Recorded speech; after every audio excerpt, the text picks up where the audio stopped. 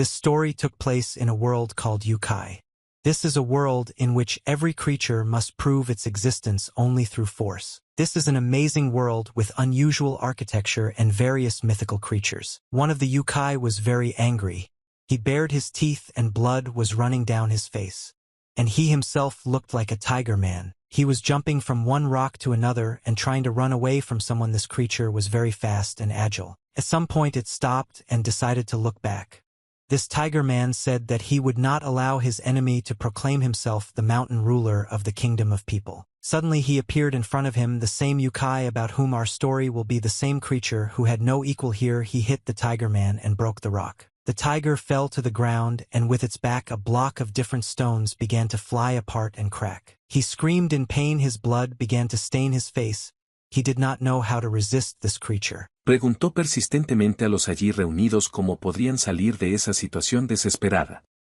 He looked at his opponent lying on the floor and said that the tiger boasted a lot when he challenged him to fight, and now he, like a real coward, tried to escape. The fox said that he was able to defeat the tiger for the third time, and this means that he is a full-fledged winner and has no equal. Según antiguas profecías, serán ellos quienes abrirán las puertas del otro mundo para sus fuerzas oscuras. The fox said that his opponent ignored all the warnings that he told him and still entered the fight, and therefore he does not know whether to spare the tiger or not. But his opponent at that moment began to experience strong anger and aggression. His eyes began to glow red. He changed his form and turned from a man into a real tiger. His size became twice as large and he became much stronger. The fox looked like a small puppy in comparison. The fox at that moment began to laugh and said that when a tiger enlarges his body, he does not become stronger, he only becomes bigger and has more meat in him, but this does not mean that he can win. He hit the tiger right in the face with his fist, and his blow had incredible energy force that caused great damage. The tiger's body could not withstand such damage, and he experienced incredible pain, and a huge hole appeared inside his body. Blood began to flow from the body of this tiger, and there was so much of it that bloody rain began, but the fox just stood and watched as his opponent died. This guy was not as simple as it might seem at first glance. He was the head of the fox Yukai and was the king of their kingdom. But in fact this guy did not intend to become a king, he dreamed of completely different things. But it so happened that one day he was able to defeat one very strong dragon monster who had been chasing foxes for 500 years. And after she defeated this monster, the foxes chose him as their king. But the guy was very tired, he just wanted to sleep. He liked that after he became the king of the foxes, they constantly began to bother him with various questions and requests that he did not want to solve. On one of these days a man came to him and demanded something from him, but the fox asked this man who he was. The man replied that he was a follower of the Dharma and a monk from the human kingdom. This man was very unhappy that yokai foxes caused a lot of harm to people and caused great damage to humanity, and he was very angry at the foxes. The assistant to our main character reported that this strange old man defeated as many as 12 foxes using his strange gestures, which he calls martial arts. The king asked what martial arts are. In those days there was no border between the Yukai kingdom and humans, so Yukai often did not visit people and caused problems for them. The king was very tired of the constant problems in the kingdom and did not want to solve another problem with this monk, so he allowed him to find the fox that created problems for him and do whatever he wanted with her. Nak heard the answer of the king of these foxes and decided to listen to his words. He activated his combat ability and realized that the main fox that was causing him problems was the king. The fox at that moment understood that you couldn't just get away from this old man and would still have to fight him. The monk struck the ground with his staff and wanted to kill the fox with one blow, but he missed because the fox managed to jump away in time. Todos los presentes estaban extremadamente desconcertados por lo que estaba sucediendo, pero fue en ese momento tenso que algo cambió. The monk began to strike very quickly with his palms and constantly controlled his breathing. The king at this moment assumed that his movement was called martial arts, but the king managed to easily fight them off by blocking them with his tails. He looked at his tail and noticed that after these attacks he had lost a lot of hair from his tail. He understood that in the human world this monk was most likely a very strong warrior.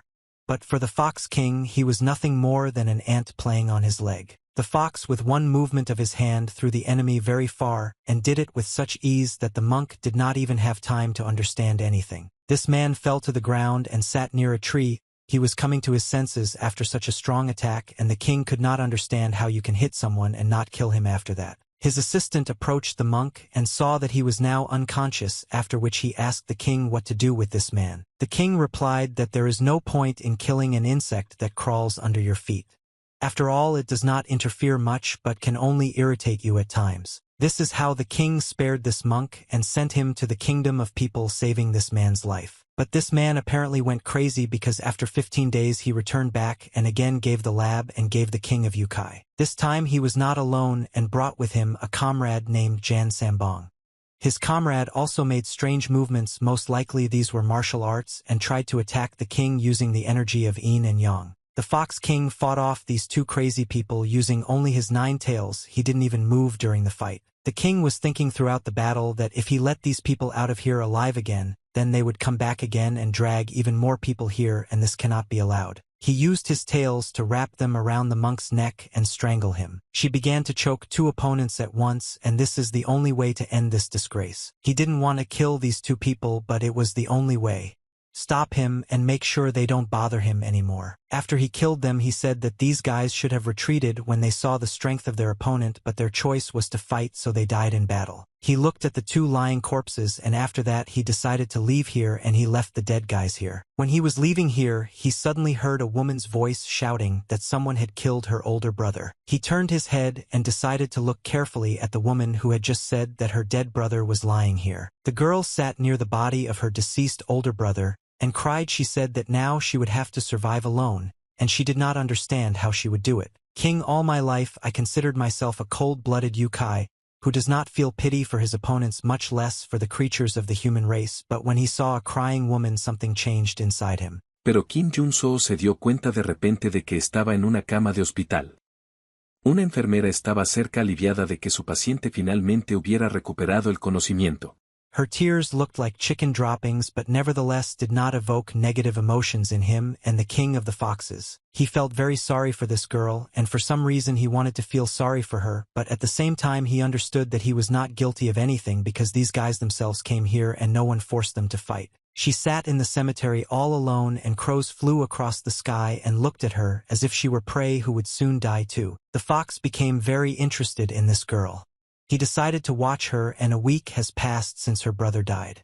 But she didn't even drink water during all this time. He asked his partner if he was able to find out why this girl did not return to the human world for a whole week. His assistant replied that he was talking with rats, and they told him that this girl's whole life depended on her brother, and he had a lot of enemies during his life. The king began to understand the essence of the problem, and he felt a huge burden of responsibility for this girl because of his action she is now suffering. He knew that if this girl returned to the human world, she would die because her brother's enemies would simply kill her, and she would not be able to defend herself. The king's assistant said that it is also dangerous for this girl to remain in the yokai world, and she will not be able to survive here. The king said that this girl will die of this hunger faster than the hungry yokai get to her. She sat in one place for a week and didn't move. All she could do was cry.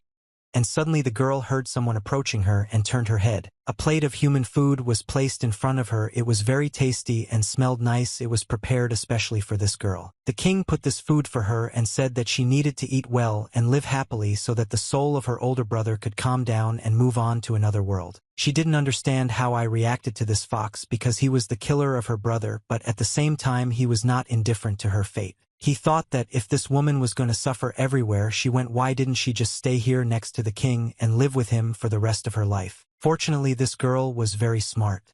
She understood the fox's intention and the circumstances in which her life is now, so she accepted them and agreed. Without hesitation, she agreed to stay in the Yukai world and accepted the Fox King's offer, and now tried to create a new life for herself here. Day by day she got used to the new world and tried to quickly adapt among the strict laws and rules of Yukai, but no matter how difficult it was here, she began to smile and live a full life. The king felt helpless next to her because he fell in love with her beautiful face and could not help himself. She was the best creature he had ever met on his way. Even while looking at her from afar, he felt a peace that he had never experienced in his entire long life as a Yukai. Dirigió su atención hacia las 2 personas misteriosas en el tejado del edificio vecino.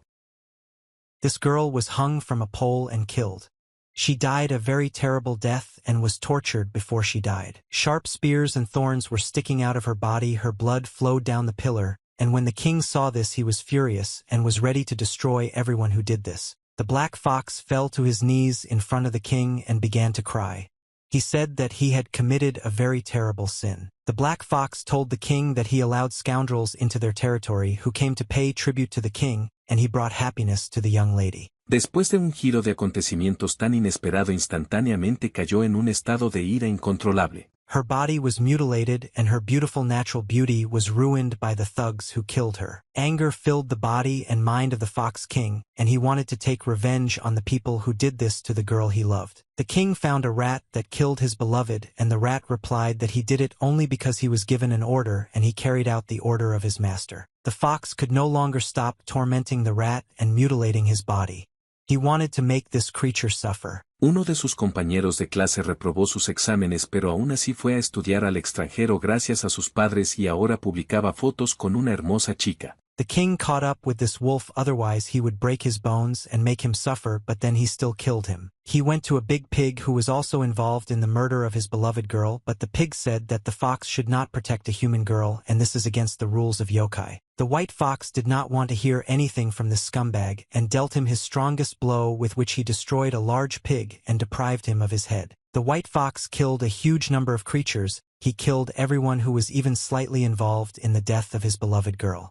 In the end, his revenge grew to a large scale and the magical forest was filled with corpses. Ella pensó que él era obviamente joven y como mucho un carroñero novato, pero se preguntó por qué llevaba consigo un arma tan extraña. Their blood did not spread throughout the Yukai kingdom, and it did not have time to dry even for a moment because the king could not remove his thirst for revenge, and the emptiness that was in him forced him to commit new murders. He already thought that he would start to feel better when he killed all these creatures, but his pain did not disappear anywhere and the emptiness became even larger. His heart was still full of indignation, and it continued to beat furiously and wanted to return the harmony that was before. But he understood that it was impossible to return anything back, and this thought made him feel sick. He was tired of such a life. A white bright light appeared in the bloody puddle and flew into the air. The white fox turned his attention to this bright light and tried to take a closer look at it to understand what it was. It was an amazing phenomenon. Among the darkness and hundreds of corpses, a white, pure, immaculate light appeared from the bloody pool. He looked at it closer and saw that it was a flower bud that suddenly appeared out of nowhere. It sprouted from a pool of blood of fallen Yukai. This bud opened into a real flower that grew from a pool of blood, and the bloody rain could not stain its petals. The white fox was surprised to see a lotus here in a pool of blood.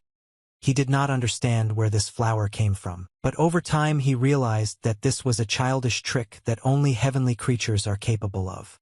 They say that you are the same immortal Neza. White fox, I told my flower that if he came here to prevent the king from carrying out his bloody retribution, then the flower is already too late, and the king does not want to see any more bloodshed. He asked this flower to disappear and not show itself to him again, or if it does not disappear, the king will pick it and destroy it. The lotus at that moment began to glow with a bright light and explore incredible energy. This energy blinded the white fox, and he had never seen anything like it. It was something new and amazing for him. He began to lose control of his body and realized that the white light was taking him to another space and he could not resist it. Yunho notó la silueta de alguien aparecer en la oscuridad y cuando una voz desconocida le preguntó si tenía suficiente coraje para suicidarse, saltó de miedo. At that moment, when he fell into despair and lost the will to live, taking pity on him, something unexpectedly came to his aid. This creature helps all living things in this world not to go astray and guides them on the true path so that they can live again and do the right things.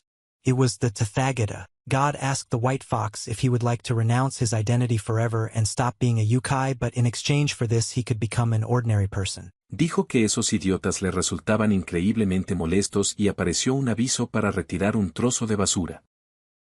His first thought was that this was complete stupidity and turning into a human would be the stupidest decision he could ever make. However, upon reflection he realized that he could avoid the boring life of a Yukai and did not find a single reason for refusal. He was ready to commit suicide, so turning into a human might be a good decision. The white fox made his decision and turned to God with a request to turn him into a man. Of course, this was not for nothing. And for this, within 1,000 years, he will have to atone for his sins and do good deeds. He was very surprised when God asked him to do good deeds and all sorts of nonsense for 1,000 years that never brought him pleasure. But the white fox even here agreed and accepted God's conditions. He said that he would do good deeds to atone for his sins. For an immortal Yukai, a person's life and 1,000 years of good deeds seemed like a very short period of time. But after 1 year of good deeds, everything seemed not as simple as he initially thought. 1,000 years of good deeds turned into an incredibly long time for him, and he counted every year you looked forward to when it would all be over. The thought of giving up occurred to him many times. Is it normal to exchange the 1,000-year life of a great Yukai creature for a human life that does not even reach hundreds of years? He constantly thought about his agreement with the great deity. What a source of pride. And fortunately he was able to endure all the difficulties and thoughts that came to his mind. The Tathagata again called the white fox to him and praised him for the time of repentance that he had been in the human world, and said that the fox had done many good deeds. He replied that he was grateful to the deity for preventing the Yukai from attacking people, and this was the most valuable merit because it benefited the entire human world. Tathagata extended his hand to the guy and said that now he had to live the life of a man, and asked him to give him everything that the fox would no longer need. He agreed to give the deity what he asked for despite the fact that it was difficult for him to part with it. He began to collect his blue energy from his stomach and draw it out. Then he began to draw out the energy from his chest and also give it to the deity. He tried to lift up this energy sphere and pull it out of his body. He opened his mouth to me, and through it, he was able to draw out the great energy of his body. This energy sphere is called the fox bead. This is his source of power that he has been perfecting for thousands of years. He was sad that he had to give this bead away because he had worked for many years to improve it. God asked the white fox if he would regret his decision in the future and if he would want to change anything. He proudly put his hands on his belt and asked God, does he look like someone who will regret his actions? God said that the white fox chooses the great chariot through which he will strive to achieve awakening for the benefit of all sentient beings. The white fox felt that his body was evaporating and he felt reborn. Yokai's life was constantly pressing on him from different sides, but now having thrown it away, he felt lightness and happiness in the human world. His soul was in a pink petal that sought to the human city in order to find his new body. Petal tried to find a worthy body for the new owner and therefore was in no hurry. He flew across the city, and at the very edge of the city, he found a large building that looked like a palace. Through an open window in this building, a petal entered the room and flew to a boy who was lying on the bed and sleeping. He was already very close to this boy and would soon have to come into contact with him. The petal chose the most suitable body for the new soul that will settle in this body. He touched the edge of his paper to this boy's blue, and magic happened in the room. Thanks to the great God, he has now become a man and will live as a man in this world. His story begins only now, and the white fox opens his eyes for the first time while in a human body and now begins a new life. From the house came the voice of a nanny who was heading to the young master's room. She said that the young master had barely reached puberty and was still alive. She climbed the stairs and headed to his room on the second floor. She thought that she had already tried many medications and expensive procedures, and none of this brought results. The nanny suggested that the heavens had turned their backs on them, and the young master would never be able to live a normal life again. But when she walked into his room, what she saw shocked her, and she didn't understand how she needed to react to it. The young master was sitting on his bed in complete darkness. He looked very worried and dangerous. His behavior was unusual for a boy, and the nanny was so scared that she dropped the bowl of water on the floor. He sat on his bed with a dissatisfied expression on his face and looked very bad. The nanny immediately ran to his parents to tell him what happened. Después se rió y respondió que se había olvidado por completo de algunas cosas. Pasolny told the gentleman that the nanny was so surprised that she turned pale and could not speak normally, but she ordered the syllabus to urgently inform the gentleman about this. The father burst into tears of joy and dropped all his business. He said that he needed to return home quickly and see it with his own eyes. The window in the young master's room illuminated the space of the room. He was tired from his bed and realized that it was very difficult for him to move and his legs. It was as if they had forgotten how to walk correctly. The guy didn't understand what was happening. He just thought he heard a woman scream from the next room. He saw a mirror in his room and decided to come closer to it in order to see his reflection. When he looked in the mirror, what he saw there surprised him, and he didn't understand how to react to it. He was scared when he saw his new appearance in the reflection.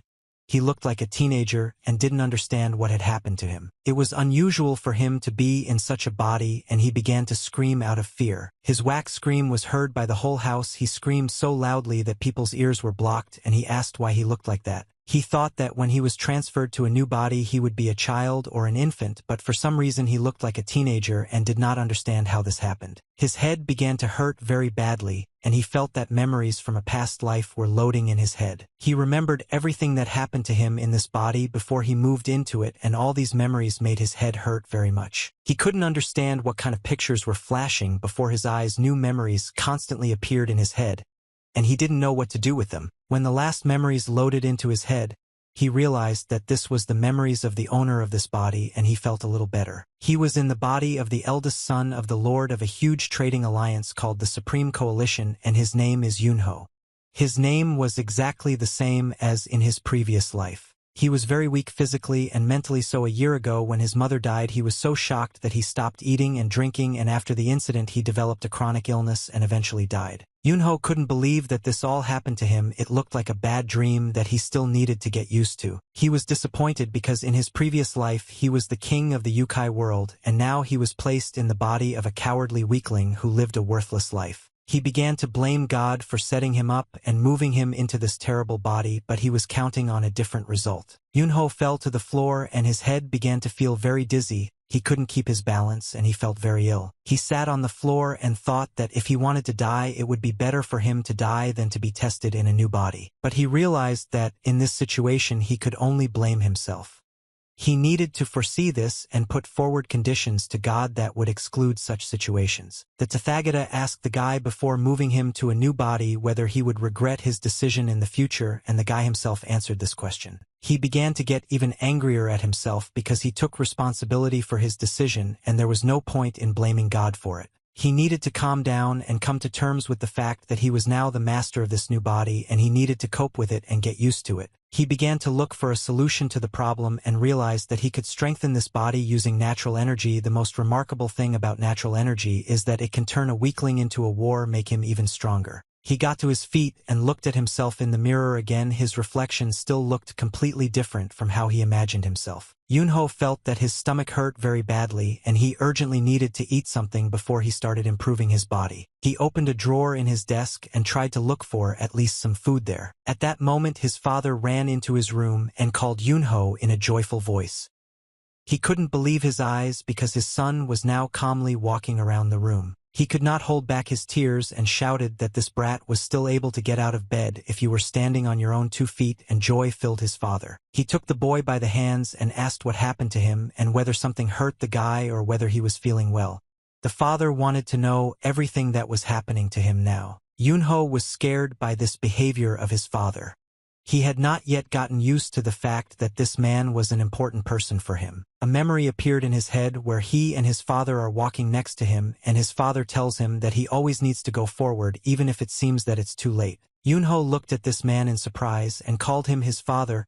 He would be delighted that his memories are mixed with the memories of this boy, and he perceives them as his own. The father was very glad that the boy recognized him, and he said that he is the lord of this place. His name is Ha Jinyu. His tears flowed down his cheeks and he tried to look at his son.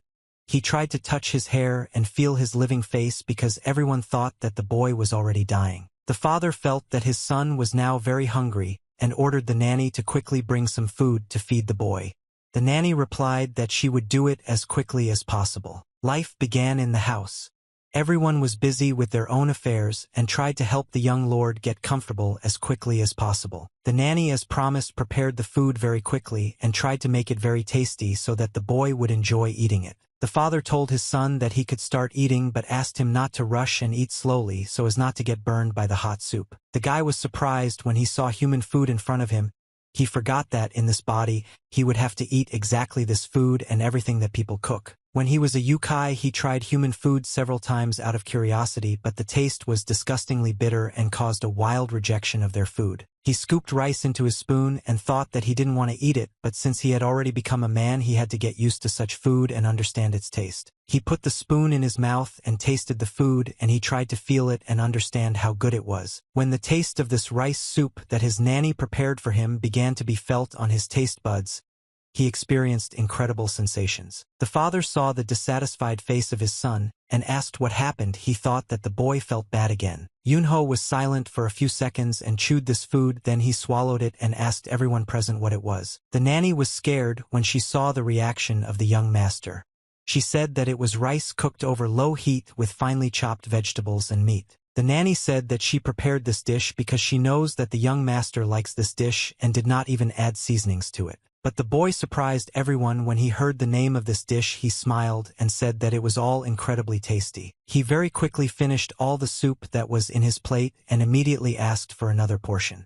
He liked it so much that he couldn't stop. Yunho couldn't even imagine that human food could be so tasty. He understood that this is a huge plus in the human world and he likes the food here. He stopped being upset because he was transferred to a human body and this world began to seem to him not such a bad place. His father raised his glass and said that today is the happiest day of his life because his son woke up. He gathered a lot of people at his place in honor of this holiday and said that he wanted to share this toast with everyone who lives on this earth with him. The whole city came to congratulate the Lord on the fact that his son woke up, and a big drinking party and a great holiday for everyone began in the city. But one person in this city still did not go to the holiday and decided not to congratulate the Lord on such an event. This man was sitting in the dark in his gazebo and reading a book. The stranger was dissatisfied with the fact that the city was noisy, so she asked her maid what happened. The maid smiled and told her mistress that the young master had woken up. The girl was so shocked and surprised by this news that she threw her book on the floor and jumped out of her seat. He asked the maid if her brother really woke up after such a long sleep. Yunho started jogging in the morning to renew his body and improve it. These morning runs were hard for him and he had to force himself to do it because it was impossible to live in such a body. He couldn't run very much because he got tired very quickly and it made him angry. After all, he didn't have these problems in the previous case. He stopped near the entrance to the castle and decided to catch his breath a little. He was very tired during this time while running. It was unusual for him to be in a human body at night. He didn't understand what the problem was and why his strength was running out so quickly. He was constantly watched by the workers of this palace who signed books and wrote chronicles in them. They were very surprised that this guy was running around the courtyard again. They didn't understand where he had so much energy and desire to become better. The clerk was very surprised because the boy had been running for 10 days in a row, and the young master became strange after waking up as if something had entered him. The second man answered that in the palace the servants say that this boy always does this before sitting on the bench, and deep in thought he always runs in the yard. The third man who was in the room said that the boy apparently was sitting on a bench and was thinking about something very important, but this caused laughter in the rest of the men. The second man said that other children could memorize 1,000 classical characters in just a month. So it took the guy more than a year. They assumed that this guy apparently has some very important goal that he is striving for, although outwardly he seems very silent and his intentions are unclear. An adult man came into the room and listened to the entire dialogue of these guys. He said that these people blame the young gentleman for coming and they were very scared after this phrase. An old man came into his room. He looked like a lord and was busy with the internal affairs of the palace. He said that you can't discuss the young gentleman behind his back. At least he asked these men to watch their language when they discuss those people who pay them. They began to feel guilty and did not know how to now apologize to the vice lord and buy up their guilt vitamins, said a lot of unnecessary things. The gentleman left the room and decided to see what was happening on the street now and follow the boy. He watched this guy constantly running around the courtyard around the palace. He was pleased by the thought that this boy did not give up and was constantly overcoming obstacles and striving to become better. Yunho finished his run and decided to start the next exercises. He raised his hand up. Yunho series to high ground, aka meditate in lotus position. He tried to control his breathing. She thought there that even after 2 weeks of absorbing natural energy, he could not collect almost a single drop in this damn body. He assumed that this was all because the flow of energy was contaminated with human impurities and now prevents him from improving this body. He was upset because he realized that he was doing useless bullshit that didn't bring any results. Yunho approached the gates of the palace and was met there by guards. They said that the Lord ordered not to let the young master out of the courtyard until he recovered, but the guy replied that he was fine. They told him that they still wouldn't be able to release him, and he thought that if he were now in the body of a fox he would immediately kill them. Yunho could not improve his body and internal energy, but nevertheless he felt a weak flow inside him. He said that he had no choice but to concentrate more on this flow and try to strengthen it. Yunho closed his eyes and tried to focus all his attention on meditation and improving the internal flow of energy. But suddenly he felt a strange energy next to him and realized that he was not alone here and therefore decided to open his eyes. A girl stood in front of him. It was his younger sister, and she asked her older brother what he was doing now. Yunho was not ready for the fact that this girl would interfere with him and distract his attention. He remembered that his father did not tell his sister about what happened, because he was afraid that she would bother him. And the sister was very sensitive to the illness of her older brother, and was happy when she found out that everything was fine with him. He remembered that his younger sister's name is Somi. Somi, younger sister who loves him. When he woke up she burst into his arms and cried a lot. Since then the girl always comes to visit her brother when she has time. It is also one of the reasons that prevent a guy from absorbing natural energy and developing. Somi took out a package containing fruit and invited her brother to eat together. Yunho had not yet tasted people's food.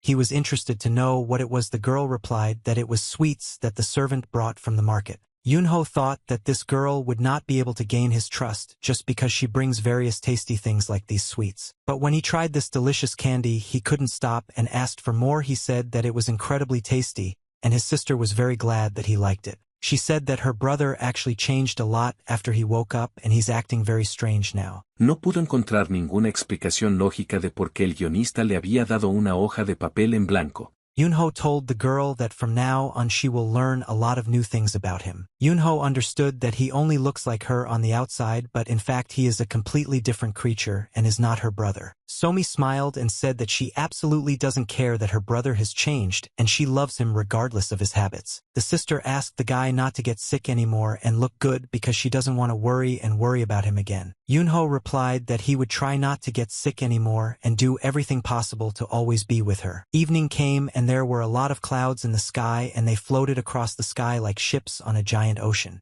Birds fly to the palace in which the guy lived, gathering in a small flock. This was the guy's favorite part of the day because the servants brought a lot of different delicious food and he loved to try all this food. Every evening he admired what was brought to him. A magnificent dinner uniting land, sea, and air. Here there were products that could be collected everywhere. Después de unas horas las fuerzas del joven conde lo abandonaron por completo. Había caminado muchos kilómetros y apenas podía mantenerse en pie. He said that he would eat all this food until the last dish, and he would do this in memory of all these victims. Somi smiled and felt happy every time she saw her older brother smiling and acting like a healthy, normal person. The father went up to his children and sat down at the table with them and said that they both came too early, but the sister replied that they were in no hurry for dinner. Father said that if they were so hungry that they came early for the evening dinner, then they could start eating right away. Yunho was so hungry that he tried to stuff a whole fish into his mouth. He didn't understand how to eat it correctly and tried to stuff it all into himself. Yunho thought that eating like an ordinary person is a special pleasure, because when he was a Yukai he could not eat for 1,000 years. Somi watched her brother and tried to stop him. She didn't understand how best to explain to him that he shouldn't behave like that at the table. But the father stopped his daughter and said that everything is fine and let the guy eat as he wants because he needs to restore his strength. Night fell and stars appeared in the sky and shone very brightly. The father was sitting with his son on the evening veranda and drinking tea. He noticed that his son had become much stronger in recent days. Yunho replied that there is still a long road to recovery, but for now this result is more than enough. The father looked at his child and felt incredible joy that everything was fine with him now and his illness was over. He told his son that he can behave very arrogantly, but still he wants to ask him what the guy is going to do with his studies because he missed school for a whole year. He asked the boy if he wanted to return to the academy and continue his studies. Yunho didn't understand what his father was talking about now and what academy he was trying to tell him about because for him it all sounded very strange and incomprehensible. At that moment the father said that on the other hand he wants the boy to live as he wishes and does not force him to go there now, but when it becomes easier for the guy it would be nice if he went there. Yunho asked where the academy is and whether it extends beyond the courtyard of this palace. Father Yu is very surprised by this question and answered his son that this academy is located in a completely different place and it is outside the palace. Yunho smiled when he heard that this academy was located in a different place. It was a good chance to get out of here and go explore the rest of the world. Yunho replied that she was going to the academy of tomorrow and wanted to get there as soon as possible.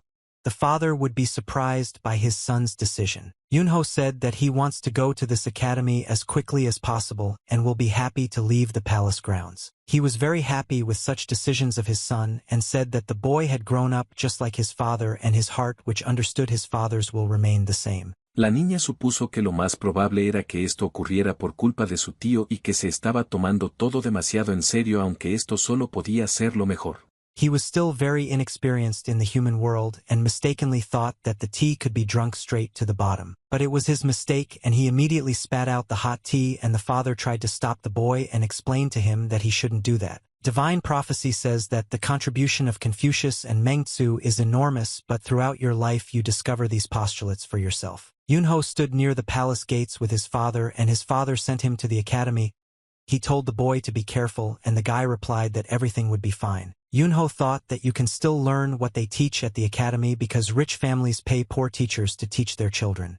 This is all the guy knew about the academy from Yunho's memories. He saw the central gates of the palace opening in front of him and thought that the academy was just an excuse to go out into the outside world. Sus enemigos le preguntan desconcertados de dónde sacaba tanta confianza en sus habilidades.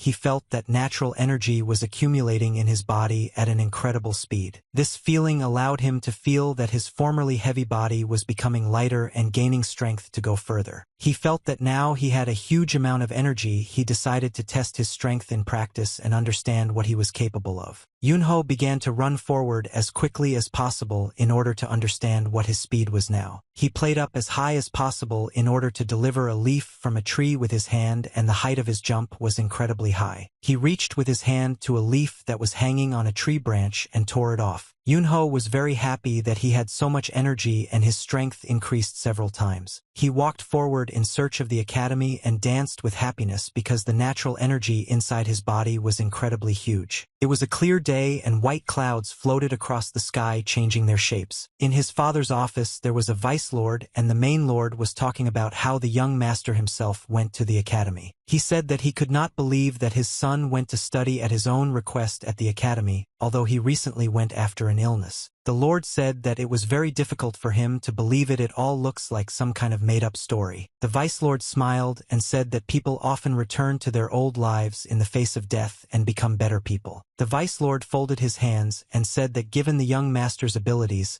he was confident that the boy would become a great man and succeed as a true lord. The father thought about whether the boy would be able to continue his work in the future and take his position. The Lord told the Vice Lord that this guy was his favorite son, but now his intuition tells him that he is not suitable for the role of heir. The Vice Lord replied that it is too early to make decisions and we need to wait a little longer before answering this question. The Lord was sure that the guy was not ready yet and wanted to argue his point. But suddenly a servant came into their room and addressed the Lord. This servant interrupted their dialogue. A servant dressed in green clothes stood at the door and informed the Lord that the young master had returned home. The father ran out into the street and saw his son there.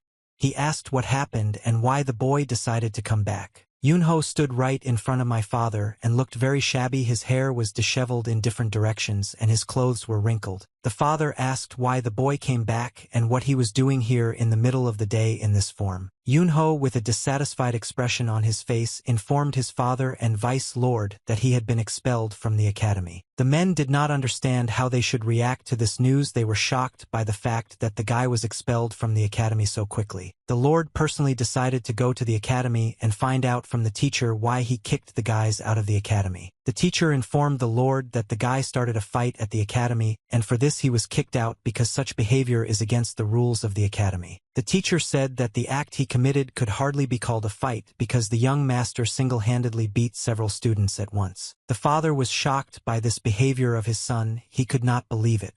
After all, the boy had only recently acquired the strength to walk and run. When the teacher heard this, he made a surprised expression on his face because judging by the fact that the guy here started such a fight, he clearly knows how to walk and run well. The teacher asked his father if his son had ever studied martial arts because during a fight he was very fast and dexterous and mastered various techniques.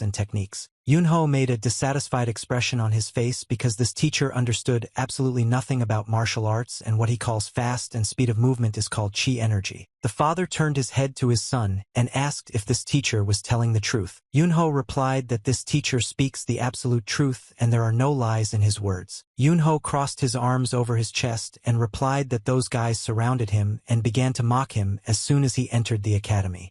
They thought that after his illness the boy would not be able to fight back. Yunho said that he endured all the insults and did nothing until they insulted his father and late mother. The boy said that this is not the first time this has happened and they have been mocking him for a long time. Yunho said that the teacher is aware of all these events and knows what really happened and why the guy had to start this fight. He asked why the teacher knew that these guys were bullying Yunho, but nevertheless he ignored everyone's actions and reacted only when the guy beat up all these guys. The teacher was confused. He realized that this boy had brought him to light and now he was in a difficult situation. The Lord was very disappointed in the behavior of the teacher when he heard this whole story from his son, and he wanted to hear an explanation from this teacher. But the man could not answer anything. His excuse only lowered his head and was upset because he had acted so stupidly and unfairly towards the boy. The Lord began to laugh very loudly and could not stop laughing. He was surprised that the teacher thought that expelling all the hooligans from the academy could reduce the income of the institution. He made a decision that would do the least harm. The Lord said that he did not understand the logic of this teacher, and yet the boy was still expelled from the academy. It was the only academy in the area. Yunho replied that he no longer needed this academy,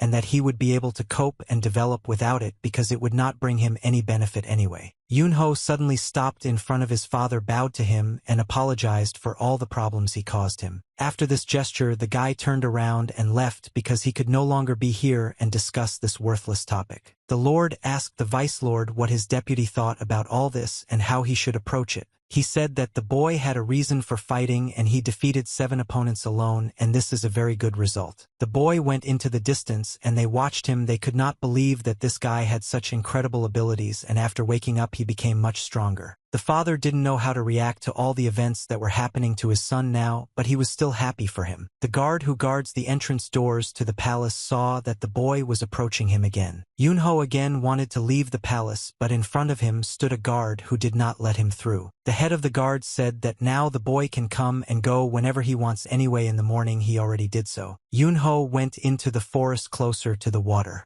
He wanted to feel nature next to him and fill his body with new energy. He sat on a big rock near the water meditating, trying to gather all his concentration on the internal flow that flowed through his entire body. Yunho radiated an incredible aura from his body that could be seen from afar. He ran through the fields and tried to develop his speed to the limit. In the evening light, it looked like a shadow rushing through fields and forests. The boy's speed increased every day. He became stronger and faster. His body strengthened, and he gradually came to the result that he wanted to achieve. Yunho was able to run on rocks that were at 90 degrees, and still it didn't stop him. It was just another obstacle. He pushed off with his foot from the ledges that were on these rocks, and his speed was enough for him to climb to the top of this rock without hands. He accelerated so much when he tried to climb this rock that at the edge of the rock he took a leap and jumped over it.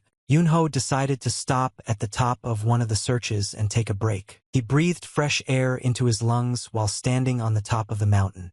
Thus he felt alive and worthy of this life. He felt that his legs were no longer trembling and his breathing was not faltering.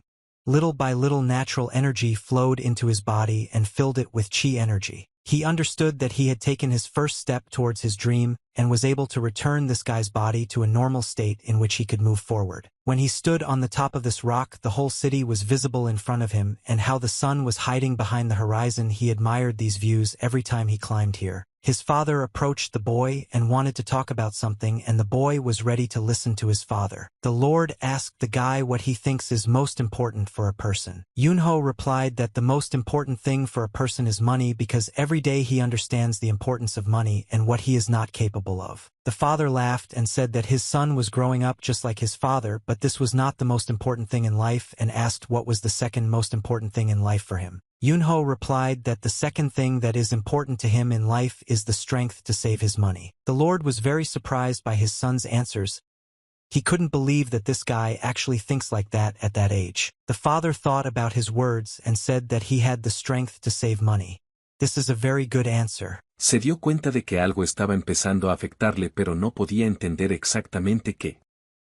He may lose all purchases of some things once and for all, but he can always start over again if he is strong and everything is in order with him. Yunho understood that his father was telling him the most banal truths that he himself knows, and therefore the guy did not react in any way to his father's words. Suddenly his father approached him while the guy was practicing in the yard and suggested that the boy study martial arts. The Lord was surprised when he saw his son's surprised reaction. He did not understand why his child reacted this way to learning martial arts. Yunho remembered that martial arts were invented by monks 1,000 years ago. It would be fun to study the same martial arts that he once mastered. But then the guy smiled and thought that learning these martial arts could be a lot of fun. He answered the father that he would start studying without any problems and wanted to start it immediately because he was already impatient to do it. The father was happy when his son responded positively to studying martial arts and said that first they need to study dantian. Yunho asked his father what this word means and how this dantian could be useful to him. The Lord went with the Vice Lord and his son to the training ground and said that martial arts use chi energy, and the place where it is stored is called dantian. He grabbed his belt with his hands and said that in martial arts it is very important to create your own personal dantian. Yunho remembered herself in those days when he was a white fox, and this thing that his father tells him about reminds him of the fox bead that he gave to God. Yunho asked his father, can you take the dantian out of your body whenever you want, or is it impossible to take it out of your body? The Vice Lord heard the boy's funny question and replied that he would never be able to remove the dantian from his body after creating it. He thought about the fact that this dantian was different from the fox beads and nevertheless theoretically understood how the dantian worked. The Lord and Vice Lord began to roll up their sleeves and prepare to begin their training. They asked the young master to sit on the ground and cross his legs. The father asked the boy to close his eyes and do everything exactly as he told him. The boy nodded his head and said that he would do everything as his father said. The Lord told the boy not to answer him with words anymore. Yunho told father out loud that he understood him. The Lord hit the guy on the nose with his finger and reminded him that he should not answer him. The Lord looked at the boy and said that first he needs to open the block channels that flow inside his body. To do this, the guy needed to take a deep breath and then exhale and control his breathing. He had to focus all his attention on this breathing. An old man was riding through the city with a long gray beard on his head, a hat that covered his face, and he was riding on a donkey. This old man was very unhappy and did not show his face to others. He just continued to drive. His donkey moved very slowly and the old man was in no hurry. Drops of blood began to drip onto the marble tiles, and the father began to scream that something had happened to Yunho. He held the boy in his arms and blood was flowing from his mouth. He hit him on the cheeks and asked him not to lose consciousness. The Lord lost self-control and began to shout at the Vice Lord to call the doctor, but the Vice Lord had already called the doctor and said that he would be there any minute. The doctor approached the boy and took his hand.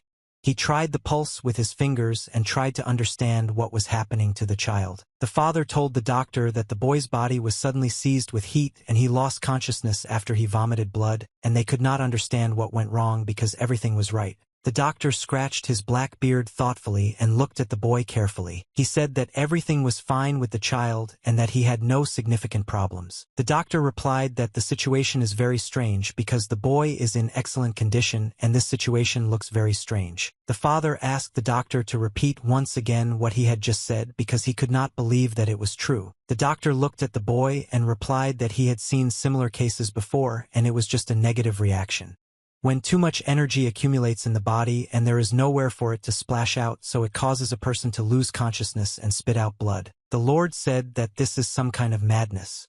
It cannot be that the boy has such a large excess of energy because he has never studied any energy gathering techniques and he would not have been able to study them without dantian. The doctor replied that everything is not as complicated as it seems because natural energy can be obtained without dantians, but the problem is that then the energy accumulates in the meridians and not in the dantians. The doctor noticed that this boy had a lot of energy and something needed to be done with it.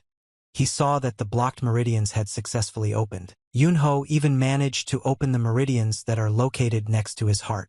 And this is a very difficult process that is not accessible to everyone. Lord Singer Lord were shocked when the doctor told them that the boy was able to open the meridians near his heart because there are a lot of them there. The doctor smiled and suggested that the Lord and Vice Lord of Miami check the boy's open meridians because this could be done in a fairly simple way. The Lord decided to touch the meridians with his hand in order to see it with his own eyes and check. He thought that the opening of the heart meridians meant that he had reached a peak and the energy inside the body was too great. He touched the boy's chest with his fingers and felt a very strange sensation because what the doctor said was actually true. He didn't understand how his boy managed to independently open the meridians near his heart and pump his body so much. He was able to independently open all closed meridians without dantian and fill his body with a huge amount of natural energy. The Lord said in a surprised voice that all the chi energy that he had collected throughout his life was equal to only 1 year. But he didn't understand how this was possible if he had been bedridden for a year and had never studied energy collection techniques or heard anything about martial arts. How did he manage to accumulate energy so efficiently to open all the meridians? A man came to the training area. It was an old man, and in his low old voice, he said that he came here to see the young master escape from the clutches of death. This old man was standing near the gate that led into the training area. His face couldn't be seen because of his big hat, but you could see his long gray beard and smile. He said that this guy had grown up a lot over the years. Yunho continued to lie with his eyes closed, and he was sleeping very soundly and resting after that when I lost consciousness. Suddenly he heard very strange sounds coming from different directions, and he could not ignore these sounds. The guy felt that these strange sounds were preventing him from sleeping, and they began to irritate him. He realized that the time had come to gradually open his eyes and wake up. He needed to understand where he was now and what was happening around him. When he opened his eyes, there was green grass around him, in which he was lying. White clouds were floating above him, and he was not at home. He tried to understand where he was now, but all he saw in front of him was a lot of green trees and green fields. The last memory that remained in his head was how he, his father, and the Vice Lord created the dantian. The boy heard a strange voice of some old man who was sitting behind him. This old man asked him if the guy really wanted to study martial arts. Yunho was scared when he realized that he was not alone here. He immediately turned his head to look at the old man who asked him this. He saw his grandfather sitting on a stone in the lotus position and meditating.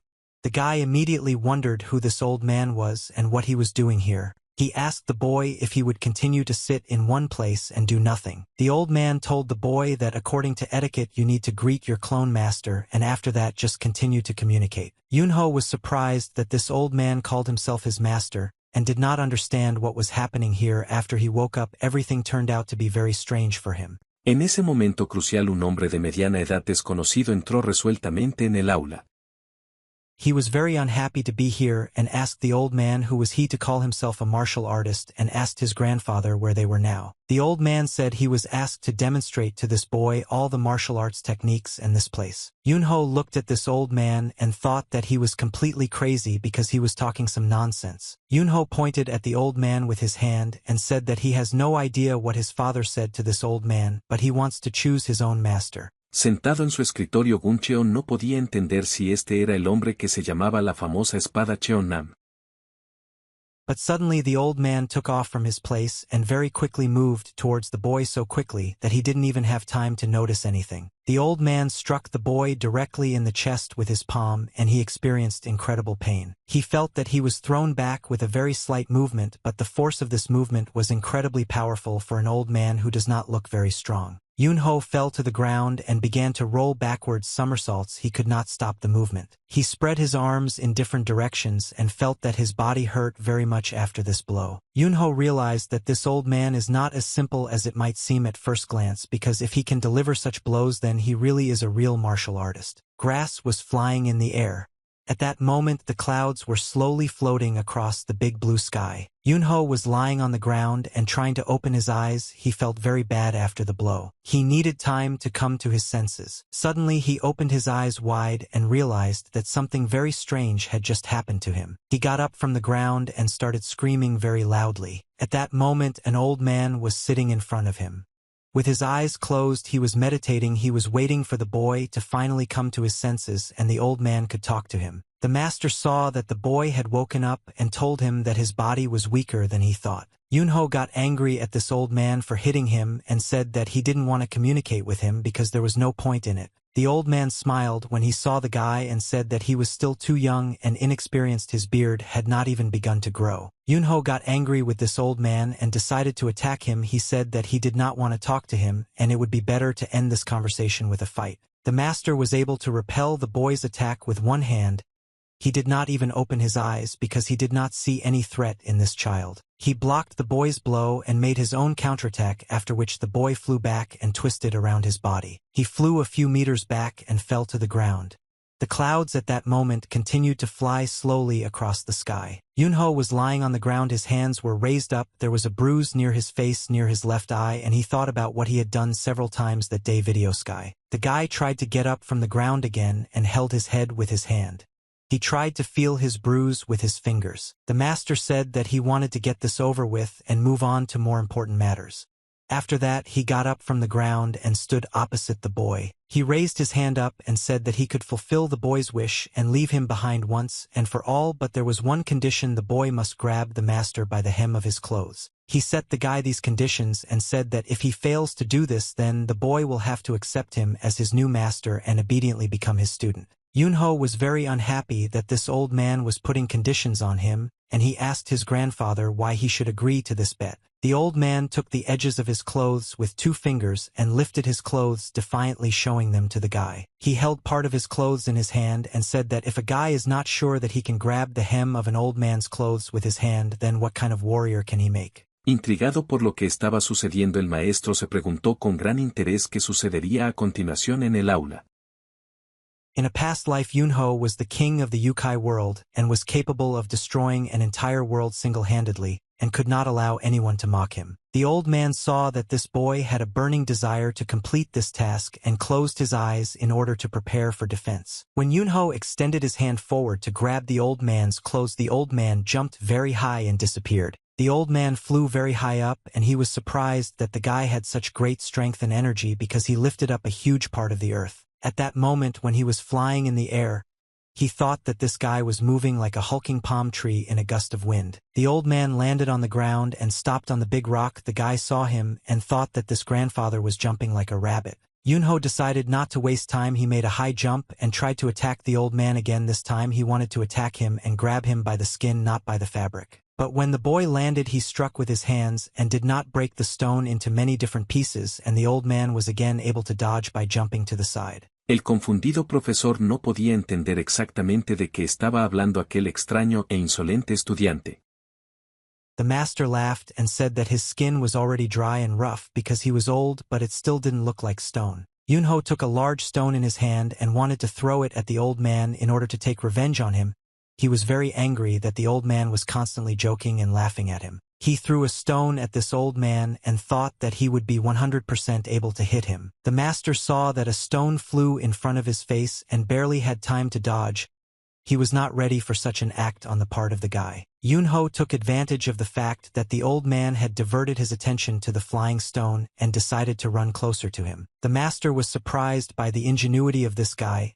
He didn't think that this boy was thinking before such an act. But even though the old man was distracted by the stone, he was still able to evade the guy's hand by making circular movements to the side. Yunho didn't understand how this old man managed to move so fast. The master looked at this boy in surprise and noticed that he was already running straight towards him. He noticed that this guy moves very fast, and maybe he is now inexperienced and clumsy, but his movements are very fast and his energy is enough to catch up with the old man. Yunho took advantage of the old man's carelessness and ran up to him as close as possible and touched his chest with his hand. Yunho placed his palm on this old man's chest and a bright light appeared around his palm. Oh smiled and said that the old man was finally caught and now he won't be able to escape. The master clenched his teeth and felt that the guy was still able to touch his body. The old man began to laugh very loudly, and this reaction was incomprehensible to the boy.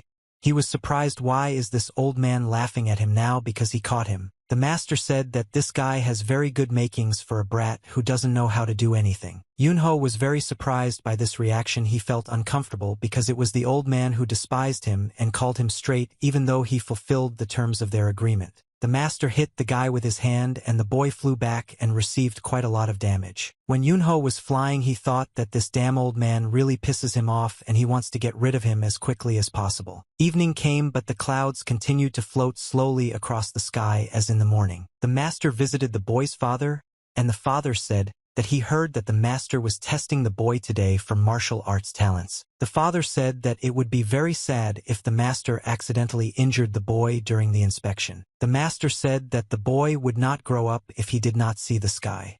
The father at that moment looked at the old man in great surprise and asked what he meant. The master smiled and looked at the father of this boy.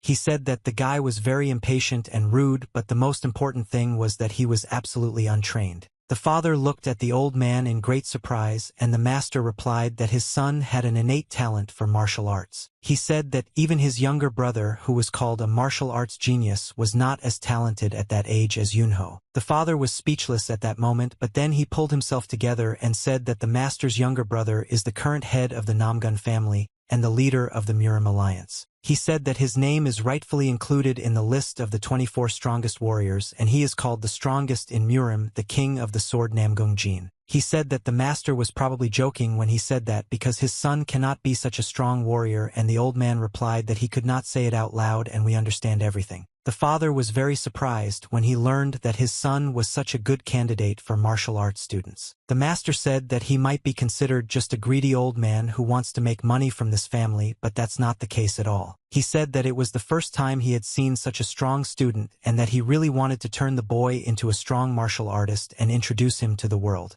The father replied that he had no reason to refuse if the master personally wanted to train him. The old man began to laugh and said that however there was one problem that he could not solve. He started laughing and said that the boy managed to grab the master by the hem of his clothes and he won the bet. Yunho was sitting in his room on the bed and thinking about something. He was very tired and angry. There was a big bruise on his face after being hit by this old man, and he was angry at the old man for what happened to him today. He didn't understand why the old man hit him at the moment when the boy managed to grab his clothes. The father escorted the master out of the palace and said that it was already midnight, so he asked the master to think about the situation again. But for now it was time for him to go and rest. The old man replied that the man's word imposed this and he could not do anything about it. He said that he and the master had known each other for a long time and therefore asked him to think again and do him a favor. They suddenly stopped in place and the old man saw that Yunho was standing in front of them, about whom they had not just been talking. The father looked at the boy in surprise and did not understand why he was here now. Yunho stood right in front of them and silently looked into the eyes of the old man. His face was swollen and bruised. The father asked his son what he would do here at this time and why is he not in his room now. Yunho said that he needed to talk to the old man about important things and he wanted to discuss it now. He asked the master why the boy's attacks did not work on the old man no matter how hard he tried. Yunho said that he wanted to learn this skill and asked the old man to teach him everything he knew. Suddenly for everyone the guy fell to his knees and obediently sat down opposite the old man. He had to step over his pride and forget about his principles and his past life in order to learn new knowledge in martial arts. He lowered his head and called the old man his new master. At that moment the old man looked at the boy and closed his eyes to think for a few seconds. Yunho put his head down and waited for consent from the master. He wanted to be taken on as a student, but the master replied that now he does not want to teach this boy, and Yunho was very surprised and angry at the old man's answer. Yunho recalled a dialogue with his uncle in which his uncle told him about a great martial artist from the Namgung family. His name was Yong Nama. Yunho asked his uncle who this man was because he had never heard anything about him. Uncle said that this is a great martial artist who has no equal in this world. He said that this man does not have such a loud reputation because he left his family for the sake of sightseeing, which is his hobby, but his insight is better than others, and he is still an unsurpassed martial artist who took a place in the list of the 24 strongest warriors along with his younger brother Namgun Jin, leader of the alliance. The uncle tried to explain to the boy that this is the best martial arts teacher, and he has no equal, and the boy thought about it. He said that it was a great honor for the bull boy to be a student. Yunho remembered that he is the person who appeared before the Tathagata without any courtesy.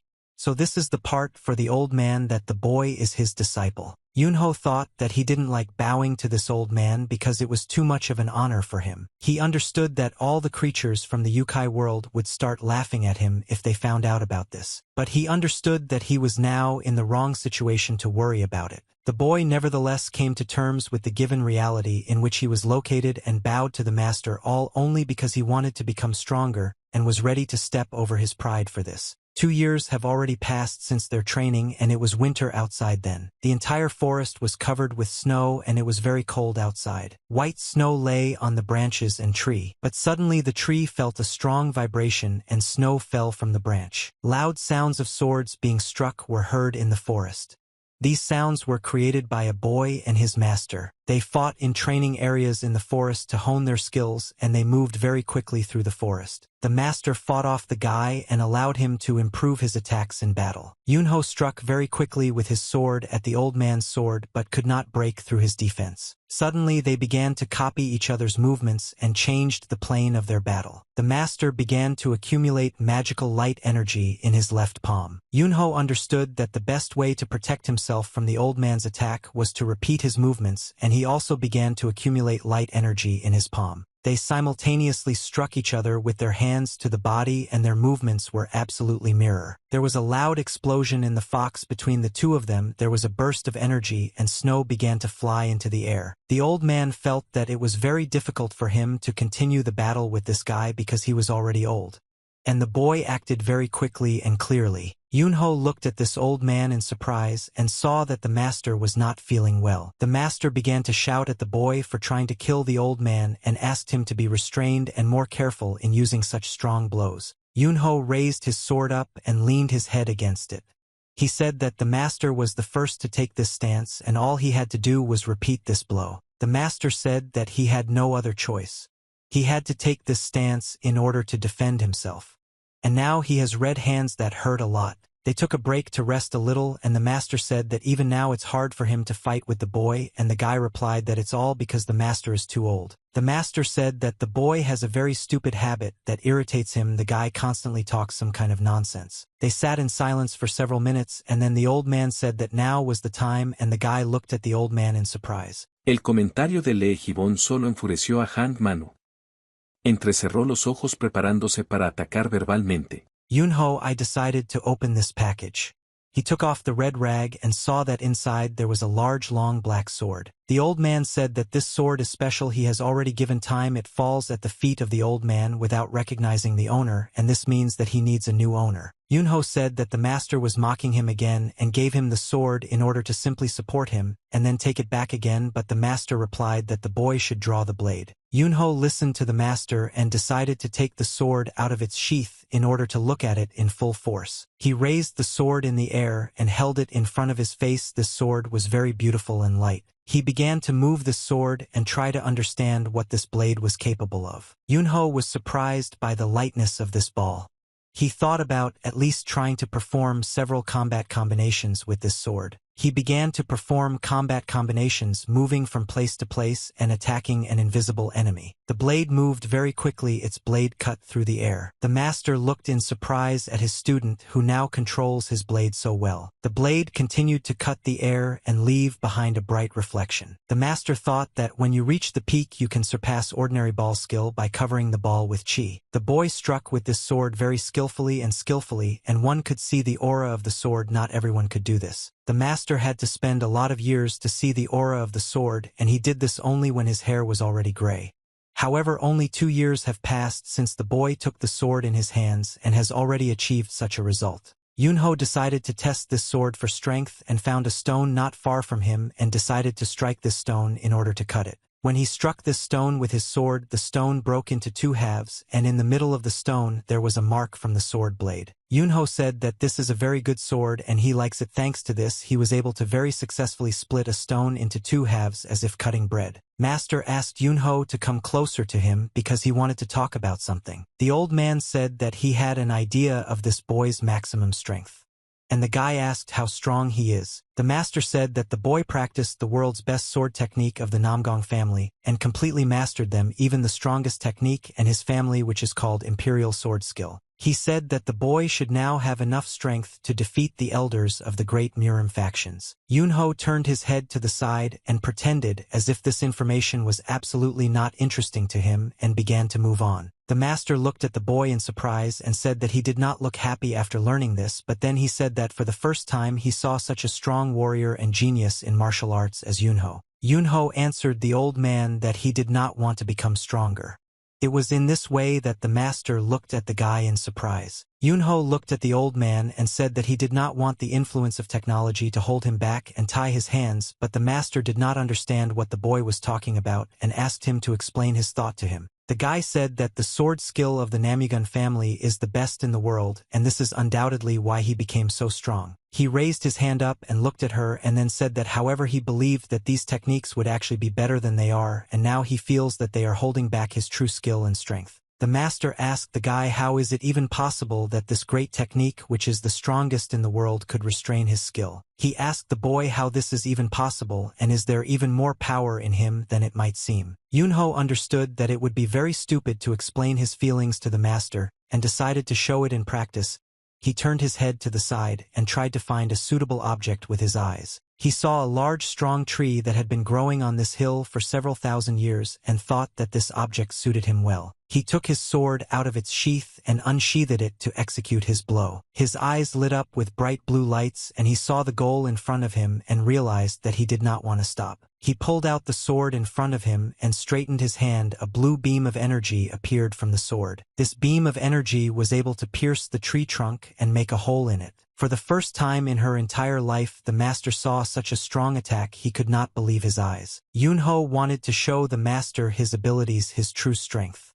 He wanted to show him all the energy that was inside him and began to rotate his sword. A huge hole began to appear in the tree and it rotated in a circle and broke the tree trunk. Energy waves appeared from this hole that destroyed the tree trunk. They spread over a long distance and caused very strong damage. The master got up from the log on which he was sitting and began to step back.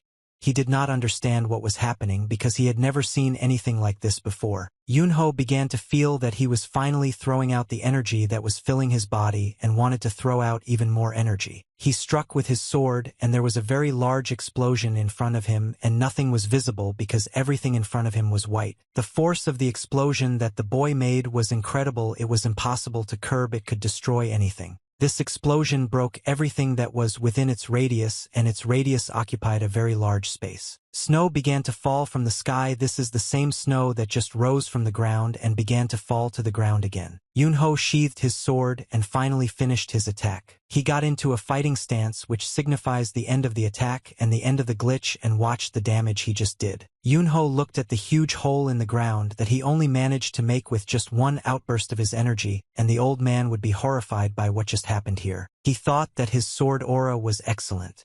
This guy is capable of a real miracle, and what the old man just saw cannot be expressed in words. The master looked at the boy and realized that what he had just seen was this word on synergy, the concept of limitlessness and the very essence of martial arts. The master asked the boy how long ago he learned such strong attacks, and the guy answered the old man that he tried it for the first time and just learned it. The master got tired of the guy and hid his hands behind his back. He said that he was sure that the boy had surpassed his teacher. But he couldn't even imagine that the difference between them was so great. Yunho said that finally the master knows this and he doesn't need to prove anything anymore, and the old man called the guy an arrogant child. The master said that if the boy started doing this technique only now, it means he has not completed it yet, and the guy did not answer that everything is exactly as the master says. The teacher said that he wanted to see this guy's technique in full force and see how far he could go. The master said that he would help the boy achieve incredible results because his extensive knowledge accumulated while he traveled the world and saw different martial arts would be useful to Yunho. Kim Jun-soo pensó en las palabras sobre la inversión instintiva por un momento y decidió que en cierto sentido realmente era acertado. Yunho said that he would feel very embarrassed if there was no meaningful training from the old man, and the master said that someday he would kill this child. The master understood that he could only give this boy the knowledge that he had and told him that the beginning of martial arts was laid by a follower of the Dharma. Also involved in the development of martial arts were the Buddhist master Sambong and the first heavenly demon. Yunho listened carefully to everything that this master was telling him, and the names that he had just named were very familiar to him, but he could not understand how he knew these names. Then the guy remembered that a man named Sambong was the same person who came to him in a past life. Now he finally managed to remember this man. He came to him along with his idiotic monk and accepted the yin and yang technique. But suddenly he remembered the very girl he once loved, remembered her silhouette and that wonderful moment when she was with him. He opened his eyes very wide and froze in that moment. He could not think about anything else. Her image froze before his eyes. He remembered her beautiful face and her beautiful eyes. He remembered her smell and felt a strange feeling of melancholy. He felt very sad that he remembered her. After all, he had only recently managed to forget her. He thought that he was wondering, am I okay with my brother in the underworld? The old man said that if the boy had been born at that time and in that era, he would have been able to fight with this great martial artist and become the strongest warrior. Yunho began to laugh when he heard the old man's words because he remembered that once upon a time he had already defeated this man and it was very easy. The master turned his head at the guy and stopped. He wondered why the boy was laughing. Master asked the guy why his words made him laugh so much, and the guy scratched his head. He felt awkward and he replied that he just remembered a funny situation. The master answered the boy that there is nothing funny here, and becoming the strongest martial arts warrior in history is not a joke but a very serious position. Yunho looked at the sword that the master gave him and thought that it was time to use it. He took it out of its sheath and unsheathed its blade. Yunho said that he first picked up the sword in order to become stronger, but now his goal is to become like the sword himself. He closed his eyes and decided to concentrate his attention a little on the energy that is now in his body. He opened his eyes and looked forward. His eyes began to glow with blue lights again. He made a slight movement with his sword and an air wave appeared around him which scattered the leaves and stones that were around him. The master took out his sword and said that the guy would die or be injured if he couldn't block his blow. If this happened, the old man would be branded as a teacher who killed his student. He asked his student if he was ready to fight and try his hand at fighting against a real opponent. Yunho looked at his teacher and nodded his head in agreement and showed that he was ready to fight. The master used his chi energy and his eyes began to glow white. He looked at his student as an opponent. He began to run towards him quickly, moving his legs. The old man moved very quickly.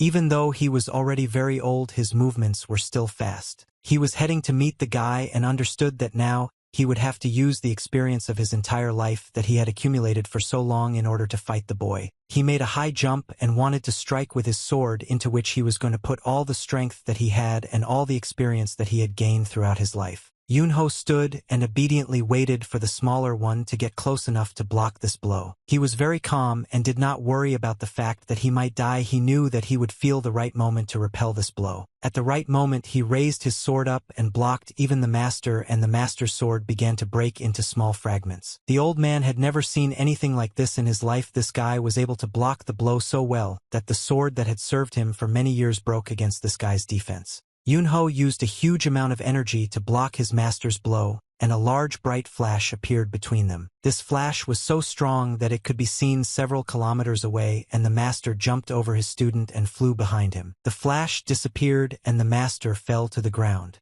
And the guy remained standing motionless. Yunho sheathed his sword and calmly finished his defensive combination. After he splashed out such a large amount of energy around them, the air became very cold, and when the guy exhaled, steam appeared from his mouth. The old man began to laugh, but it was not a joyful laugh, it was a laugh of surprise. He held in his right hand a broken sword of which practically nothing remained and realized that his unity of the sword and his chi energy were destroyed. He looked at this sword and realized that the greatest enlightenment that he had comprehended all his life turned out to be useless. He asked the boy how many strikes he had already made with his sword, and the guy replied that he had just made 1,000 strikes. The master, in a sad voice, informed the boy that he had just completed his technique and had now mastered it completely. Yunho agreed with his master and said that this technique still has no name and said that it needs to be called something. The old man stood on the edge of the cliff and said that the arrogance of this sword is limitless and soars to the skies. He said that this technique can be called trampling the sky, because even the sky begins to tremble with fear when it sees this technique. He said that the sword that is in the guy's hands should be called the sword that crushes the skies. Yunho was very surprised when he heard that his sword had this name. He raised his head up and looked at the sky.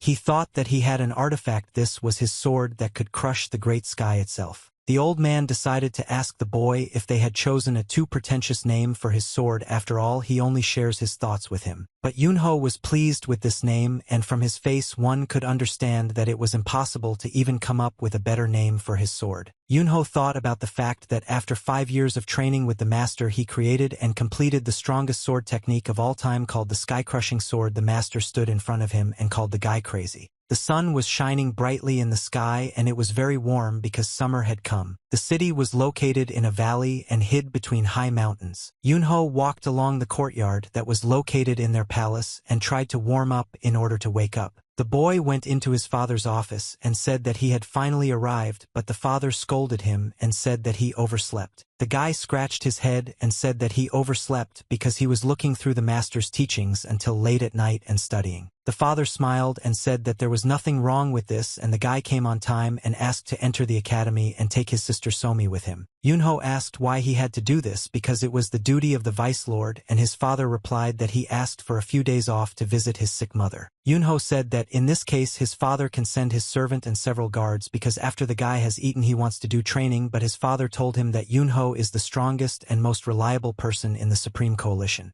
The father said that he could not entrust this matter to anyone except his son, and he was the one to do it. Yunho made a dissatisfied expression on his face, showing with all his appearance that he did not want to do this but still agreed and said that he would fulfill his father's request. The guy was walking across the bridge to pick up his sister and thought that, because of training, he really hadn't seen his sister Somi for a long time. Suddenly he stopped and saw something very strange in front of him. He saw a tree in front of him, which gave him the idea that for some reason he began to unquestioningly obey his father and take care of his sister. He thought about how he was becoming more and more like the real Yunho every day. The guy started getting angry with himself and said that he was Yunho and not that brat Yunho.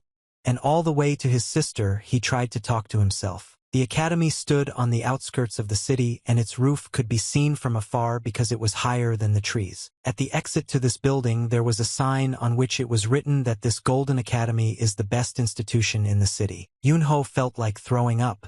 Every time he saw this sign above the entrance to the academy, it absolutely did not correspond to this name. He saw a carriage in front of him and thought that people say that only rich people can afford to educate children in this institution, but they even send carriages for them to show their importance. He thought about the fact that Vidslor also comes here every time in a carriage to pick up his sister because the guy was irritated by the mere thought of coming here in a carriage. He felt awkward because of this. A man in a red shirt who was working with horses looked at Yunho. This man was unhappy that the guy was standing not far from his carriage and asked why this brat was looking at him like that. Yunho smiled and thought that this man was starting to irritate him, and if he continued in the same spirit, a fight would start here. This man began to get angry because the teenager who was standing not far from his carriage was smiling and acting so impudently. He began to walk towards the guy and raised his hand to him.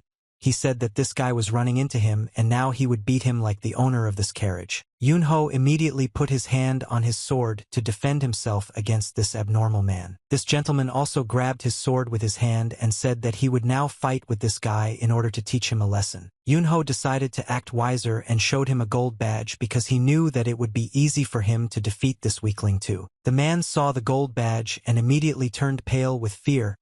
He felt awkward drops of sweat were running down his face. This golden tablet that the guy showed had a cloud pattern and the Tien symbol. Minso, para su gran sorpresa, sonrió ampliamente al darse cuenta de que esta audiencia era para su beneficio. Yunho looked arrogantly at this worthless idiot and asked whose carriage is this really now. Somi left the academy and immediately began to run like a carriage because she thought that today I would be greeted by the vice lord as always. But I saw that today her brother was picking her up from the academy, and she was very happy, so she started running even faster. She jumped on him and hugged him because she was very happy that he came here today to pick her up. Yunho said that she is already 16 years old and she has already become a big girl, but she still jumps on his neck every time she sees him. Somi said that she doesn't care about the opinions of others and she just loves her brother, that's why she jumps into his arms every time, but the guy said that he meant it to me. She smiled and looked at him because she understood that her brother always grumbles when he doesn't like something, but he still loves her. Yunho looked at this girl and thought that she probably looked a lot like her deceased one, and he noticed that she had become very prettier in recent years. She didn't hug his hand and said that when they go home and can't go to the market and have a little snack, but the guy said that she continues to hang on him and asked how long this will continue. The man looked at these two guys and followed them with his gaze. He became interested in who this guy was and where he came from here. His son Seoguk-ju approached his son, and the man asked the boy if he knew this guy. The boy replied that this young gentleman is a member of the Supreme Coalition, and asked the man whether he could not understand this from his appearance. In the city it was very quiet, and calm evening came, and all the lights came on in the building. Many people were on the streets. The father was sitting at his desk and was very worried about something. On his table lay a black envelope with a seal, and on this envelope it was written who it was from, and the man still had not opened it. He was very excited about this envelope and was upset when he received it. The father heard his son and his daughter walking down the corridor, and they were talking about how the girl had eaten a lot of food but was still hungry, and she told him that she had a special stomach. Yunho opened the doors to his father's office and said that he had already arrived home and brought his sister here. And the girl greeted her father and said that he had returned from the academy. Somi saw her father's worried face and asked what happened because he looked very upset. The father looked down and said that he had to tell them the very bad news that he learned this morning. He told the children that the old master died 2 days ago at dawn. This news was very unexpected for the guy, and he didn't understand how to react to it because he didn't think that something could happen to the master. Several carriages were traveling in the Fox accompanied by guards, and they were heading to another city. Father sat in the carriage and kept thinking that the master had died.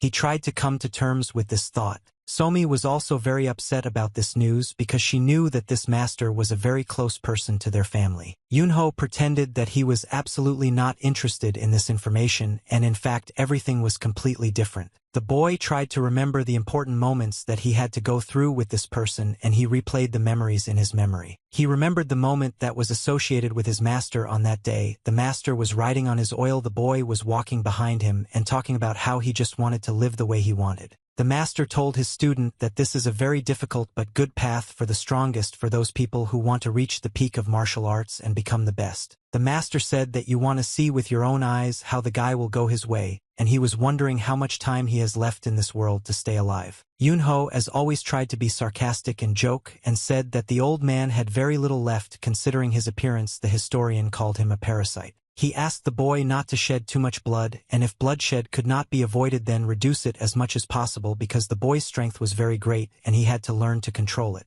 Yunho said that the old man gives him too many rules and he wants to live according to his desires. The old man lowered his head down and said that in this world everything is very complicated and he doesn't know how long everything will go on as the guy wants. He hoped that such words as demon and blood could never attach to the name of this boy and would not desecrate his glory. The master said that the 5 years spent with this guy were very long and eventful, and he does not regret teaching such a unique student. Yunho remembered these moments and constantly replayed them in his head.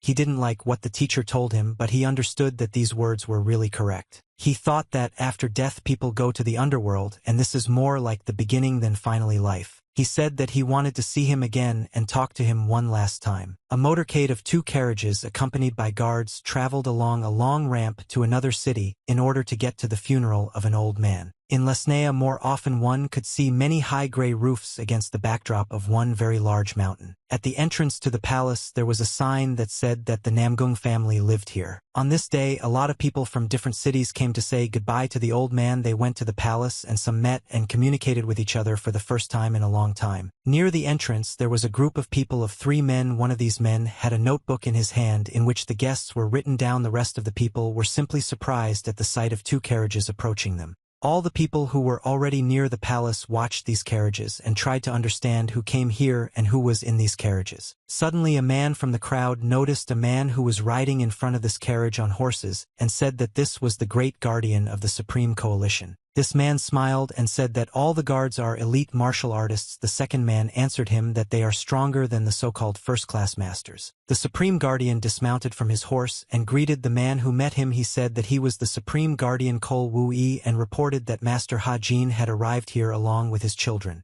Comenzó a regañar al líder por salir del trabajo tan temprano otra vez y luego miró su reloj y vio que ya eran las 6 de la tarde. He said that he was very honored that Ha-jin Yu himself arrived here, and his father greeted the head of Namgung. Yunho thought that the trade union is treated the same as the merchant family, and that's why they visit such a great family, but the head personally came out to meet his father, which means he's an important person. He realized that the head of this family behaves like the same teacher at the academy gets into trouble, and it seems to him that this idiot is afraid of the financial power of his father. Ha-Jin said that he came here to honor the memory of the great teacher. The two guys who stood behind the head of the family were very surprised that their grandfather was a teacher for one of these strangers. The head said that his uncle would like their family to come here anyway. He introduced the head of this palace to his children.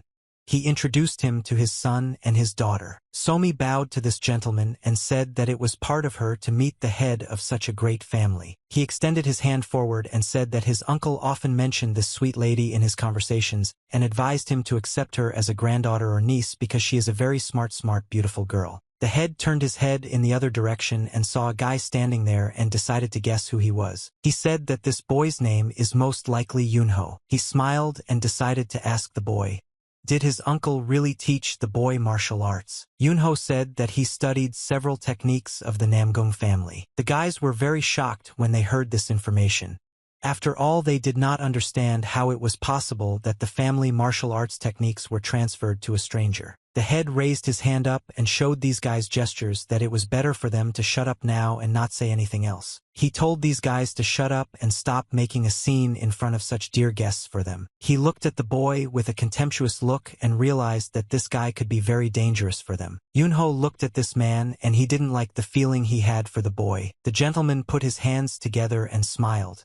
He apologized for the impudence of these guys and asked them to understand that they don't know etiquette well. They say, I don't understand the situation. Ha-Jin folded his hands and said that there was no need to apologize, but he only asked the master to teach his son martial arts so that he could defend himself, and said that he hoped that the Namgung family would forgive him for this selfish request. They began to walk forward, and the head of the family said that be that as it may, these people have come a long way, and he personally must show them everything that is here. Clouds floated across the sky and changed their shapes. The boy was walking through the forest and was constantly trying to sniff out something with his nose. He constantly changed the trajectory of his movements and tried to smell. He couldn't figure out where this strange smell was coming from. Then the guy was still able to pick up the scent and said that it was the smell of a real monster. He understood that the smell led to the city, which was located near the mountain. There was a painting hanging on the wall that depicted an old master.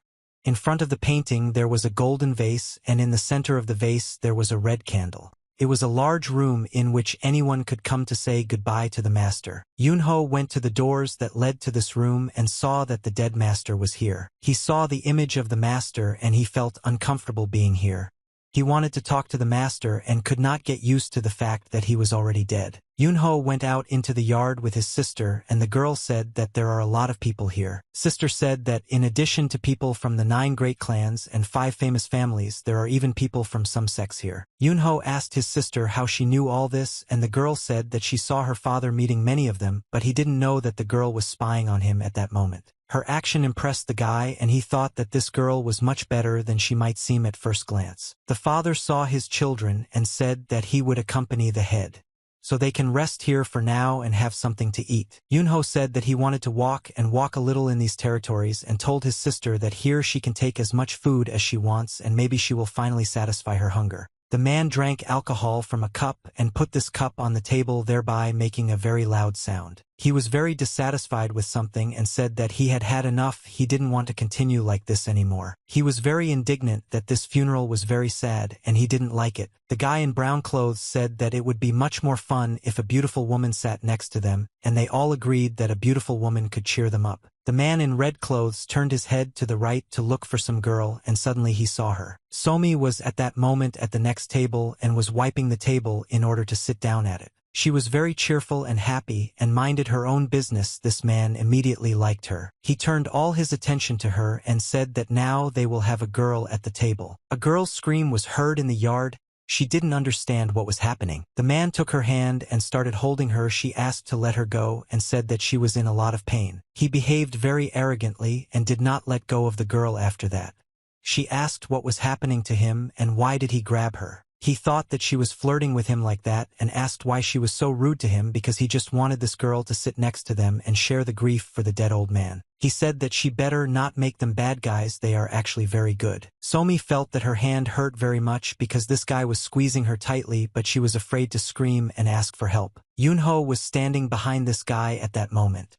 He said that these dissolute animals dared to come to the funeral and touch his sister with their dirty hands. He turned his head back and saw this guy in front of him. The girl said that it was her brother. The man asked the guy who was standing behind him, "Is this the same young gentleman who is a member of the Supreme Coalition?" Yunho did not answer this guy, or he exhaled and showed his dislike for this man with his face. Yunho said that he was very curious that this guy was being rude to the girl. "I know that she is the daughter of the leader of the Supreme Coalition." He smiled and turned his head back and looked at the two men who were sitting there, then said that this guy was probably joking when he said that. He said that his name is Peng Zhao and he is the eldest young master of the Peng family from Hebei. He said that he and his friends just wanted to chat a little with his sister and called the guy a puppy. He looked at the guy with contempt and said that he wanted to put aside the fact that Yunho misunderstood the situation due to his sister's reaction, but he was offended when the guy called him a slutty animal. Peng Zhao tilted his head closer to the guy and smiled. He said that he deserved a small apology for this insult,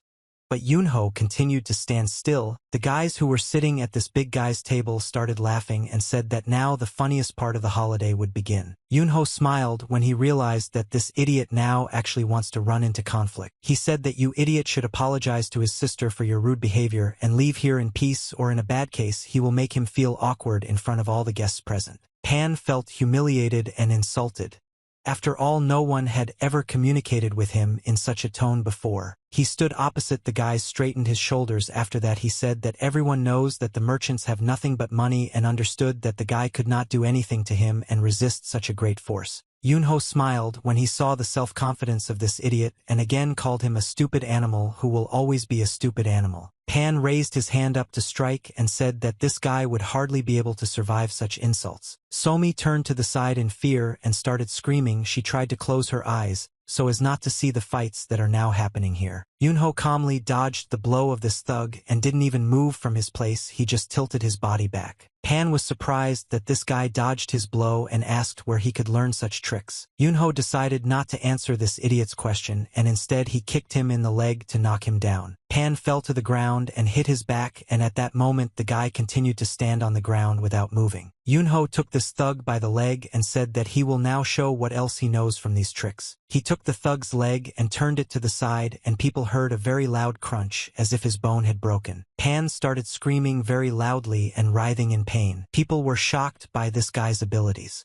They said he was crazy because he broke this big guy's ankle. Somi was very surprised that her brother could fight so well. This thug's friends couldn't stay away when they saw that they had just offended their friend, and they started running to the guy to fight him. But Yunho was able to dodge all their attacks with just one jump, and all their attacks were meaningless. During the flight, he hit one of the guys with his heel right in the face. Then he kicked another guy with his other leg and broke his nose. The guy in brown clothes flew to the next table and broke it. The food of these people scattered in different directions, and his nose was bleeding. The second guy also flew to the side and fell to the ground. His nose was broken and he was bleeding. Pan tried to get up from the ground. He was shaking all over with anger and said that he would kill this idiot now. But Yunho stopped this thug by stepping on his face with his foot and hitting his forehead on the ground. Yunho said that this man called him a puppy, and this means that his father and leader of the Supreme Coalition is a dog. He said that he could happily kill this brat now, here and now, but the master asked him about very important requests. And if it weren't for his master's request, this idiot would no longer be alive here. Yunho stepped on this guy's head with his foot and he started screaming in pain. Admitió que solo había bajado la guardia brevemente, lo que provocó un giro de acontecimientos tan inesperado.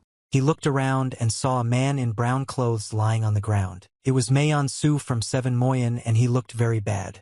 His face was beaten and he was spitting blood. On the other side, Suk Ho Roll from the Huang family was lying, and his nose was broken and blood was running down his face. And in the center of this fight Peng Zhao was lying on the ground and this guy put his foot on his head. Somi stood aside and held her hand. She was very scared by the behavior of these thugs. Tears began to appear in her eyes and she felt insulted. The man began to understand what happened here and he realized that these idiots dared to offend the daughter of the leader of the Supreme Coalition. Yunho said that he sees in this man's face that he doesn't need to explain the situation that happened here. He was in a very difficult situation and he urgently needed to take some measures to resolve this situation. He said that his name is Namgung Hyun, and he is the deputy head and responsible for enforcing the rules in the family and asked to stop this guy's activities because they will then deal with this incident according to the rules of the family. Yunho said that judging by the way these guys openly pestered the daughter of the leader of the Supreme Coalition and insulted his son and himself at the master's funeral, this is all very strange. He asked this guy if he thought the Namgung family's rules were too lenient. Yunho said that he really hopes that the representatives of the law will not be soft on these thugs just because they are representatives of the 5 famous families. Yunho made this guy feel awkward and in a terrible situation. People at that moment were discussing this situation that happened in the courtyard of the palace and they were trying to understand whether this young gentleman really is a member of the Supreme Coalition, and at that moment a man was sitting in the background and drinking tea. This man said that 3 masters known for their strength were defeated by 1 heir to the trade union.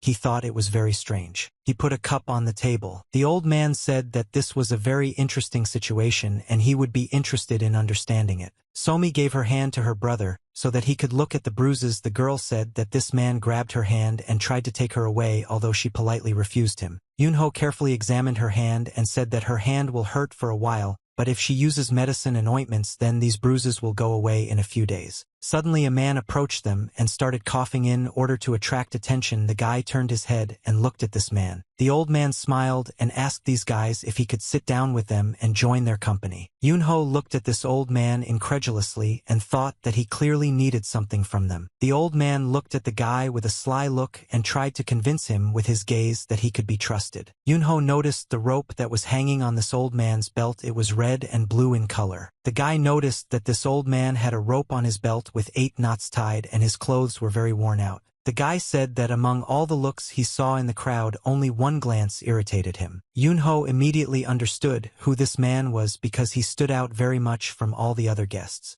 He said that this old man was the elder of the beggar sect. The old man started laughing and was delighted that this guy guessed who he was so quickly. They sat at the table and continued to talk. The old man said that his joke had gone too far. He introduced himself to these young people and said that his name was Chu Guanggu and he said that he earns his living by begging. Chu Guang began to ask the guy about how the deceased teacher taught this boy, but Yunho was distrustful of this man and asked what he wanted from them. Guanggu sometimes began to behave very strangely as if he were a crazy person, and the old man shouted that the guy could not hide the truth from him. He began to talk about how he lives alone, he has a good eye for talent, and he just saw Somi in this boy as a great talent. He asked this guy if he would like to join the Murim alliance. He said that with his help Yunho will be able to spread his wings behind his shoulders and do what he wants. Yunho thought about this proposal. After all, this old man now absolutely seriously wants to invite the guy to the best faction in Murim. The man at the next table saw the old man and he immediately recognized him. After all, he was an elder from the beggar sect. These guys who were sitting at the next table told Yunho that the guy had a good day today because those who interested the elder become great warriors in the Murim alliance. Yunho les pidió a los chicos que dejaran de mirar alrededor y sugirió que se pusieran manos a la obra, razón por la cual fueron a su casa. He crossed his arms over his chest, took a closed pose and said that he refuses this offer. Guanggu was shocked by such an answer. After all, before this guy no one had ever refused him, and after all this offer was unique and many people dream about it. Guan said that he was embarrassed to hear such a quick refusal, but the guy replied that he did not see embarrassment in this old man. Guan was very dissatisfied with this answer and he really wanted to know the reason why the guy refused this opportunity. Yunho replied that he doesn't need a reason to refuse any offers. But the guy understood that he needed to at least a little quench this old man's curiosity, and said that the reason could be that he was simply not interested. Guan said that if the boys were not interested in such a proposal then he would not raise this topic anymore but asked the boy to behave carefully in the future. Guan told the guy that he had an assumption that the boy would soon be in great danger and Yunho took this as a threat. Guan smiled and looked at the guy. He understood that he had great power and connections, and the guy's answer really upset him. Barbarian King Peng Ji-yeol from the Peng family who lives in Hebei is one of the 24 strongest martial artists, and everyone knows that when he is angry he pushes his opponents to the extreme. And most of all in life, he values his son whose ankle Yunho recently broke. Guan told the guy all this and asked him to remember these words because they couldn't help him in the future. The old man said that the head of the Peng family would not tolerate this and would take revenge in the Supreme Coalition for this act because his honor was insulted. Yunho finally understood who the father of this scumbag was, and now it became clear to him why he behaves so disgustingly in society. Guan asked the guy what he now thinks about this whole situation and whether he has changed his decision about joining the alliance. Guan said that he knows the feeling that the guy is experiencing now, and he knows that the boy does not want to get involved with such a crazy person, but he is able to ask the head of the peaceful alliance to resolve this situation for the sake of Yunho. Guan said that he would only do this if the guy showed interest in joining the Murim alliance. Somi began to worry at this moment and feel awkward. She was scared for her brother and wanted to ask him to make the right decision. Yunho answered this old man that because of his threats and conversations his sister is now sitting scared and he doesn't like it. De repente una especie de cadena poderosa y fuerte apareció en el aire materializándose como si surgiera de la nada. Guan was shocked by this answer and became very angry with the guy. He did not understand why the boy behaved so arrogantly and allowed himself to communicate with him like that. He left their company and began to walk, but in the end he said that they would meet again. Somi asked her brother if this is normal for you to send this person away, but Yunho asked his sister not to worry about it. He said that nothing bad would happen and that his intimidation should not be trusted. Guan felt humiliated and insulted after his proposal was rejected by this brat. He thought that this child was behaving very arrogantly and impolitely towards the elder, and such behavior was unacceptable. He was surprised that the boy didn't even flinch when he heard that he was in danger. He clenched his teeth in anger and began to think that the new generation was behaving disgustingly. This guy had complete self-confidence and not a drop of bragging. It infuriated him that this man behaved perfectly, and the old man felt weak when he communicated with him. A large gray room near a high staircase stands 2 guards with spears. Torches hang on the walls, and in the center of the hall there are stone cubes with torches inside. A man in expensive yellow-orange clothes entered the dungeon and a guard followed him. He approached the cell in which his nephew was sitting and said that he was very angry with the guy, and he warned him to think before he does something and not to open his mouth in private company. Es solo que el concepto de poder ha cambiado radicalmente junto con el desarrollo y la transformación del mundo moderno y sus valores. The gentleman asked the head of security whether it was really necessary to lock his nephew in a cell for a fight between young men, and the head of security replied that he was punished in accordance with the rules of the family. The gentleman said that the head of the Peng family will not wait quietly when he finds out about this situation. The guy replied that in the Namgung family house no one can stand above the rules of the family. This answer angered the gentleman. He didn't expect that they would really take an ordinary fight so seriously. The gentleman came to his palace to report to this guy's father that he was now sitting in a prisoner's cell. His father was furious at the news he heard. He couldn't believe that this idiot was put behind bars because of a fight that happened in the palace. The gentleman said that the representative of the law was very stubborn when he tried to ask him to release the guy. Father was very angry about this and grabbed the silver goblet in his hand and broke it.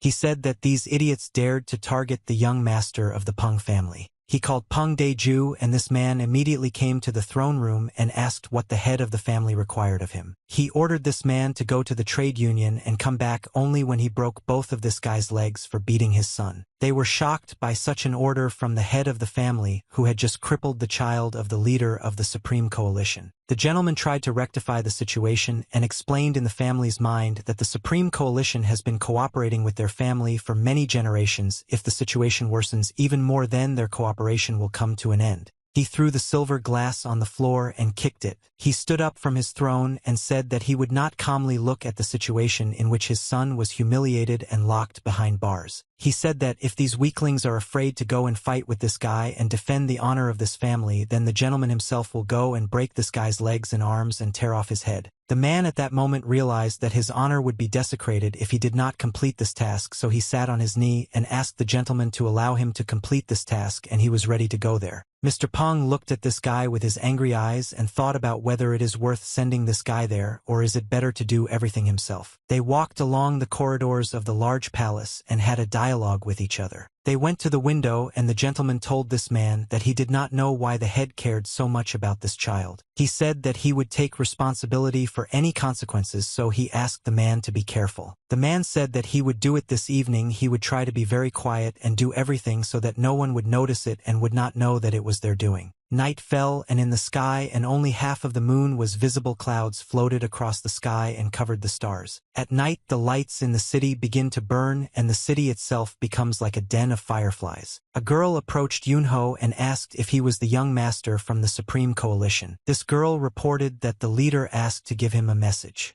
He said that the young master could go to the annex first because they would talk until late at night. Somi closed her eyes and said that everything happens for a very long time and it's probably because they rarely get together. Yunho acted completely indifferent to this situation and said that he and his sister could already leave because he was full and tired of all these looks because of that elder of the beggar sect. The girl kindly offered her help and said that she could take them to the guest house and asked them to follow her. A man appeared on the roof of the house. He moved very quietly on the roof and moved unnoticed. The man dressed in black clothes so that he could not be seen at night. This made it easier for him to keep an eye on the guy. He watched them from the roof of the house and thought that he had to resolve the conflict that occurred between two children. He put a red mask on his face and said that nowadays it is very difficult to earn money for a living. Yunho looked at his sister and said that she should go into the house first and rest. Somi asked her brother where he decided to go at such a late time, and the guy answered her that he needed to take a little walk because he ate a lot. She laughed and said that she understood him because he had been eating non-stop all day, and it would be useful for him to have an evening walk. Somi asked her brother not to walk for a long time and not to linger because she was worried about him and didn't want something to happen to him. Yunho lowered his head down and began to walk along the street. He opened his eyes and they began to glow blue.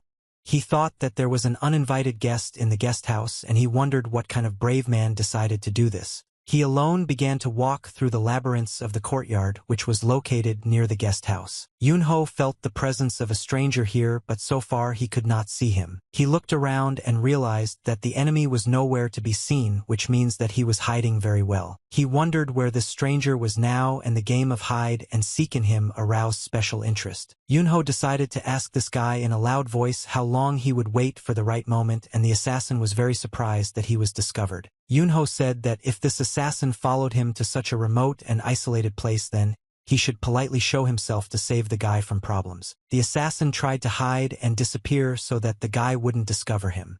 He thought that he was moving very stealthily and using the great law of invisibility technique, but this guy still noticed him. Yunho said that even standing on the ground he can feel his panicked breathing, that someone assassin is trying to hide. The assassin thought that this guy was mocking him and trying to deceive him. He uses his tricks to make the assassin appear.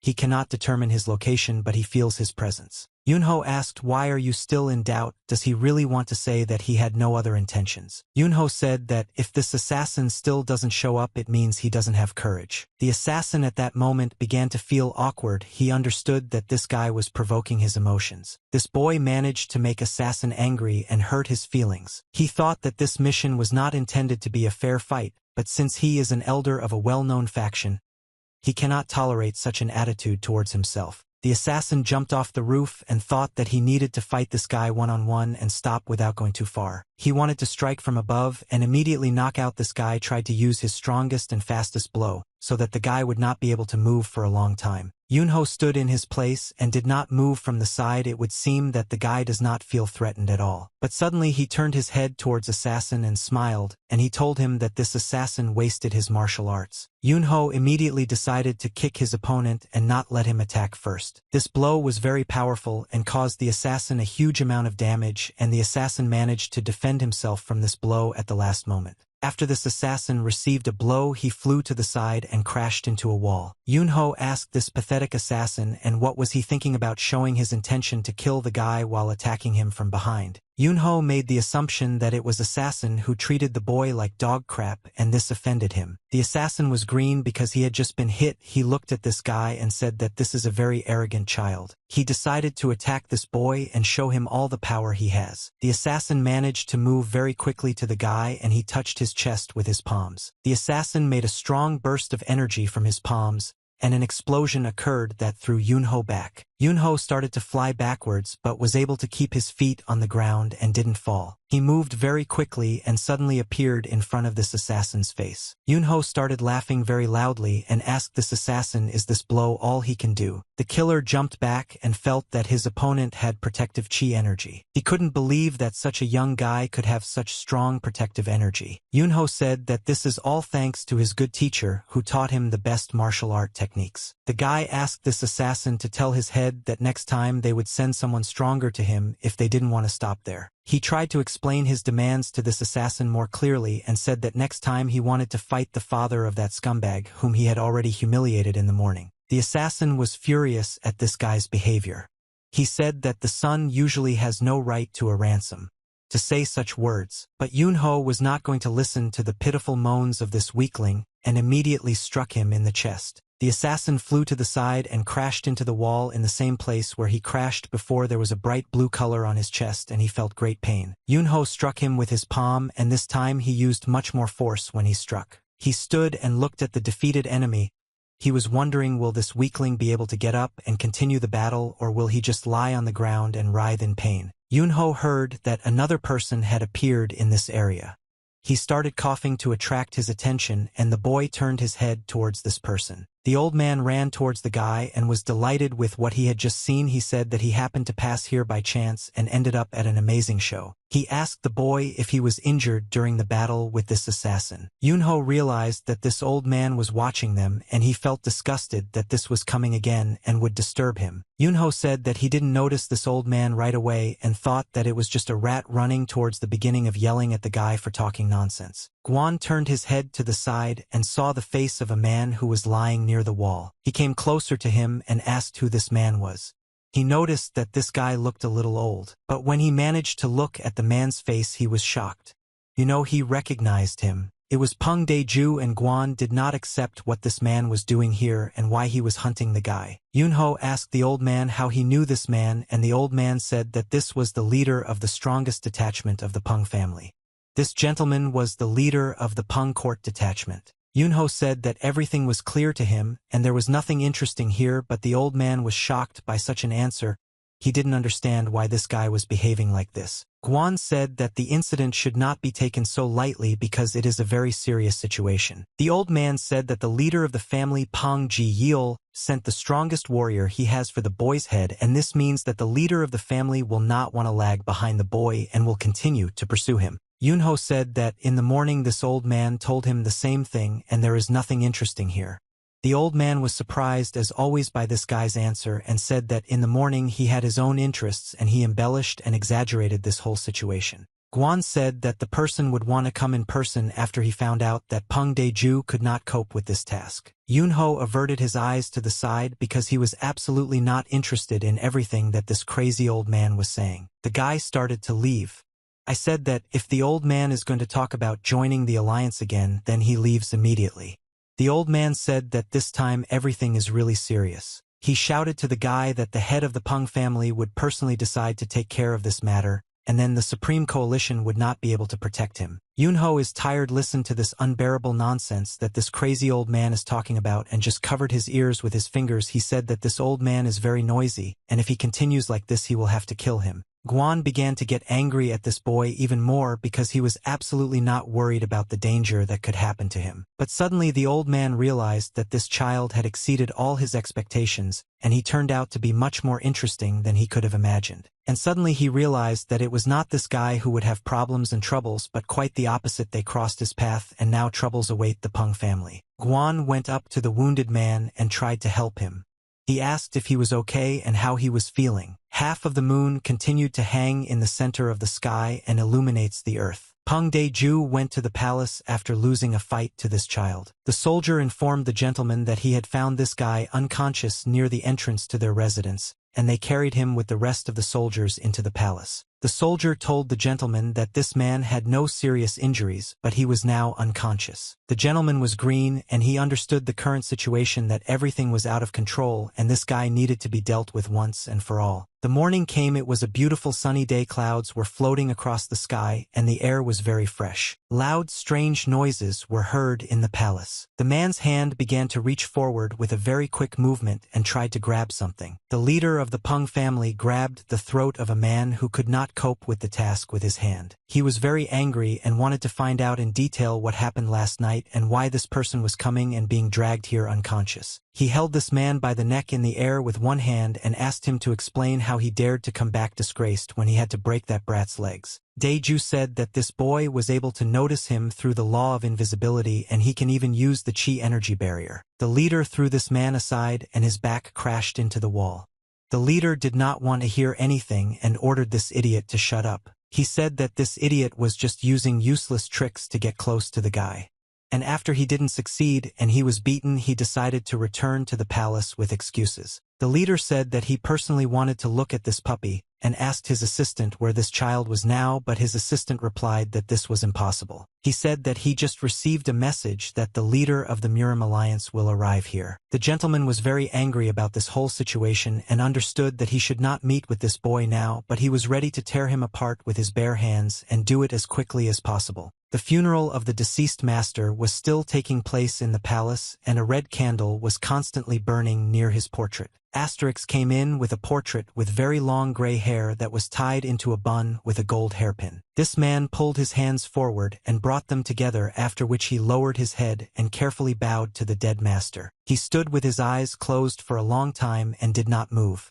Apparently, he communicated with the dead master in his head. Elite warriors with white headbands stood in a line and waited for their master. They stood opposite each other and created a corridor from their bodies for the owner. The same old man with long gray hair came out of the large hall in which the dead master was located. It was clear from his face that he was worried about something, and this thought did not allow him to relax. He walked accompanied by the owner of this palace, and the owner asked if this gentleman was already returning back, because everyone thought that he would stay here at least until the end of the funeral. The old man said that he could not do this because he is the leader of the alliance and he has many responsibilities that he must fulfill. He said that soon it will be time for him to cry for his brother as a member of the Namgung family. When people saw the leader of the alliance walking through the center of the square, they immediately began to bow to him to greet the leader. The old man looked at all these people and smiled. He tried to seem friendly to them. Yunho was in a crowd of people, and he saw the leader of the alliance walking through the center of the square and white energy emanating from him. He smiled and thought that his master was right about this man. Yunho thought that he has an insanely high level of chi energy, and this level of energy stuns everyone. Even with an ordinary smile, the king of the sword Namgung Jin would like to fight with him for the place of the strongest, like in the old days when he was still the king of Yukai. The guy said out loud, "What you want? One day fight this old man and measure your strength with him." Somi asked her brother what did he just say, but the guy replied that he didn't say anything special. Suddenly he turned his head to the side and saw one very interesting man. Among all the people who were in this square, there was one person who interested the guy. He was a tall man in red clothes. This man was very angry, and I understand this could be immediately noticed, but Yunho understood the reason for this man's anger. He immediately realized that this same Peng Ji-yeol was from the Peng family. Yunho watched this man for a bit, and the only thing he thought about when he looked at him was that this man looked like a big stupid bear. He smiled and thought that he needed to do with this scumbag in the same way as he did with his son and publicly humiliate him. Through the wooden bars that were on the windows, one could see the rays of the sun making their way into the room. The leader of the Namgung family asked Mr. Why did he come such a way to demand the release of a prisoner. The man said that yesterday he spoke very clearly about this and made it clear what happens on the family's territory will be controlled by its laws without exception. Mr. Pan asked the head of the Namgung family, "Does he really want to make him angry?" Mr. Namgung said that according to the law of the family, the crime should be made public and the punishment carried out publicly, but he just put them behind bars after identifying them. He said that Mr. Peng makes him very upset when they try to break the law and his family. But this man was beside himself with rage and couldn't stand this kind of behavior towards himself and didn't understand why they were talking to him like some ordinary person. He looked at his diplomats who had been standing aside all this time and shouted at them, He asked why they did not interfere in this dialogue and did not help him solve this problem. The man said that he is a representative of the Moyen family and his friend is a representative of the Huang family, and they do not mind if this guy is punished according to the rules of this family. Mr. Pong was furious at the decision of these useless idiots who did not support him. The owner asked Mr. Pong to behave appropriately and said that there are things that should not be said out loud or done. He reproached Mr. Pong for being too proud to apologize for his words. A man suddenly appeared and reproached Mr. Pong for being too proud to apologize for his words. It was Somi and Yunho's father. He said that the heir of the Pan family molested his daughter and there are still bruises on her arm. He admitted that he did not want to fan the flames of the scandal, but Mr. Pong had just added fuel to the fire that he himself had lit with his son. The big man was shocked by this behavior of this merchant, and I don't understand what right he has to talk to him like that. He asked not to treat him as a merchant and stop underestimating him, otherwise he will be forced to show what the wealth of the Supreme Coalition is capable of. Pong was in a difficult situation. He didn't understand how to come out of this situation as a winner. He didn't want to apologize, and from a moral point of view he was already a loser. But Somi's father was very offended by the actions of these people, and was ready to go to the end in the confrontation between their families. Yunho stood in the square and looked at the leader of Murim and his teacher's brother. He said that this man definitely knows how to fight. Somi said that they still want them better than all these warriors. A thug suddenly ran out of the building and broke the door. It was an angry Mr. Pong. When the big guy found himself on the street, the first thing he saw before his eyes was the same guy who beat his son and began to destroy his reputation. He looked down on him and didn't give a damn what he should do in this situation. Apparently, there was no limit to rage. Emotions consumed his mind. Yunho hid his sister behind his back so that she would be protected and carefully watched this gentleman and waited for his actions. Mr. Pan at that moment was on a hill, and it seemed that he became even larger and more terrible than before. He was a very stupid man, but he needed a lot of time to make the right decision. He came down the stairs and started walking towards this guy, but he decided to pass by and told the boy that he should be grateful to Mr. Pen for not twisting his head. After the big guy said this, he passed by and moved on, trying to calm himself down. Yunho smiled and realized that he would not tolerate such an attitude towards him, and this thug himself made his choice when he threatened him. Yunho therefore shouted to the big guy that he looked like a big cowardly bear. Mr. Peng heard this insult that the guy just shouted at him and stopped. He turned his head towards the boy and asked him to repeat once again the words he had just said. Yunho asked his little sister to be sent as far away from here as possible because it will be hot here now and she might get hurt. Yunho said that he doesn't like to repeat things twice, and Mr. Peng apparently has hearing problems if he couldn't hear it the first time. Yunho said that especially for him, he would repeat these words again and called Mr. Pan a big cowardly bear. Mr. Peng at that moment was as angry as possible with this boy, and his nose flew out and he resembled a boiling kettle. The owner of the palace walked with the guest and the leader of the Supreme Coalition around the palace territory and discussed the conflict that had occurred. The head of the Namgung family apologized to the leader of the Supreme Coalition for the situation and said that he should have taken this matter more seriously. The leader of the Supreme Coalition said that his friend acted very wisely in this situation and took his side. This is a big part for him. Mr. Namgung smiled and said that this incident had deeply hurt the feelings of everyone present here.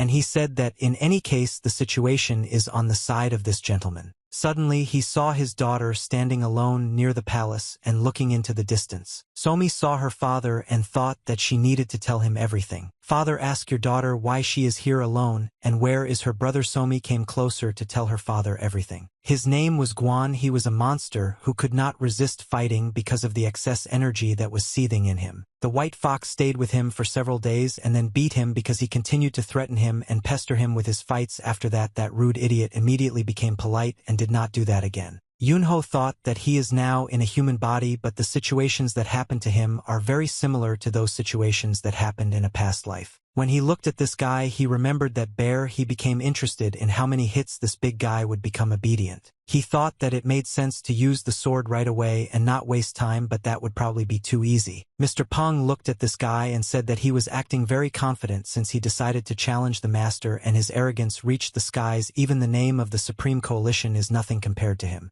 Yunho started laughing very loudly and couldn't stop laughing. He is very surprised that such a stupid person as Peng Ji-yeol knows what the height of heaven is. The guy said that the heavens hate arrogant fools who talk all sorts of nonsense about them and said that the Lord Lord on Pong, the heavens will definitely strike with lightning. This big guy gets angry at night when I hear the sarcastic answer of his opponents to tolerate such attitude towards himself from some boy. Haciendo hincapié en su indiferencia, repitió su pregunta sobre qué tenía de especial este incidente.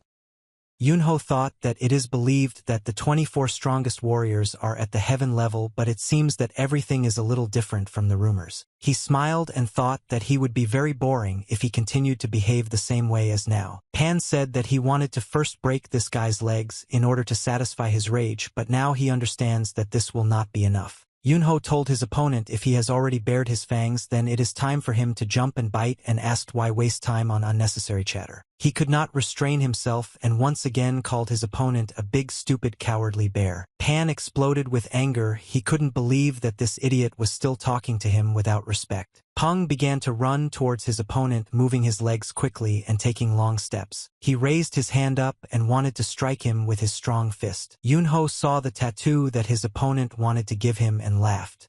He thought that this was a very obvious attack and a martial artist like him could come up with something more interesting. The guy was easily able to dodge the blow and lunged to the side. He walked behind his opponent and stopped in place. The big guy continued to attack the invisible enemy. He turned his head back and saw that his Brock was already behind him. He told this guy that he moved very well for an inexperienced brat. He decided to strike his enemy again and tried to intimidate him with his large size. Pan felt his fist touch this boy's body and he thought that he was able to damage him. But after a few seconds it became clear that the guy blocked this blow with his palm and would not allow himself to be damaged. They froze in this position and did not continue the fight because they needed to understand what would happen next. Yunho decided to mock his opponent and said that he was talented from birth and had a good teacher unlike Mr. Pong. But the big man began to get angry with the boy when he heard him teasing him and wanted to make another attack. Pan waved his hand and decided to strike this guy one more time. But Yunho, as always, was able to dodge this blow in time and he made a high jump and froze in the air. Pan'll shout that this guy won't be able to escape from him and he'll leave here today with broken bones. He began to run towards the guy in order to deal him another crushing blow. Yunho said that Mr. Pan moves very slowly and by the time he waits for his attack he can already sleep. The big guy took a leap and wanted to strike from above and crush this impudent little brat. He hit the ground with his hands and the ground began to crack into a pile of cracks. He raised his hands up and began to examine the surface of the earth to see where the guy was. Yunho, at that moment I was behind him and wiping my clothes from dirt and dust. He said that he was getting very bored. He said that he couldn't believe that this man's name was on the list of the 24 strongest martial artists, and he heard that everyone on this list is superior to other masters and has reached the peak of martial arts.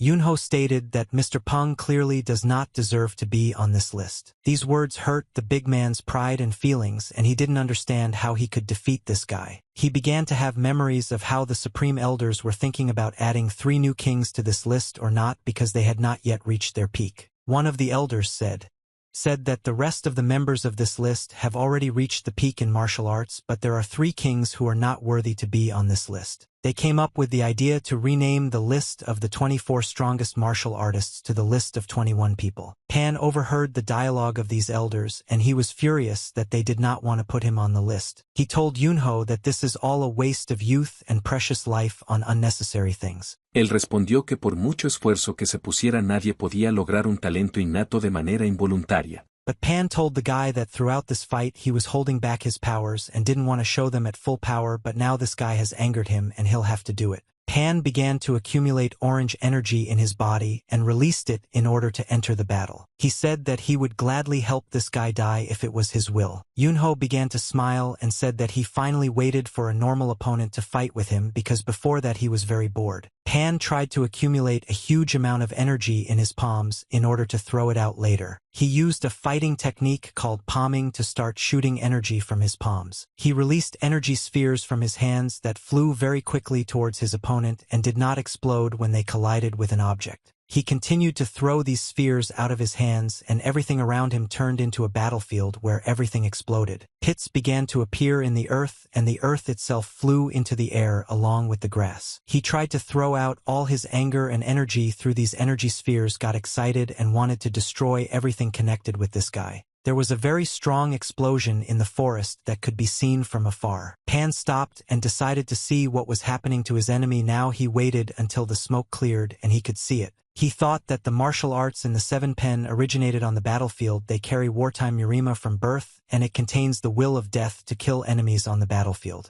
When the smoke cleared, there was a big pit in front of him, and there was nothing else there. The guy disappeared somewhere. Pan thought about the fact that he killed this guy and he felt calmer.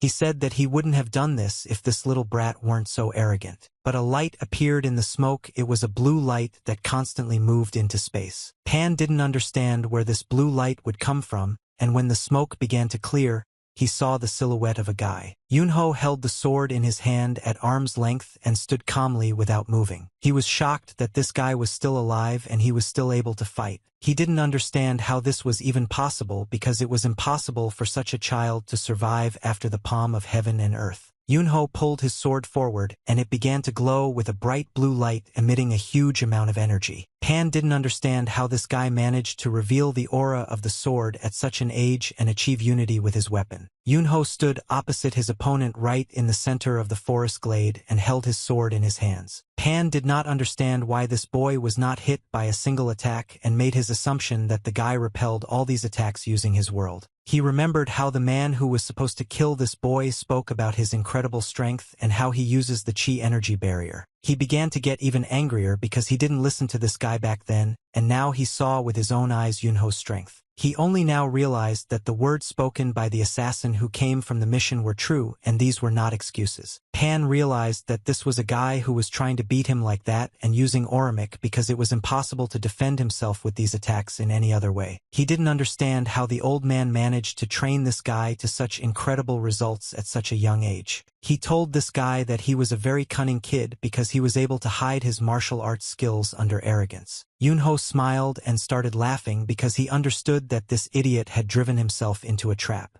Hacía mucho tiempo que estaba absolutamente seguro de lo correcto de esta decisión y de sus capacidades. He said that it would be very stupid to hide this sword back into the knife after he took it out. The guy got into a fighting stance and began to prepare for battle. He said that now it's his turn to attack and he wants to show it what's coming in return. Pan thought that this kid is actually very strong, but nevertheless he is still a child and this is his weak side. He activated his energy and his hands and eyes began to glow orange. Yunho knew that the sky-shattering sword was based on 3 different techniques and he became interested in trying them out in action. He understood that, in the outside world for the first time, he would be able to demonstrate his magnificent martial arts technique. He remembered the moment when he sat with his old teacher on the edge of a cliff and talked about his first sword. They dipped their feet into the water and the old man said that this sword was created by him and it is very laconic and silent. It would be nice if I didn't give him a name, but it should suit him. Yunho didn't want to do it then, and the old man said if he didn't do it then he would finish his martial arts training. He knew that this sword was the most expensive item for his dead master. Yunho said that this is a sword that can crush the skies and now he will show it in full force. Peng said that he had never heard of such a martial art in his life and he was not afraid of it. He started shooting orange energy spheres from his hands in order to break through the guy's defense. Yunho stood motionless in his place preparing to repel these spheres. He activated the aura of this sword and used a technique called wind strike. Yunho very quickly began to move in space and maneuver between spheres. Pan was shocked that this guy was capable of such a thing. Yunho moved very quickly in space and approached his opponent. He was able to bypass all these spheres and remain undamaged. Energy spheres began to explode and fireworks occurred in the forest again. Yunho touched his opponent's neck with his blade, cut his hair into pigtails, and delivered his blow. Pan didn't understand how he managed not to notice this guy because at the last moment his body was seized by cold horror. Pan understood that none of the 24 strongest warriors had such a fast and powerful blow from this guy. He asked, has a sword like this ever existed before? Los hombres no esperaban un tono tan serio del joven y quedaron desconcertados. Grass flew into the air and slowly began to fall down. Yunho sheathed his sword because he no longer needed it. He stood next to the fallen enemy and said that he did most of the work for him because this big guy is the second person on Earth who saw this amazing technique. Pan asked this brat why he stopped and decided not to kill him. Yunho spread his hands to the side and said that the master asked him not to take a life without a good reason and therefore, he cannot kill this gentleman no matter how much he wants to. He added to his words that this person is not as bad as he might seem, and the most important thing is that he is not going. Pan began to get angry and asked the guy to kill him because he would live in shame after pardoning such an arrogant child. This is terrible, and said that he wants to die. Yunho looked at this man carefully and decided to ask him again how well he thought about it. Yunho told this gentleman that he had no idea how painful it was to die and did not understand why he was so persistent in covering up his worthless son after he molested his sister. El mentor sospechoso le dijo al estudiante que esperara al bastardo, definitivamente le había pasado algo serio ayer. The guy could not let this idiot leave the battlefield in such a state. He punched him in the cheek. Big Bear was defeated by a small arrogant fox and flew away after taking damage. Pan sat on the ground and coughed up blood. He felt that his life had just been broken and his face was very swollen. Yunho said that he did this for his sister Somi. At that moment white smoke began to appear around them, turning into fog. Yunho said that this gentleman treated his father as a man of the lower class, refused to accept his good intentions, and even tarnished the name of the Supreme Coalition. He ordered this big guy to leave here and told him to think about why the guy left him alive even after such actions. The father was very angry when he saw his son. He scolded the guy for letting his sister walk alone around the palace grounds and said that the boy had broken his rules and asked where he had been all this time. Yunho was very surprised when his father came to him about where he was, and his sister said that his brother left because his stomach hurt. The father asked his son if everything was okay with him now, and the guy replied that his stomach had stopped hurting and everything was fine. He felt that his child was lying to him, but he didn't know how to bring him to clean water. So he just looked at him with disbelief. Yunho opened his eyes as wide as possible and looked at his father, show calmness and confidence in his words. The head of the security approached the Lord and informed him that the carriage was already ready to leave. It was time for them to move out. Somi asked her brother if everything was okay with him and how did his duel with this big guy go. He smiled and showed with all his appearance that everything had come even better than he thought and told his sister that everything was fine. The candle near the portrait of the dead master gradually begins to burn out. The head of the security of this palace informed the leader of the family that Head Pong left immediately after leaving the message. Mr. Pan said in his message that he accepts all his son's misdeeds and agrees that he should be punished according to the law and rules of this family. The leader did not understand why he made such a decision because it is very surprising for a person with such a temperament.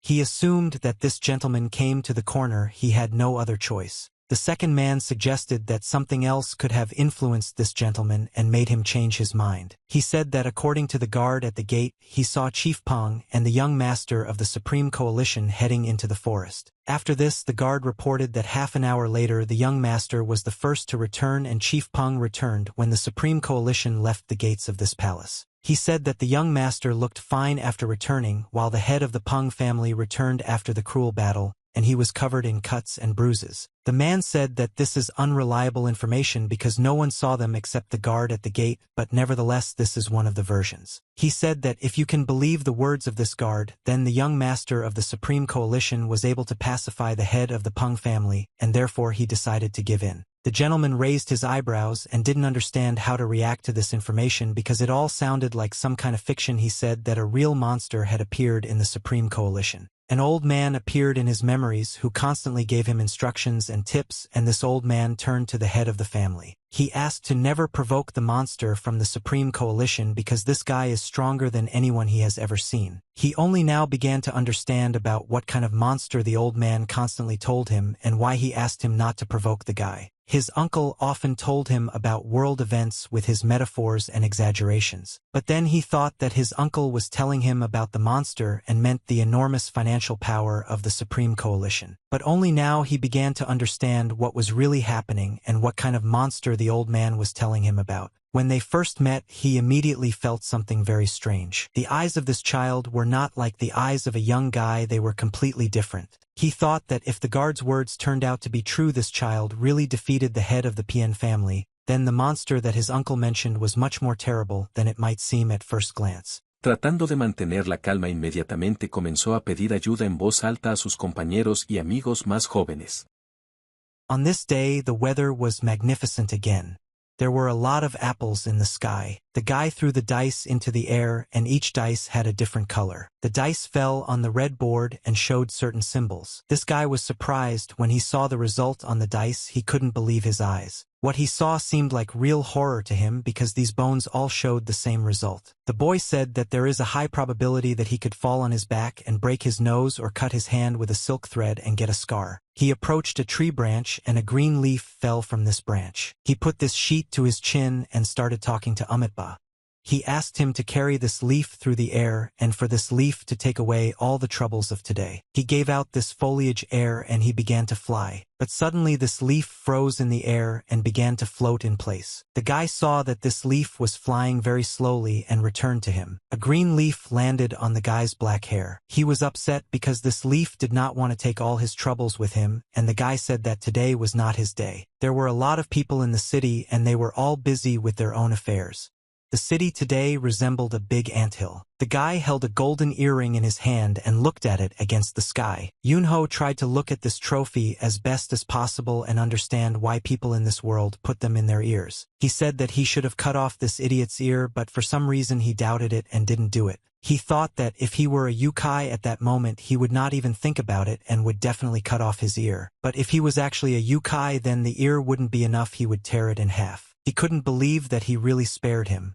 After all, it wasn't like him, and he realized that he had really become a man. The Vice Lord heard this guy's monologue and asked what he was talking about now, but the guy said that he didn't say anything important. Yunho threw the Vice Lord a gold earring that he took from Mr. Pan and said that the Vice Lord could sell it and pay for his mother's treatment. The Vice Lord tried to catch this earring and not miss such a generous opportunity from the young master to earn some easy money. He told the Vice Lord that this was a golden earring that was in the ear of the head of the Pong family and now he does not need it. The Vice Lord screamed in fear that this couldn't happen, asked the guy how it happened, and he thought that the boy was joking. There were a lot of people at the bazaar that day. All the people decided to try the bazaar in order to buy new goods for themselves or to have a tasty meal. Yunho went to the market specifically to buy something tasty and he took several large deep-fried king prawns. Since then he has moved into a human body.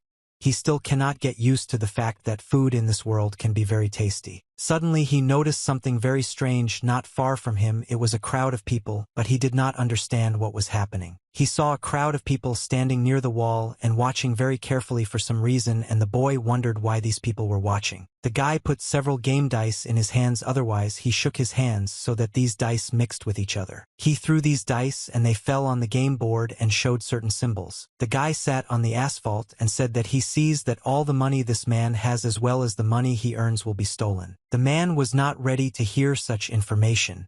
He said that he has a brother and he wants to invest his money in this brother in order to later earn even more.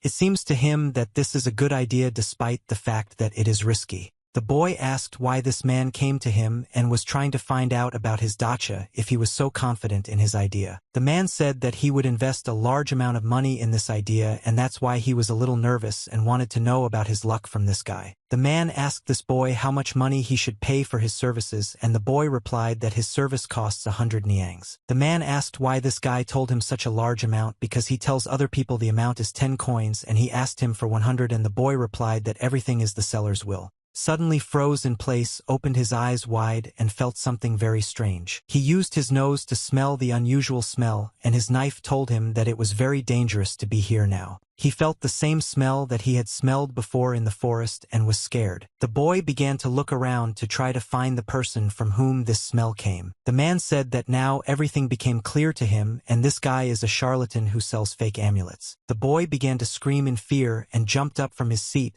He behaved very strangely, and people did not understand what was happening to him. He started running down the street and didn't even take money from this man.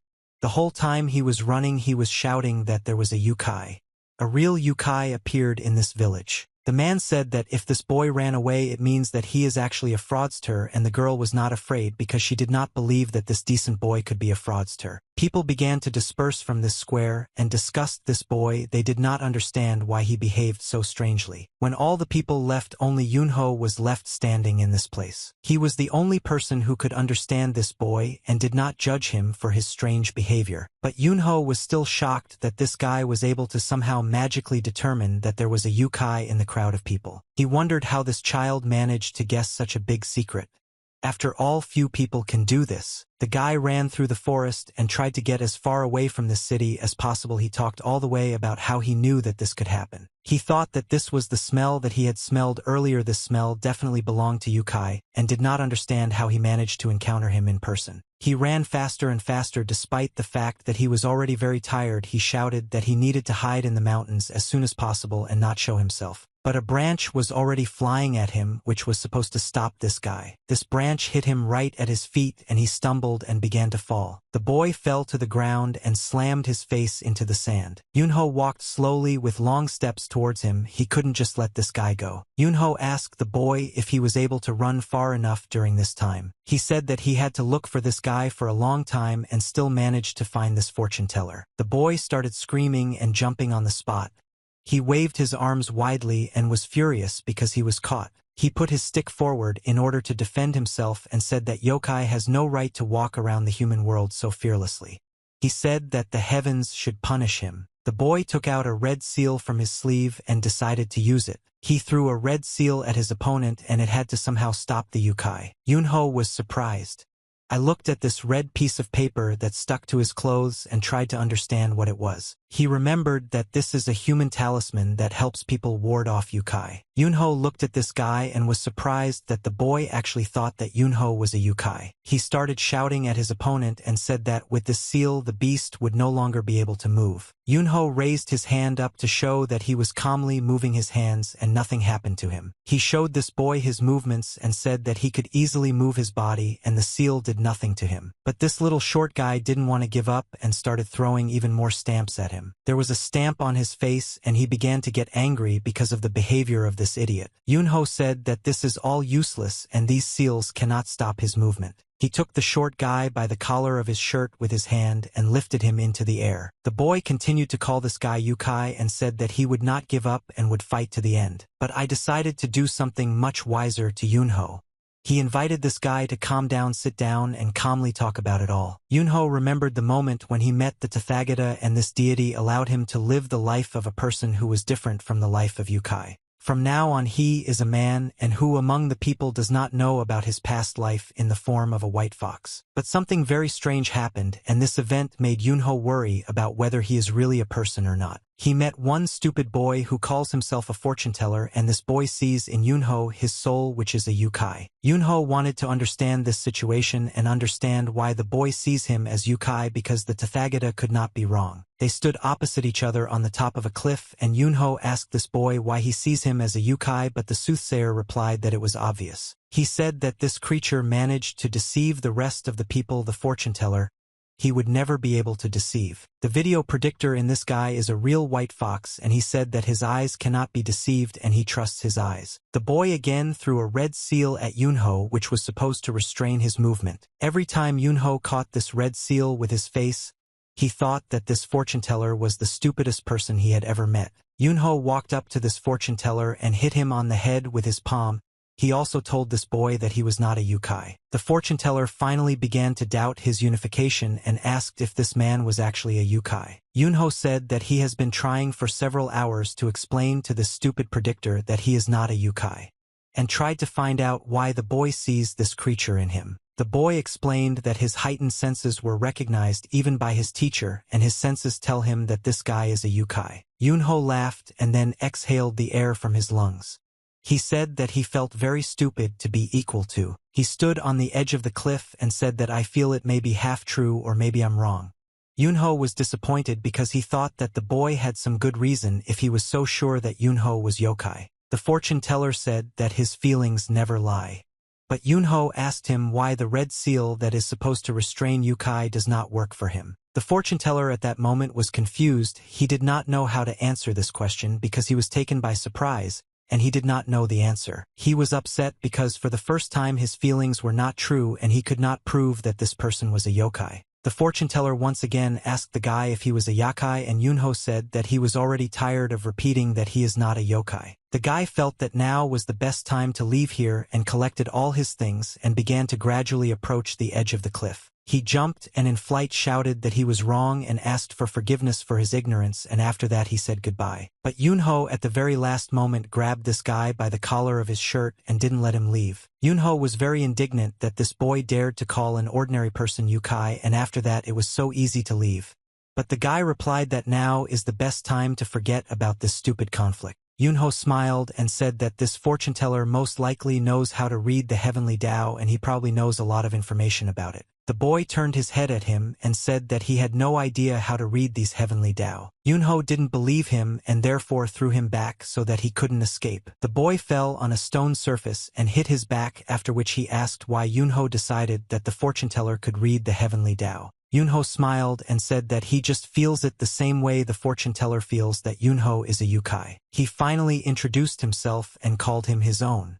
He said that his name was Yunho, and after that he asked what the name of this little fortune-teller was. The fortune-teller turned his head towards this guy and looked at him with a dissatisfied look. He understood that he couldn't just get rid of this stranger. He started scratching his head because there was now a bump there and said that his name was Lee Ryan. Yunho began to climb down the cliff and told Lee Ryan to follow him because he still needed to work. Lee was very unhappy that this gentleman was constantly telling him what to do and asked why he needed to follow him. Yunho laughed and asked this boy, has he really spent all his strength on escaping and is no longer able to go further? After that he asked if the guy wanted to eat some delicious food. Lee at that moment thought that he had hit the jackpot because he was very hungry and understood that this gentleman would feed him delicious food. They stood in front of the entrance to a large building on which there was a sign that said Supreme Coalition. Lee Ryan raised his head up and read the inscription on this sign. He could not believe that they were now near the Supreme Coalition. Lee ran after this gentleman and asked him why did they come here. He said that if they want to eat they should go to some good restaurant or hotel, but definitely not here. Lee saw that this young warrior was treated as a young master in the Supreme Coalition, and he realized that he was a very respected person in this place. Yunho turned his head towards this boy and asked why he didn't follow him, and the stake was in place. The gentleman who met them near the gate asked Yunho who this boy was. Yunho replied that this is a traveling fortune-teller and today it might be useful to the young master. Lee Ryan entered this building for the first time and was in such beautiful apartments. He had never been to a palace before and was surprised that this Yunho was the young master of the Supreme Coalition. They had a lot of delicious food on the table. It was food for rich people, and poor people like Lee could only dream of such a dinner. When he saw so much delicious meat and various delicacies, he was delighted and wanted to eat all this food. Yunho smiled and asked the young fortune-teller if he would mind accepting such delicious food from Yukai. Lee didn't understand if this was a joke or if the young master was actually a yokai. The father returned to the palace and headed towards his home. He asked the nanny who was near the entrance to the house where Yunho was now, and the nanny answered him that the young gentleman is now inside the house with a guest. The father was shocked when he found out that his son was now in the house with some guest about whom the father knew nothing. Yunho drank tea and listened to the boring stories of this predictor about how after a series of failures luck comes gradually. He talked about how the heavenly Tao led him to a famous rich merchant and he called his name Lee Ryan. The boy said that he travels all over the country to study because the journey itself also has meaning. The father listened carefully to the greeting of this sweet boy and also greeted him.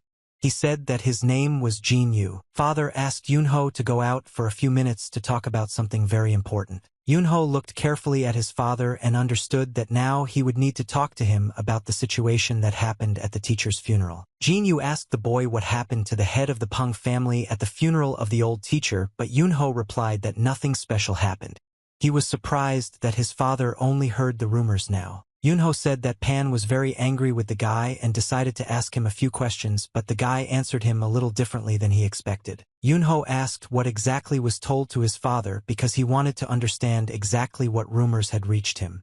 But at that moment the fortune-teller overheard their entire dialogue. Lee watched them carefully and came to the conclusion that if this man is the father, then he is the leader of the Supreme Coalition. Jin Yu listened carefully to my son's version and realized that nothing bad happened and therefore there is no need to worry about this situation. Yunho asked his father did he really come here just to ask about this situation. The father suddenly remembered that he has another good news for his son. This news is that Yunho will accompany his father on the next trip. Yunho was not at all happy about this news and was rather upset and shocked that he would have to do this. Yunho, ask your father what kind of trip he is talking about, because the next trip was supposed to be to the shaman clan and he didn't really want to go there.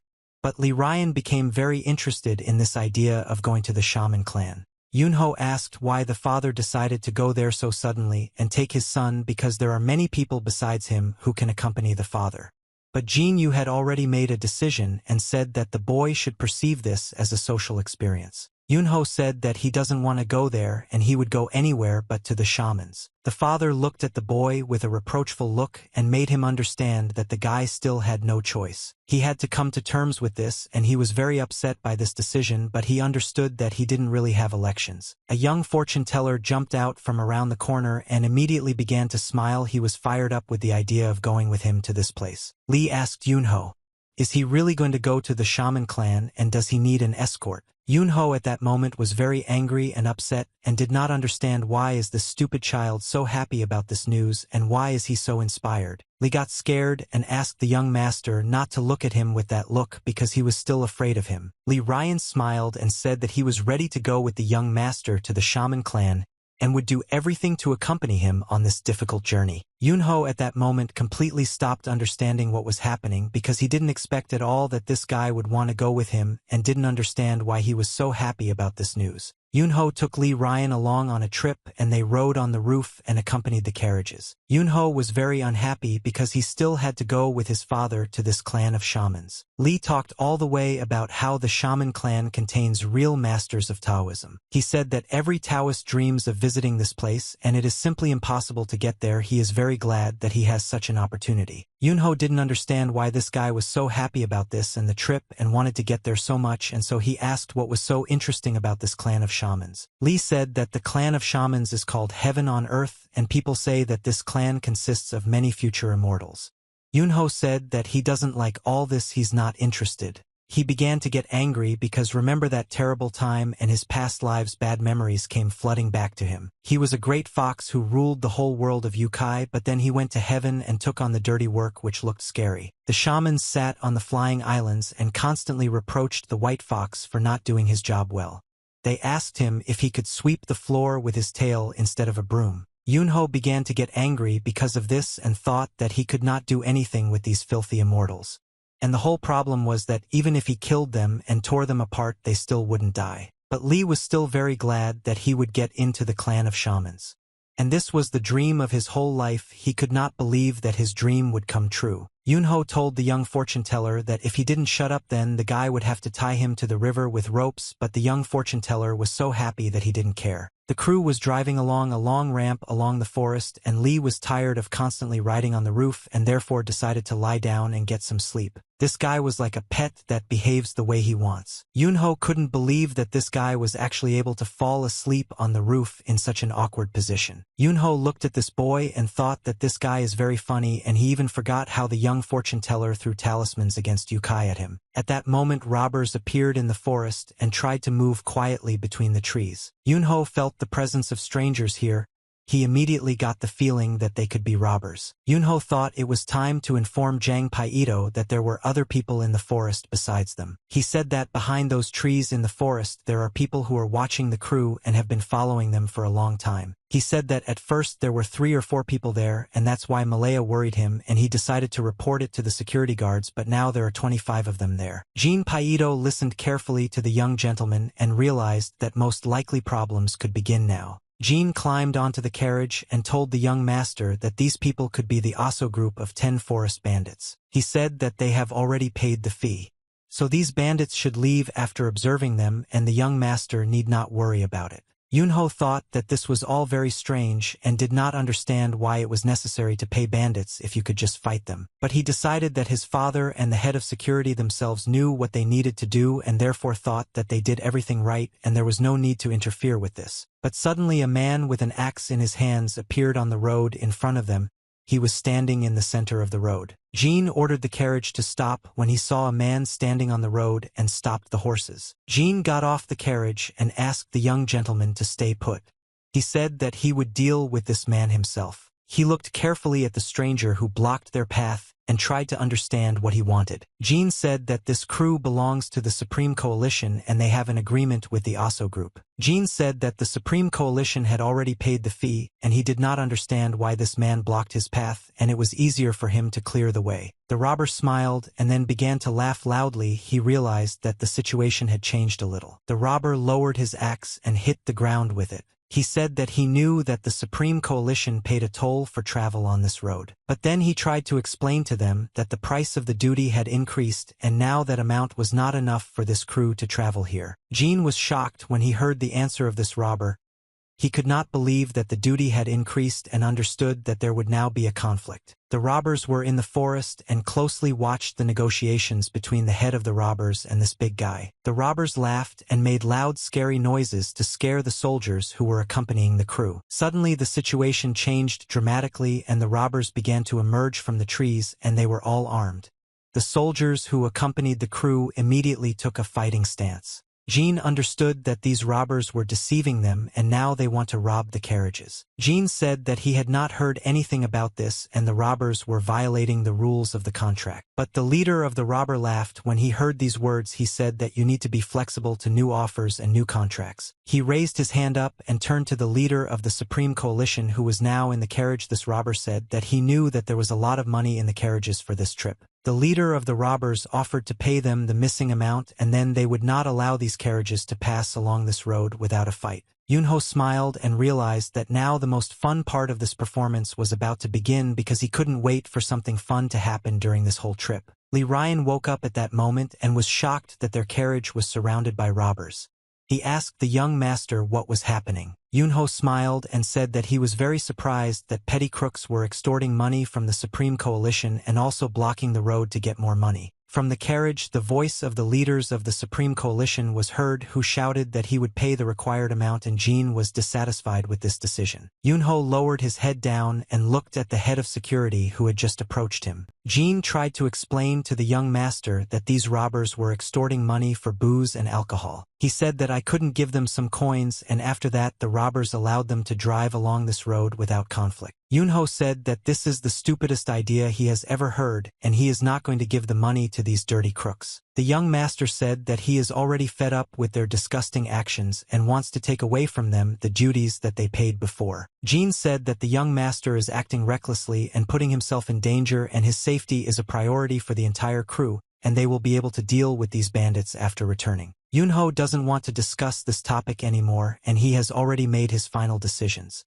Therefore he decided to jump off the carriage and quickly get down to business. Yunho extended his hand to the head of security and asked to give him as much money as these robbers need so that they can get away from them. Jean gave Yunho a blue bag of money. This bag contained 150 gold coins, excluding travel expenses. He asked the crew to drive further forward, and at that moment the young gentleman himself would personally deal with these robbers and then catch up with the crew. Yunho turned his head towards Jean and reminded him that the young master's safety comes first and these bandits can't do anything to him so the crew can safely move on without him. Yunho approached the leader of the robbers and said that he had 150 gold coins in his bag. The leader of the robbers was very happy when he heard such a large amount and thought that the Supreme Coalition was different from other crews that come here. The robber began to scratch his beard and said that this amount could cover the terms of the new contract. Yunho said that if this amount is enough then the bandits should clear the road and let the crew through. He pulled the axe out of the ground. After this the collection stepped aside and said that the crew could move on and they would not interfere with them. Yunho ordered the head of security along with the entire crew to drive forward and said that he would stay here himself and then catch up with them. The crew began their movement and they began to drive forward along the road. Yunho waited for this crew to drive a little further so that they would lose sight of him. Li didn't understand what was happening here and why the young master decided to stay with these bandits himself. The leader of the robbers carefully watched the crew as it drove off into the distance. The leader said that he allowed the crew to move on and therefore the young master now must pay him money for this service. He extended his hand forward and waited for him to finally be given the bag of coins. He asked the young gentleman not to hesitate in his decision to give money as quickly as possible before anything dangerous to his life happened. The robbers began to rejoice and laugh because they were able to get such a huge amount of money in such an easy way, and they began to discuss the amount of booze they could buy with this money. Yunho threw the blue bag of money into the air and smiled. He was in no hurry to give it to the robbers. He caught this bag with his hand and tried how much weight this bag has. Yunho said that he changed his mind and now doesn't want to give the money to these dirty scumbags. The robber smiled and realized that this young gentleman was not going to give him the money just like that, but it seemed very strange to him because there were a lot of robbers here. This guy was alone. He asked the young gentleman if he had thought well, and how sure he was that he did not want to give the money to the robbers, but Yunho stood calmly and didn't answer anything. The robber said that they might have problems with this guy, but he made his own choice and decided not to give the money. The leader of the robbers said that if the young gentleman does not want to give money, then the Supreme Coalition will no longer be able to travel along this path, and such an outcome will not only cause problems in the future but will also destroy their existing relationship.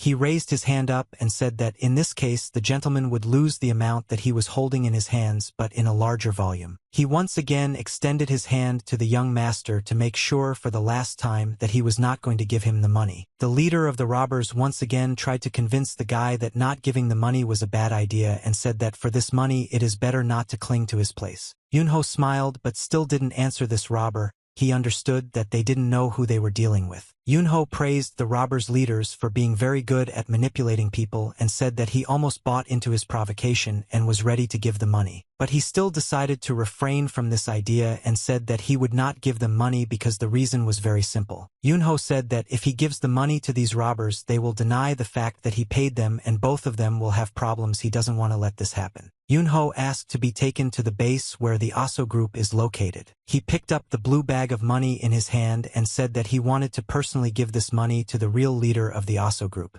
Yunho decided to do something much more cunning than anyone would have expected from him. The young master wanted to return all the money that these bandits extracted from the Supreme Coalition under the pretext of a duty. The bandit didn't understand why this guy was behaving so strangely, and he knew that this young gentleman had some kind of plan, but he didn't understand what kind of plan he came up with. The robber put his axe on the ground and leaned on it. The bandit informed the young master that the supreme leader of this bandit group had left the city on his own business and it would take several days. He asked how interesting it would be for the young master to spend his time on this and wait for him on the spot. He asked the young master not to worry about this situation and said that even if it took a few days, he would definitely give the money to the supreme leader and carefully store it until his arrival. Yunho laughed and said that a few days is certainly a long time and he is not ready to stay here for that long. Yunho said that such conditions do not suit him. He is not ready to waste so much time, to which the bandit replied that the young master is complicating the situation. Yunho said that he simply has no other choice because the situation is very difficult. The young master told them that even if he gave them the money now, he is not sure that any of these bandits will be able to take at least 5 gold coins from this amount. He took 1 coin out of the bag and showed it to all the robbers. After this, Yunho decided to throw this coin at the robber and use it as a shuriken. The bandit didn't understand what this young gentleman was doing. His behavior raised only questions, and it was all very strange. The coin that Yunho threw hit the big axe and knocked it to the side. Because of this, the bandit began to fall. He got scared and screamed because his axe had just flown to the side and he didn't understand how it happened. He turned his head back and decided to look at what had just happened to his axe. He saw that the coin that this guy threw at him was stuck in the iron tip of his axe and it was emitting blue energy. The bandit at first thought that it was all just his imagination, but when he took a closer look he saw that it was actually the coin itself and it was stuck in his axe. He exclaimed in fear that this couldn't be happening, it was all some strange tricks. Yunho apologized to these bandits for the fact that he missed a little and the coin should have ended up not in the axe but in the body of the bandit. He took out another coin from this bag.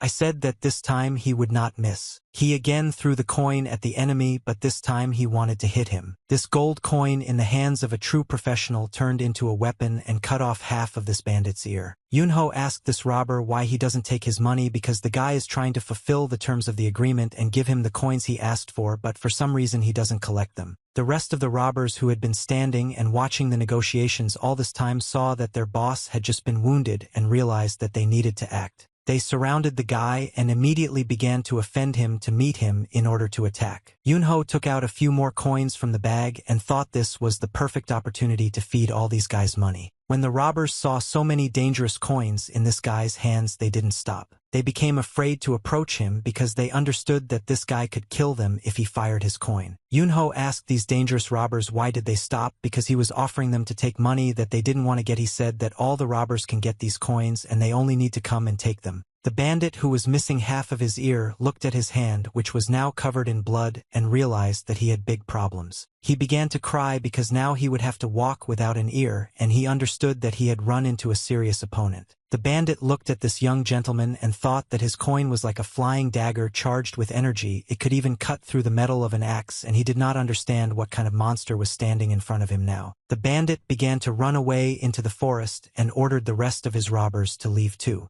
He said that now they were retreating, but next time they would definitely take revenge on him for this. These robbers began to run away like frightened rats, and the guy stood in the center of the road and did not understand why they were such cowards. Yunho was upset because everyone ran away because he was just starting to have fun and these idiots ruined all his fun. There was a gold coin in the sand that was stained with blood and got stuck there. The guy approached this coin and decided to pick it up from the ground with his hand. Lee didn't understand where the blood came from on this coin. Yunho doesn't understand where this guy came from here and why he didn't leave with everyone else. Lee Ryan ran towards the young master and wanted to tell him something very important. Lee Ryan approached him and asked why this coin was covered in blood, and whether everything was okay with the gentleman, but Yunho replied that if this guy trusts his eyes, then he can see that everything is fine here. Lee began to peer around him and saw that there were no longer these bandits who did not allow them to pass along this road, and he asked where they had gone. Lee Ryan said that your bandits were real hooligans and rude people, but their lives still have value. Yunho said that it was strange to hear such words from a guy who threw deadly talismans at a living person. Yunho will go towards the forest and said that there are many people in this world who would be better off going to the world of the dead. Lee asked the young master where he was going now.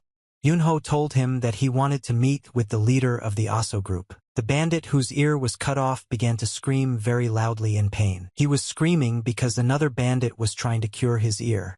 But it was a very painful procedure. A man with a red bandage on his arm sat on a stone and reproached the bandit with an injured ear for not coping with his task. It was better not to send him there. The bandit tried to explain the situation and said that their conspiracy began when their path was not blocked and today's events would reach the supreme leader, and he would learn about this failure. Yunho listened carefully to the dialogue of these bandits in order to collect as much information as possible. When Yunho and Lee were watching these bandits sitting in the bushes, Lee constantly tried to convince the young master of his decision. Lee said that any death is full of sorrow and pain, and killing someone is a grave sin. Lee asked the young master to avoid unnecessary deaths and achieve his goal with a minimum number of casualties. Yunho told his friend a story about how snakes die in fire not because their body catches fire but because they are stupid. Yunho hoped that this conflict could be resolved verbally by talking to their leader. He hoped that their leader would not be as stupid as them. Evening came and the street gradually began to darken. A group of bandits went to the secret camp of the Aso group. The guards who were standing near the central gate saw a group of bandits approaching and said that they left early in the morning to have fun and came empty-handed. One of the guards saw that this guy had blood on his face and something happened to his ear. He wanted to know what happened, but he was not given an answer. Yunho followed these bandits. They led him to exactly the place he needed. He said that these dirty robbers live here far from civilization in order not to attract too much attention to themselves. The guards saw a stranger approaching their camp and they were very surprised because strangers rarely appear in these places. The guard said that he had not seen strangers here for a long time. After all, this camp is deep in the mountains and this guy who is approaching them does not look like a person who is lost. The guards approached the stranger and asked who he was and why he came here. Yunho replied to this guard that he came here with the sole purpose of taking something that was once taken from him. He asked these two stupid guards where is their leader now. The guards immediately used their swords to stop the stranger. They tried to put their swords on his neck so that he could not go further. The guard in red clothes said that the stranger has no right to speak so disrespectfully about the leader, and at that moment the second guard suggested cutting out the tongue of this stranger for such words. Yunho laughed when he heard the pitiful conversations of these two bandits and realized that he couldn't just talk to them. Yunho decided to kill these bandits just like their friends in the forest. He only needed 2 seconds for these two guards to receive critical damage and fall to the ground. There was a fire burning in the main building located in the bandits' camp. The supreme leader of these bandits was in his house near the fire and heard some strange sounds on the street. He said that it was very noisy on the street and asked what is the reason for these loud sounds. He suggested that the bandits got drunk again. But at that moment one servant came into his house and asked for forgiveness for interrupting the rest of the supreme leader. The servant said that a very strange guy burst into their territory and asked to meet with the leader of the bandits.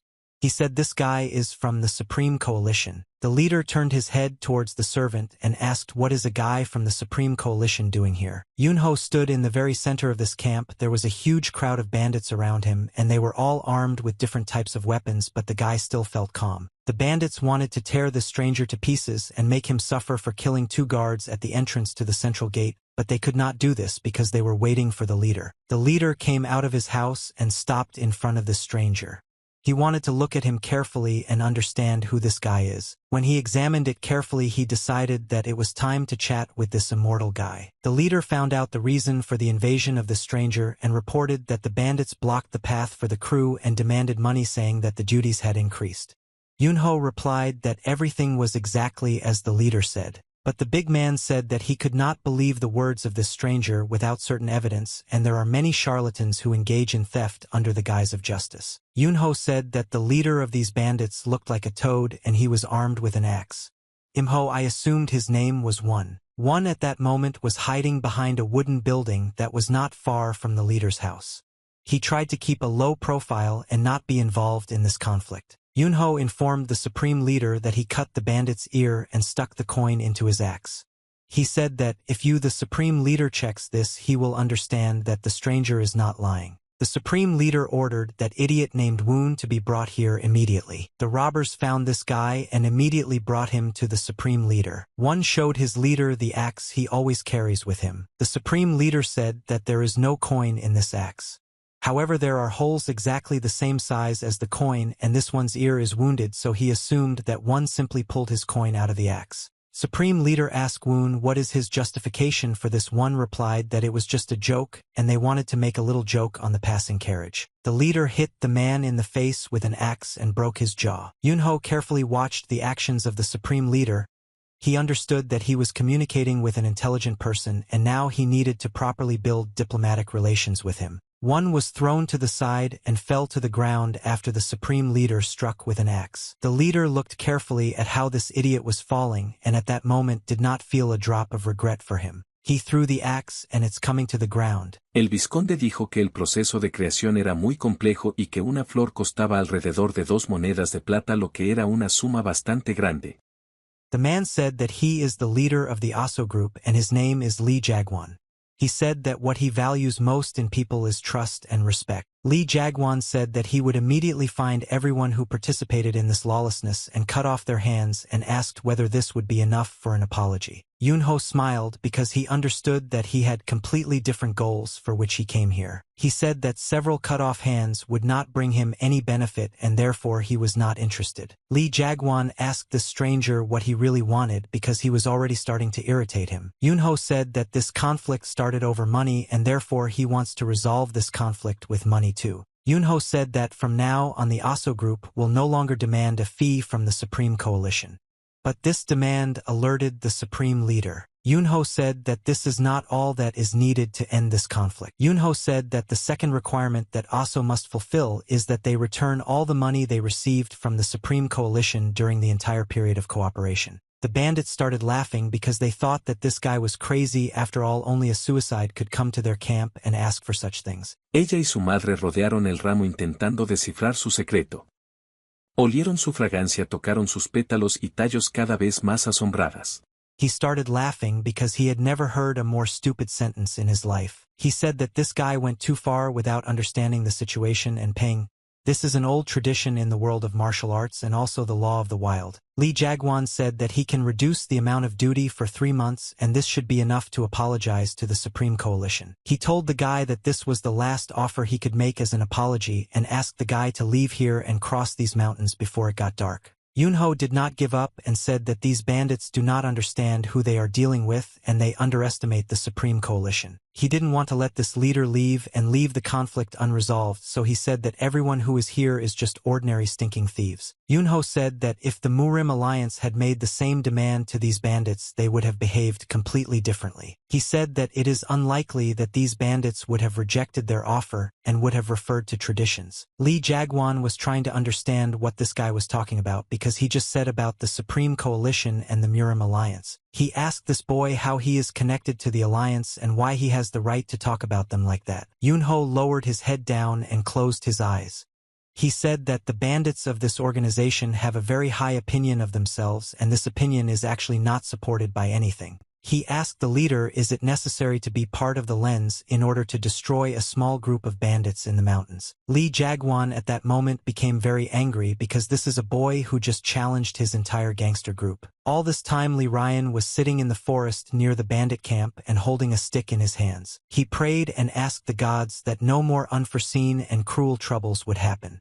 He wanted no one else to get hurt. Lee turned to God Amitba so that he could protect the young master and so that everything would be fine with him. At that moment, a very strong explosion occurred in the bandits' camp and the wooden walls of the camp broke. Lee saw that real chaos was beginning to happen in the camp and did not understand what happened there. He couldn't believe that despite his prayers, something terrible still happened in the camp. He started running towards the camp to help this damn monster who is constantly trying to kill everyone. Lee Jagwan was in a lot of pain after a guy stabbed him. Yunho punched this big guy right in the stomach. The leader of the bandits could not believe that this guy had such great power. Yunho smiled and told this thug that just because a bunch of stinking bandits are afraid of him, it doesn't mean that he is the strongest here. Lee Jagwan didn't understand where this guy got such great strength because he doesn't belong to the Mo-Rim alliance but has such strong martial arts. The big man fell and hit his face on the ground. He could not withstand such a strong blow. Yunho looked at the fallen leader of the bandits and thought that it is unlikely that there is at least one other young martial artist as strong as him. Now Yunho could relax and calmly take the money that rightfully belonged to the Supreme Alliance. He was about to go into the vault with money, but suddenly he heard a loud scream that stopped him. When Lee entered the bandit camp, he saw a very terrible sight and was afraid. In front of him lay a huge number of dead bandits. They were all crippled and scattered throughout the territory of this camp. Suddenly Lee Ryan saw his friend standing calmly in the center of this camp and not having a single scratch on him. Yunho said that the scoundrel gets what he deserves and explained to his little good friend that he didn't kill these people but just beat them up and they are now unconscious.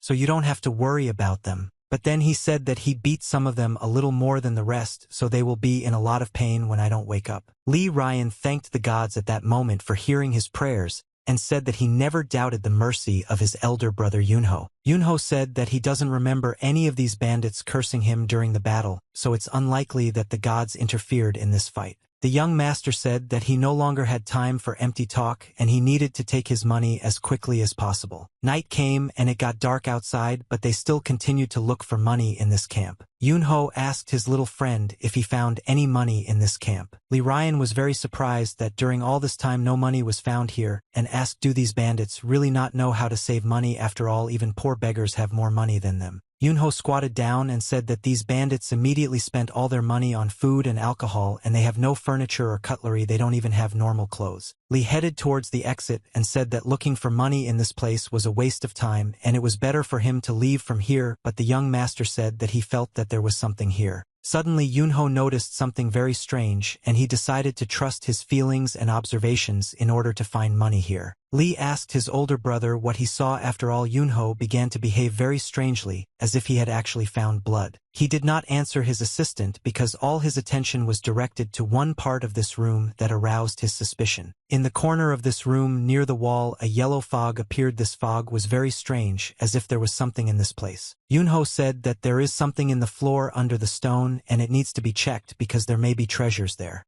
Lee at that moment thought that his older brother had gone crazy because they couldn't break the floor. But Yunho decided not to waste time and broke the stone slab with a blow of his fist. When the stone slab broke into several large fragments, he immediately began throwing these fragments in different directions. Yunho was right below the stone slab that he broke. There was a hiding place in which there was a chest. Lee asked his older brother how he knew that there was a chest here. Yunho replied that he didn't know about this chest, he just felt the energy in this place and decided to test his guesses. Lee was very surprised when he found out that his older brother also knows how to sense energy and thought that this guy senses different energies very well. Lee Ryan said that this cannot be because there is a seal on the chest that blocks energy and his energy could not be felt. Yunho picked up this chest and said that if it was sealed with a blocking seal it means that there is something very valuable inside the chest. Yunho didn't understand why this chest was so light. Lee at that moment was thinking that with his heightened senses, he could not sense the presence of this energy because of the talisman, but his elder brother was able to feel it.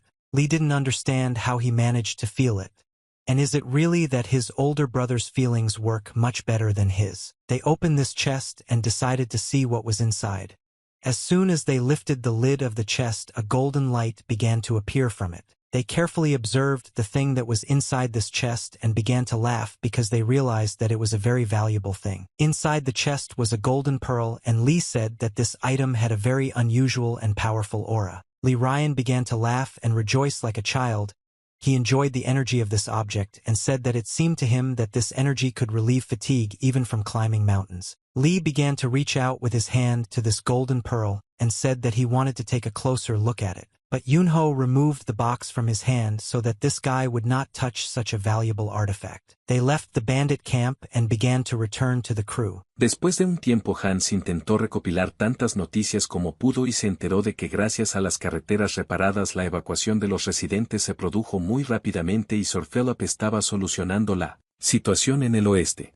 He smiled and explained that, in other words, it is the property of the Supreme Coalition and of course it needs to be protected from the wrong hands. Yunho said that he saved this guy because if he touched this treasure with his hand he would have to cut off this guy's hand. Lee realized that it was better not to continue this topic and asked his older brother how they would catch up with the rest of the guys who had left. He said that even if they don't speed up they won't be able to catch up with them even when evening comes, and even if they walk all night. It will still be difficult for them to catch up with them in the morning. Yunho said that half an hour would be enough for them to return to the crew, and the young fortune-teller did not understand how Yunho was going to get to them so quickly. Rodríguez examinó atentamente el horizonte y al notar algo le pidió a Hans que mirara también. He picked up this boy and began to carry him like a sack of potatoes. Lee was screaming at that moment and didn't understand what was happening. Yunho asked his little friend why is he screaming so much. Yunho said that if Lee doesn't want to roll on the ground like a log then he better not move. He used the internal energy that had accumulated in his body lately and decided that thanks to a surge of this energy he would be able to move faster. Yunho made a jump and began to fly up very quickly and hold the little fortune-teller Lee Ryan with one hand. The guy did not expect that his older brother could move so quickly in space, and for the first time in his entire life, he flew at such a high altitude. Lee shouted to his older brother that there was a cliff ahead and tried to warn him so that they would not fall off this cliff. Yunho said that the cliff does not scare him because he is going to jump over it and get to the opposite side. Lee said that he did not want to participate in this and suggested choosing an easier path in order not to jump over this cliff. But it was already too late and they pushed off from the edge of the cliff and jumped. Yunho was flying in the air and holding this screaming baby in his arms. Yunho said that in the clearing of the clouds the stars look very beautiful, and he had never seen them so close, but the young fortune-teller continued to shout loudly.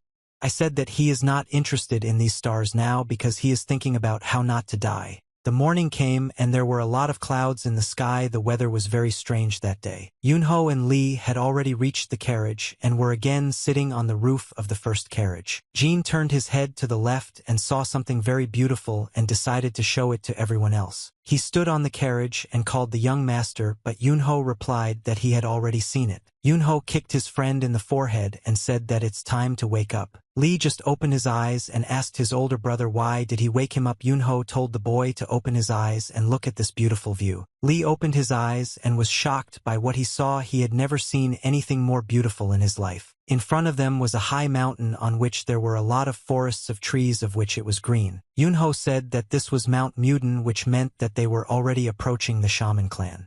Lee was incredibly happy at that moment because they were able to get here. Yunho was very unhappy because he did not want to return to this place again. After all, he has a lot of bad memories associated with this mountain. Lee could not calm his emotions and he danced on the roof of the carriage and joyfully shouted that he was finally able to get to Mount Muden. A lot of boxes were taken out of the carriage. This was the cargo that needed to be brought here. The person who greeted the guests here said that the goods looked great and thanked the carriers for such a good job. This person who is responsible for receiving the goods told his foreman that all the goods arrived safe and sound, the carriers did a good job. But at that moment the master was very busy looking at Yunho with a dissatisfied look and seeing him as his competitor. He was very unhappy that this guy was here now. He felt that he didn't like this boy. Yunho was also not happy to meet this person and therefore looked at him with contempt. Yunho asked this master to repeat once again what he just said. The master said that Mount Muden is a sacred place. The master said that if these people want to enter the sacred mountain, then they must give their weapons to the monk for safekeeping.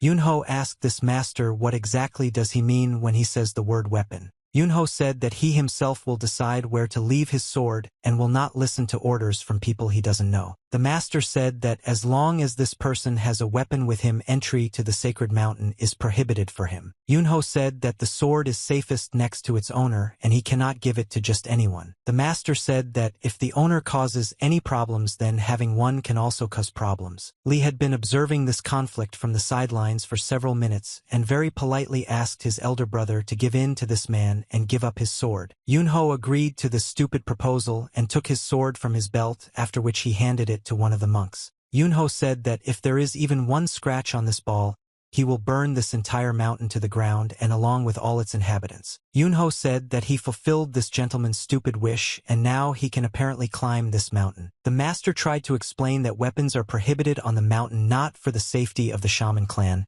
but because it is a ritual of respect to show the guest's gratitude to the head of Tai Chi. Yunho started laughing and asked that those who use their legs and arms as weapons should cut them off in order to demonstrate that they can no longer climb the mountain. The master began to get angry at this guy and said that he was an insolent person who did not respect other people's traditions. Yunho was also very angry at this master and said that he had never seen such cunning charlatans as this master before. The master asked his assistant Inseong to take these guests to the sacred mountain, and after which the assistant bowed to him and said that he must do this. Lee hit himself on the head and said that this situation seemed very absolute. Inseong said that the original sacred mountain was taken care of by recently completed initiations. The third-generation students who had just set foot on their path received the title and began training, but unfortunately now it is the responsibility of the second-generation student of Master Myung-jin. He said that Master Myung-jin is a very strict person, and not only towards them as his students but towards himself. Inseong turned his head to these guys and said that even despite his attitude towards himself and towards people, this does not mean that he is a bad person, so he asked the guests to understand him and not be biased towards him. Lee smiled and tried to be nice so that these monks would consider him their friend. He said that in no case would he be prejudiced towards the master. He said that the main problem is those who refuse to understand this, like Yunho's older brother. Lee said that even though the master is not old, he makes a great impression. Inseong smiled and said that the master is a genius because he mastered the Taechun sword technique to the level of 7 stars, and he is the pride of their Muden clan, or as most people call them, shamans. Yunho was very unhappy that this guy Tak admires his master. He doesn't know that he's still much better than this master. Teacher Yunho once told him about this Taechun technique, and the teacher said that the shaman clan is known as the clan of righteousness along with the Saram clan, which is located on the neighboring mountain. He was surprised that this clan admires and is so proud of their master. Yunho didn't understand why they spoke so positively about him. The man looked uncontrollable and arrogant, as if the whole world should bow to him. Han suspiró profundamente y dijo que había revisado los materiales sobre la recuperación de tierras en Occidente.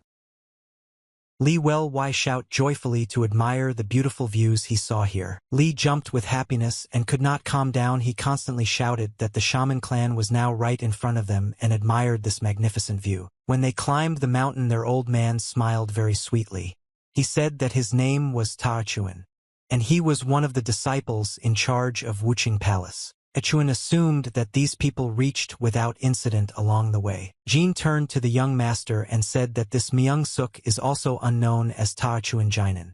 This man is one of the leaders of the Murim Alliance and an up-and-coming member of the Orthodox martial arts faction, and meeting him here is a big surprise. The guy was not at a loss in this situation and said that his name was Yunho and said that he was the young master of the Supreme Coalition. The master finally realized who this arrogant guy is. He remembered the moment when they met, when the master said his name and said that his name was Myung-jin.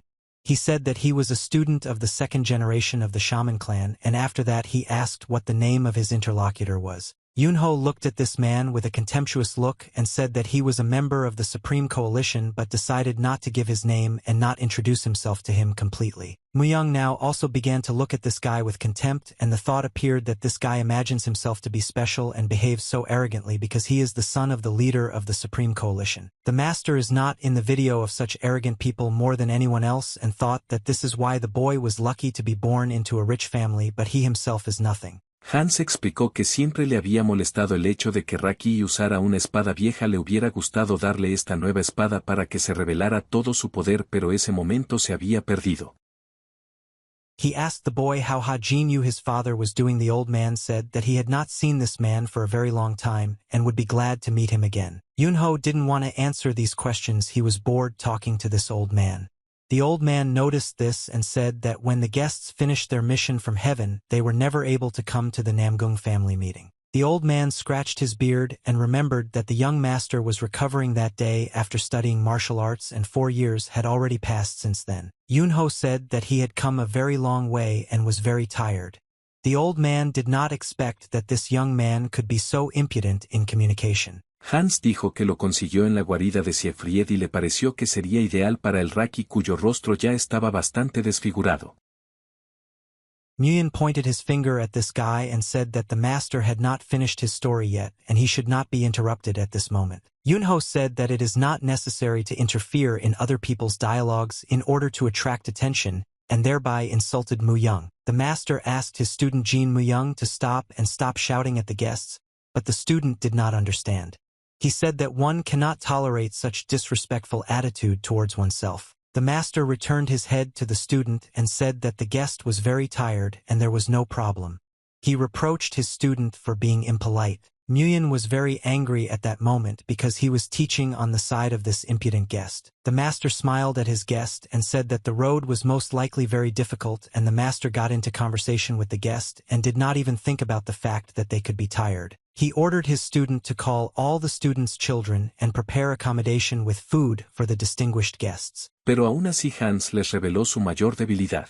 Muyang didn't understand what the problem was, that you behaved very arrogantly when visiting, but then he thought that most likely he overreacted to this guest. He looked at Yunho and thought that this guy was just trying to provoke him with his arrogant behavior. Yunho looked at this loser and stuck out his tongue at him as a sign that he does not respect him and is ready to mock him further. Muyang understood that this guy was mocking him and was constantly trying to provoke a conflict between them. Li Ryan ate the food that the monks made for them and stuffed his mouth with rice and vegetables. The guy looked at his friend Yunho and said that he was very embarrassed. Li said that if Yunho doesn't like being here and he doesn't like the clan of monks, this doesn't mean that he can behave so brazenly in this place, much less make Li look like a fool in the eyes of these monks. Li reminded Yunho that they were here to maintain the reputation of the Supreme Coalition. Throughout the dinner, the boy scolded his friend for his behavior and explained that martial arts masters value respectful relationships in people.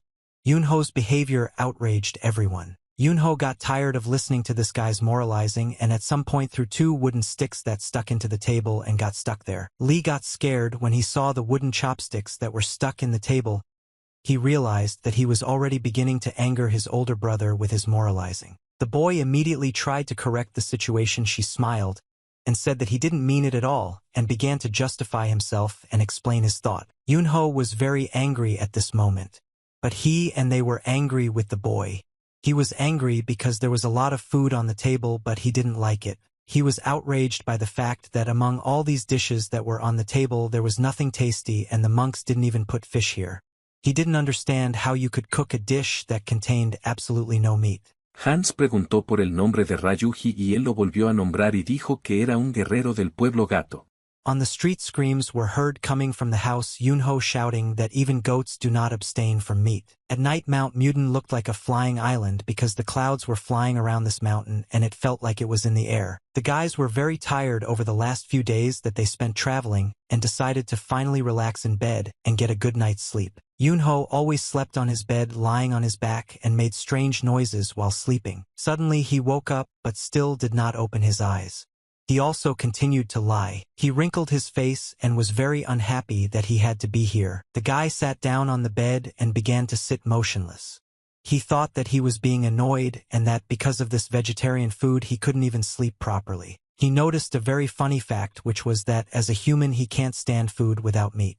But in the same way he didn't like food without meat when he was a yokai. Suddenly he heard strange sounds and immediately reacted to them. He wondered what these sounds were and where they came from. Yunho immediately realized that these sounds were coming from the next room and decided to check what happened there. But when he entered the room his friend was not there, and Yunho thought that this little idiot had most likely already left somewhere. But Yunho was outraged that this guy left home and didn't tell him anything. In the silence of the night, the voices of people were heard. They walked along the territory of the mountain, and Lee's voice said that if he had known that the master was here, he would have come earlier. They disappeared into the darkness, and only their black silhouettes were visible. The master said that everything was fine and asked why the boy wanted to meet him. Lee replied that this place is sacred, and few people can get here, so he decided to take advantage of the moment. The old man smiled and said that people don't come to this place without a special reason. He asked the boy what was happening to his master now, and the boy replied that nothing had changed and everything remained as it was before. The old man smiled and said that it is very easy for people who try to adapt to his character to live. Lee asked not to communicate any more about his master because even thoughts about him exhaust the boy. The old man agreed that the thought of his master exhausted his mind. He talked about how he was once depressed and could not even properly talk to the master. Lee replied that his interlocutor held out for a very long time communicating with the master. Yunho climbed onto the roof of the tallest building that was located in this village and began to look for his friend. He stood at the top of a small tower and said that he felt the presence of this guy somewhere nearby but could not find him. He went down and landed on the ground. After that, he decided to look around him. Yunho still didn't understand what was happening to his friend and where he had gone because he wasn't anywhere right now. He stood still and simply turned his head in different directions, hoping to find at least some clue that would help him find Lee Ryan. Yunho was starting to get a little angry because he couldn't find this guy. Suddenly he felt a strong vibration on the ground and did not understand what was happening. It was very strange and did not look like an earthquake. He turned his head to the side and saw something very big. In front of him was a large statue that stood in the center of a small square, and this statue was in the dark. You had to look closely to see it better. The statue had a large sword in its hand, and the blade of this sword was pointing downwards. I was leaning on the ground. The face of the statue was very stern and aggressive.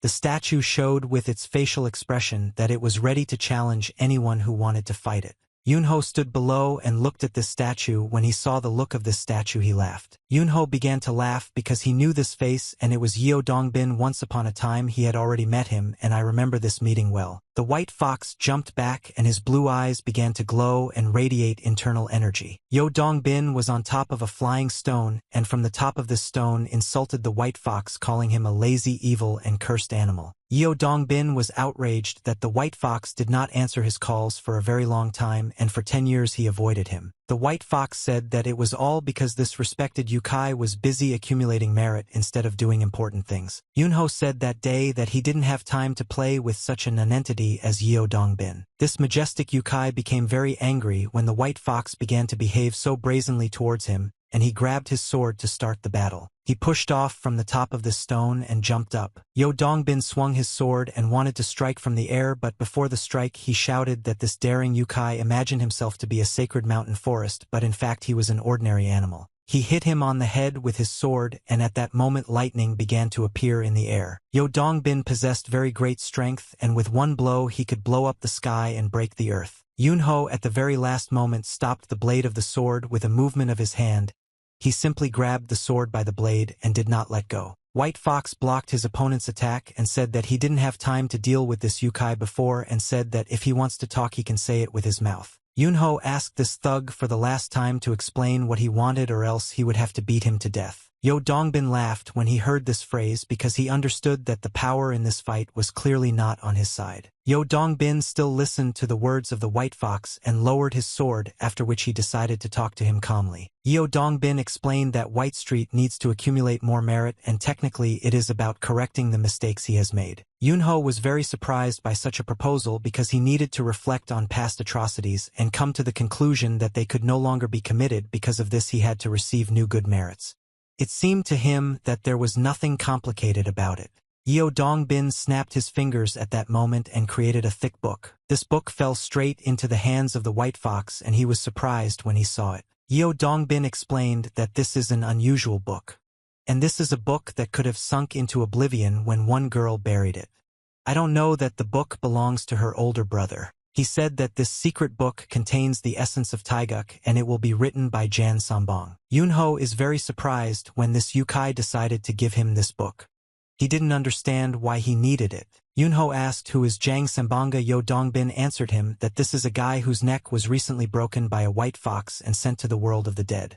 This was the same monk whom White Rice killed at the very beginning of history. It was still hard for him to remember this monk because it was all a very long time ago and he did not focus his attention on it. But nevertheless he decided to look at this book again, and yet his attitude towards this book changed. Dongbin said that the white fox must return this book to where it should rightfully be, and if the white fox dropped a no order then he will clear some of his karma. Yunho stood right in front of the statue and looked at it. He said that he met him again and this was an unexpected meeting for him. Yunho looked carefully at the statue and tried to remember the facial features and texture of this Yukai because he had not seen him for several thousand years. Yunho heard Li Riang's voice and turned his head towards it. Li was very happy when he saw his older brother here.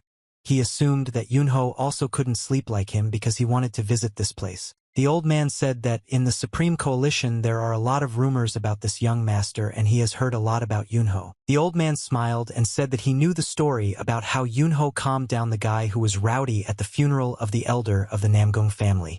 The old man said that he was very sorry that he himself could not see this. Li explained in a whisper to his friend that this old man's name is Jin Yongjin and he is a master specializing in recording manuscripts and he is a close friend of his teacher, so the guy did not want to talk to him tonight. He also introduced himself to this master and said that his name was Yunho and he explained that he did it for fame. Yajin smiled and said that the world is very big and vast, but in comparison with it the human world is very small and cramped. Yajin asked the young master if he can ask him one non-intrusive question. Yunho asked this master what question exactly did he want to ask. Yajin said that from afar like a young master, he was looking intently at the statue. He became very curious. Why was he looking at it so carefully? Yunho replied that there were special reasons for which he looked at this statue and no, he just noticed that Dongbin was accurately portrayed thanks to this statue and not a single detail was missed. Yajin was very surprised when he found out that this young gentleman knows who the man depicted in the statue is. Yajin said that now few people remember such a great warrior of heaven who destroyed all evil on earth and heaven like Dongbin. Yunho said that he didn't know what this great warrior did. But the only thing he knew for sure was that Dongbin had a very hot temper. Li said that such words should not be said in this great deity. Yunho doesn't understand why he can't talk about Dongbin like that. Li immediately began to explain to the master that the guy did not quite understand what he had just said and he meant that this warrior was very brave. But Yajin was not upset or offended by the young master. He began to laugh and showed his reaction that these words made him laugh. Yajin became very interested in how the young master knows this great warrior so well, and how does he know about his character. Yajin said that the young master very correctly noticed the character trait of this warrior and many stories were written in old manuscripts about his strong character. He said that even those people who know the teachings of Taoism well either miss this point or do not know about this trait in his character. But the fact that young master so accurately noticed this means that he is not only good in martial arts but also has deep knowledge of literature. Yunho thought that he doesn't know how well people were able to record information about this guy, but most likely there is less information about Dongbin than Yunho knows. Yajin smiled and said that during the day the landscapes of Mount Muden are impressive, but at night they are no less beautiful, so looking at them is a special kind of pleasure. He said that if the gentleman didn't mind, he would like to continue their conversation while enjoying the night views while walking along the mountain. Two young students later walked around the territory of the settlement and talked about something sweet with each other. They heard the voice of old man Yajin who called them and the guys paid attention to him. Yajin asked these children why do they go out at such a late hour instead of sleeping in their beds. They bowed to the old man and said that they were just returning after paying respects to the temple. The old man told them that even the Holy Spirit sleeps at night and children should rest instead of wandering the streets. They immediately began to run to their house, and one of them shouted that he had already warned them not to go this way. Lee asked the master why he just mentioned the Holy Spirit when talking to these children. Yajin stood silently for several seconds and did not answer anything, after which he said that he had to explain something to the guys. Yajin asked them what if there was a shrine dedicated to Yukai here, would they believe the old man and want to go there or not. Lee said that this cannot be, and he cannot believe that in this place there could be a shrine that was dedicated to the real Yukai. Cuando se sirvió la comida y todos comenzaron a comer, Regina de repente dejó escapar un grito silencioso. Yunho asked his friend why is it so hard for him to believe that in this place there could be a temple dedicated to Yukai. Lee replied that the whole problem is that he is a Taoist from the Doram clan. Yunho said the name of this clan several times in his head. It seemed to him as if he had heard this name before. Yajin explained that in the past, when the border between the human world and the Yukai world was unstable, the shamans expelling the Yukai founded their Doram clan. At the moment, the Doram clan remains vigilant as there is almost no border between their worlds. They argue that no one knows when yokai will appear again. Yajin explained that for all members of this clan it is very difficult to accept the fact that an entire temple was built in their honor, which is a sanctuary. Lee said that Yukai are the real evil for the human world and they need to be defeated and exterminated, every single one. But the boy's words only made the master laugh. Lee said that no one protected people from Yukai more than shamans, and he does not understand how such a respected clan could do such an act. Yajin will explain that this is an unusual yokai and he is different from all other representatives of their race. But Lee was convinced that Yukai will always remain Yukai and they cannot be changed. Yunho became interested in the fact that this Yukai in whose honor the temple was built was different from the others. He thought that sometimes those who prohibited cannibalism appeared and tried to establish friendly relations with people. But he still couldn't believe that some shaman who opposed the Yukai built a shrine and worshipped them. Who could it be? The mysterious Yukai who was able to convince him. These thoughts worried Yunho. The shrine contained a large portrait of this Yukai, and it depicted a white fox descending from the heavens and holding a book in his hands. Yunho couldn't believe his eyes. He thought it was some kind of dream and all this didn't exist. He opened his eyes wide and looked at his portrait from past lives. He was still shocked by what he saw. Yajin said that the respected Jan Sambong left behind something for the descendants of the shaman, and there was such a book, a priceless treasure that contains all the things in the universe. He said that one day suddenly this gentleman disappeared and the treasure also disappeared with him, and at that time their ancestors were at a loss and they had no choice but to wait out these days of confusion. Yajin said that this great Yukai found a book that had disappeared and returned the manuscript to someone who had a hard time. Yunho at that moment began to get very angry and blame Yeo Dongbin for what he did. Yajin said that this Yukai was a white fox who came to the human world after and gave the book. But after handing over the book, he immediately left Mount Muden, and his ancestors didn't even have time to thank him. Yajin said that it was the fox who returned the blood that allowed the shamans to live on, and they could not forget his legendary act and turn a blind eye to this story. In the end, their ancestors began to revere him as a sacred spirit, to whom all the treasures of the world are subject. They built this sanctuary to express their gratitude. The master said that the ban on meat and adherence to vegetarianism is a sign of respect for the Holy Spirit and a ritual that monks must do to pay their respect to him. Yunho at that moment I could no longer contain my anger and irritation, and it was as if he began to explode from the inside. He could not believe that these stupid monks worshipped him and also forbade him if meat. Lee finally understood why this sacred temple was not created, and now he no longer reacted so radically negatively to this Yukai. He said that he thought that all Yukai who do evil to people should be destroyed, but since this white fox was a benevolent spirit who could help the shamans live on, it was very difficult for him to accept the fact that he was good. Lee thanked Yajin for telling them this beautiful story about this great good spirit. Lee Ryan asked his older brother if he liked this incredibly beautiful story about a white fox. Yunho, I didn't answer anything to my friend, but I thought that this is not just a beautiful story, but this is a fictional story that is incorrectly told to the shaman, and he even remembers how it really happened. Max inmediatamente comenzó a gritarle a Hans que estaba parado allí como una estatua y bloqueando todo el camino, lo cual era muy grosero. Yunho landed on the roof of one of the houses and decided to stop here for a while. He was here for the first time, and the only thing he thought about was that this place was disgusting and he would never want to come back here again. He looked at this large mountain and thought that most likely this was the holy land of shamans to which he needed to go. Yunho remembered that when he came to the human world using the secret technique of Jang Sambong and climbed Mount Muden, he clearly expressed the reason for his visit to the clan who were on the mountain. The boy was sweeping the street with a broom but suddenly heard a voice calling him. When he turned his head, he saw a very strange creature with a huge number of tails, sparkling eyes approaching him. The boy was still very young, so he was scared when he saw this creature here. But despite his young age, he was still able to understand that a real Yukai was now standing in front of him. The white fox handed the book to this little boy and said that in this book contains the secret technique of Jansambong.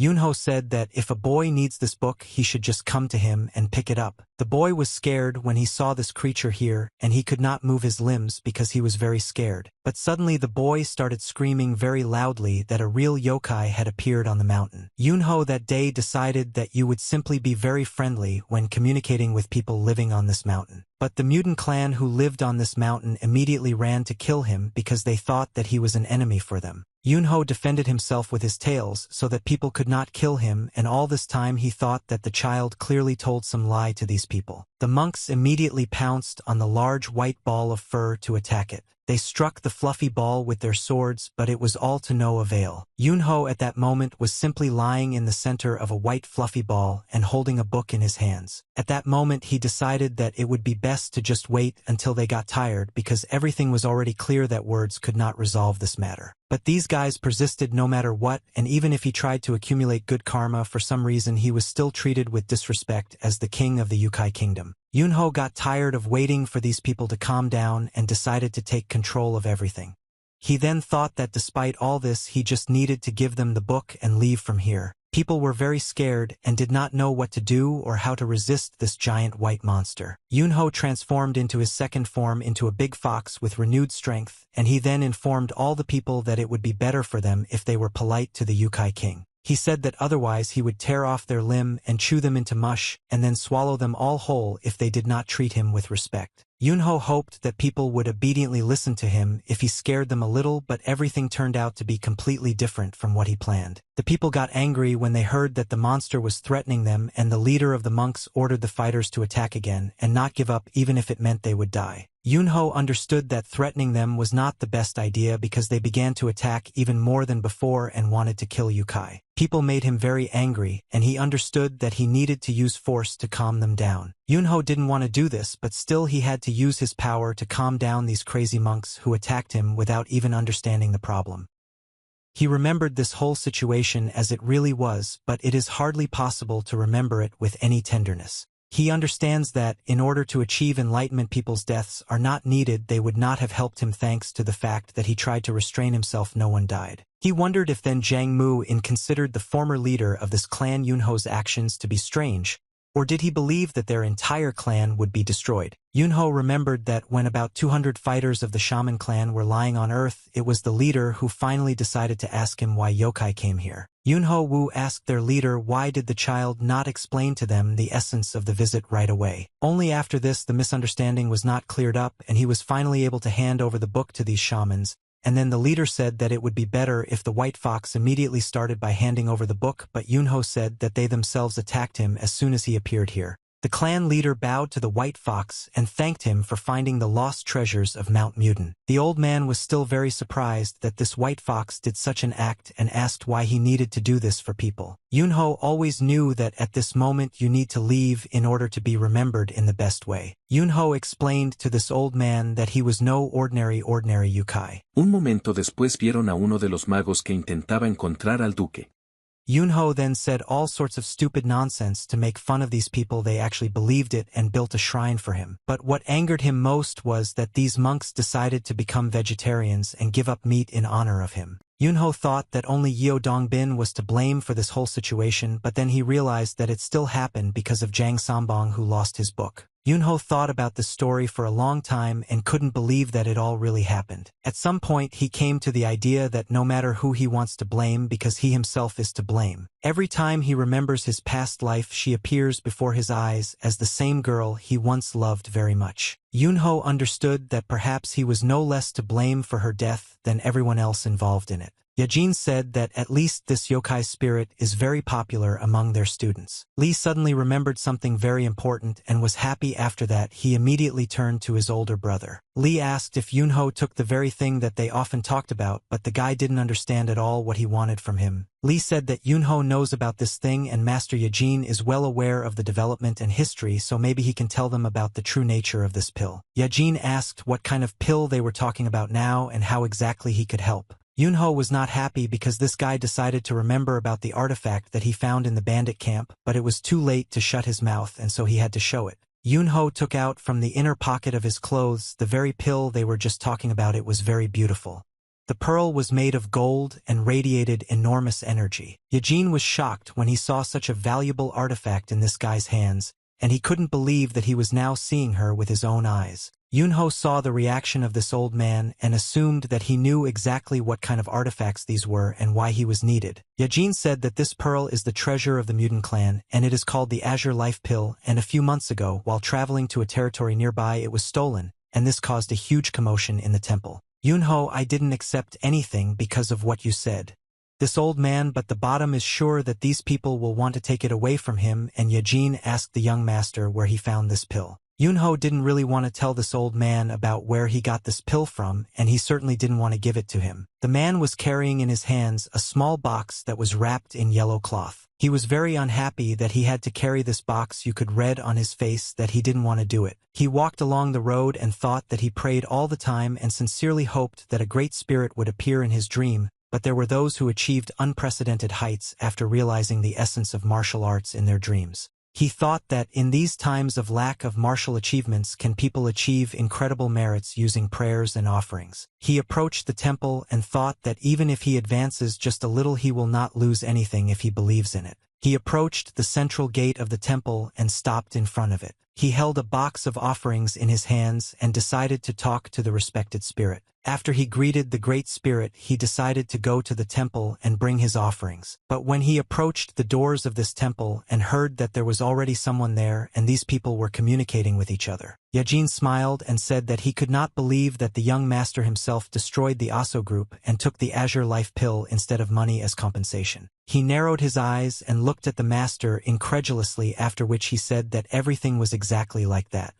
Yajin said in a very surprised voice that this story impressed him. Lee asked his older brother what he will do next, and the guy still didn't know what to answer him. Lee Ryan explained that the Azure Life Pill originally belonged to the mutant clan, so the best solution is to return this pill to them. Yunho was very dissatisfied when he heard such a proposal and did not want to give this pill away until the last moment. Lee said that this would be the best decision.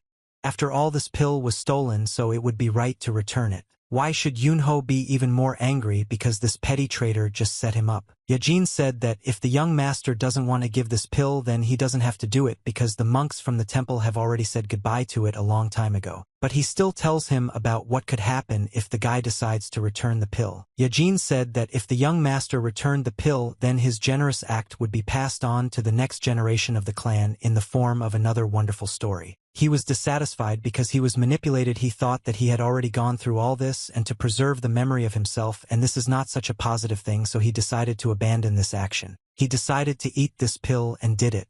But this was not so as not to return it, but he simply did not want another idiotic story to be told about him again. The man heard the voices of people who tried to stop the guy and asked him not to eat the pill. I didn't understand what kind of chaos was happening in the temple at such a late time. He turned around and decided to leave the temple at that moment. He was thinking that the head of the Asa group was an unrecognized martial arts master in Murim, and he did not understand how this vile and young gentleman could get away with him. He thought that certain people didn't get the pill using their machinations and they didn't kill anyone and they shouldn't brag about it. Yunho said that that old man said that he had already said goodbye to this pill, but his hands were very fast, so they took it for themselves. He walked along the stone bridge and thought that he should have swallowed this pill as soon as he found it, and it all happened because of that talkative kid. He looked at the sky and thought that maybe Jan Sambong cast some kind of spell on him before his death, because every time he comes here something absurd happens. Suddenly the guy turned his head and saw something very strange, and he immediately turned his attention to this object. In front of him was a large cave, but the entrance to this cave was closed and tied with a red rope. This cave was familiar to him, and he even knew where it came from and why it was here. This place appeared after he dealt his strongest blow, and after this blow a cave appeared. That day he fought against these idiots. He thought that some managed to escape and wet their pants and some were unable to hide. Above the entrance to this cave there were two signs. One of them said that this was the demon's cave. And on the wooden signs it was written that entry here was prohibited. But Yunho understood that not a single cave could stop him and therefore began to enter it. He stood in this cave and attentively looked at everything here. Yunho understood that there was empty space inside the rock, and he became interested. Could he consider this cave his discovery? He saw a white fog that appeared in the darkness of the cave. He wondered what it was. He began to feel something very strange in this cave and went to the edge of the rock, and the cave was making various sounds. Yunho assumed that his power was sealed here in this cave, and he was happy about this because he could now return it. He immediately jumped off the cliff, and although he went down to the very bottom of this cave, when he was below, the bright blue fog became even brighter and he was right in the middle of it. He understood that this was not just a blow, but that the fog frozen in the air was his strength that was invested in that blow. He couldn't believe that, even after hundreds of years, this power remained the same. He extended his hand forward and spread his fingers, and a blue bright mist immediately began to envelop his palm. Several thousand years have passed since he was last in this place, but nevertheless the power remained the same as it was on the day when he threw it out.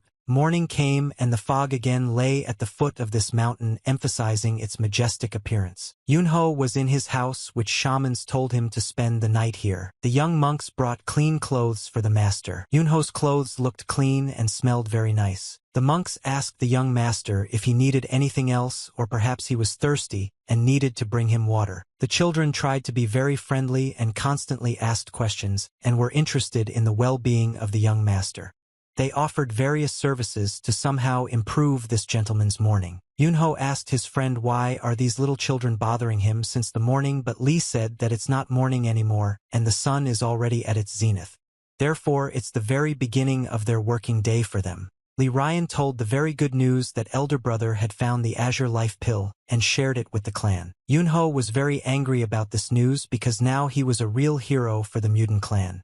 This means that they will love him as a very respected guest, but he can't stand these monks. Lee smiled standing in the doorway and said that it was all thanks to his efforts. But Yunho blamed the guy for taking the pill away from him because of his loose tongue. They brought food and put it on the table. This food was rabbit meat. They prepared meat especially for them. After all, everyone knew that the young gentleman did not accept vegetarian food. Yunho was also very surprised because these monks broke their rules and brought meat for him. Yajin smiled and said that he and the monks decided that it would be too impolite to feed the young master only vegetables, and the young master is not part of their clan. At this moment Yunho drew his attention to the fact that the master's entire sleeve was stained with dirt and blood. He became very interested in how this master got stains of blood and dirt on his sleeve, and he wanted to know what this master was doing. Yunho sat down at the table opposite the master and asked the old man who caught these rabbits and prepared this delicious meat for him. Yajin laughed and said that the rabbits of Mutant Mountain accumulate energy like monks, so they are very difficult to find. Todos los defensores estaban seriamente asustados en este momento crítico al ver tantos soldados enemigos rompiendo sus defensas.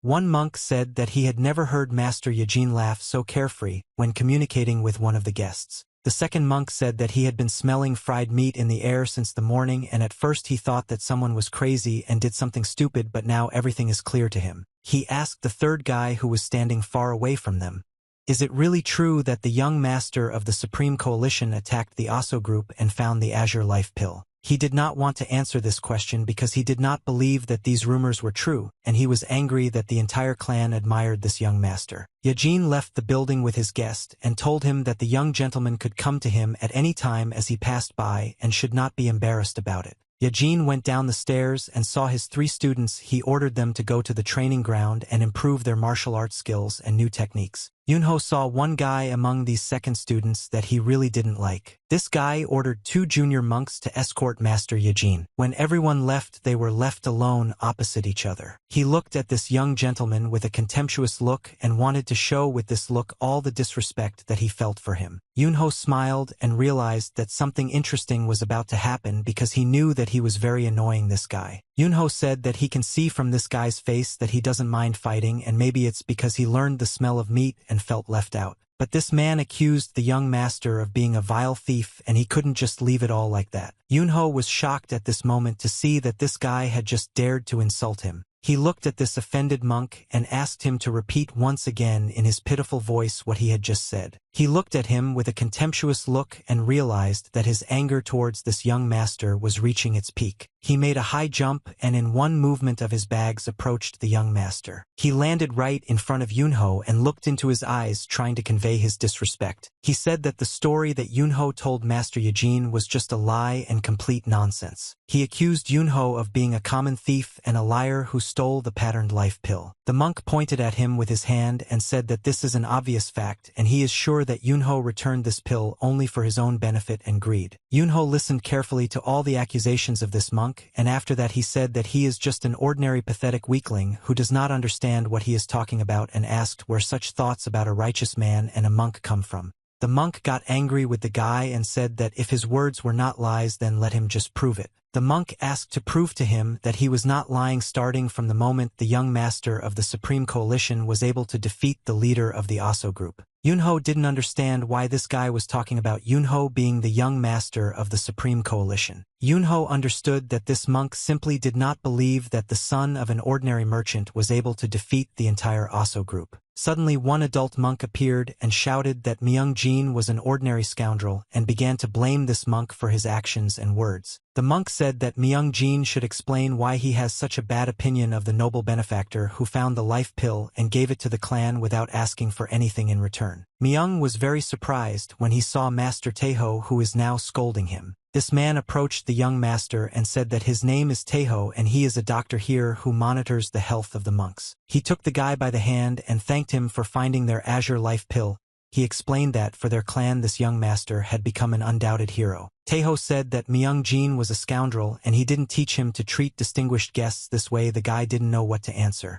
He simply bowed his head and tried to explain the situation as it really was. Taeho ordered this monk to shut up because he said that he heard everything perfectly and therefore does not need excuses. The guy lowered his head down and listened to how the master scolded him, who said that the monk should bow immediately and apologize to the young master. Yunho said that everything is fine and this monk should not apologize for that conversation. Yunho told this master that his student was just a very curious guy who wanted to know how the young master managed to defeat the Aso group. Taeho said that from what he heard it sounded more like the young monk accusing the young master. Taeho smiled and said that everything was as he expected and the young gentleman is a very understanding person, so he voluntarily gave away the pill that someone else would have expected to keep for himself. The master ordered his student to look again at this young gentleman, who is a benefactor, and learn good manners from him. Yunho smiled at that moment and realized that now is the perfect moment to play with these monks. He said that now he wanted to satisfy his curiosity because he was thinking of somehow showing this teaching his martial art. Taeho was very surprised when he heard that this young master wanted to demonstrate his martial arts. Myung didn't understand what was going on and why this guy started talking about martial arts now. Yunho wanted to prove to this guy that he is a very experienced warrior. And the most important thing that he understood was that the guy himself ran into a fight and now it needs to be organized. Myung thought that this boy was an ordinary weak kid who is the son of a merchant, and he knew that if this kid came to him in the battle arena then he would go straight into the tiger's den. There was no reason to refuse this fight because it would solve the whole conflict once and for all. Young monks trained in the battle arena honing their blows with wooden swords. These monks practiced their blows under the supervision of their master. The master was meditating at this time and trying to concentrate, but his ears were always ready and he heard everything that was happening around. When the doctor came to the arena, he was very surprised to see the master here. I didn't expect to meet him here today. The master asked what brought the doctor here today, and Taeho replied that something very interesting was planned here, so he came to take a look from the outside. The master was very interested in the words of this doctor.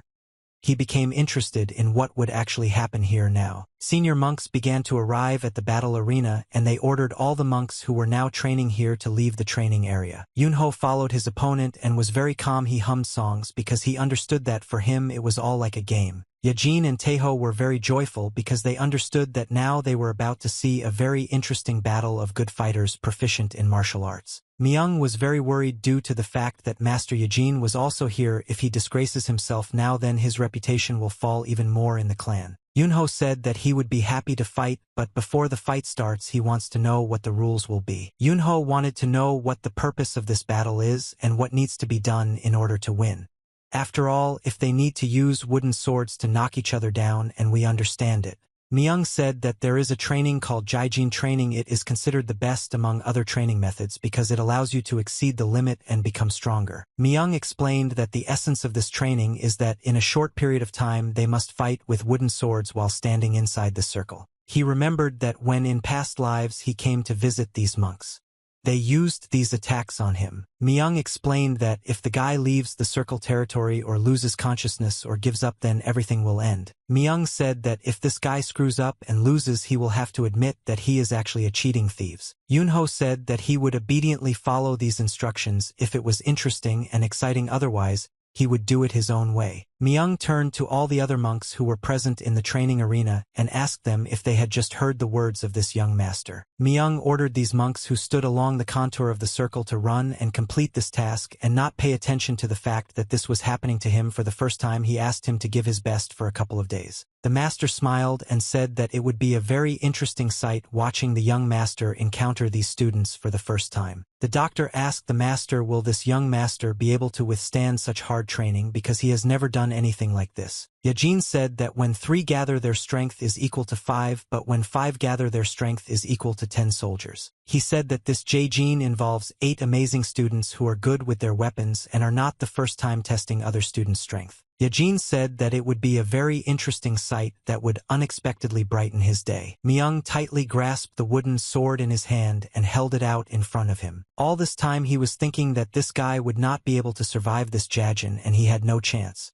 All he could do was disgrace himself in front of Jajin. The monks stood along the contour of the circle and collected their internal energy in order to begin the task. Yunho felt that these monks were simultaneously directing their forces in his direction. He realized that now they would begin their attacks. He thought that if he succeeded they gave them all away at once.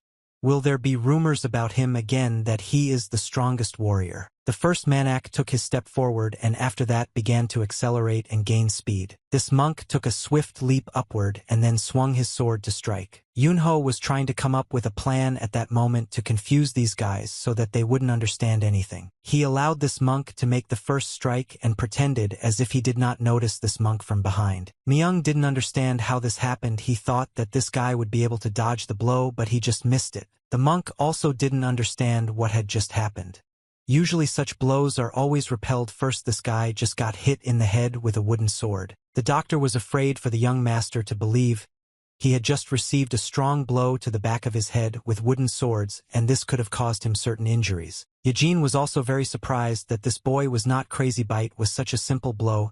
He told him that it would be crazy to defeat an entire bandit group, but he would definitely be able to block such an attack. Yunho lowered his head down and acted like he was feeling really bad. Yunho began to fall to the ground after being hit on the head by the monk with his wooden sword. Myung didn't understand what was happening and how it could even happen. It was surprising to him that Yunho fell after the first blow because he claimed that he alone dealt with Aso's group. He looked at what was happening now and could not understand how a simple first attack could immediately defeat him. Myung started gloating because this guy proclaimed himself to be a strong martial artist, but in reality he was a liar. Myung thought that this guy is not a hero and he is certainly an unrighteous person and he will be able to expose this as a liar. Yajin saw what just happened in the battle arena and said that apparently it will be a difficult training. The doctor jumped up from his place and began to shout as a monk that they could have made the first attack not from behind in front so that the guy would have time to react because this training is familiar to them. But for the young master this is the first time. Master Yajin said that this training will not be any problem for Yunho, and therefore there is no point in worrying about it. After Yunho fell, he immediately began to rise up. Myung was very surprised when he saw that this guy could get up after such a blow. he completely stopped understanding what was happening. Yunho got to his feet and stood with his head down. He looked as if nothing had happened to him. The guy smiled and realized that these idiots fell for his joke. Yajin said that most likely the problems will be just such students because Yunho is a very arrogant guy and will not allow them to pass this test just like that. Yunho started scratching his head and laughing. He tried to feel with his finger if he had a bump on his head or not. Yunho said that these monks will not be able to finish the test without even starting it. So now they will have to work hard. Yunho looked at the monk who was standing behind him and said that his attack impressed the young master because it was unexpected and he didn't even have time to feel it. Myung at that moment began to get angry again.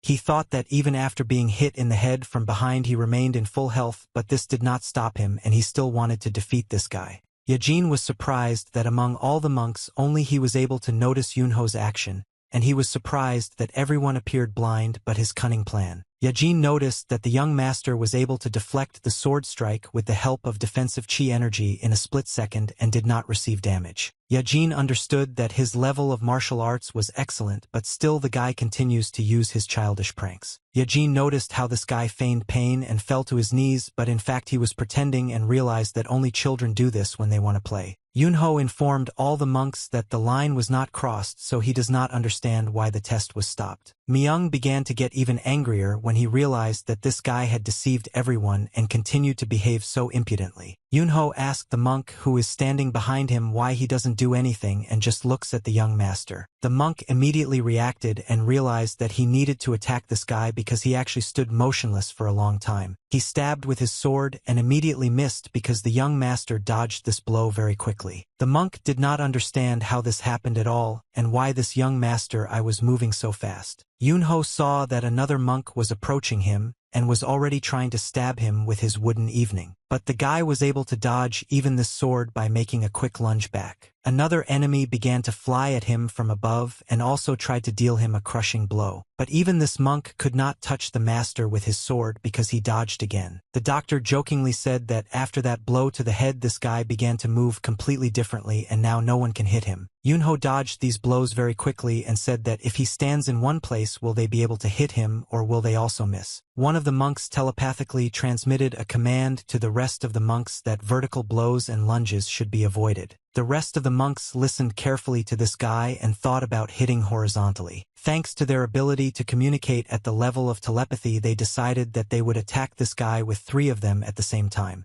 Yunho smiled as if he could calculate in the eyes of these guys and their plans that we had not just agreed upon telepathically. He saw the 3 of them trying to simultaneously attack him and said that he did not expect from these monks that they could not communicate using their brains. Yunho waited for the perfect moment to make the jump. When he jumped they were all shocked because the guy was able to choose the perfect moment to evade all the attacks with this jump. But while flying in the air, he realized that he had underestimated the strength of his opponents. At that moment he remembered that monks also know how to fly in the air.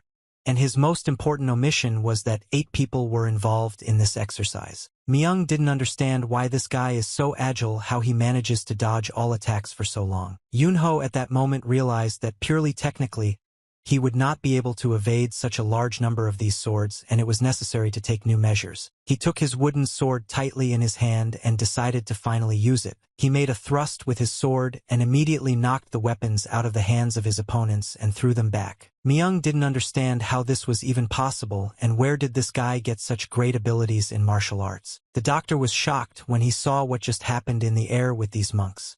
They all scattered to the side and he could not understand how it happened. One monk shouted that this guy is coming down and they must meet him because this is the right time to deliver the attack. They raised their wooden swords in order to take their opponent by surprise and attack him at a time when he was unable to defend himself and was in a weak position. Yunho very quickly did several of these at his opponents and they all scattered in different directions. Some started on one monk still trying to stay on his feet after such a strong attack. They didn't understand how they could continue to act and attack this guy because he dodges all their attacks. And now he also started using his sword to fight back. They did not understand that this had just happened. The young master was able to throw back all the fighting monks with one blow. Myung immediately turned his attention to the aura that appeared around his sword and realized that this guy was using a special technique. The doctor asked Master Yajin what just happened on the battlefield because he couldn't explain what he saw in words. Yajin said that it was too fast for the human eye and an ordinary person would hardly be able to notice it. But in fact Yunho's wooden sword was like a flash of light. Yunho stopped near the edge of the line and stood there without moving. He asked these guys why are they standing still and doing nothing because he still hasn't crossed the line. He said that now he will change the rules a little in this game and he will also attack them in response. Myung didn't understand how this was even possible and why this guy had the right to change the rules of this test. One monk said that he had the impression that it was not they who drove him, but that he drove them into a corner as his victims. He was thinking that the elder brother said that all the heroic stories of the young master are lies. Is it really so now? The monk asked his brother to stop the test because this guy has already proven that he is a strong warrior. Myung said that it's still early and they need to continue the test until they defeat this guy. Yajin thought that if the course of the battle changes then our techniques often become useless and we need to use new techniques. Yajin tried to mentally convey to Myung the advice that if you are not able to control even the battles then it is better to give it up. Myung did not agree with this idea and said that this was just the beginning and the most interesting things would come next. Yunho laughed and asked his opponent when the pride of Mount Muden will finally make its move. He got angry that this guy acted so arrogant all the time and therefore activated his inner chakra. He took a step forward and began to run towards his opponent. Myung jumped into the air and swung his sword. He wanted to strike a quick and crushing blow to his opponent. Yunho looked at this guy like he was an idiot and said that he would beat him like that now and that he would remember this fight for the rest of his days. Myung looked at this guy and thought that he couldn't stand people like him because this boy was born into a rich family and behaves very arrogantly. He thought that while he was born in poverty he worked hard every day and could not tolerate such bullies, so he wanted to bring him down from heaven and disgrace him in front of everyone. But he was not prepared for the fact that this boy is actually a very capable fighter and his abilities amazed Myung. He couldn't believe that this guy was actually a very strong opponent and still he wanted to defeat him. Yunho looked as if he was not at all afraid of his opponent, ready to fight him at any moment. Myung saw this guy's eyes and couldn't believe that people like him could actually be strong martial artists. Yunho parried this guy's blow with a slight movement of his hand. Yunho started laughing when he saw chips flying from this guy's wooden sword. Myung couldn't believe that his opponent was able to repel this attack and did it very calmly as if he didn't have to make any effort at all. The hospital had a large window that illuminated the room. This window was located directly opposite the patient's bed. Myung jumped out of bed or screamed. He didn't understand what happened. His head was wrapped in bandages. The shaman who had been in the hospital all this time and was sitting at the table saw that the patient had finally woken up. He asked Myung how the guy was feeling and whether he had a headache or was dizzy. But the guy at that moment didn't understand at all what had happened. The shaman explained that he was beaten by a young master from the Supreme Coalition to such a state that he had to be taken to the hospital. Myung tried to remember what time the fight would have been, but his memories were very foggy. Myung remembered that he was in a state of rage and attacked this guy, but the young master parried all the blows and had a soft smile on his face similar to the smile of the Jade Emperor. But then things got even worse because in an instant he turned into the death god pit and hit him so hard that his memories ended. He stretched his muscles and said that this is all he remembers and he knows where he was hit but does not remember how it happened. The monk said that given the fact that Myung was on the verge of life and death, it's not surprising that he doesn't remember anything. He asked what Lord Yajin said about this battle. The monk looked at this guy in surprise and said that the Lord did not comment on this fight at all and everyone got the feeling that he didn't care at all. Myung tried to get out of bed and go outside to the Manak forbade him to do this and ordered him to lie on the bed and rest until he recovered. Myung said that he embarrassed himself in front of Yajin and he can't just lie here on the bed and rest, he has to fix this as soon as possible. The monk said that it was just an ordinary training and there was no way to embarrass himself here because loss of consciousness and fractures are a common occurrence in these trainings.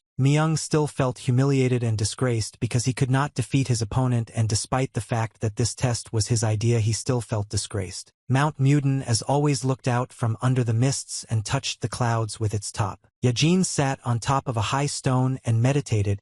He tried to concentrate his attention on internal energy. At the moment of meditation he constantly recalled moments from this fight which he was lucky enough to see with his own eyes. Yunho appeared before his eyes as a memory, and he remembered the daring look of this guy who is capable of single-handedly crushing an entire empire. Yajin smiled because he knew that he had never met anyone before he could remind him of Yunho. The old man thought that great people appear in every era and perhaps this young man was born at this time to become his savior. He thought that great people such as Jan Sambong surpassed the 108 Arhats shamans or the first heavenly demon who cultivated Gunryunpa in the last years of his life. Yajin understood that in comparison with these great warriors this boy had not yet earned respect for himself, but still his victory in Jajin was an indicator of his strength. Yajin smiled and thought that given his skills that allow him to easily cope with obstacles on the way he could become a great man. Yajin spread his hands to the side and shouted very loudly so that the whole valley heard him. He was very upset because this guy chose his own path and did not want to be a shaman.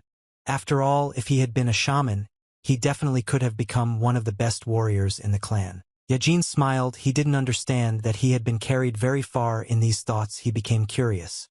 If this guy remains just as greedy for power, then where will this path lead him? But then he thought that it was clearly not for him to decide the future fate of this boy and that life would put everything in its place and decide to use his power. The doctor approached Yunho and told him that Myung had always been worried about his lack of achievements in martial arts, and he hoped that today's example would be a great lesson for him. They were in a large house that was intended for high-ranking craftsmen. The doctor gave the young master a small box with a golden life pill that was inside this box. Yunho asked the doctor why he decided to give this pill to him, and the doctor explained that the chief physician should express gratitude to the one who found the azure pill of life. He said that this is Zer's life force pill, and it may be inferior to the azure life pill, but it is still a valuable medicine. Yunho was very surprised when the doctor gave him a vitality elixir pill for him. It would be positive gestures of friendliness from this person. Yunho asked the doctor how difficult was it to make this pill. The doctor replied that each such period requires a lot of time. The doctor said that he himself could only make so many of these pills, and these are the most basic pills made in the shaman clan. He said that if the main needles of the pine trees of the mutant mountain are left here for 3 years, they will become the pill of the elixir of vitality that he gave to the young master, while retaining the natural strength of the mutant thieves.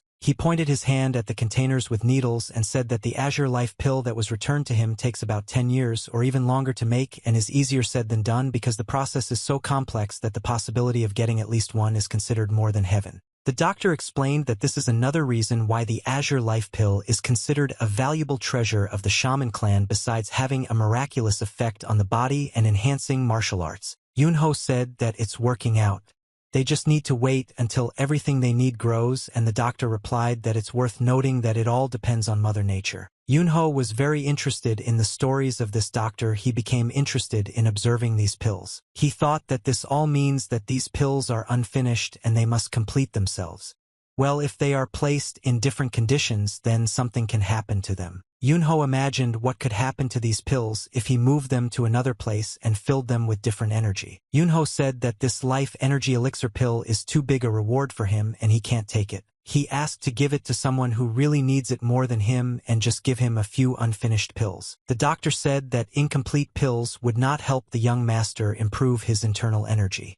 But the guy asked if these pills could have any medicinal effect in the future. He thought that this was actually true, but those pills certainly couldn't replace a good doctor. He said that if the young gentleman wants to refill these pills, then he can take not just a few but as many as he wants, and therefore suggested that he take any quantity because he can make them again. Yunho was happy and said that he would take as much as he needed. The doctor did not expect that this guy would play with these pills so much that he would take away absolutely everything that was here. But he couldn't blame this guy because he himself said that he could take as much as he wanted and realized that next time he would need to formulate his thoughts correctly. Yunho walked out of the building and had a large chest of pills on his shoulder. He was very pleased and happy because he was able to take such a large number of these pills. Yunho decided to use the cave that he once made with his blow because he knew that this cave contained very strong energy. For a long time he could not think of a use for this energy that was in the cave, and now he was finally able to figure out what to do with this energy. Now, thanks to these pills, he can fill them with his strong energy and then refine his internal energy. Yunho remembered all the doctor's words that you just need to take the pill to the right place and wait until it ripens. He thought that if he allowed these pills to be filled with his yokai energy that had been here all these years, he believed that they would become heavenly pills that would surpass even the azure life pill in their power. He waited and couldn't get enough of the brilliant idea that came to him. He already wanted these pills to ripen. When Yunho left the cave, he was very surprised when he saw a man at the entrance.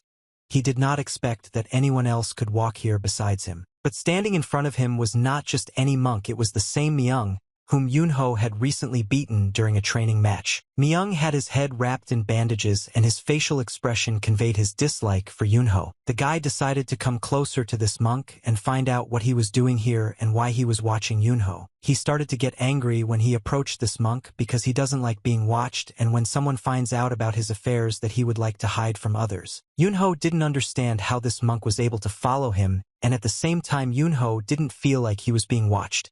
It was very strange. He assumed that he was able to not notice this guy because he was very happy due to the fact that he had a lot of pills that he wanted to take to the cave. Myung accused Yunho of going into the cave even though there were prohibitory signs there.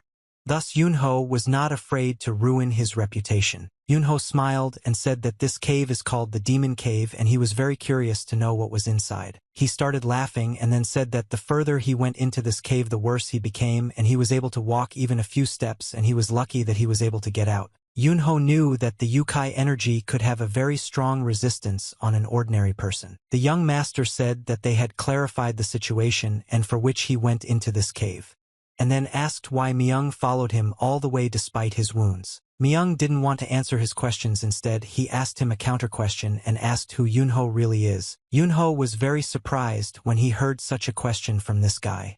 He couldn't even think that this idiot could suspect him of something. Yunho remembered a moment in his life when his master taught him martial arts, and the master that day said that in some cases when you hit your head with your fist you can forget recent events. The master then explained to the boy that people get concussions and forget some moments of their lives. Yunho that day was all beaten up and his head was bandaged. The master looked at the boy and said that he also forgot something. Yunho was very curious and asked the master what was he talking about and what exactly did he forget. The master said that they had already talked to the boy about this before he lost consciousness. Yunho didn't understand what they were talking about before he lost consciousness, but the master didn't want to explain anything and tell the guy that he now needs to eat and gain strength. Yunho looked at Myung and thought about what to answer his question and how to explain to him who he really is. Yunho looked at this monk and thought that in the current situation it is awkward to answer him that he is a person. Therefore he still needed to think about the answer. Yunho suddenly I realized that he had been thinking about the answer for too long and didn't understand why he should answer anything at all to this guy who does whatever he wants. Yunho planted his fist and thought that now he would answer this as it would be easiest for him. The young master also decided to ask a counter-question to this guy and asked him, is he always so unhappy when he talks to those he doesn't like? Myung again made a dissatisfied expression on his face because it was the stranger who started to make him angry every time he behaved arrogantly. Myung decided to have a long conversation with this guy and just threw him a wooden sword. Yunho didn't understand what was happening. It was strange to him that it was the downed monk who was still thirsty for battle. He caught the wooden sword with his right hand and looked at it. He lowered his weapon down and examined it carefully. He could not understand why his opponent had just thrown him a wooden sword. El banquero en ese momento pensó que aunque hiciera algo nada podría cambiar. Todo lo que tenían que hacer era esperar a que el príncipe llegara. Myung replied that among all the people he meets on his way Yunho has the worst moral principles. But he explained that despite these terrible moral principles the guy is one of the best martial arts fighters he has ever seen. Yunho was very surprised that this pompous monk who can't see beyond his nose just praised Yunho. Myung said that he couldn't properly evaluate his strength at the training ground because he was in control of his emotions, and that's why he asks to show Yunho his martial arts again. Myung said that this is his sincere request and he actually wants to learn something from Yunho. The guy at that moment felt very awkward. He did not expect that this would come to him and ask him that he wanted to learn something. Yunho was very arrogant, but nevertheless he was never stupid and understood that Myung was most likely planning something and wanted to set him up. But nevertheless his face expressed sincere intention, and one got the feeling as if he was not lying at all. Yunho saw this guy's gaze and thought that his gaze was different from that blurred squint that was on the training ground, and now his eyes shine like those of a curious child. Yunho couldn't believe that this guy was actually sincere right now. Yunho calmed down because he realized that this guy was not interested in his business. In the cave this was the most important thing. After all, if this monk was interested in what Yunho was doing in the cave, he would have problems. He smiled and said that learning is always a good desire. But Yunho still reminded this monk that last time he tried his best to brand the young master a thief. Myung admitted his mistake and said that he was petty. Yunho reminded this monk that unlike the training ground there is absolutely no one here, and having fought now you might think that he is taking out his anger on Yunho. Myung said that he doesn't care at all about it. But Yunho at that moment began to rejoice and said that during the battle he might accidentally kill the monk, and asked how ready Myung is for this. Myung stood in one place for several seconds and did not move. He was very thoughtful because he had to make the right decision. But as soon as he remembered his goal for which he came here, he immediately took a fighting stance and realized that he wanted to fight. Yunho looked at the stupid monk with a sly look and thought that before this guy seemed just a proud fool and from a clan of shamans. Yunho smiled and said that he was ready to fight but warned that he would show his fighting skills only once. Myung said that he is still ready to fight despite the consequences that may occur during this fight. Myung had a very confident look and was ready to fight until his strength ran out or he fell to the ground unconscious again. At this moment Yunho thought that he had reached a dead end in martial arts, but suddenly such a strange person appeared in front of him. Myung carried a box of offerings to the Yokai temple and said that he had put his whole soul into this box and he was embarrassed to return just because of him. But suddenly he heard the voices of people in the temple and thought that it was high time for them to leave this temple and free it. When all the people left the temple, this guy entered the temple and began to pray in front of the portrait of the great Yukai, a white fox. Myung was talking to a respected Yukai about a young master who recently arrived at Mount Muden, and this is a young master from the Supreme Coalition. When Myung was leaving the hospital, his friend the monk told him that his defeat was just a training session and therefore there was nothing shameful here, and the guy thought that the appearance of the young master was just a training session that the respected Yokai had prepared for him in advance. Myung perceived all this as a test that the great spirit of the white fox provided to this guy in order to test him. Myung took his wooden sword in his hand and thought that if everything is so, then there is no reason to doubt it just because he fears for his life. He thought that he should not miss the movement of his opponent for a second, and now his mind and vision became clearer than before. Yunho looked like a very dangerous opponent who was capable of destroying the entire clan of monks alone because he emitted very strong energy. Yunho asked his opponent if he was ready to start the battle or would he just stand still and watch him. Myung shouted loudly that he was ready to start the battle and was ready to defeat his opponent and pass the test. Yunho decided that he should attack first and therefore began to run towards this monk. Yunho thought that this monk decided to do stupid things until the very end. He was approaching his opponent, and all this time he was thinking that this guy's passion for martial art touched his heart. Yunho remembered moments from his life when he was trained by his master and sat on his knees obediently waiting for his teacher. Yunho swung his sword and thought that he really sympathizes with this guy's passion for martial arts and he even envies him. That's why Yunho decided that now he would show him something that would go beyond this world, but he didn't even understand how much the stupid monk could see with his own eyes. Yunho understood that if this monk managed to notice even the slightest detail, he would look at martial arts from a completely different perspective. Myung didn't understand where his opponent had gone. It was as if he had simply disappeared.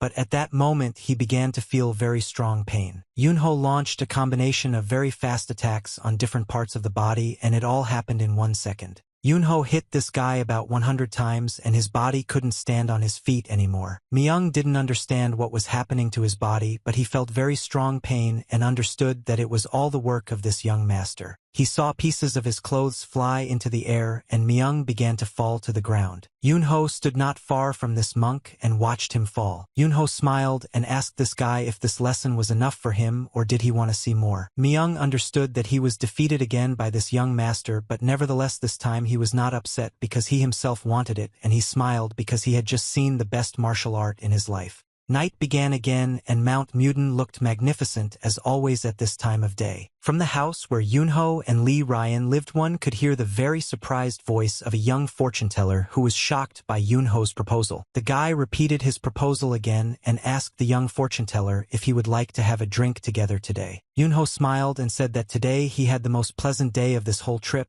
and that's why he says that there's nothing wrong with drinking a little alcohol today because there's a reason for it. Lee looked at his friend with a sly look and said that if they want to drink then they must have a very good plan. How to get alcohol? Lee explained that shamans do not drink alcohol, and the guy himself also did not take any alcohol with him because he almost never drinks it. Lee asked Yunho where the young master was going to get his liquor. Yunho said that he has one idea that will easily help them solve this problem. But I wanted to know if Lee Ryan would like to drink too. The guy looked thoughtfully at his older brother and didn't immediately answer him, but from his eyes it was clear that he didn't mind having a little drink today. Myung tried to get to the hospital all day because his body was very tired and wounded after the fight with the young master. It was very difficult for him to move because all parts of his body hurt, but nevertheless he tried to be strong and continued to walk. When Myung reached the settlement of shamans who were on the top of the mountain, Myung saw him. This is a monk who works in a hospital, and he immediately drew attention to his wounded brother. Sun Myung immediately ran up to the wounded monk and grabbed him by the arms to help him walk and asked what happened to him, but Myung replied that everything was fine with him and he didn't want to tell anything about today. But still he told his friend the monk something. He said that today was the best day of his life. Yunho went to the man who was in this settlement of monks, and when he approached his house a man met him and said that he was very glad to see the benefactor who returned the azure pill of life to the clan. This man introduced himself and said that his name is Sun Yang, and he is the master of this palace. Sun Yen asked the young master what brought him instead of managing the finances of the shamans at such a late hour, and the guy replied that he was not at all interested in the finances of the shaman clan. Yunho asked this man if he went to the pharmacy today. Sun Yen was very surprised when the young gentleman asked him this question. Vitya did not expect that anyone would know that he went to the pharmacy today. Yunho said that he smelled a strange smell that you would never find in a pharmacy. Yunho said that it was a very strange aroma that could never be smelled very much. Sun Yang said that he doesn't understand what this young gentleman is talking about and would like to hear an explanation. Yunho immediately used his nose and started smelling the man. He tilted his head towards him and began to sniff his clothes. The man jumped aside and asked the young gentleman to stop sniffing him because it made him feel embarrassed. Yunho said that this is exactly the smell that he hears in the pharmacy, and this is the smell of alcohol that permeated the body of this man. Sun Yang immediately began to make excuses and explained that he couldn't drink because he was training as a monk and he couldn't drink alcohol. Yunho smiled and looked at this man. He said that despite all the rules of the shaman, this man still drinks alcohol. Yunho turned around and began to leave, but before leaving he asked how the shaman could buy alcohol with such a prestigious aroma without stealing the clan's finances. Yunho said that he was on his way to have a cup of tea with Mr. Yajin and asked Sun Yen if he wanted to go with him. Sun Yang grabbed this guy's hand in his clothes and asked the young hero to stop for 1 minute. He asked Yunho what he wanted and said that he could do anything so that the young master would not tell anyone about it. Yunho at that moment looked at this financier and thought that he still had a fox nature in him and his cunning was passed on to him in this life. He held a bag of coins in his hand and said that if they go down from the eastern part of the mountain, they will come across a building called the Moonless Pavilion. Yunho said that this place serves a famous drink called Yanghwa Dehak. Lee replied that he could not believe that there are drinking shamans. Lee opened the bag that his older brother gave him and saw that in this bag there were a large number of coins tied with a rope. Lee was very surprised when he saw such a large number of coins. He asked his elder brother, did he really have to rob this financier? Yunho said that this is his reward for keeping his mouth shut. He smiled and said that it turned out that he is one of those who manages the finances of the clan and he bought alcohol with the money that should be in the vault of their clan. Lee was very upset by the actions of this man because he was a shaman who also drinks alcohol and steals money from the clan. Yunho said that the young fortune teller is clearly not the person who should judge this financier because he is now also going to drink alcohol with the stolen money. Lee said that he is not a shaman like this financier because he is from the Doram faction and given its history he is more of a true shaman than most of the current shamans. Yunho asked the guy what shamans he is talking about and are these the same shamans who use ridiculous techniques in the market and immediately run away at the sight of Yunho's face. Lee began to say that the techniques he uses are good and he can proudly say that his shamanic skills are at least at the level of Jigal Saga. Lee said that the elder brother was able to see through everything because of his exceptionality. That's the only reason. Yunho thought that this kid's techniques were a little chaotic, but nevertheless they were quite effective for techniques used in a hurry. Yunho remembered this moment in which he was chasing Lee. And he remembered well that when the young fortune teller disappeared, Yunho realized that he had fallen into a trap. Lee shifted his feet and waved his hands. He said that he needed to wait a little and the day would come when he would properly demonstrate his skills. Yunho smiled because he realized that this kid is so easy to tease and he's always funny when he's angry. They were finally able to descend from the top of the mountain and approached the monks who were standing near the gate. Yunho took his sword, otherwise look at it, he informed the monk that there were several scratches on the ball. The monk in a frightened voice said that he wrapped this sword in many layers of lye cloth, and it could not be scratched in any way. Yunho looked at this monk with a menacing look and said that he would take a better look at his sword when the sun rose. Lee lowered his head down and sighed heavily. He understood that his older brother, as always, was scaring everyone he didn't like to take care. They walked along the forest, and the young fortune-teller said that the elder brother had a very bad character, but the young master answered as his late master said. Lee said that from the moment they met, he constantly thought that his elder brother had a very bad character that could not be tolerated. Lee walked next to his older brother and talked about how the older brother is so incredible in martial arts that the whole Murin should discuss him, and he has little interest in what is going on around him. Therefore, I have not heard the story about Yunho. Lee asked him what Yunho's status is in the martial arts world, and the guy replied that he had no status because all this time he lived a quiet life and didn't think about it. Lee could not believe that his older brother had not had a single feat in his entire life. Yunho asked his young friend if anyone is stronger than the 24 strongest martial artists. Lee said that generations before them there were people called the Three Emperors, but they had long since disappeared into the shadows of the martial arts world. Yunho asked his friend who is stronger than the Three Emperors. Lee said that those who are stronger are those who have gone beyond the trance of inventory and have reached the mythical realm, and these people are truly powerful figures standing at the top of the world of martial arts. Yunho remembered that the master once upon a time told him about the mythical kingdom. He said that even if he accomplishes the great feat of reaching the mythical kingdom before adulthood, he will not become the strongest. The master's words were very true, and the guy understood why. In the Yukai world, even if it is called the mythical realm, he knows that he is not strong enough to defeat even the weakest of the great Yukai. Yunho understood that for this reason he did not give up on his desire to become stronger and became stronger every day, although he had already reached the mythical realm. He does this because he is not interested in his status in Murim, but in how strong he can become in this human body, and he is interested in his limit. Yunho said that he is approximately at the same level as these great warriors about whom legends are made. Lee looked at his friend in surprise. After all, he didn't expect to hear such words from him. Lee took him by the shoulder and started laughing because this phrase made him laugh a lot. The boy laughed and said that his older brother had gone too far in his imagination and imagined that he was the best warrior in the world. Yunho was surprised by Lee's reaction because he was laughing because his older brother was saying that he was strong enough to compete with the heavenly demon and Jang Sambong from ancient times. Lee laughed because it all seemed very ridiculous to him, and he didn't even know what to answer. Yunho continued to look at this guy in very surprise and could not understand his reaction. Lee saw the serious face of his older brother, and it made him laugh even more because he understood that the older brother actually believed in all this. Suddenly Lee realized that he had been laughing for a very long time, and his older brother was starting to get angry because of this. Lee immediately calmed down and stopped laughing and didn't feel awkward because his older brother was looking at him like that. Lee asked if Yunho really seriously thinks that he is so good at martial arts. Yunho smiled and said that he just wanted to tease Lee and nothing more. That's why he said that he was so good at martial arts. Lee said that Yunho had a very serious face at that moment, and he thought that this was actually not a joke, and now he wanted to know the truth. There were a lot of clouds in the night sky that covered the moon and stars. Lee saw in the distance a very beautiful bright building. It was the same place they were going to. He was very happy when he saw it. Yunho said that apparently they came to the place they needed.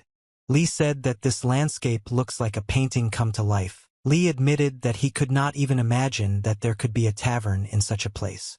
Yunho agreed with his friend and said that he also didn't expect to find a tavern here. Yunho said that he was very interested in how such a large tavern could end up in such a wilderness. He thought that this building had fulfilled all his expectations, and this must be the reason why this moonless pavilion seemed suspicious to him. This building was very large. It had several floors, and red lanterns hung on each roof of this building. A female voice said that for some reason one red lantern is not lit. The girl suggested that the lantern might not light because a filter had fallen into the oil or it had simply run out. Another girl who was in the room at that moment asked the first girl, who told her to look at the extinguished lantern. This beautiful girl in red clothes looked carefully at her interlocutor and said that if she has free time she can walk through the guest rooms and check if the alcohol has run out. There was a security guard at the entrance to this building not allowing guests inside. This guard tried to explain to the young guests that they had come to the wrong place and no one would let them in here. Yunho said that they came exactly where they needed to and didn't understand why they weren't letting them through. Lee tried to be polite and asked this guard,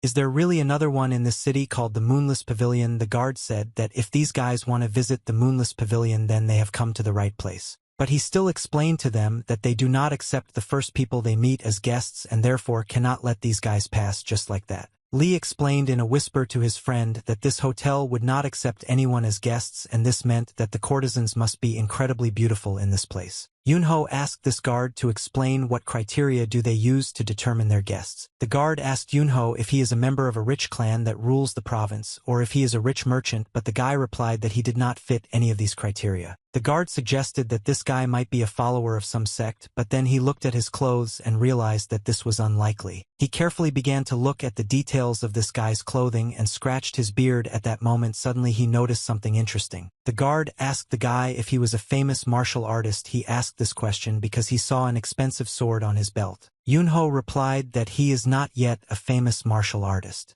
Lee explained that this was all due to the fact that this guy had entered into a rather solitary life. The guard asked the guy if he had anything worthwhile that he could let him through. Yunho said that he is the eldest son of a trade association merchant. The guard immediately became happy and said that in this case it all depends on the name of this trade association. If this guy is from a trade association like the Supreme Coalition or the Association of 10,000 Villains, then he will be allowed to come here. Lee raised his hand up and said in a joyful voice that in this case this guard can open the door and invite them inside. Yunho explained to this guard that he is Mr. Ha Yunho from the Supreme Coalition. The guard was very shocked when he learned that the young master from the Supreme Coalition personally came here. Yunho replied that everything is exactly like that and he already wants to go into the building as soon as possible. But the security guard was in no hurry to let these two guys into the building. He lowered his head and started laughing. Suddenly the guard raised his head up and started laughing very loudly, looking into the eyes of these guys. The guard said that he is not a fool and you will never believe in your life that these guys are members of the Supreme Coalition. He pointed his finger to the side and said that if they are from the Supreme Coalition then they need to go over there, and he doesn't understand why their heir would look for a tavern so late at night and even in such a remote place. The guard pointed his finger at this guy and said that he doesn't look a bit like the young master from the Supreme Coalition because the young master is now bedridden. Yunho understands that it will be very difficult for him to explain the whole situation to this guard and make him believe himself. The woman looked at the extinguished lantern and then thought that this was a stupid woman doing unnecessary things. He stood on the balcony and looked at this lantern and didn't understand why this woman was making her angry. Suddenly she heard strange sounds coming from the street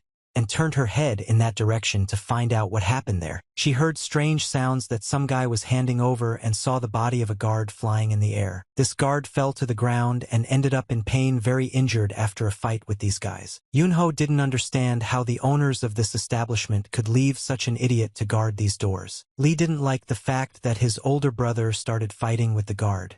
But the guy replied that the guard made him look like a fool and said that the golden tablet of the Supreme Coalition was a fake. The other guards who were inside the building were very surprised when they saw that two strangers had beaten their guard and broken down the door. These guards approached the guard lying on the ground and ordered the stranger to say his name and introduce himself. The guard said that he tried to stop this guy after he insisted that he was the young master of the Supreme Coalition. The most important man among all these guards looked carefully at the guy and thought that he needed to deal with this issue. He looked carefully at these two guys and wanted to understand whether they were actually members of the Supreme Coalition. Yunho asked his friend if they could consider this man's look to mean that they were recognized as guests. Lee replied that it's unlikely. Yunho said that they still have a chance and they will definitely become guests who cannot be refused.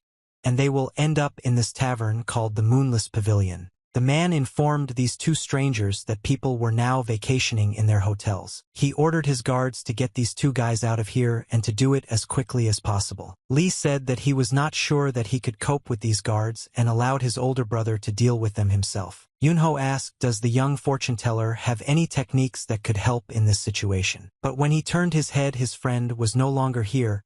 He simply ran away and hid to avoid the fight. Yunho was upset that his friend ran away so quickly, and at that moment a guard was already thrown out of formation on him. You wanted to attack him. Yunho slowly raised his hand up and prepared to fight. He immediately punched the first guard in the face. After that, he hit the second guard with his fist right in the nose. And he hit the third guard on the cheek with his palm, but this blow was very strong and the guard flew to the side. Yunho was able to defeat 3 guards at once using only his left hand. He smiled and looked at these guards. After that, he realized that this would be the easiest fight of his life. He clenched his fist and realized that he would now start beating these idiots. Yunho very easily and simply beat up these 3 guards and didn't even give them a chance to counterattack. The girl carefully watched this battle while standing on the balcony. She was very interested in this young man who was now single-handedly beating up a whole group of security guards. She turned her head to the servant who was standing near the door and asked, "Who is this man who is knocking down the guards?" The servant replied that this man claims to be the young master of the Supreme Coalition.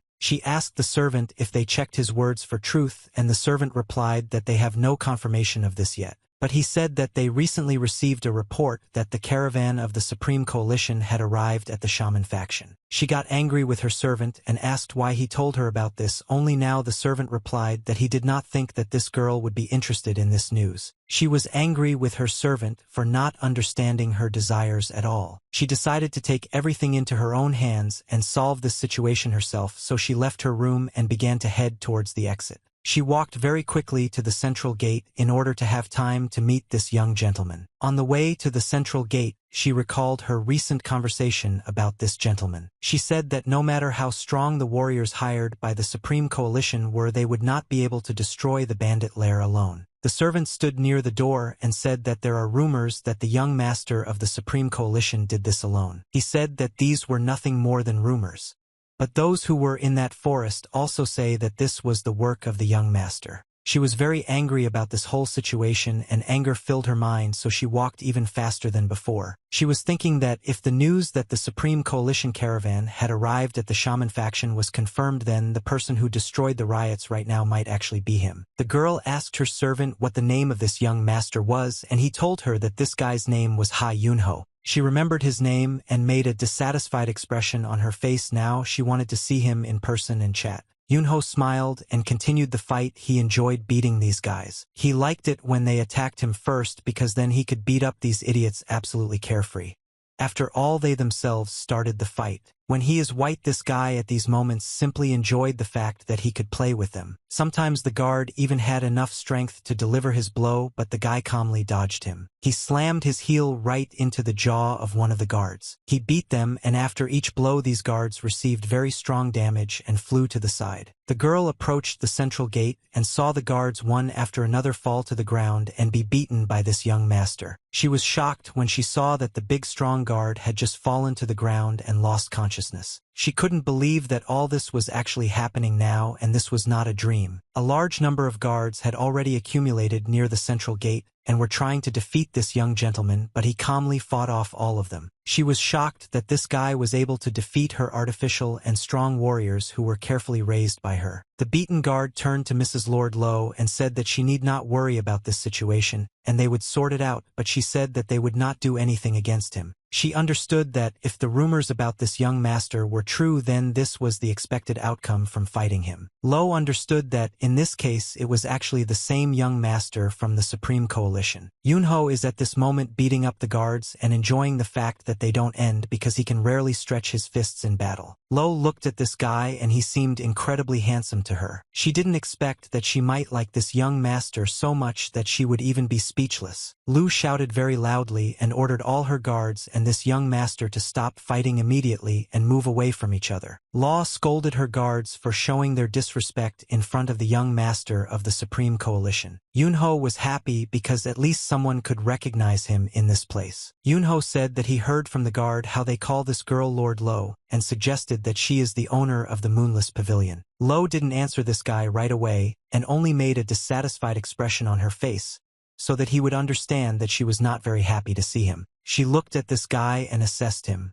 She realized that he was arrogant and self-confident because even many followers of famous sects did not dare to stand so self-confidently in front of her. She understood that no matter what there was no need to resist his confidence. Lo decided that in this situation it would be best to just smile and behave politely with this gentleman. She bowed before him and said that her name was Surin, and she was the owner of this establishment called the Moonless Pavilion. She welcomed young master Yunho from the Supreme Coalition to her establishment. He repeated her name Surin again because it seemed very beautiful to him. He looked at her and thought that this faithful young graceful woman with such a beautiful name. He smiled and thought that this gorgeously beautiful girl was talking to him as if they were old friends. Surin said that she understood why the young master was angry because he had overcome a long time. The flesh and her people did not take this into account and were rude to the young master simply because they rushed to conclusions. He said that he wanted to have a drink, but it didn't work out. Because these guys didn't believe that he was the young master supreme of the coalition, and so he decided to enter as a strong martial artist. He said that he could show more if this was not enough, but the girl replied that this was quite enough and she did not want to see how her people were beaten. Yunho praised this girl for spending a lot of time to hire such experienced martial artists, and if they were injured or killed the damage would be huge. Surin said that it seemed to her that the young master was more interested in the finances of the Moonless Pavilion than in the courtesans. But she agreed with the guy and said that undoubtedly they had to pay a lot of money for these fighters. She said that's why if he would be so kind as to order more drinks and food it would help her cover expenses. Yunho asked her if these words meant that she was finally ready to welcome him to her establishment as a guest. Surin smiled and said that it was a great honor for her to meet the young gentleman from the Supreme Coalition. Yunho suddenly said loudly that he was done dealing with these guys and asked where his friend was now. Surin was very surprised when she learned that the young master had come with someone else, but she was very afraid that it could be some woman who could interfere with them. They heard someone behind the fence making strange noises trying to climb the wall. Suddenly Lee appeared and fell from the fence straight to the ground. Yunho said that he took with him this stupid shaman who wants to fill his belly at his expense, and Lee asked his older brother not to talk about him like that. They went to the central house which was located on the territory of this institution. They were brought a lot of different delicious food. There was everything one could dream of. Whether beer was alcohol, and constantly told funny stories and laughed at them. His face was already red, but he was very happy at that moment. The courtesan constantly asked the young shaman whether he really knew how to read the signs of both heaven and earth, and he boasted that he could do many different things. Lee said that thanks to his great talent, many people's lives have changed for the better. The girls immediately began to ask the great shaman to look into their fate and tell them what would happen to them. The courtesan who sat next to Yunho constantly poured him alcohol and said that he had a very interesting friend. Yunho said that this kid is actually a very funny guy. She smiled and asked what kind of person is the young master if he has such an interesting friend. Yunho asked her what kind of person she thinks he is. She suggested that he was one of those who are happy when he does what he likes. Yunho was a little drunk, his cheeks turned red, and it's not clear whether it was from alcohol or because of a nice conversation with this courtesan, but he said that this girl is quite insightful. He took a glass of alcohol and drank it. The girl carefully watched this young gentleman. Suddenly this girl looked away and began to dream. The second girl continued to entertain the young shaman, but noticed that her friend was daydreaming at that moment. They remembered what Surin had said, and that the young master of the Supreme Coalition has enormous power and also owns the enormous wealth of the Supreme Coalition. Surin said that from the very beginning everything did not go according to plan, and this young master is also a difficult opponent. She said that if the girls managed to win his heart, she would be of great help to them in the future. Surin asked her two best courtesans to win the heart of the young master at any cost. She looked at him with loving eyes and did not take her gaze off him. Yunho looked at this girl and tried to understand what she wanted from him because she had been looking at him for a very long time. The girl said that she didn't know how the young gentleman would take it, but nevertheless I asked him for permission to find out more information about him. Yunho looked up and thought what would be so interesting to tell this to a girl. She brought her head closer to him and asked if the young master would actually allow her to tell more about himself. He took a cup of alcohol and was about to drink it. Yunho brought this cup to his mouth to drink and said that even if he tells more information about himself, he is not sure that this girl will be able to withstand all this information. Yunho knew that Fox Yukai have unique abilities that ordinary people do not possess. These abilities are called the falling in love charm. If someone falls under the influence of their charms, then that person, monster or immortal, will all fall into their trap and turn into fools in love. People have a similar martial art specializing in charming other people, and it is called sukgon. Yunho understood that the actions that these girls are doing now are reminiscent of a martial art called sukgon. These geisha are now using similar techniques to charm Yunho, but unfortunately they don't work for him. Yunho looked at his friend and saw how their technique fascinates him, and he is now acting like an idiot. Most likely, he has already fallen into this trap. Yunho took the cup of alcohol from the table and thought that if these girls just wanted to take their money and they would give them alcohol, but the reason they went this far means that they are trying to charm them with this seductive technique. He knew that it was absolutely pointless to think about the reason why they were doing this, because even if they were lucky enough to catch Yunho in this trap, he would easily get out of it. Yunho held a glass of alcohol in his hand and was about to drink it. He told this girl that she could hardly stand the story that he could tell her. She answered the young master that he didn't have to worry about this because she would endure everything, and she had already heard 100 different stories. The girl began to ask and beg this young gentleman to tell her this story because she couldn't wait to hear about his life. Yunho looked at her, and at that moment he felt some strange sensations in his body, and he did not understand what was happening to him. She looked very beautiful and charming. When he looked at her, it turned out that the whole world was disappearing before his eyes, and he could only look at her. Suddenly Yunho realized that this girl was trying to charm him with her charms, and she was doing it very openly, and was not afraid of it. He thought that he should punish this naughty girl. He used a fighting technique called intangible chi energy. She didn't understand what was happening, but her eyes suddenly turned blue, and she seemed to have lost control of herself. The second girl also succumbed to the influence of this intangible chi energy. Her eyes are also suddenly old blue. At this moment the building worked only for them, and no one except them was inside this room. Yunho drank alcohol from a cup and tasted that nice rice wine. He smiled and said that he really liked this alcohol because he had been waiting all evening for the moment when he could drink good alcohol, and finally his wish came true. Yunho said that he was able to feel the taste of this alcohol only after finishing the first bottle, and only now is he starting to feel good. The girl suddenly wrinkled her face, and for some reason she looked very sad and dissatisfied. She was very angry about something, and could not hide her emotions. Sweat was dripping down her face at that moment. Yunho noticed that the girl who was sitting next to him for some reason began to behave very strangely, and she began to cover her mouth with her hands. He asked her why she was acting so strangely, and what happened to her. She told him that nothing happened and she was fine. He saw that blood began to flow from her nose and that blood seeped through her fingers, but he did not understand what happened. The shaman also noticed that his girlfriend was behaving very strangely, and he asked her what happened to her, but she replied that she was fine and also started coughing up blood. She looked at her hand and saw blood on her palm. The girl realized that her internal blood flow had been disrupted and blood flowed into her mouth, but she did not understand what this was connected with. Yunho understood that his technique intangible chi energy began to act, and it is called that because it has no form.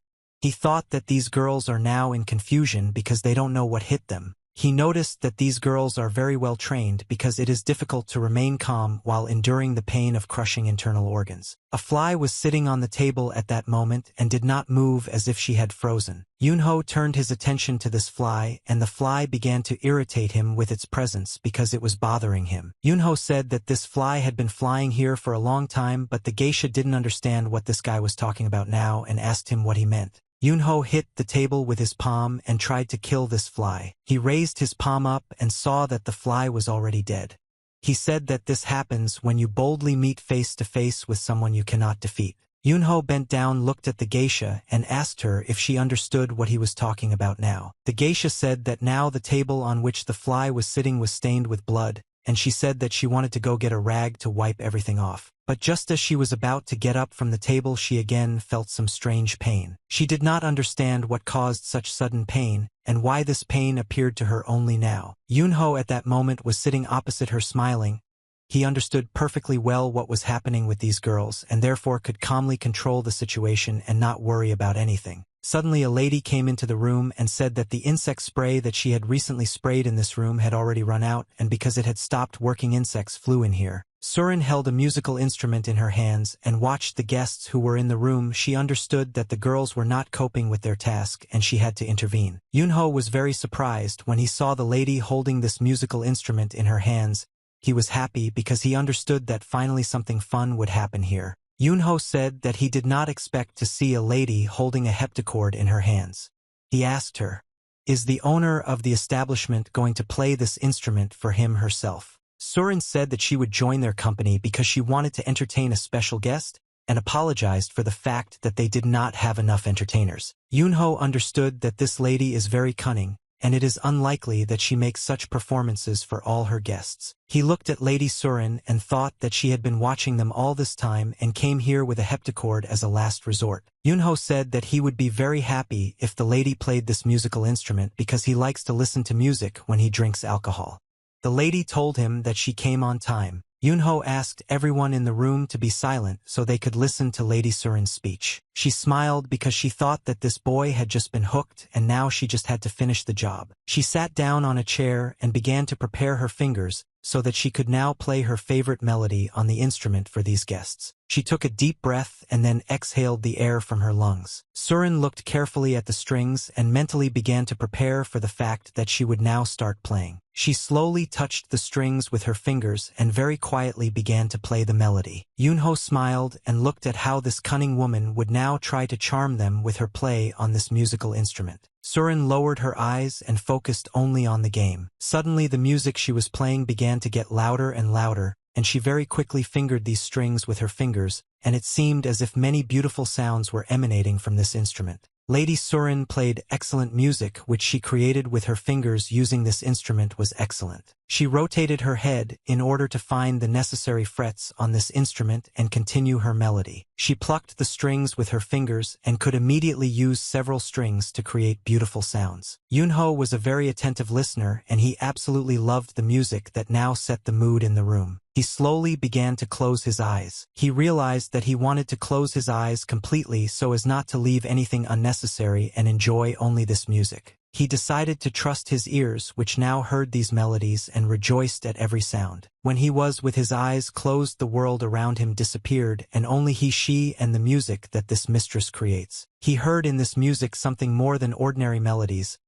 He heard the pure sounds of dewdrops flowing beautifully like fog and understood that this lady had incredible skill in playing this instrument. The melody slowly came to an end and again stopped very quietly in order to go into nowhere in the same way as it appeared from nowhere. Lady Surin finished playing this instrument and raised her hands up to demonstrate the end of the performance of this piece of music. She exhaled to calm down because playing this instrument is a very intimate activity for her. She asked the young master whether he liked this performance and whether he was able to enjoy this moment. Yunho replied to the young lady that the performance was not bad but not at all what he expected. He smiled and said that he still had something to say. Yunho offered to compensate the young lady for her efforts for the performance and he wants to do it out of politeness. She smiled and told him that she did not play this melody for the guests in order to get anything in return. Surin said that because the young master didn't like her performance, she didn't think she deserved to be paid for her music. Yunho offered to fulfill any of her wishes in exchange for the fact that she had just played this music for the guests. He smiled and insisted that fulfilling one wish of the lady was a very generous reward for such a mediocre performance. She said that the young master was behaving very rashly and asked what he thought she might want from the young master.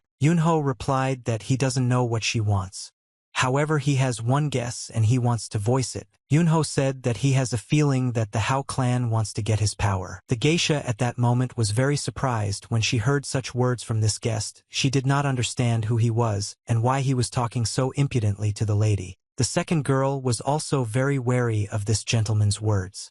I didn't understand how you knew so much. Lady Surin looked carefully at this boy and realized that he was not as simple as he might seem at first glance. Yunho knew that if anyone wanted to play a game with him, then this game would initially be based on his rules. The geisha looked at him again with an incredulous look. The second geisha felt that this guest was unusual and most likely it would be necessary to behave differently with him than with the other guests. Surin looked at this guy with a narrowed gaze and thought that he clearly knew a lot more than he should. Yunho made his move in this game and was now waiting for what to say to him. This is the lady. He was curious to watch the reactions of these girls. The shaman was very happy and cheerful. He had already drunk a lot of alcohol and was was fascinated by the technique of seducing these girls, so he stopped understanding the situation. The shaman saw that all the people in this room had very serious faces and there was a very tense atmosphere in the room, so he asked what was happening here. She closed her eyes and smiled. The lady understood that now there would be a very tense dialogue. She looked at the young master and said that most of her guests visit the tavern in search of the most beautiful courtesan,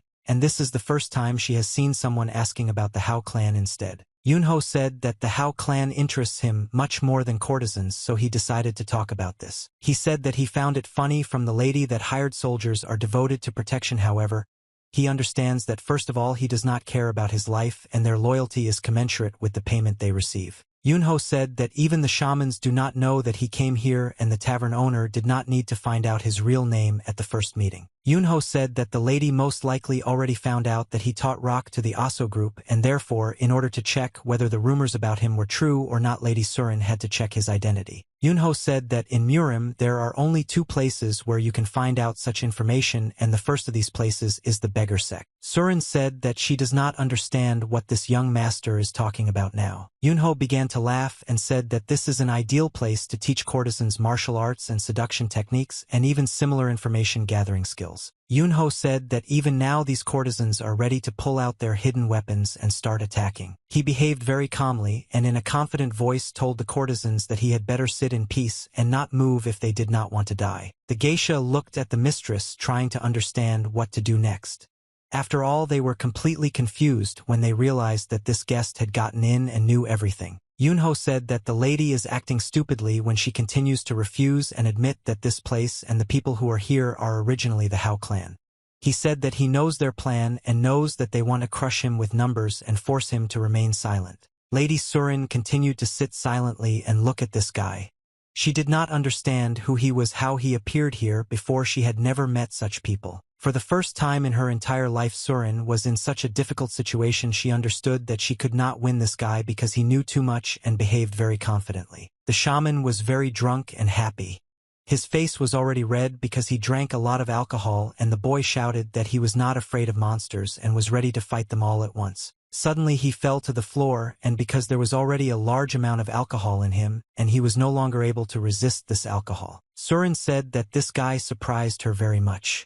Yunho replied that despite this the lady's face is still as calm. She said that Yunho doesn't even know how much fighting force they now need for the clan to continue to function. Yunho replied that he was not interested and did not want to know anything about it. He said that it was quite entertaining to watch how the mistress tried to seduce him and take advantage of it, so he decided to play along with her a little so that everything would move to the next level. He smiled and said that now he understands why she chooses her guests so carefully and does not allow people who are uninteresting to her into this place. He said that now it became clear to him that the lady carefully selects the people who can be allowed into this building and chooses only those who are valuable to her. She said that this is the only way the weak can survive among the strong. Yunho told her that when he hears such excuses, he immediately starts thinking about rats. Surin got angry when she heard these words and asked the guy to be careful with his words, and since he revealed their true identity, there is no longer any need to treat him as a guest. Yunho said that for the first time in the form of a girl who has such great self-esteem and pride. She hit the table with her hand and the table began to shake. Surin said that no one has the right to talk to her like that, and even more so a stranger who sees her for the first time has no right to evaluate her. Yunho asked Mrs. did she really just get so angry with him. She replied that it was the first time she had seen a person with such an arrogant outlook on life and other people. She said that after his words she begins to think about does he really want to support their clan. Yunho said that Mrs. reacts very strongly to a common joke. She said that even rats have teeth, and when they are provoked rats begin to bite, and therefore she asked not to laugh at the despair of other people. Yunho said that if Ms. is in such despair then she should have begged Mr. on her knees instead of threatening him out of pride. He said that she herself fell into a trap because of her words and actions. Yunho said that he wants to give advice to this lady not to try to deceive him. After all, if he wants he can easily break her neck in 1 second. She said that if the gentleman harms her then he can forget about his safety once and for all. Surin said that the master of formations Jangu Yaja did a very good job on the room in which they are now. She said that it doesn't matter how talented Yunho is because he won't be able to survive in this room which is filled with thousands of traps that will attack from different sides at the same time. Yunho asked this lady to stop threatening him and not to do anything stupid because there is no point in it anyway. She lowered her gaze and looked for a very long time at the guy who was sitting opposite her. She didn't understand where this man came from in her life. The shaman suddenly woke up because he heard the word trap and said that he wanted to tell this lady something. He said that when he entered this room he immediately saw a large number of traps and he decided to deactivate them so that they would not be accidentally activated. She looked at this boy and thought that he was completely crazy and he would hardly be able to break all the traps that were made by Master Jangu alone. She realized that the only way to understand whether this boy was lying to her or telling the truth was to personally check whether the traps in this room worked or not. She opened the hidden lever that activates the traps and thought that if she had to die today she would die along with these idiots. Surin began to slowly turn the lever and in order to activate the traps she tried to do it so that her movement would be invisible. But when she activated these traps nothing happened. They sat for several seconds and waited for at least one mechanism to work. The shaman said that he turned off all these traps and tried to explain this to the lady but for some reason she still wanted to check it.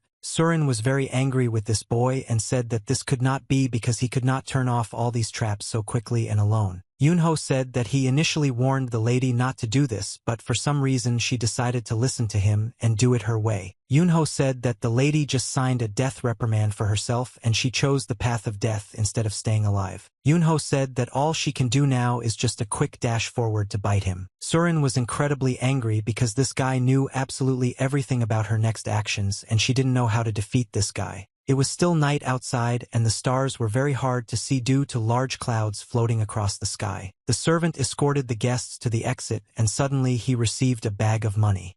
Yunho said that this is money for food and alcohol. The servant replied that this money was too little and not enough to pay for all the drinks that were not drunk.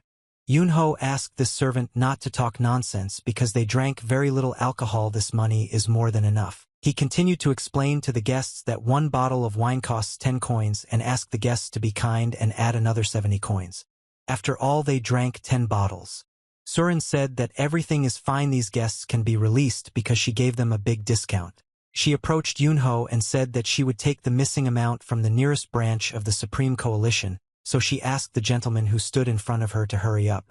Yunho said that after the resurrection the lady is full of energy and looks very cheerful. Yunho began to walk into the distance and called his friend Lee Ryan. The boy was still drunk and did not understand well what had happened here. Therefore he politely said goodbye to the lady and said that they would see each other again. The servant asked the lady if they really allowed him to leave.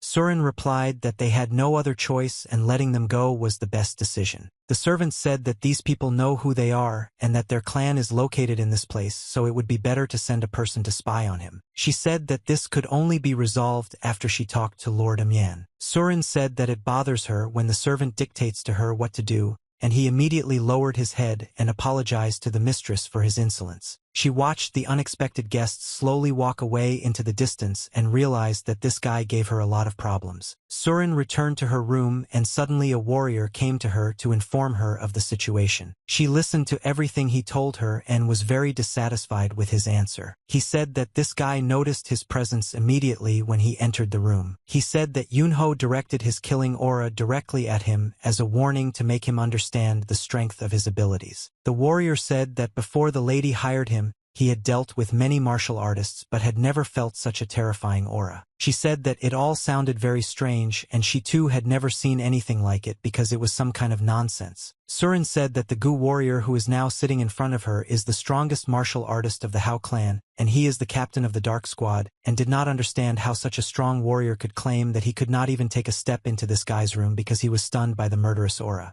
Gu said that there was another reason why he did not enter the room and the lady immediately asked what exactly that reason was. Gu said that this gentleman knows how to use immaterial chi energy and this martial art is not even Gu's body. She listened as he spoke to me and how this gentleman naturally used this energy to punish the courtesans for their charm technique. Gu said that this gentleman is a level higher than anyone they can imagine and he thinks that Yunho is as strong as the 24 strongest martial artists. He guessed that this guy might be even stronger than these great martial artists. She was very surprised when she heard this and could not believe that such strong warriors exist in this world. Surin asked, is it possible for a boy his age to be so strong? Gu replied that if he takes into account examples from the past and present, it is quite possible. Surin understood that she had contacted a very scary person.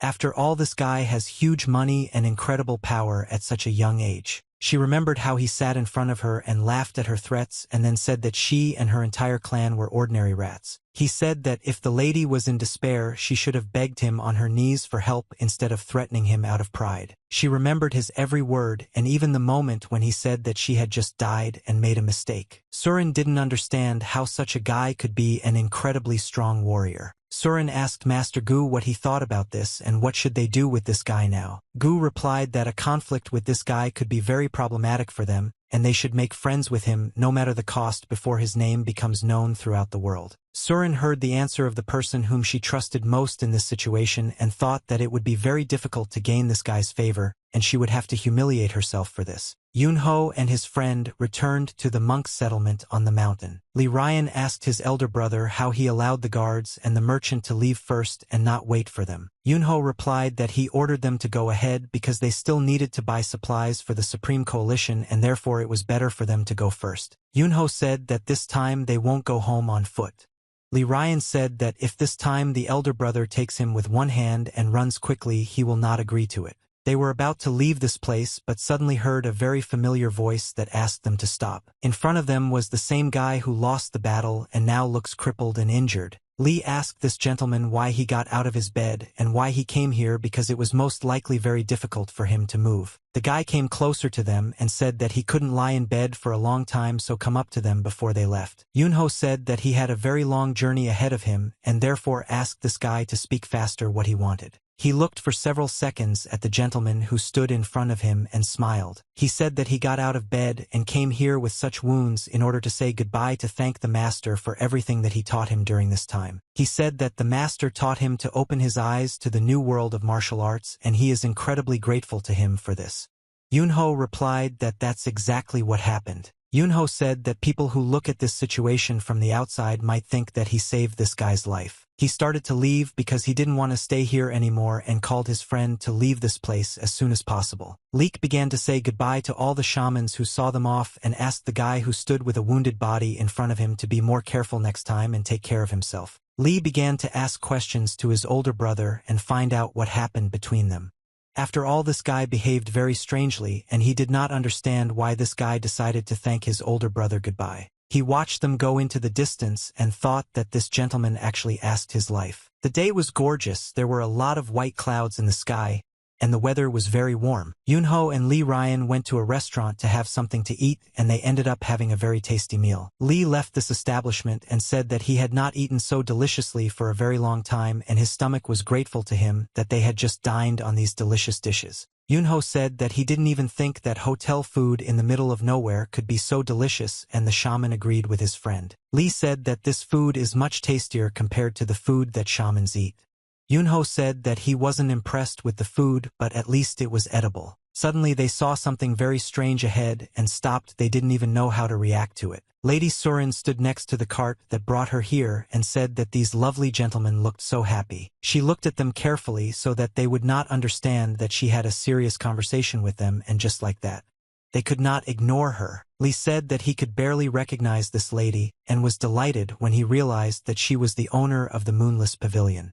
She said that apparently these two gentlemen are heading to the Supreme Coalition. Yunho immediately began to examine everything around this lady in order to understand the whole situation that was happening now, and he noticed something very strange. Yunho saw that there was a man standing behind her who was trying to hide his face.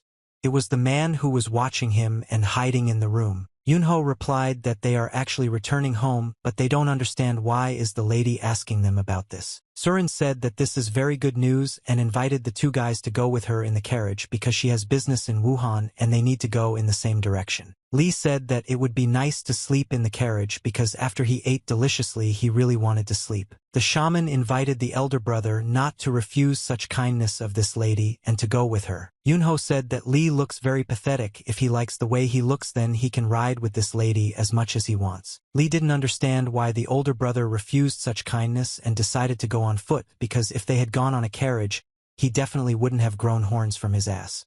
Yunho said that the horns have already grown. Surin is very upset because this gentleman refused her offer.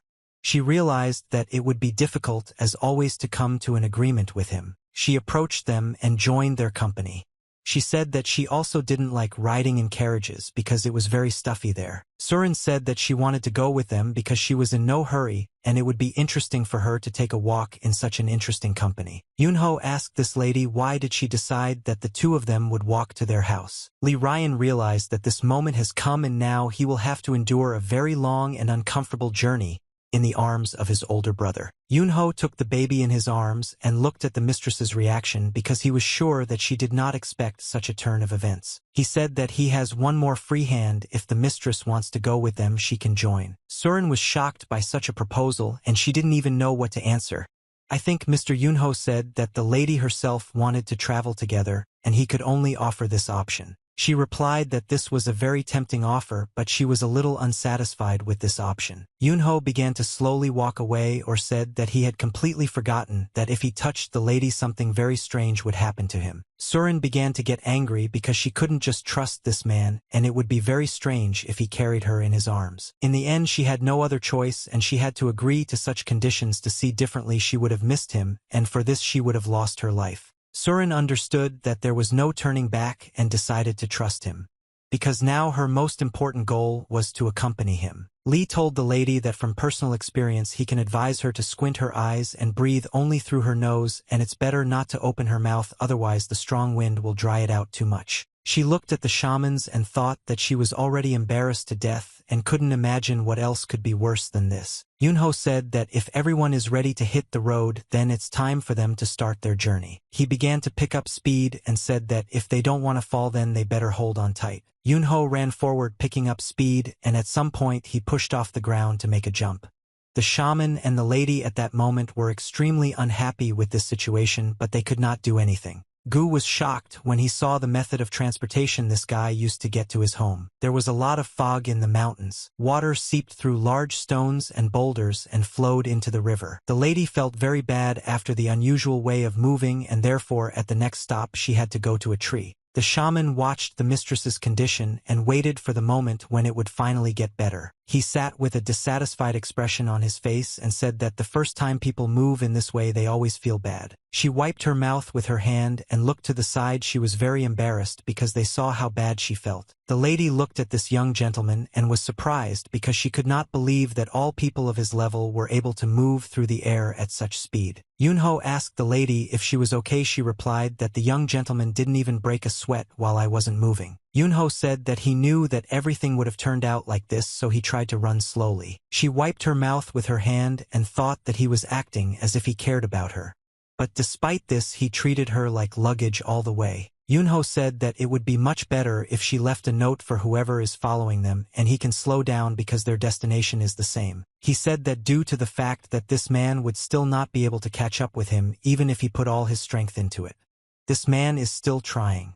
And he concluded that this man is either too loyal or a complete idiot. She was very surprised because this young gentleman found out that her partner was following them all the way. He actually ran after them all the way and tried to catch up with them. He ran several times slower than the young master but nevertheless did not give up and continued to follow them. After half a day we were still able to get to the village. There were a lot of people in the village at that moment. They immediately went to the Supreme Coalition to report everything. The gentleman was very surprised when his son told him that he had come here with a guest. The father said that every time his son goes somewhere he always brings guests with him. Yunho said that it doesn't happen on purpose. Yunho brought his lady to meet his father. The lady bowed and said that her name was Surin. She wanted to make a good first impression. The father was shocked when his son brought a woman from distant lands with him. He didn't understand why he chose her. Father said that his name is Ha Jin and he is very pleased to meet this lady. Surin realized that this young master did not deceive her, and he is actually the son of the Lord of the Supreme Coalition. Ha Jin asked his servant to prepare the snacks because he was going to make a feast. Surin looked at the Lord and thought that the rumors about him were true and he actually makes a good impression of a kind and noble person. She looked at his son and realized that the boy was very different from his father. After some time the servants brought snacks and made hot delicious tea for the guests. The Lord asked this lady how she met his son. Surin was confused and didn't know what to answer because their acquaintance was actually unusual. Yunho said that they met this lady completely by chance, just like he met Lee Ryan on the street. Yunho said that they just talked about different things and on different topics, and then she mentioned that she had business in Wuhan and he offered to accompany her. The Lord asked the lady if she had found a place to spend the night. Surin replied that she had just arrived in the city and had not yet found a suitable place. The Lord invited the lady to stay with them in the palace.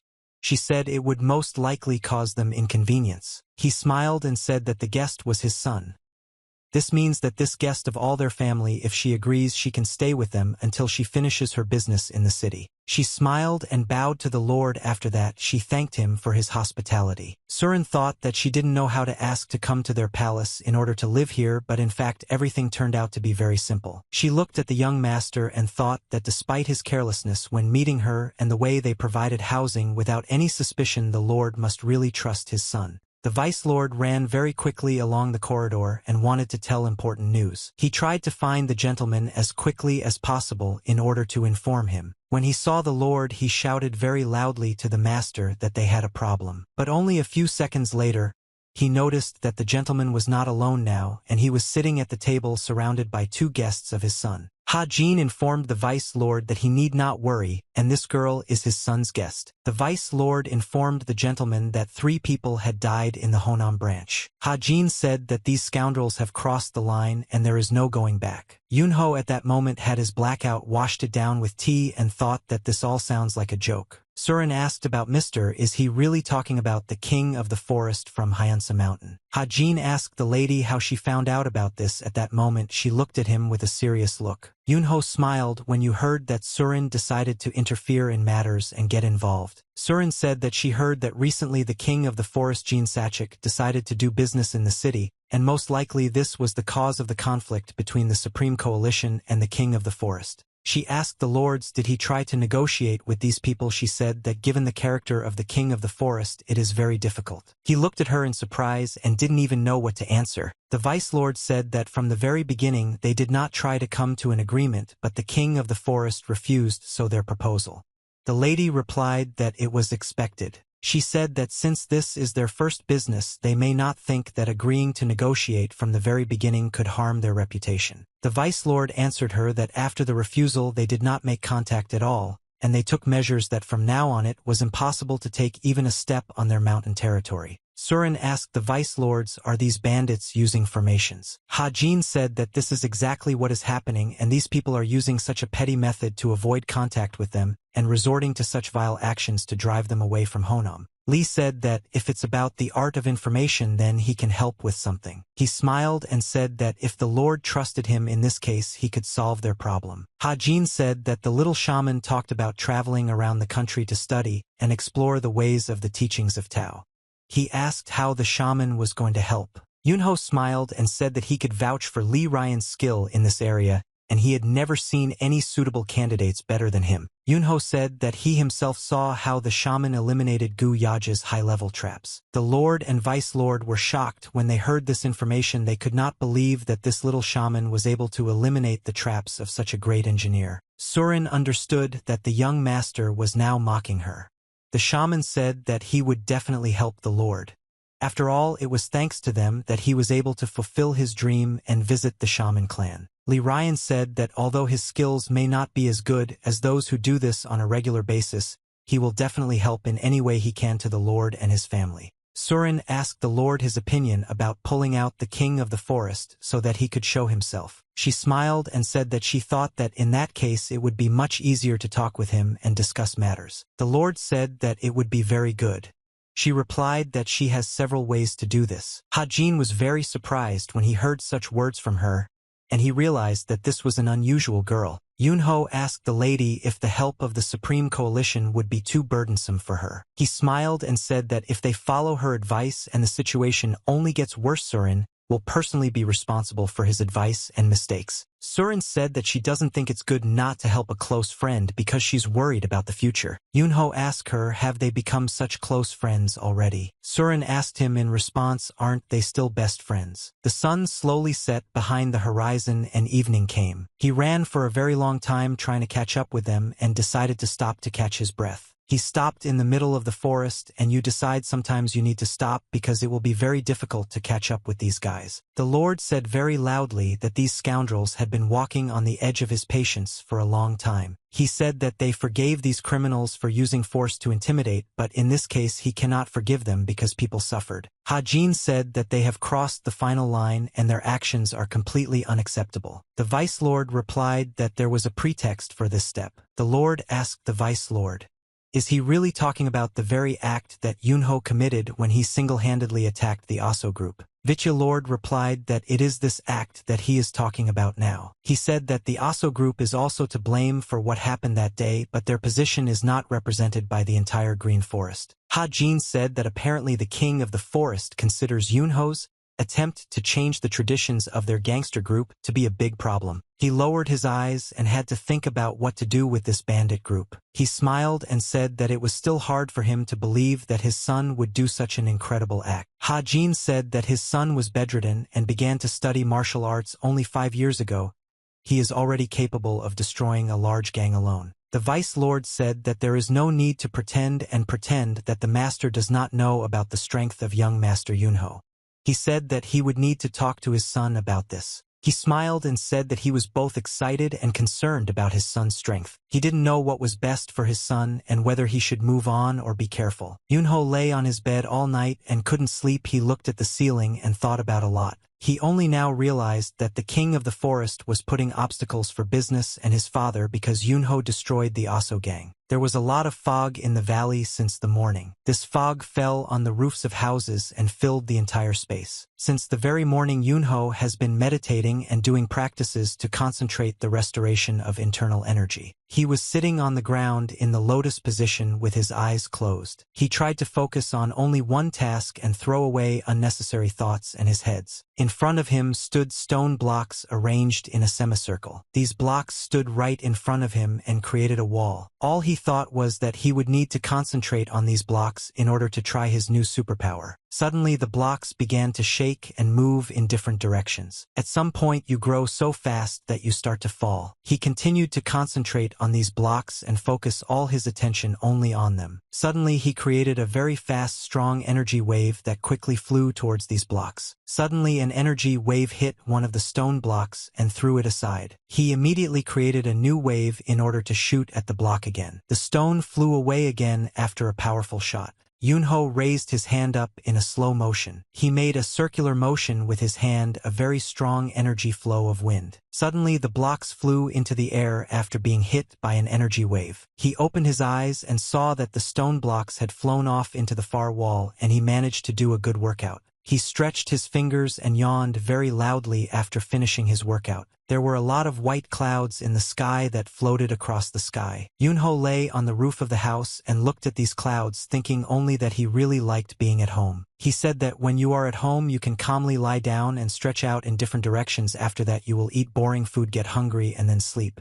But the most important thing is that you don't need to fight with anyone. He smiled and thought that when he first woke up in this body he was confused and did not understand what he needed to do next, and in truth he wanted to beat this god for sending him to such a weak matter. He looked at the sky and thought that all this was a great choice, and now he understands that God sent him to this body for a reason. Li Ryan sat and thoughtfully looked at the map that lay in front of him. He said that the layout of this building was vulnerable to attack from the outside, and he proposed to use this vulnerability as his advantage. He said that when I don't invade their lair, they can use a strategy that will prevent them from escaping. Yunho stood near the door and listened attentively to Cavis Lord and his friend talking about how to break into the publication. They did not notice how the young master entered the room and were very surprised when they saw him. Li Ryan said that he is dealing with this building and coming up with a strategy for the Supreme Coalition.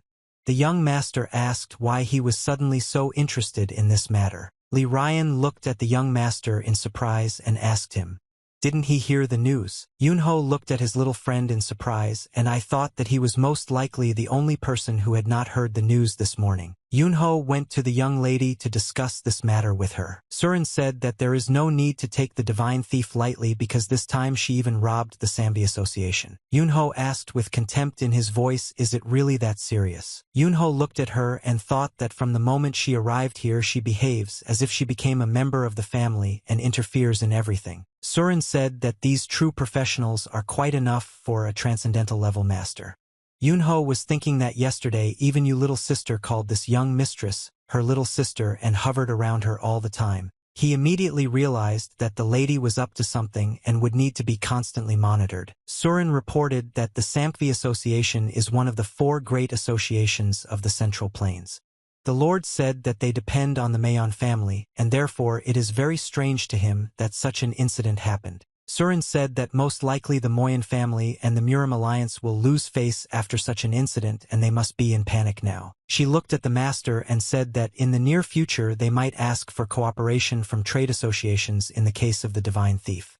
The Lord said that it is impossible to hide more than one secret from the young lady. He said that this morning he received a letter from the Murim alliance, and it said that they would send an investigator to look into this matter. Yunho said that this is the reason why his father asked the shaman to check the building's defenses. It became clear to him that his father did this in case the thief could get into the palace. The Lord said that after what happened in the association it is impossible to underestimate this thief and we need to take him extremely seriously.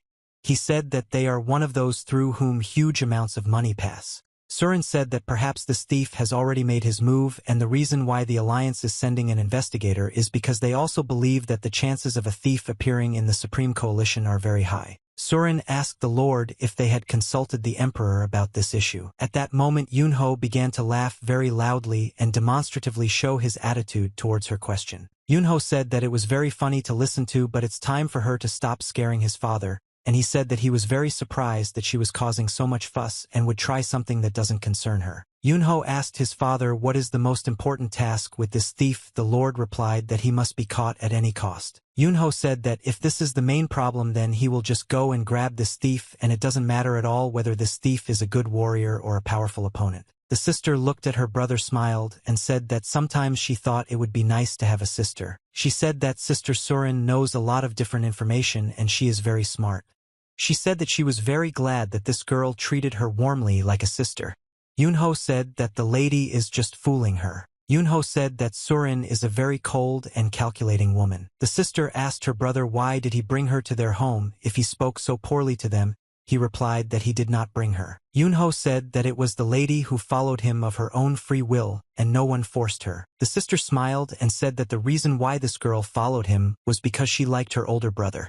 Yunho said that they would never believe this nonsense in their life. Yumi smiled and said that it might all seem strange, but since she followed him at least she finds Yunho interesting. Yunho tried to explain to his sister that the lady followed him not because she found him interesting or attractive.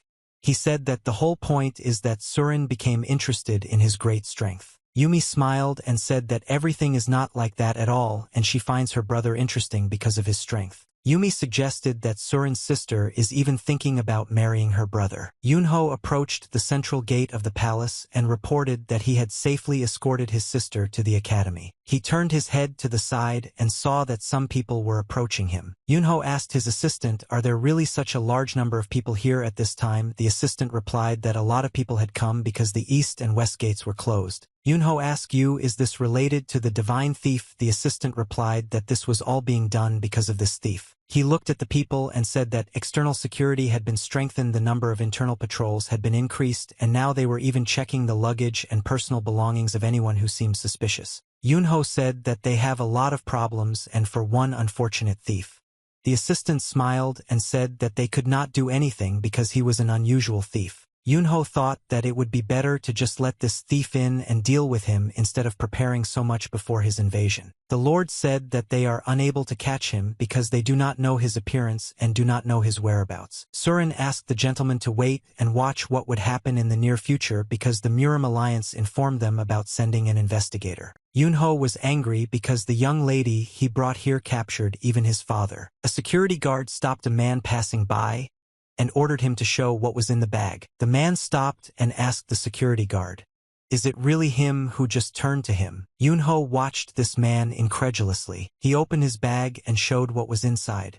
He said that these were soybeans grown on his land. He adjusted his hat and said that he brought them here to see if he could sell them for a higher price. The guard realized that there was nothing dangerous inside the bag and allowed the man to go inside. Yunho continued to look at this man in disbelief and suspected something about him. This man slowly continued to walk forward. Yunho looked at it and tried to find something interesting. He paid attention to his feet. Yunho noticed something suspicious in his gait and immediately drew attention to it. He thought that this man's stride was too long for a farmer. The man went to the building on which hung a sign that said granary. The merchant picked up the seeds and said that they were excellent size and color. He said that if a man wants to sell only this bag, then he can get 10 coins for it, but if there are more bags, then the merchant is willing to pay 12 coins per bag. This man walked out of the building and adjusted his hat. He looked around and tried to understand if something was suspicious around him. Near the gate, there were 2 guards standing behind all the people who passed by them. A man was walking and holding a bag in his hands. He walked accompanied by one of the guards and immediately headed towards the gate. The man with the suitcase told the guards that he was carrying the total sales volume for that morning, and the guards let him inside.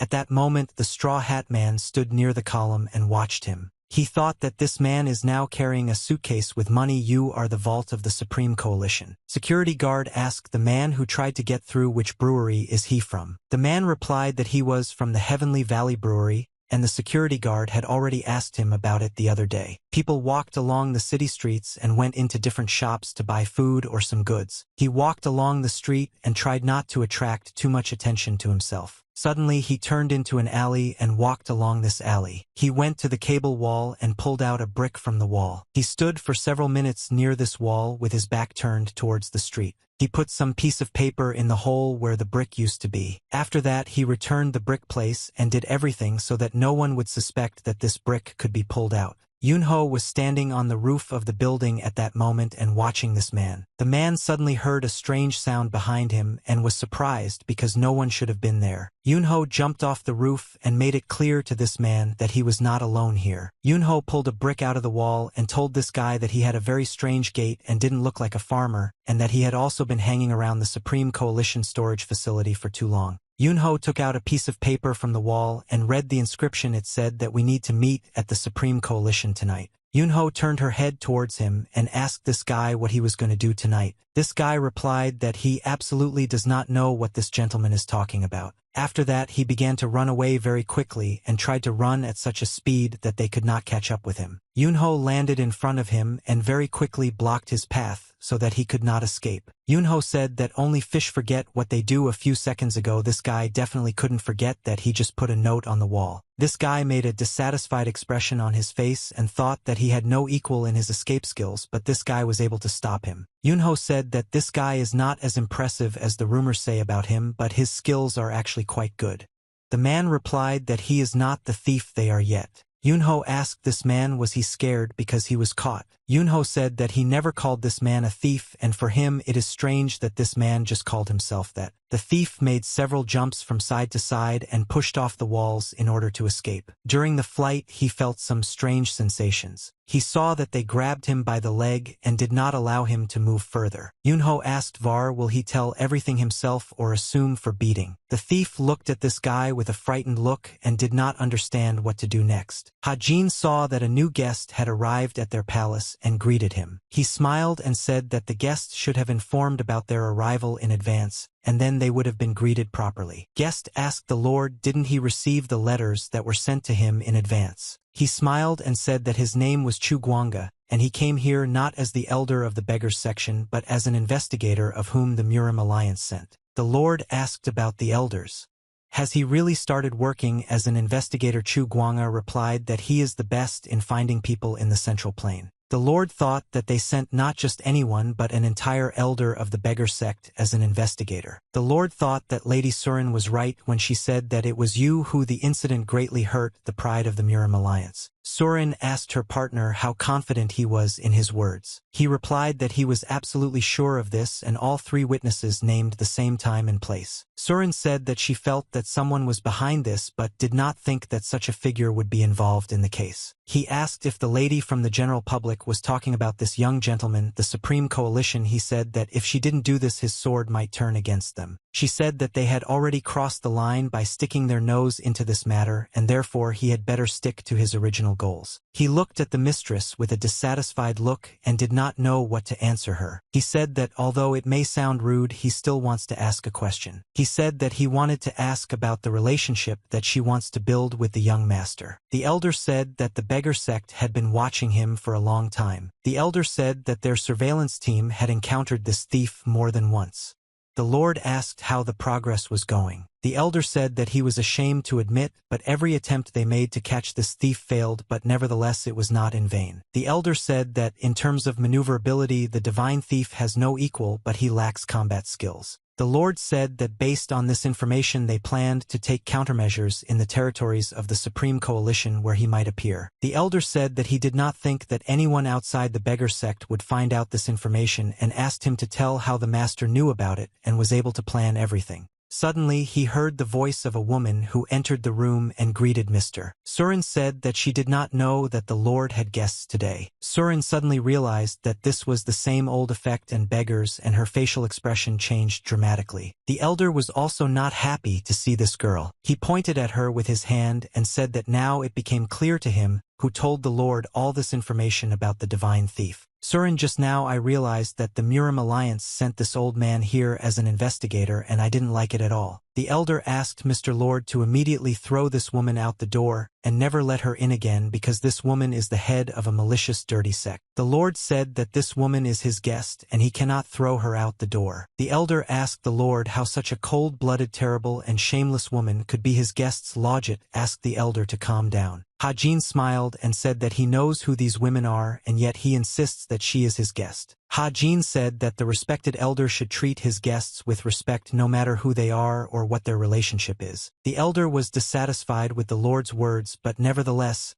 he could not do anything about it because now he was on his territory. Surin understood that one day she would have to reveal her identity and talk about who she was, but she was afraid that after that the Lord would kick her out of the house. She looked at him and thought that even after he found out who she was, he turned away from her. This confirms that a gentleman always remains a gentleman. Surin thought that if she had such a father-in-law, she might even think about marrying the young master. The elder said that he is still dissatisfied with the fact that this woman lives here, but he has no right to change anything. He said that they should prepare well because even with increased security new loopholes may appear, and he will send a request for several martial artists so that they have more hands. Surin said that she heard that many strong experts were in the Samfi Association during the theft, which did not help at all in that situation.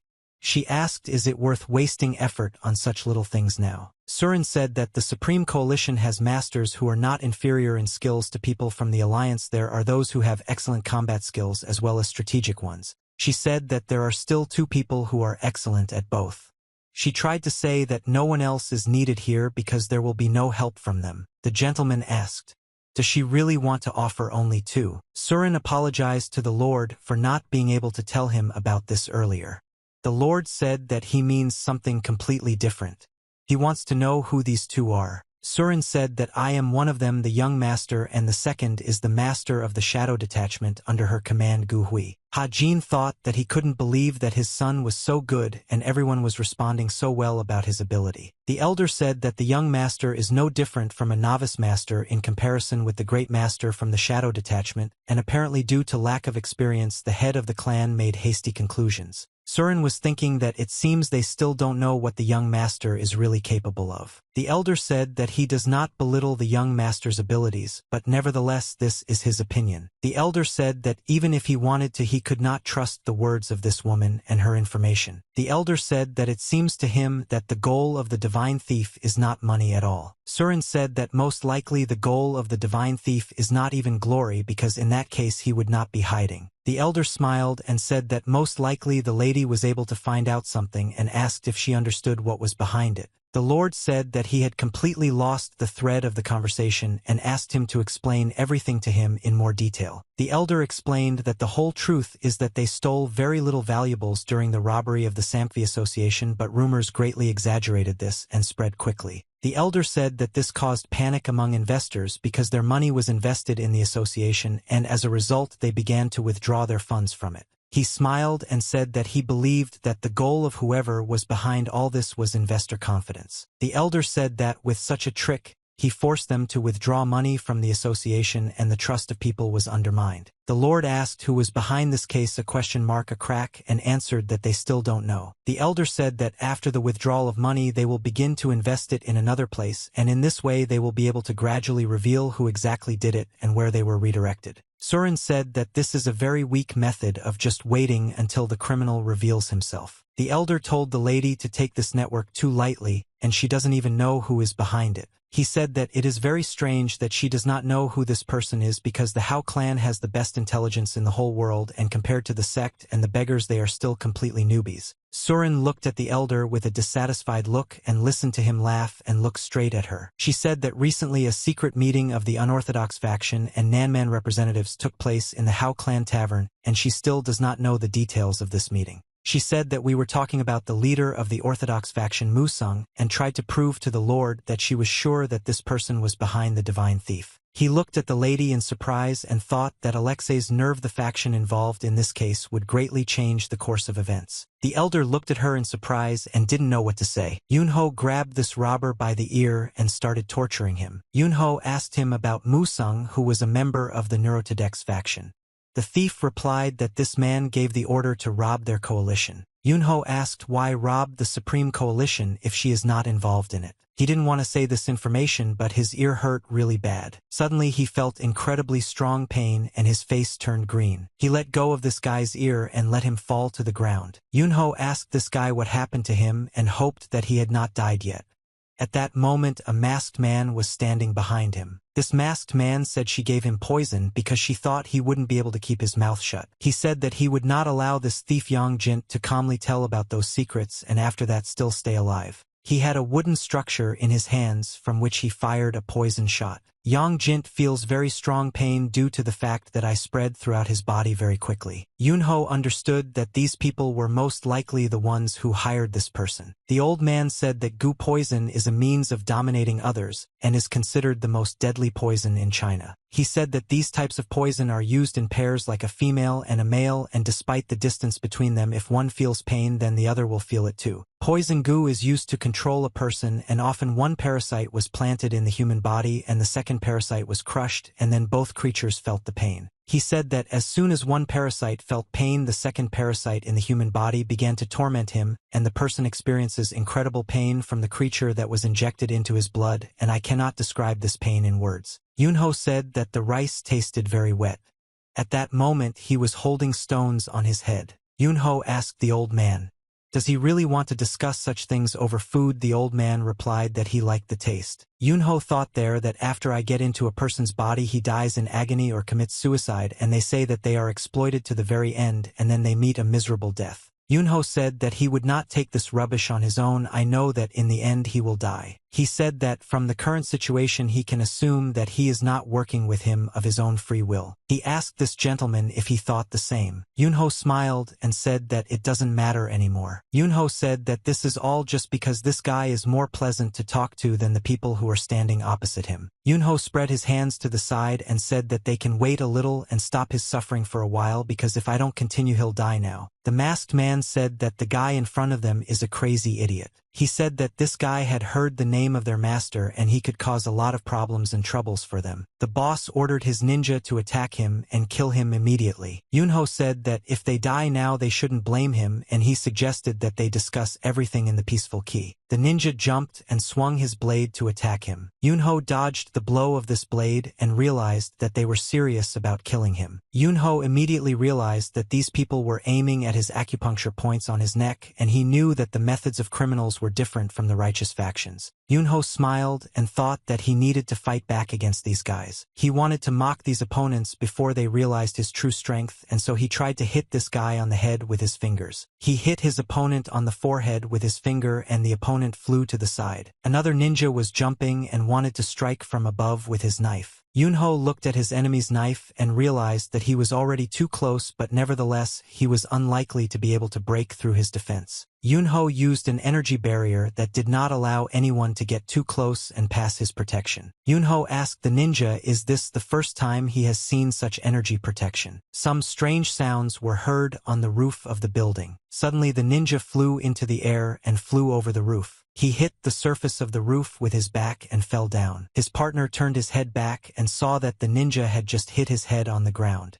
Yunho ordered the guy in the mask who stood in front of him to give him this very thing. Yunho realized that the enemy was not going to give him this thing just like that and had to hit him. The object flew into the air and cooled down only to catch it with your hand. Yunho was surprised that all this fuss around was connected only with an object that was smaller in size than his fist. He said that if I had not given him this item right away, no problems would have arisen. When he opened the wooden lid in the form of a crushed caterpillar and realized that it had already died and splashed out all the poison, Yunho turned his head back and asked the thief who was lying on the ground, was he alive or had he already died? The thief asked for forgiveness for the fact that he could no longer endure this pain and asked the master to kill him immediately. Yunho said that I'll try to do something now in order to save him, but if he doesn't succeed the thief will die anyway, and therefore he just needs to shut up now and endure. Yunho touched life with his fingers on important points and organs on his body. He said that he couldn't do anything against the released poison, but if he could lock the poisonous creature in gloves made of chi energy before it released the poison, they would ask him. He tried to find this creature inside his body. He looked for it inside the body but could not understand where exactly it was located. Suddenly I felt movement inside the body and realized that it was a caterpillar somewhere here. Yunho said that he finally managed to find. He understood that she would soon die and he needed to hurry so that this thief did not die. He tried to hide her in an energy trap that would not allow her poison to spread throughout the body. He hid it and it no longer harmed the wearer. Yunho said that it was already too close and just kill him. Yunho said that he managed to block her before she died and released her. The thief asked him,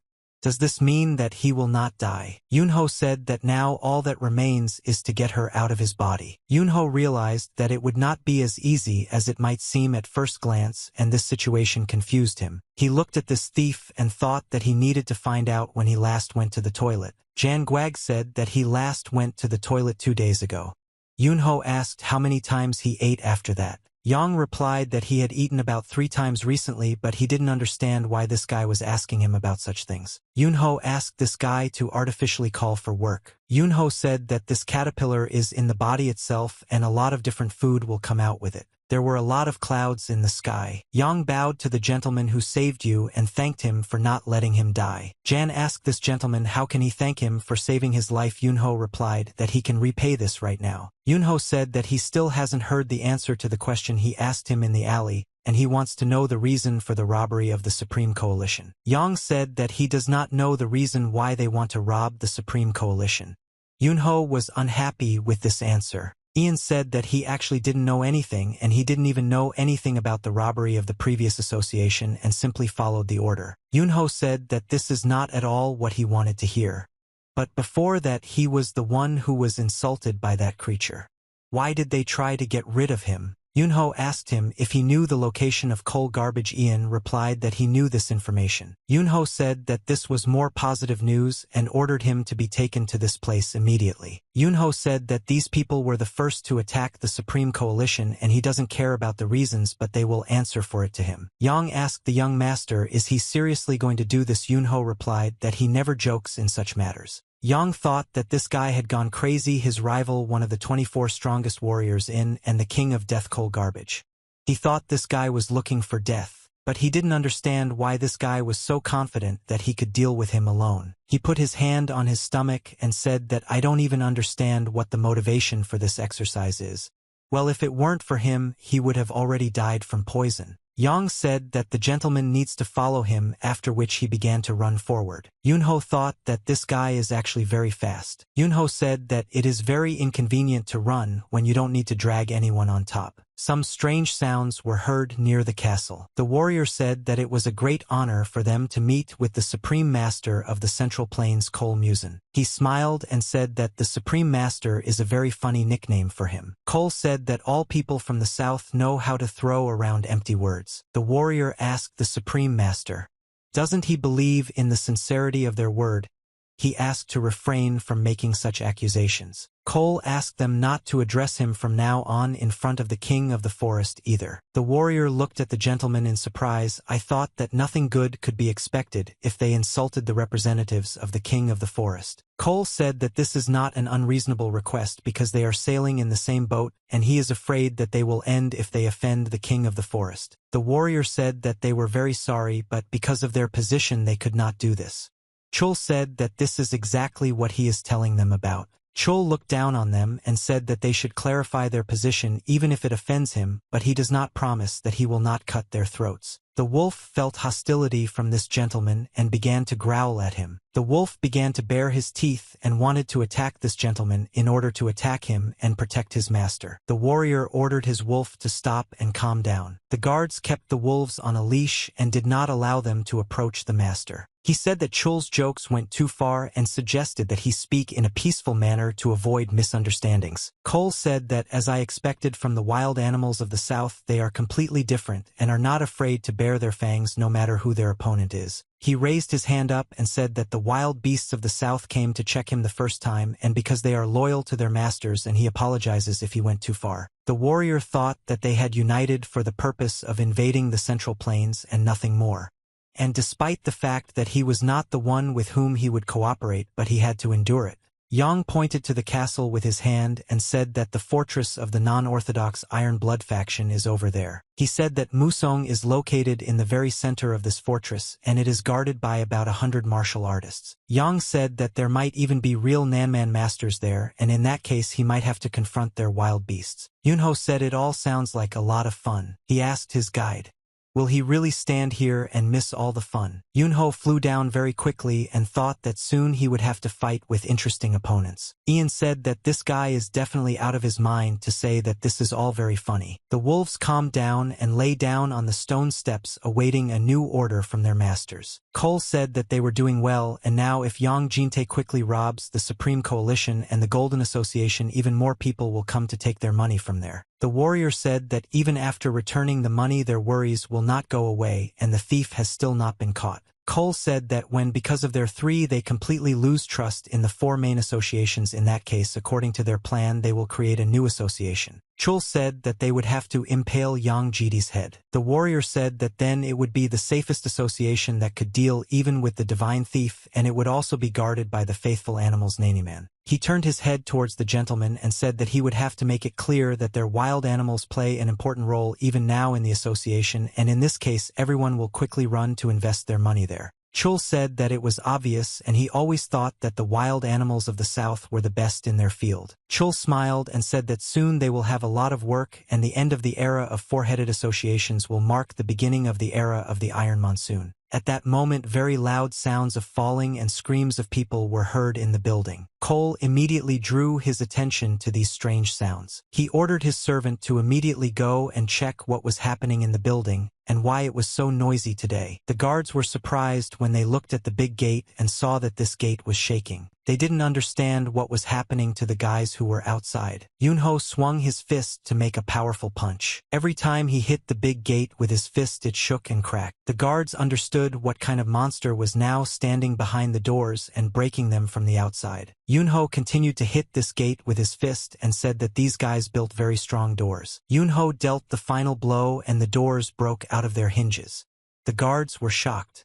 What is this even possible? They jumped in different directions so that the doors wouldn't fall on them. Yunho stood in the doorway and they couldn't see him because there was smoke and dust all around and only his dark silhouette was visible. Yunho asked where such a strong door appeared in the bandit's lair that cannot be broken through with 10 blows. Yang said that the Green Forest and the Iron Blood Fortress are the heart of the unorthodox faction, and they are head and shoulders above the ordinary bandits. Yunho said that this is some kind of nonsense and he will never believe that these bandits are so cool. He said that in the end thieves are thieves. Yunho approached one of the guards and said that this is an ordinary guy whose legs tremble at the sight of him. Yunho accelerated and kicked him in the face with all his strength and the guard received very heavy damage. This guard flew several meters back after being hit in the face. The guard said that they need to immediately kill this guy and show him what they are capable of because he has completely lost the edge of reality. Yunho realized his head was up and saw that the opponents had just taken off into the air. He smiled and used his inner energy. He was wondering that I could not oppose him. He again used his internal energy to create an energy barrier and his opponents were unable to break through his defenses. Yunho said that if I don't survive this battle, he advises them to live a good life after this. Chol was shocked when the servant told him that all this noise in the castle was because of one guy. Cole shouted that he ordered to subdue this guy, but he was informed that he had unusual skills. Cole asked his security guard, does he really want to ruin his reputation in front of the guests who came to communicate about serious issues? He pointed his hand forward and ordered to grab this guy immediately before the banquet began and deprive him of his head. Suddenly another guy appeared and said that he wanted to go and deal with this enemy personally. He said that he would return a little later and meet him in the banquet hall after he beheaded this guy. Ian still couldn't believe his eyes and he was shocked when I saw how this guy destroys opponents. He looked at the warriors who were lying on the ground and in his chest there was a sword sticking out that Yunho stuck into him. He looked the other way. He saw that on the other side there were also opponents lying and many of them were bleeding and killed and some were seriously injured.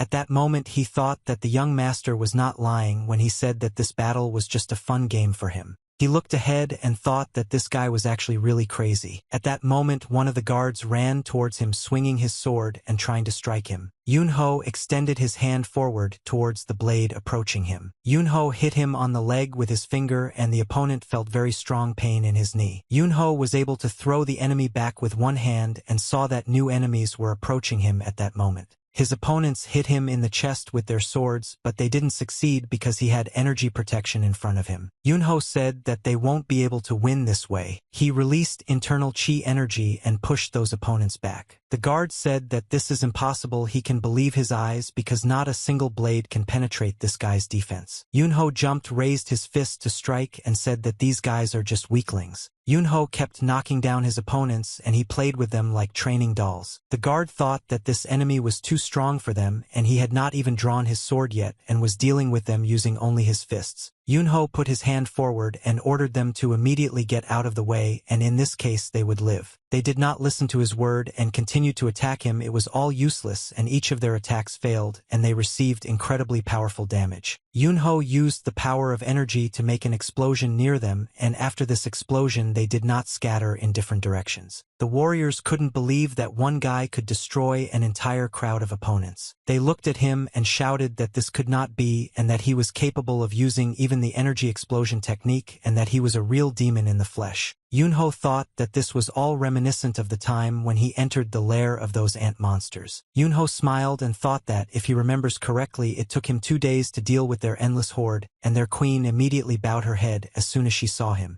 They shouted at the same place, if they die they must not allow this enemy to enter the territory of their castle any further and therefore they must lay down their lives in order to stop him. Yunho continued to push through this crowd. Yunho continued to push them aside with the help of his energy.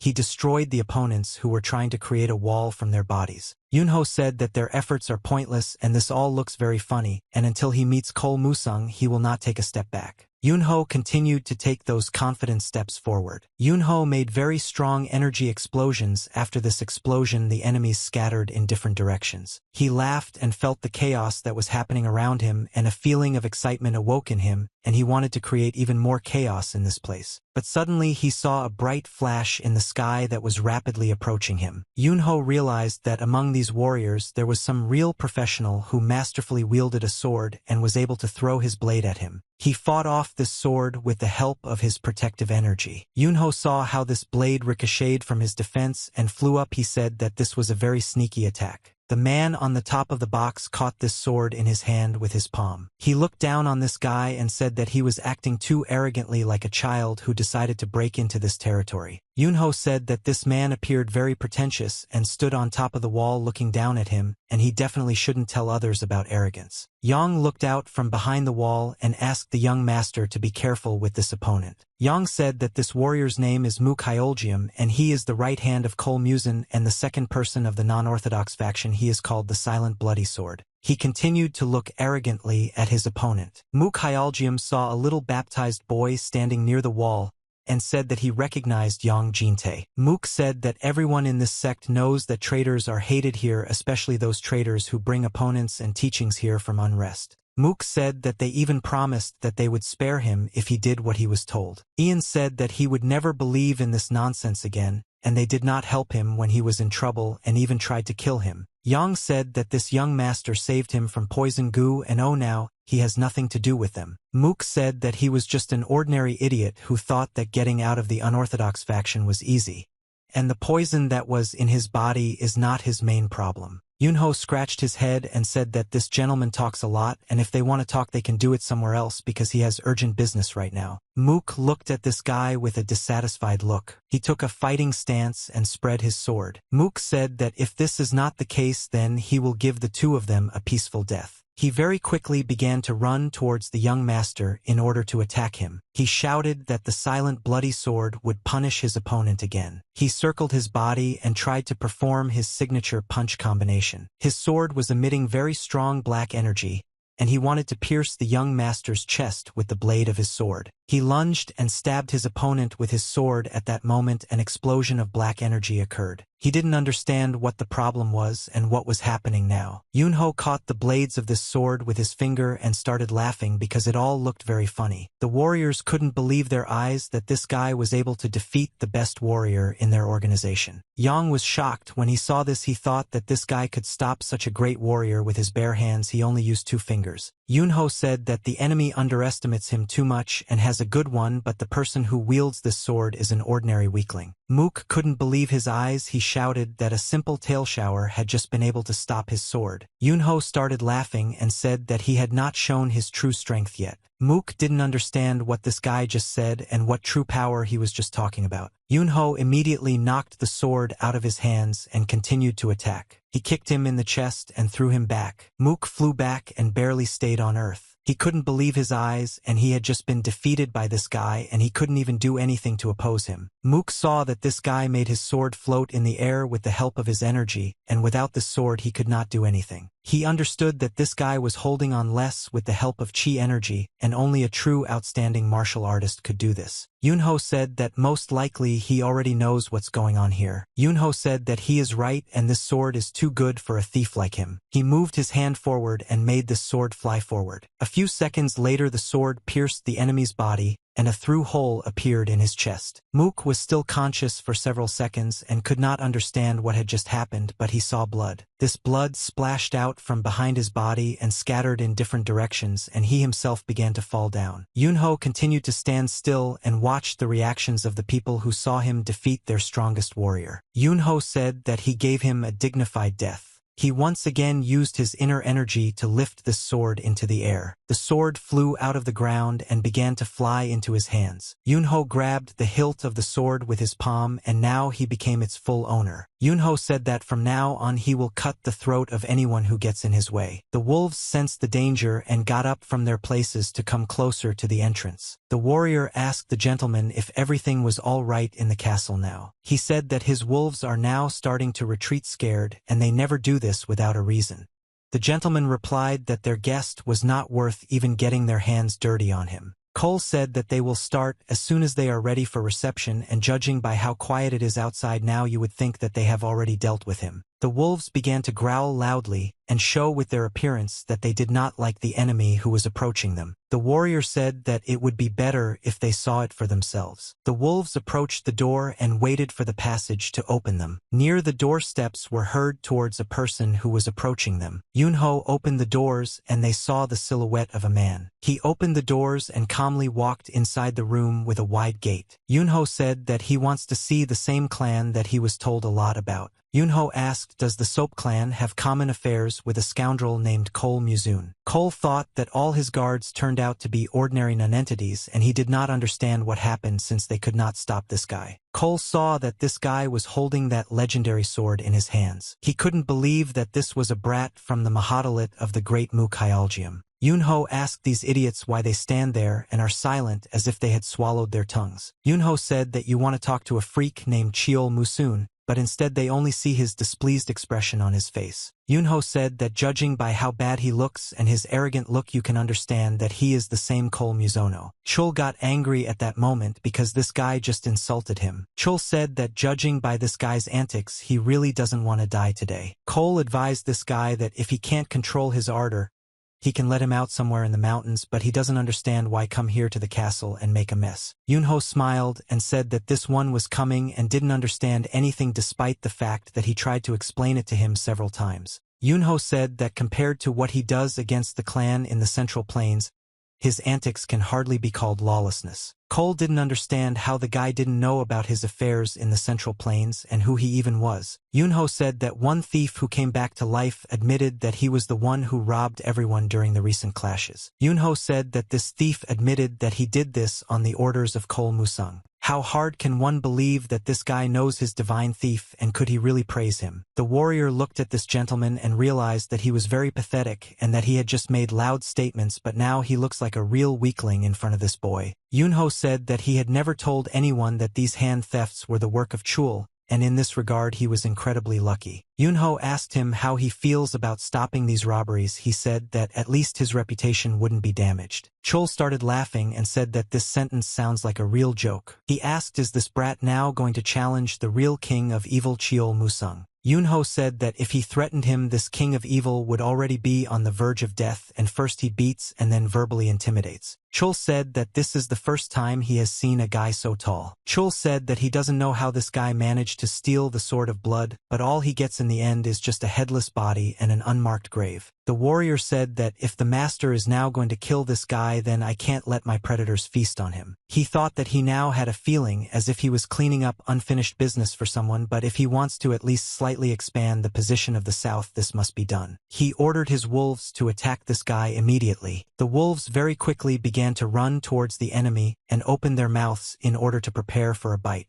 Yunho pulled out his sword to prepare for defense. He used his inner energy and used it to look at these wolves with a special look and said that he had never seen such cuties before. The wolves stopped in front of him and at the very last moment decided not to attack. The animals bowed their heads before this enemy and shook with fear, afraid to come closer to him. The warrior thought that whoever this enemy was and did not always run sleep was gnawing at his throat, and now suddenly they tucked their tails between their legs like real cowards. Cole thought that all this was impossible. These dogs looked at him, flashing their fangs. This guy was not suddenly scared. Yunho patted these wolves on the head and said that these guys look very smart and safe. He said that these animals understand that he is not an opponent at whom you can bare your teeth. Cole realized that this couldn't go on any longer and pulled out his sword. He said that these hats still irritated him and did not give him peace, so he had to deal with everything alone. Yunho said that he offered him a chance to save his reputation and not screw up, but apparently the master himself wants to be humiliated. Chul said that he will only save his reputation if he chops his opponent into pieces. He took a fighting position and put a sword in front of his body. Very strong energy was radiated from his body. The warriors put their swords in front of them and took up fighting positions. He looked at this gentleman and realized that he was finally able to see the power of one of the 24 great masters. Yunho said that this idiot's strength looks as ugly as his face and it's absolutely not scary. Yunho said that he definitely gave him a chance, but since the master decided to ruin his reputation, nothing can be done about it.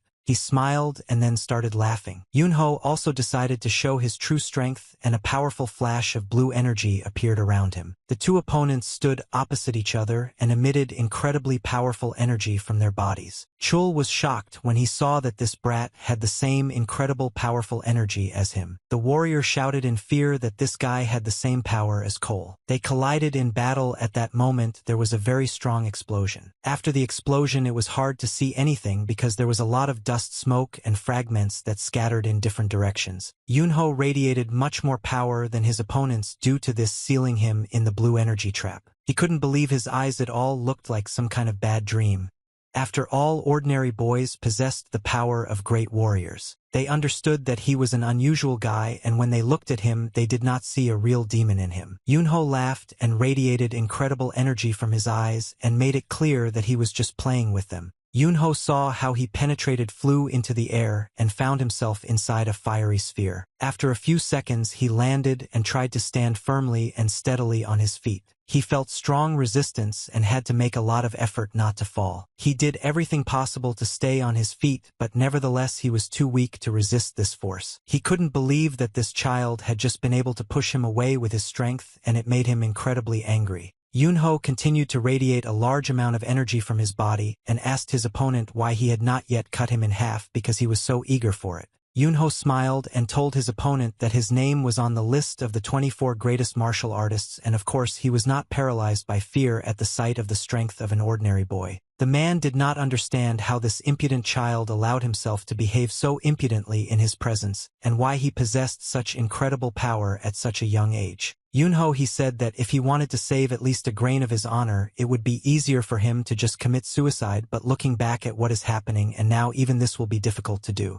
These words seriously angered the bandit, and he replied that until that moment he had never met a Pernik whom he could not cut with his cry of truth. He began to run towards his opponent in order to cut him down, and said that despite the great strength of this child, he is still no exception, and he will be killed in the same way. He jumped and swung his balls to cut this guy's body once and for all. Yunho continued to smile and acted very calmly.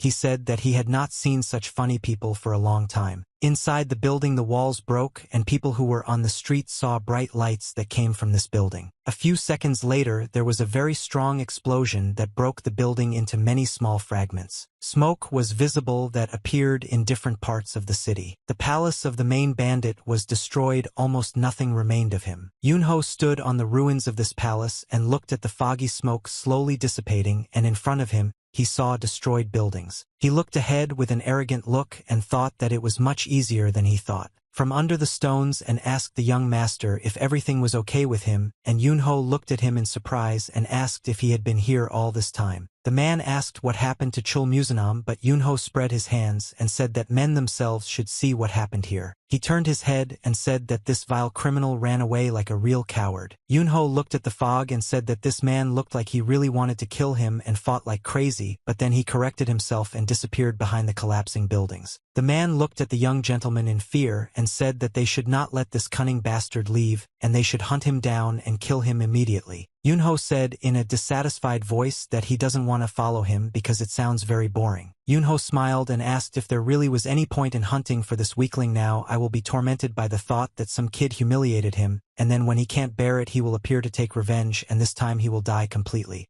Suddenly we didn't see the silhouettes of some guys in the distance next to whom the wolf was standing. The man asked if these people really came here from the south, but Yunho replied that he had no idea who all these people were, where they came from here. The men asked the young master what he was going to do with these people. Yunho looked at them thoughtfully and thought that the wild animals of the south are tamed through merciless bullying, and are mercilessly destroyed as soon as they are no longer needed. Yunho at that moment understood why the spirits of the South harbor a deep resentment towards them, and the poets are the reason they settled outside Samdokian to plan the murder of these monsters. Yunho took off the air and said that there is no point in doing anything against these people because they already have opponents who will take care of them. Yunho said that it was none of his business and there were people who should punish these monsters. After some time they returned back to their village. His father looked at him with frightened eyes and did not understand what was happening. The lady also could not understand what happened here, and why the young master did not return home alone. The same man stood in front of them and held his straw hat in his hands, and his eyes were cast downwards. The father asked his son who this man was, and Yunho ordered the man to answer these questions himself. Yunho once again repeated the questions and ordered this man to answer who he is and introduce himself to the residents of this house. The man raised his eyes upward and said in a trembling voice that his name is Yang Jint, and people know him as a divine thief. The father and the lady did not understand what was happening in this house and why Yunho brought the thief here. She got angry and said that bringing a thief here is unacceptable and Yunho has gone completely crazy. But Yunho looked at her with a contemptuous look because he understood that she had no say in this at all, and asked why he thought it was bad to bring a new friend here. The father turned around and said that he would inform the elders and move the courtyard to the Murim Alliance, and the lady said that she too should collate the information about how yours was caught. Yunho asked his father which elder he was talking about, and his father said that he should talk to the elder of Cabana because he arrived as an investigator from the Murim Alliance. Yunho said that this person did nothing it's bad and he just arrived and all he will do is just drink and eat food, so he doesn't understand why give him to the Alliance. Yunho said that since he caught this robber it means he should receive honors for this. The lady said that now is not the time to discuss who deserves the honor and we need to find out who is behind this person. Yunho said that Cole is behind him, Monsun, head of the Sape clan or Merciless Blades. The father asked his son in an angry voice if he really brought this man here knowing who was behind this, and Yunho replied that he caught him and the poets brought him here because it was not wrong to let him go. The lady pointed her finger at him and said that if the head of the Merciless Blades clan finds out that the thief is with them, he will not sit idly by and he will do anything to kill or kidnap him before he himself is caught. She continued to say that in this case not only would Chonghajang be in danger, but perhaps the fact that she was here would also bring danger to the Hao clan, and Yunho was surprised when he heard this. She turned her head to God and said that for now it is necessary to publicly announce that my alliance has caught the divine thief, and she will contact the Hao clan to study the situation around the Merciless Blades clan. She turned around and began to leave, and at that moment she thought that this boy has incredible strength, but he still has too few acquaintances with the intrigues that are happening in Murim, and Cole Monsun is a swordsman, and if he has found a rival in this case, do not underestimate him. But suddenly a sword fell in front of her face and got stuck in a stone slab that was on the floor. She was shocked when she saw this sword and couldn't believe her eyes. She looked carefully at this weapon and thought that it was impossible and she was probably dreaming about it all. In front of her was a bloody sword that belonged to Cole's right hand, Monsuna. Yunho said that this sword looked useful, so he decided to take it for himself and move it to the palace. She turned to him and asked if he was in the clan of Merciless Blades. Yunho smiled and said in a carefree voice that there was no point in worrying, because Chul Monsoon couldn't do anything against him. They gathered in the room to discuss everything that was happening. Yang replied that everything that the young master talked about really happened in reality, and Chul Monsun suffered huge losses, after which it will be very difficult to leave at the moment, and Mukhelgam was pierced through the chest and died on the spot. Yang said that, after this battle, Cole Monsun abandoned his clan and ran away like a cowardly donkey. It appeared at the table, and everyone was thinking about the words that this yard had just told. The father could not believe that his son's fighting skill was so great that he forced Cole Monsuna flees the battlefield in disgrace. She looked at him with a surprised look and thought that he was at a level far beyond her expectations, and he could be as strong as the 24 great masters or even stronger than them. She thought that it might turn into trouble if someone in Murim realized his powers, but if she continued to keep him close and take care of him, then it wouldn't be a problem. Suddenly she said that even she was surprised that the young master had such outstanding ability in martial arts. She turned her head towards the master and said that Cole Monsoon is probably very angry after what happened and will not be able to accept his defeat so easily, and without any doubt he will try to strengthen himself and again find an opportunity to attack. She said that she was still sure that he posed a significant threat to Murim, but Yunho continued to look at her with contempt and still did not understand why the hell she was constantly interfering in the affairs of their family. The father sighed heavily and after that said that he agreed with the lady as Yunho's father. He was much more concerned about his well-being. Father said that he will see the situation with Murim, but Yunho should stay as far away from all this as possible and not get into such troubles. Yunho was dissatisfied with the fact that everyone was telling him off and scolding him, and if he had not initially known that everything would turn out exactly like this, he would not have even started this business. Yunho said that he should have brought this matter to the end, but these words began to anger his father. Yunho said that now that he thought about it, despite the significant alliance of Murim, this guy will shamelessly pay for continuous problems and the response of the combat union and will not even make him flinch. The father got angry and repeated to his son to immediately stop thinking about it and listen to his orders. Yunho smiled and said that he heard from his father and would never dare to go against his will, and if he realizes that this is too much for him, then turn to his father for help. He smiled again and asked not to worry so much about him because he is no longer the same Yunho that his father knew. These words seriously worried the father, and he looked at his son with a frightened look. After this meeting, the lady went to the outskirts of the city. She asked her assistant if he had managed to find out anything,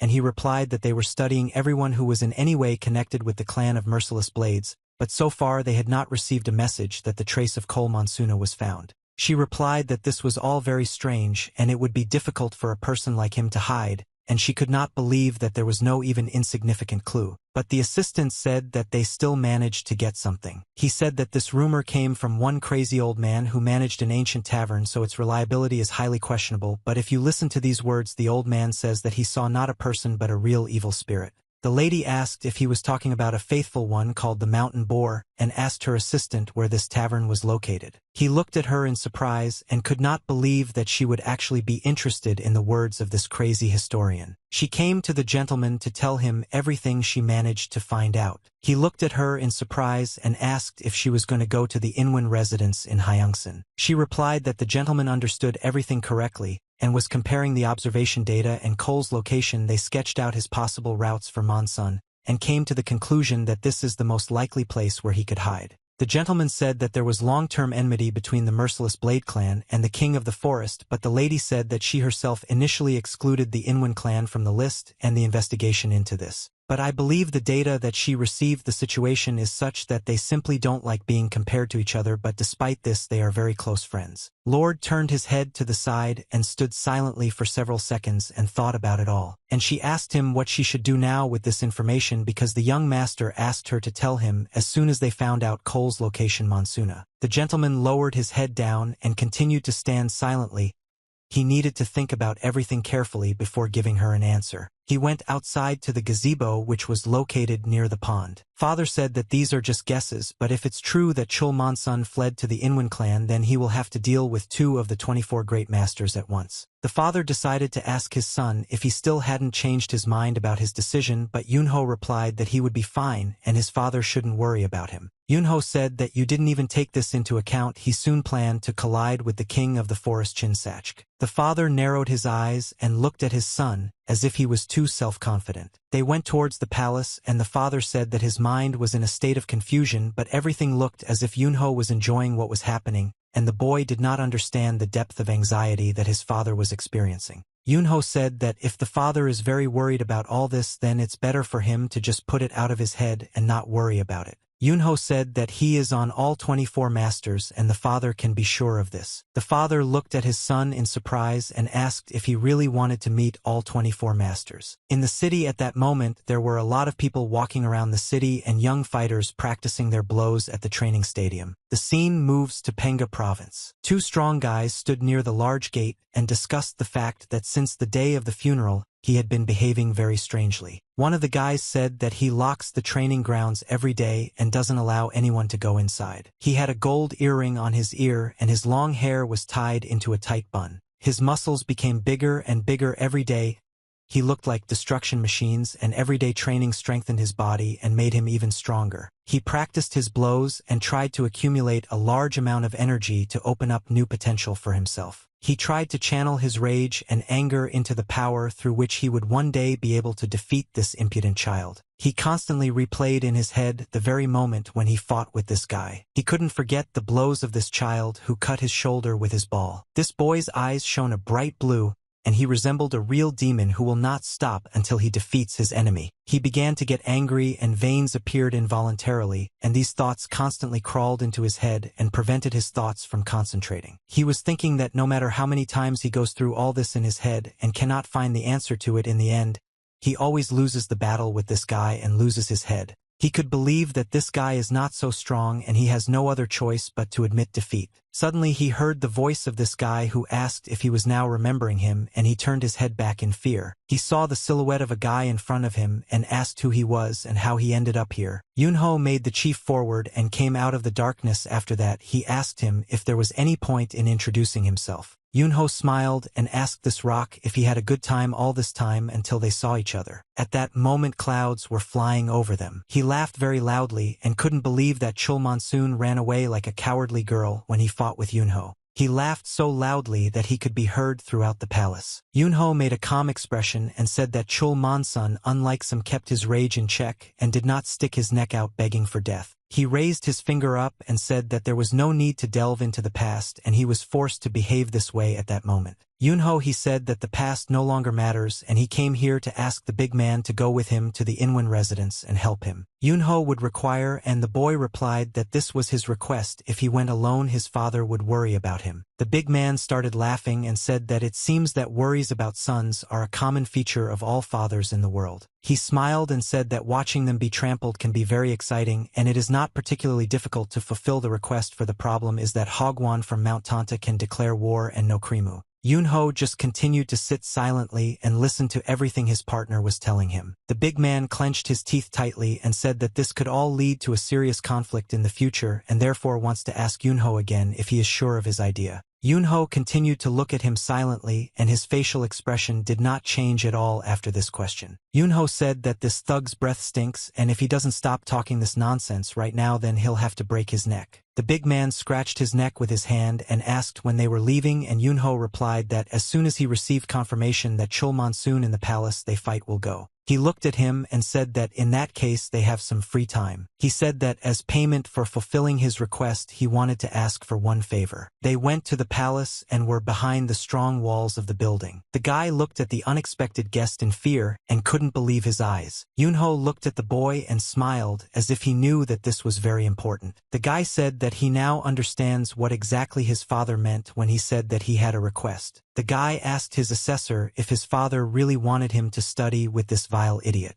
He hit his son with the palm of his club and said that he followed the words and did not insult the guest with such words. The big man asked young Master Yunho that he taught his son, and in return he was ready to give anything. The father came to the door and before leaving said that if his son left this training ground without permission he could consider that he was deprived of any heritage. After these words the father slammed the door and left the training room. The guy turned his head back and looked at his new teacher with an angry look. He waved his hand and asked this idiot what he told his father and why his father chose him as a teacher because he had never treated his son so strictly before. Yunho said that maybe it was because last time his son didn't receive a rag, but nevertheless during all this time he never learned anything. Yunho said that from now on at the request of his father, he will be his teacher and first of all he must show respect to his teacher. But these incredible words made the guy very angry and he said that he was not going to put up with it. He took a fighting stance and used a blow to hit this idiot in the face, but Yunho deftly dodged the blow. Yunho at that moment was thinking that his teacher felt exactly the same way when he first met him. Yunho used his leg to sweep and throw his student off balance. Thus, with one light blow he threw his student and did not put much effort into it.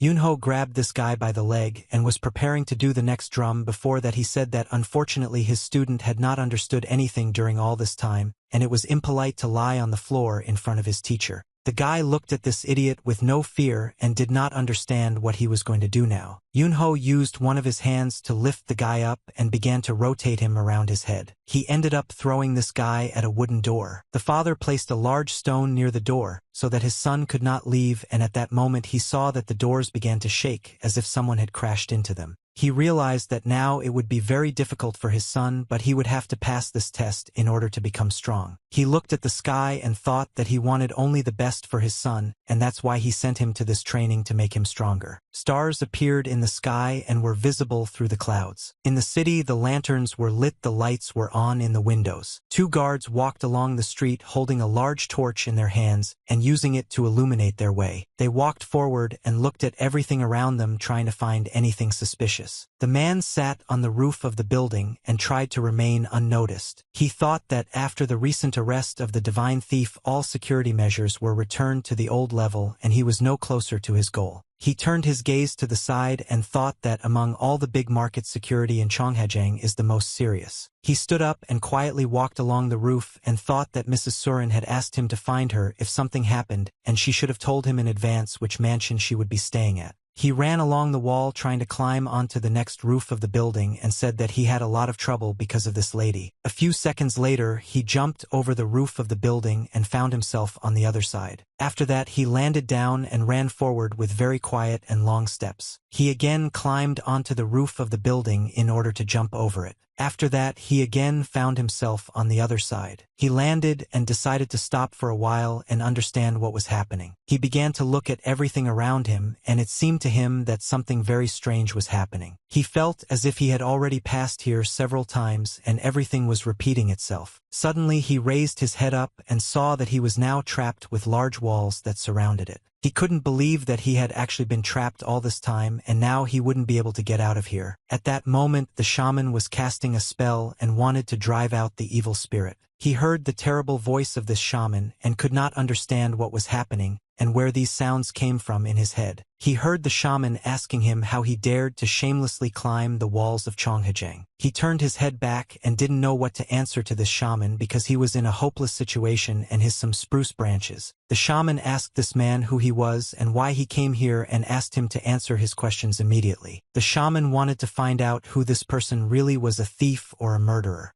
The stranger did not answer anything and continued to remain silent. Then he used his magic and began to wrap his body in magical ropes, and the last time he said that he wanted to hear answers to his questions. Clouds continued to float in the sky, and at moments stars were visible that were hiding behind these clouds. Suddenly the Chelkash shaman pumps his fist and prepares for his speech. He saw that the lady was standing in front of him along with the stranger, and were not trying to explain why this man was walking here, and when the shaman listened to them he said that he should have been warned in advance. The man recovered and asked the hats for forgiveness.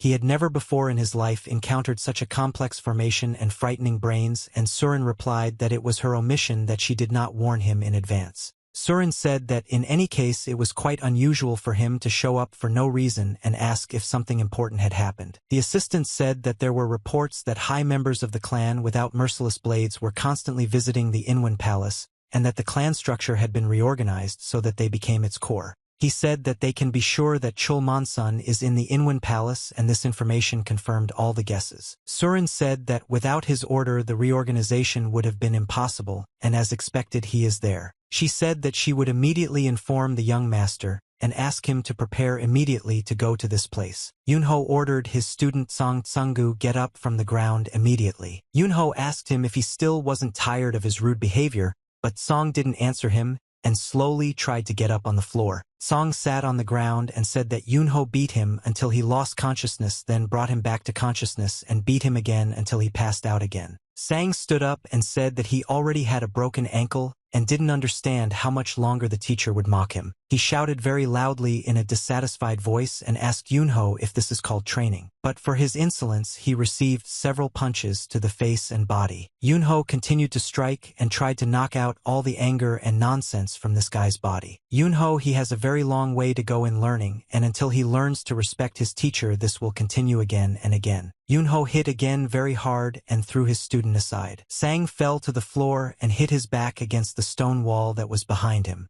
A few seconds later the dance floor is down this wall and I put my head down. Yunho said that he is so strong that even his most ordinary blows are the highest level of combat skill. Yunho said that he would make 3 or 4 more attempts. If his student did not learn anything he would simply give up. The father saw his son after training and could not believe his eyes. He was delighted with what he saw. The father could not believe that the young man standing in front was actually his son. Yunho sat on a bench near the wall and said that the state of trance enhances human abilities and develops instincts to the limit, and training in this state will impact his body greatly and will soon become his usual state. The father in a surprised voice asked if they were really trying to train in an unconscious state and decided that his son could succeed greatly in this. Yunho replied that his son became about 1/3 stronger than he was before. Yunho sighed heavily and said that it was difficult to bring him to such a result due to the fact that he constantly resists, but his father smiled and said that to advance so far in just a few days is an incredibly good result. But suddenly a servant knocked on the door and said that he urgently needed to see the master, and the master allowed him to enter the training room. The servant replied that guests from above the class had arrived. Yunho said in a calm voice that it was most likely Surin who came, and well, at this moment his son's training can be considered completed. He asked to make sure that he was fed and on the train before he woke up, and well, to be allowed to sleep so that he could regain his strength. Surin said that Li Ryan went to Hyungsan ahead of everyone else to figure out how to get more information, and Yunho replied that he missed this guy. Surin looked at him with a surprised look and said that despite all this, the crookedly greedy Lord Pancheol is a very strange choice of a person to meet. She asked Yunho how he managed to pacify his explosive temper, and asked why he was so sure that the Lord would quietly follow them. Yunho replied that there were no persuasion and he only asked him and one of ours, and the Lord gladly agreed to join them as soon as he heard that he would fight with the kings of death and the forest. Surin said that Pan from the Habe family has incredible influence throughout the Murim, and every step in a situation like theirs should be thought out because the idea that he would simply follow them is inconceivable to her. The Lord with him told his services that as soon as his son begins and he needs to be fed with any food he wants except alcohol. Yunho answered the lady that probably it would be more painful for him to have Yunho's early feelings than to be involved in political squabbles. He turned his head back and said that he recently gave him a good fight and taught him for one of his unpleasant actions. She looked at Yunho in fear. She couldn't believe that this boy could even subdue the bloodthirsty Lord Bancheol, even a fly. Pan looked down at the man who stood next to him with a pimple. Who was he, and could he really be their new coachman? The man replied that from time to time he can do a lot of work, this is his main craft, and at that moment he thought that he knew that all the overwhelming power of one of the 24 strongest would be for a giant, so that it was so he couldn't even believe it. Yunho got angry and ordered Pancheol to move as quickly as possible because he talks too much and is wasting time, but Pan asked if he couldn't say a few words to the new member of the group. Yunho answered the Lord that if he likes to talk so much he can walk next to the cart. The men did not understand why the young master treated the bloodthirsty Lord so rudely, and where he got such influence over this man. Surin I climbed into the carriage and asked my assistant to move out as quickly as possible. He sat down in the coachman's place, held the reins in his hands, and ordered the horses to move out immediately. They set off and bowed in farewell. All the way Yunho and Lord constantly sorted things out and quarreled like cats and dogs. After some time evening had already come and it began to get dark outside. Some strange sounds were heard in the mountains, as if a group of people were wandering between the mountains. One of the guys said that summer ends in this very place and they can't find anything further. The leader asked if they carefully examined the surroundings in all directions, and the rest of the guys replied that they examined absolutely everything and found nothing. He said that they were absolutely useless since they could not find any clues because these people could not disappear without a trace under their noses. But suddenly we heard some strange sounds far from you and thought that this might be that clue. They looked into the distance and saw that a carriage with people was driving along the main road, and someone in Korea was scolding very loudly for driving the carriage too fast. People looked at them in surprise and thought that these people had suddenly appeared here, and they did not understand how they were able to drive under the road so unnoticed. The carriage was driving along a mountainous area and constantly ran over stones, and therefore the carriage was constantly shaking. Pan jumped every time she hit a stone and his body shook, and it started to make him angry. Pan shouted very loudly that it was necessary to hire a professional coachman, and he did not understand how they were even going to get them to their place in such a carriage. The man at that moment was thinking that he used to be a professional killer and a member of the Hao clan and now works part-time as a cab driver and is still forced to listen to all this nonsense. But suddenly he saw several people in front of him with their red balacons who blocked his way. Pan and the rest of the team who were in the carriage suddenly felt that the carriage had stopped. Pan shouted very loudly and in an angry voice asked why they stopped again. Dima still has a long way to go. But Yunho, I realized that they stopped for a reason and most likely they had unexpected guests. The man got off the cart and ordered to let them through immediately since they don't know who else these people are. But the guys in robes said that they still need to check the cart to be sure of this, but the man replied that these guys should not do something that they will soon regret. One of the guys in the red robe said that this coachman was too cocky, and he should behave politely with strangers. He was already starting to get angry because these people also mistook him for an ordinary person and a cab driver. He grabbed his sword, which was behind his back, with his hand and wanted to show me that he was capable of sitting with his hands folded for the winter. He pulled out his sword and said that he once again repeats that you shouldn't do something that you won't regret in the future. Anyone who dares to touch the cart will be killed. Such a daring act surprised the guys in robes, and they did not expect that from the towers he would be so confident in his words. He raised his hand up and said that this made him even more interested in the contents of this cart, and they slowly began to take out their weapons. One of these guys began to run forward holding a sword in his hand and was preparing to attack his opponent. At that moment he stood unshakably in his place and was conditionally a titan and was preparing for battle, and at that moment he made a countdown. He saw that I was approaching the enemy. There were 14 seconds left before the attack. He held the hilt of the sword tightly with his right hand. There were already 11 seconds left. When he reached 0 at this moment, he delivered an incredible fast blow and cut his opponent's body and at the same time dodged his blow. He exhaled air from his mouth and steam appeared. After a few seconds, blood splashed out of this guy's body. Pro fell to the floor and there was a bloody puddle around his body. He was killed with one blow. Angry, he asked these guys what they were not going to do next and whether they wanted to try to inspect the cart again. One of the guys said that he did not expect to see such a talented coachman in these places. But suddenly he felt as if someone had appeared behind him, and he did not expect to see his opponent behind him so quickly. He turned his head and realized that the enemy he had just killed was able to rise to the ground, and on Sunday it looked very creepy. He didn't understand what the hell was going on here, and why this guy stood up as if nothing had happened to him. This man began to get angry after he was resurrected and began to sound very energetic. He didn't understand what was happening here and who these people were and where they got such abilities from. He looked at how his enemy took his blade in his hands and thought that his heart was pounding like crazy. The enemy struck with his saber, but he managed to pull out his balls in time and block this blow. Thanks to blocking, he did not receive damage. It was incredibly difficult to contain it. He understood that he could not cope on his own, and if they attacked him all together, he would definitely die in this battle.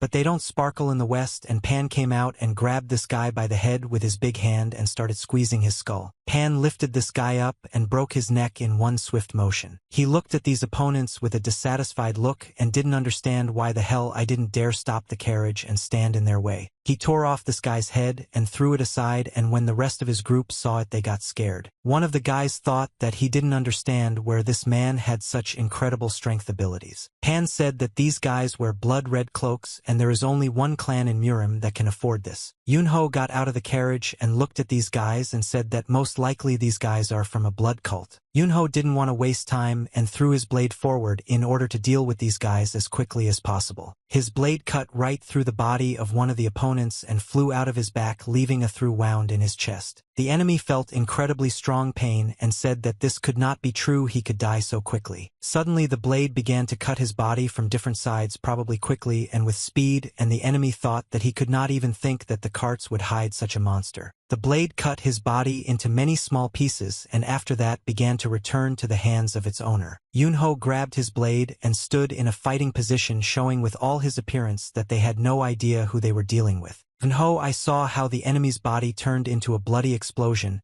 and it's unlikely that anyone will now be able to recognize his dead body. Yunho, he said that they killed 6 opponents and most likely it was all enemies, but the bunch replied that most likely there could be other members of the group nearby. Pan said that it is very unfair to wield the heavenly blade when Yunho is not even 20 years old, and the king of blades would be shocked if he saw this. Yunho said he was disappointed that Pan had a hard time defeating only 6 opponents. Pan turned to him and said that it wasn't hard for him, and they planted some suspicious drinks. Leaders of them immediately became much stronger, and he changed his tactics a little, and it wasn't hard for him to fight them, it wasn't hard for him to defeat them. Shurig looked at their dead bodies and said that their bodies and distorted veins are monstrous, and this is a side effect of absorbing more and more chi essence. She covered her face with a scarf so as not to breathe this corpse air and said that it seems that these pills forced them to quickly absorb internal chi, which gave such an explosive increase in strength. Yunho said that Essence's chi is a double-edged blade, and if it is used properly it is very useful, but if it is squeezed out until it is completely depleted it will only lead to inevitable death. She looked at him with a contemptuous look and said that apparently they realized from the very beginning that this would be a fight to the death. Pan replied that there is no doubt and it is a blood cult, but Yunho said that as far as they know the blood cult ceased to exist many years ago. Pan said that the destruction of the blood cult was described in the history of Murim about 5 years ago, and they always, despite the fact that they were cut out at the root, every time appeared at the most unexpected moment and caused a lot of trouble. Surin said that they should notify the Murim Combat Union about this, and if they can fight like this it means they have already restored their strength and numbers. Yunho asked her in a surprised voice if she really wanted to notify them right now, and she replied that he understood everything correctly. She turned to the coachman and asked him to pay attention to herself. Surin said that if the settlement nearby is not a small village, then there must be someone from the union there, and you need to hurry up and tell them everything, and the coachman replied that he would take one of the corpses with him just in case. Pan quickly began to run towards him and said that he needed to wait and see if the pile left, in which case there would be no one to take this cart. Yunho looked at Pan with a narrowed gaze and showed with all his appearance that he had a plan about who would drive this cart next. They were driving near large mountains and there was heavy fog around them. Pan drove the cart and was angry because he was the one who had to do this work. Yunho asked the lady what to do if the constant one enters to the side, and in this case should he hit the horse or the driver. The next morning the weather was good, and it was warm and sunny outside. There was practically no fog in the mountains, and thanks to the bright sun, the mountain surroundings were clearly visible. On the ground lay a map on which small stones were laid out, and next to each there was a brush and ink and some kind of talisman. Lee Ryan was sitting near this card counting something out loud. He stopped at the number 30 and then froze. Lee raised his gaze up and looked in front of him and looked carefully at the mountains. He saw that there were a large number of high mountains in front of him, but nevertheless he said that it was worth a try. He took a stick and began to draw some drawings on the ground with it, constantly dipping it in ink. He was busy with the process and did not pay attention to what was happening around him. Yunho and his team came out of the forest and were approaching the place where the shaman was located. Yunho saw shamans in the distance and wondered what this guy was doing now. Lee Ryan carefully looked at the picture he had drawn on the ground using a larger stick and ink. In front of him was some kind of seal that he drew, and Lee looked at it carefully. Yunho started walking towards him and said that he felt like they were wasting their time. Lee asked him to stop and be as careful as possible in this place and not spoil the drawing because this formation is calculated to the last detail and must be depicted without the slightest mistake. Yunho said that all they need is to make a hole through which they can come inside, and there is no need to fuss so much about it, but Lee replied that it's not so simple because the palace is huge, it's structured very complicated, and 13 more points need to be destroyed at the same time. Pan looked up along with the rest of the team and said that they just need to break into the Inwan Palace and there is nothing difficult about it. Lee replied that everything that is not seen is an ordinary mirage, so everything is not as simple as it seems. The shaman explained that the mountains that I don't see aren't real, they're just a mirage. He approached the edge of the ledge and said that if you just enter it you can get lost and walk in circles for an eternity, and if you are completely unlucky then the one who seems to be inside the world will collide with another group, then you can die or get seriously injured. He looked back and thought that this was not all that important. He saw a big man standing near his friends and asked who he was. Why was he traveling with Mr. Pan answered, most likely now there is a monk standing in front of him who doesn't really care about vile things, and that's why he began to introduce himself. But Yunho interrupted Pan and said that now there is no time to listen to all this and explained that they couldn't meet me later. Yunho asked if this mirage can be dispelled, and this is the first time he has encountered such a large and complex mirage. The monk pulled out yellow seals from his pocket and prepared to use them. He smiled and said that fortunately his ability to treat the Kurds is higher than what this world needed, so he knows how to deal with this problem. Lee threw all his yellow seals into the air and they began to fly away in the wind. He stood in the center of the circle, closed his eyes, and began to read some spells. After that, he hit his stick on the ground and appeared yellow, which activated his spell. Yellow pieces of paper began to fly in different directions and glow with a bright yellow light. Yunho created a bright flash in the air, and after that his yellow seals began to obediently take their place positions. Each of his seals went into the circle intended for it. When all the seals were in place, they began to light up one after another and glow as if they were candles, and after that the seal that he drew on the ground began to activate. They looked in surprise at the capabilities of the shaman. They couldn't believe that this boy was capable of such things, but Yunho was earlier that his friend Plow to surprise these idiots. Yunho looked at this guy and thought that at such moments he begins to think that this shaman is not so bad. Lee Ryan concentrated all his attention on activating this seal in order to remove the mirage from this place. Suddenly he shouted very loudly and ordered this magic to obey him and listen to his order. At that moment the sounds of training and some loud noise were heard in the castle. One of the warriors hit his back against a stone wall and felt severe pain. The second warrior just hit him hard in the stomach and knocked him back, after which he crashed into the wall and left a dent in the wall. It was Yours who said that he suspected that something had happened when the guy who usually does nothing but complain remained silent. He said that he knew that this idiot would change his mind one day and change his mind. He wiped the blood from his mouth and said that if he already understood everything, then why didn't he tell him earlier? He stood up and leaned his hand on the wall, after which he said that in that case, he would have gotten out of his sight much faster. But these words angered the warrior, and he said that in this case he does not like the way Chin Sachik conducts business. He smiled and said that he noticed that something had improved since he killed the 3 warriors from Chonghajang, and now it was threatening small traders that it would break their necks if they traded with Chonghajang. He put his hands to the side and said that this matter went wrong from the very beginning, and the whole of Nokrim seemed to blindly not notice his shortcomings, and he was wondering if the 18th Department of Nokrim was aware of this. He started laughing and said that he needed to come to his senses immediately, and they were not originally born to be merchants. But this warrior closed his fist and was preparing to hit him. He ordered him to shut up immediately and said that they do not have to stay on the path of Nokrim all their lives. After that he hit him very hard in the face with a big fist, and his head turned to the side. He said that as a tribute to their past he was inclined towards him and tried to understand the whole cloud that he was trying to tell. But the second man did not agree and replied that he had nothing more to answer, and he didn't care what would happen next to Nokrim, and it was no longer his concern. He raised him up with his hands and said that Chagwan is a real traitor and bastard. But Chagwan replied that he absolutely doesn't care anymore, and he can do whatever he wants to see with him. He's not even strong enough to decide what future awaits him. Near the gates of this castle it was very quiet and calm, and there were no signs of trouble. But suddenly one of the guards who was on the watchtower saw something unusual and did not understand what was happening. He raised his head up and saw that a bright star appeared in the sky and was flying up very quickly. They all stood and looked at her, trying to understand what was happening now and where this star was flying. One of the guys suggested that it might be up, but he didn't understand who decided to launch these fireworks. Suddenly the fireworks exploded and broke into many different pieces. One of the men went to the window and saw that many bright yellow flashes appeared in the sky. He said that this can't be true. He doesn't believe his eyes because it all looks like a bad dream. Lee smiled and said that when the formation is destroyed, the mirage will immediately disappear, and the true appearance of Hyunsen Mountain will be revealed to them. He raised his stick up and said that from now on it was time to end the spell. He hit the ground with the stick again, and the pebbles scattered into different stories, and the light became even stronger. After this, the yellow seals began to fly down very quickly and rapidly. The 2 wars did not understand what was happening, and why there was such a loud noise in their village. It confused them and gave them no peace. He called his servant and asked what was going on outside, and the servant replied that he would go and check immediately. Chagwan also did not understand what was happening and felt blood flowing from his mouth.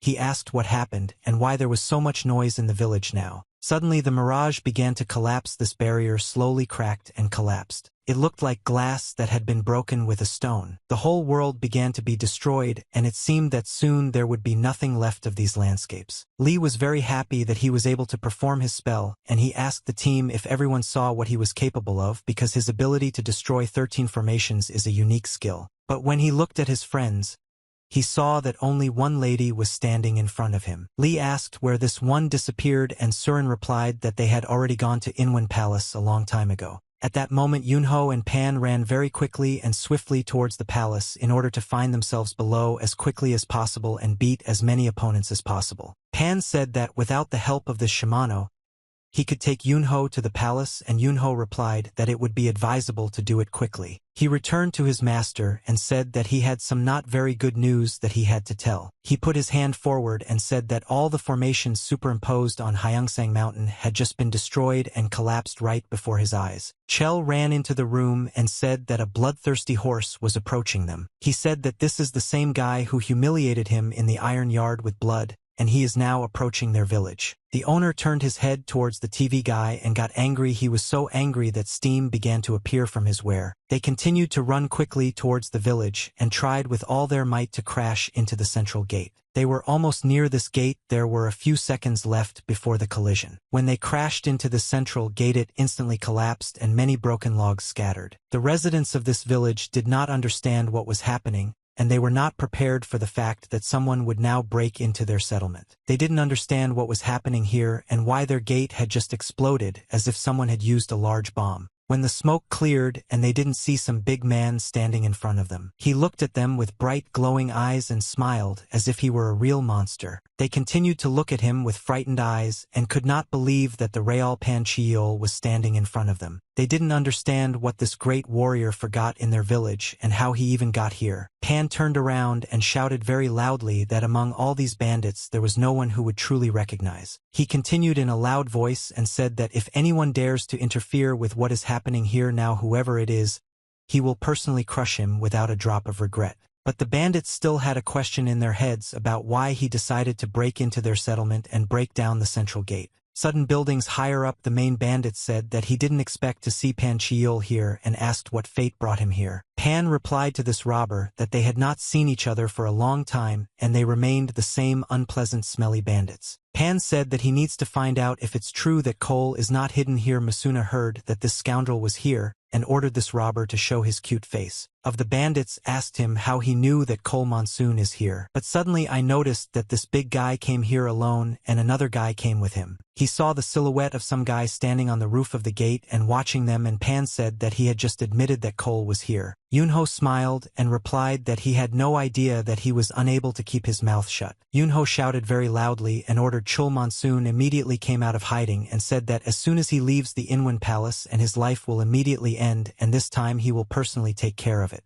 The leader of the bandits shouted very loudly that he had not seen such arrogant idiots for a long time and asked where he got so much impudence to speak to the leader of the bandits Chinsachik in such a tone. Yunho smiled again and said that most likely Chul Monsun forgot to tell the leader of the bandits about who did Ent want, but apparently it was beyond his pride to admit that he was beaten by some boy. Yunho said with a smile on her face that he is the one thanks to whom they will meet their relatives much faster than planned. These words incredibly angered the leader of the bandits, and he finally realized that standing in front of him was Yunho, the same guy who has been talked about so much lately. Chul was incredibly scared when he saw that the young master had personally come to kill him. He looked at this young idiot and thought that this guy humiliated him once and came here to finish his job. The leader of the bandits began to laugh and did not quite understand what situation he was in now. He raised his axe up and said that most likely Mr. Yunho is thinking very narrowly if they think that they will kill the leader of the bandits, the king of the forest, simply because he gave a bowl of rice to Chiol Musunu.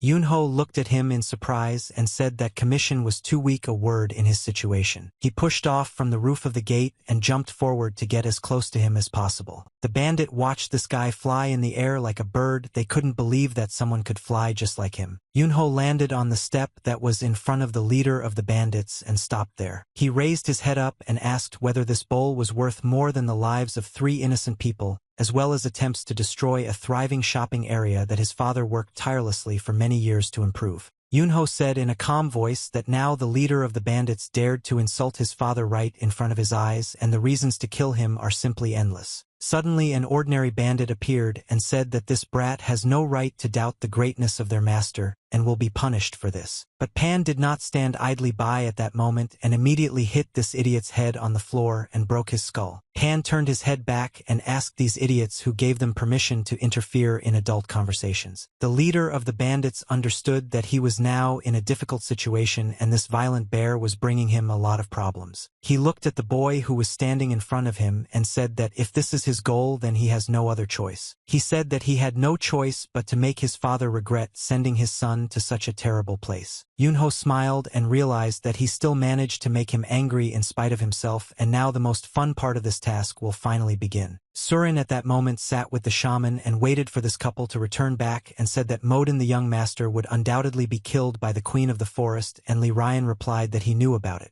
Surin asked him if he knew about this, why didn't he stop him, because he is a monk, but Li replied that despite the fact that he is a monk, he is also a master of pharmacy. Surin said that as far as she knows, even the master of information values human life and less than the monarchy. Li Ryan replied in a calm voice that he would like to stop the young master hundreds or even 1,000 times. He said that despite the fact that he values human life, he also understands that not all the problems of the world can be solved through dialogue, and on the way here and they observed all the hardships of deprivation that fell on the heads of local traders due to the tyranny of the Nokram clan, but Surin said that in this case it turns out that taking his life is a necessity. Li said that, in his opinion, it is simply a commensurate sacrifice that is worth making trill balance in the world. She looked at him and smiled because his words seemed very sweet. She said that he is a very wise monk despite the fact that he is still very young, but Li replied that this is all just because he really likes to drink alcohol. The bandit leader swung his weapon to strike the first blow, and then the axe flew into the air and the blades of the axe were preparing to cut the head into 2 halves. Yunho stood calmly and waited for the courtyard to get as close as possible in order to surprise her opponent with her capabilities. At the very last moment he was able to dodge the blow and the axe and jump to the side, and the axe cut the stone step. The impact was so strong that half the steps were destroyed after you touched the stone. Pan thought that the guys were the axe. This is the quintessential concept of a heavy weapon. Chin Sachik got angry when he saw that I couldn't stop loving the enemy with his axe and after the first blow, but at least he was able to show him his strength and perhaps he was able to scare. Chin swung his weapon again to deliver another powerful blow, and despite the fact that he was wielding a heavy weapon, his movements were very agile. He moved quite quickly and would be able to get close to his opponent with incredible speed. Yunho was not prepared for the fact that his opponent was moving so fast and did not manage to dodge this blow in time. Chin smiled and said that all these heroes who come to him with threats can only chat and make loud statements, but in reality they are not capable of anything. Yunho was not stupid and was able to block his axe with the help of his ball, which he pulled out at the very last moment. Yunho began to laugh and said that his opponent was fast enough, and he did not expect this from an old man who could hardly lift his axe. He smiled and said that it would be nice to save his life and make him work as a firewood collector for the winter. Pan understood that these words would now greatly anger the bandit leader, and he didn't like it. Chin became incredibly angry and veins began to appear on his face. He asked this guy in a dissatisfied voice what he meant.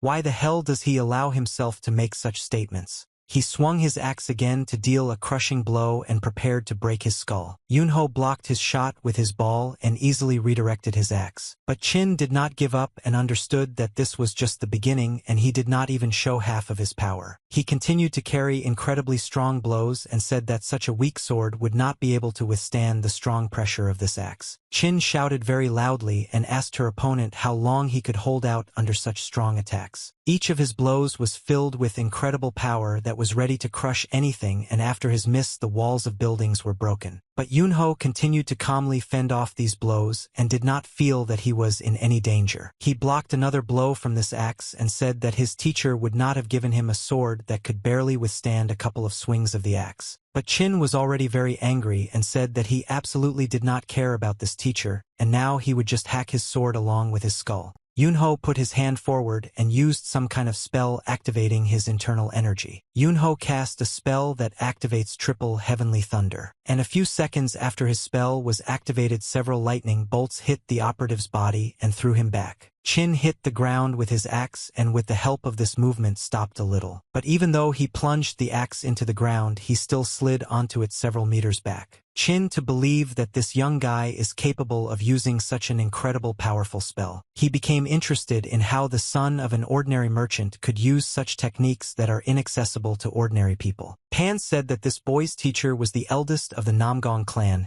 and he taught him the best fighting techniques. Pan smiled and said that in the past, when he received a little weak confession, he stupidly challenged him to a fight and was mercilessly beaten, and now he must understand our serious opponent Yunho. Chin could not believe that this boy was a student of that wandering old man who constantly wandered around the world. This old man once told Chin that a guy who doesn't even know humility is one of the 24 greatest masters of the project is stupid. Yunho started laughing when he heard this story of how the teacher insulted this weakling. Yunho can't stop laughing because this guy was so stupid that he challenged his teacher and lost. Chin smiled and said that this child can laugh as much as he wants, but it still won't help him win. He held his axe tightly in his hand and said that when this boy dies, the teacher who left earlier will be heartbroken. His eyes began to glow yellow. He said that if this guy died laughing, wouldn't it be less heartbreaking? Yunho raised his head up and sighed in the fresh air that surrounded him and around the house about what his teacher said just now if he saw him. He was wondering how his teacher would react and would be surprised if only he could see the life that Yunho leads in constant travel and battles. The teacher always told him that he should not shed too much blood. Even if he has to shed blood,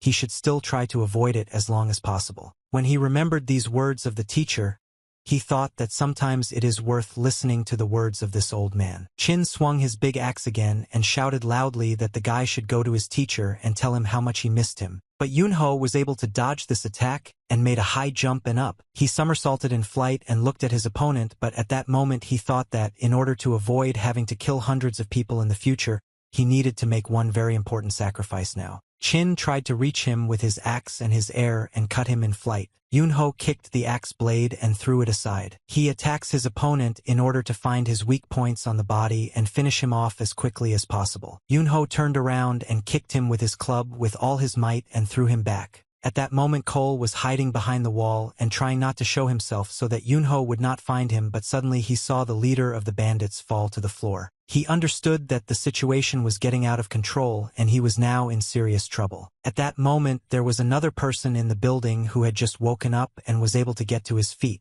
He stood near the door and tried to leave the building, but his whole body and head hurt very badly. He left the building and held his chest with his hand. He wanted to understand what was going on here. But suddenly he saw the bandit leader flying in front of his face and screaming very loudly in pain. Chin crashed into a wooden wall and broke it with his back. This man did not understand what was happening and why his master was now losing the battle against some unfamiliar guy. Blood flowed down his face and he screamed very loudly that he would kill Yunho at any cost. He got angry and threw the wooden beams that were lying under his feet at him with all his might. Yunho felt with his back that several large wooden logs were flying at him at once, and if he did not dodge, these logs would crush him. He turned his head and eyes back to prepare for a counterattack. He put out his sword to block these blows. Yunho Sosi swung his ball forcefully and hit her with a powerful blow, thanks to which the log shattered into small chips. Chin took advantage of the fact that Yunho was distracted by these small fragments and decided to make a jump, swinging his axe in order to be attacked from above. But Yunho managed to notice him in time and blocked this blow with his sword and did not receive damage. He smiled, looked at his opponent, and said that Kim could always try to attack him, but it was unlikely that any of these attempts would be successful. He threw him back and immediately struck him in the body. Chin flew 10 meters away from his opponent and fell to the ground, and his palace looked like ruins after this battle. Chin was lying on the floor and could not get to his feet. He lost a lot of strength and energy, but the most important thing is that he was seriously injured during this battle. The services didn't understand what was happening in these bosses.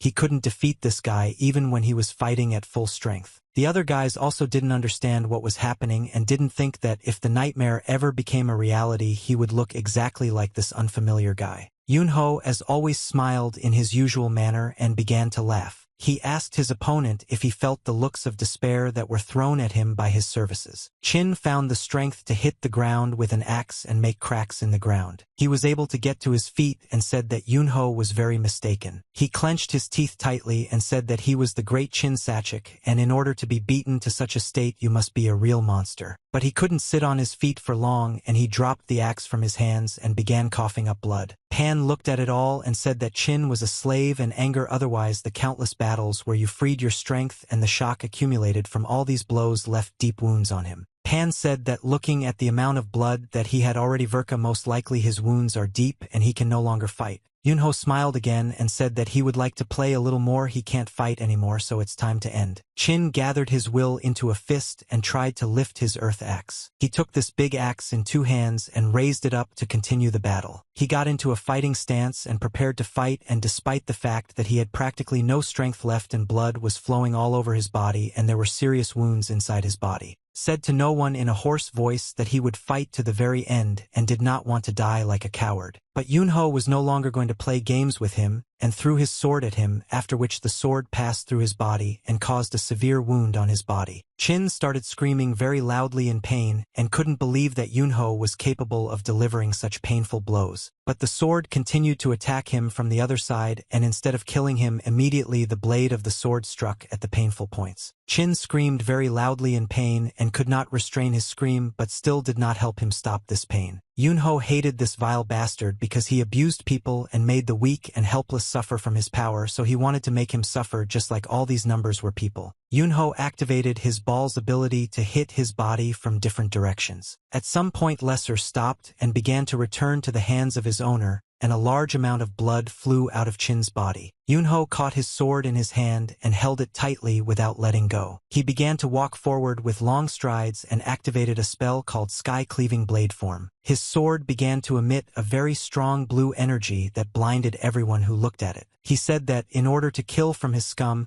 he wants to use the union of blades and show this monster what real torture is before death. Yunho very quickly began to run forward towards his enemy in order to deal him the final blow and end him once and for all. Chin no longer looked much like a man, and his body resembled a chopped piece of meat that was still able to stand on its feet. Blood was running down his face, but he said that he was still alive and killing him was not as easy as it seemed. But Yunho solved this problem very quickly with one cutting blow. He divided his body into two parts. Pan watched him from the side all this time and thought that Chinsachik was defeated once and for all and he would no longer be able to harm anyone. Yunho put all his anger into this blow, and after he carried out his attack there was practically nothing left of the enemy's body. Blood scattered in different directions stained everything it touched. Now this place filled with human anger was always occupied by blood. Yunho smiled again with his wild gaze like a forest and said that no one from Nokrim would put him in front of his blade. The weather was nice and calm outside and the fog slowly dissipated between the mountains. The girl ran away very quickly along the forest road and was in a hurry somewhere. There was a baby on her head that hid her face and ran as if she was trying to escape from someone. She was breathing very heavily because she had been running for a very long time and had never stopped. But suddenly she saw that a man in red clothes was standing in front of her and was looking for someone. This man turned his head to the side in order to see who is now in the bushes because he had just heard some strange noise there. But when he looked in the direction where it was coming from he saw no one and thought that it just seemed to him. Two warriors and blood consoles discussed among themselves that this girl should have run in this direction, but the second guy replied that it could have been wild animals. The girl hid on a tree branch and stood there calmly, trying not to attract too much attention. Suddenly another warrior from the blood cult appeared and said that if they did not find the girl, the Lord would be very angry with them. He ordered everyone to go to the marked points and look for her as quickly as possible. The warriors divided into two groups and ran up in different directions, and the girl continued to stand on the branch and wait until they left from here. The main warrior of the blood said that these idiots can never do anything on their own, and without his command they are absolutely useless. But suddenly he felt some strange noise behind him and stopped in place to listen. He turned his head back to see what was happening behind him. He paid attention to the top branch of the tree, but there was no one there and he thought that it just seemed to him. Cole Bandit Camp Monsoon fell to the ground and hit his face on the floor. Surin and Lee Ryan were shocked when they saw this one lying next to them. Surin said that she had already seen a lot during the time she managed the inn. But I couldn't even imagine that I would see the king of death Cole Musuna tied up by some slave in front of her feet. And Yunho replied that she shouldn't worry about him because he would make sure that this bastard didn't gain consciousness on the way to the Murim Alliance. Surin said that this should be provided to the undercover squad nearby, and Yunho agreed with her and allowed it to be done. The shaman suddenly asked Yunho if he made sure that the king left this world painlessly, and Yunho sighed heavily when he heard this question from the shaman. Pan suddenly appeared and smiled and said that he had made him fall to his knees from exhaustion after blocking his attacks with an axe and then cutting him in half with one blow of his blade. Pan was delighted with these events and said that blood gushed out like a fountain because of him and then rained from heaven. The shaman could barely restrain himself so as not to vomit from all the terrible things that Pan had just said. He looked at Yunho with a beleaguered look and said that he could have given him an easy death and there was no need to do everything so cruelly, and he was not an animal and at least he should have been buried like a human being. Pan suddenly said that if the entire Green Forest Fortress unsheathed their blades after this event, the young master would have to kill hundreds or even 1,000 opponents with his blade. That's exactly why he made this death demonstrative, so that there would be less trouble in the future, and that's why the bandits of the Green Forest Fortress simply forgot how to hold a sword in their hands, and they were so scared that someone even wet themselves.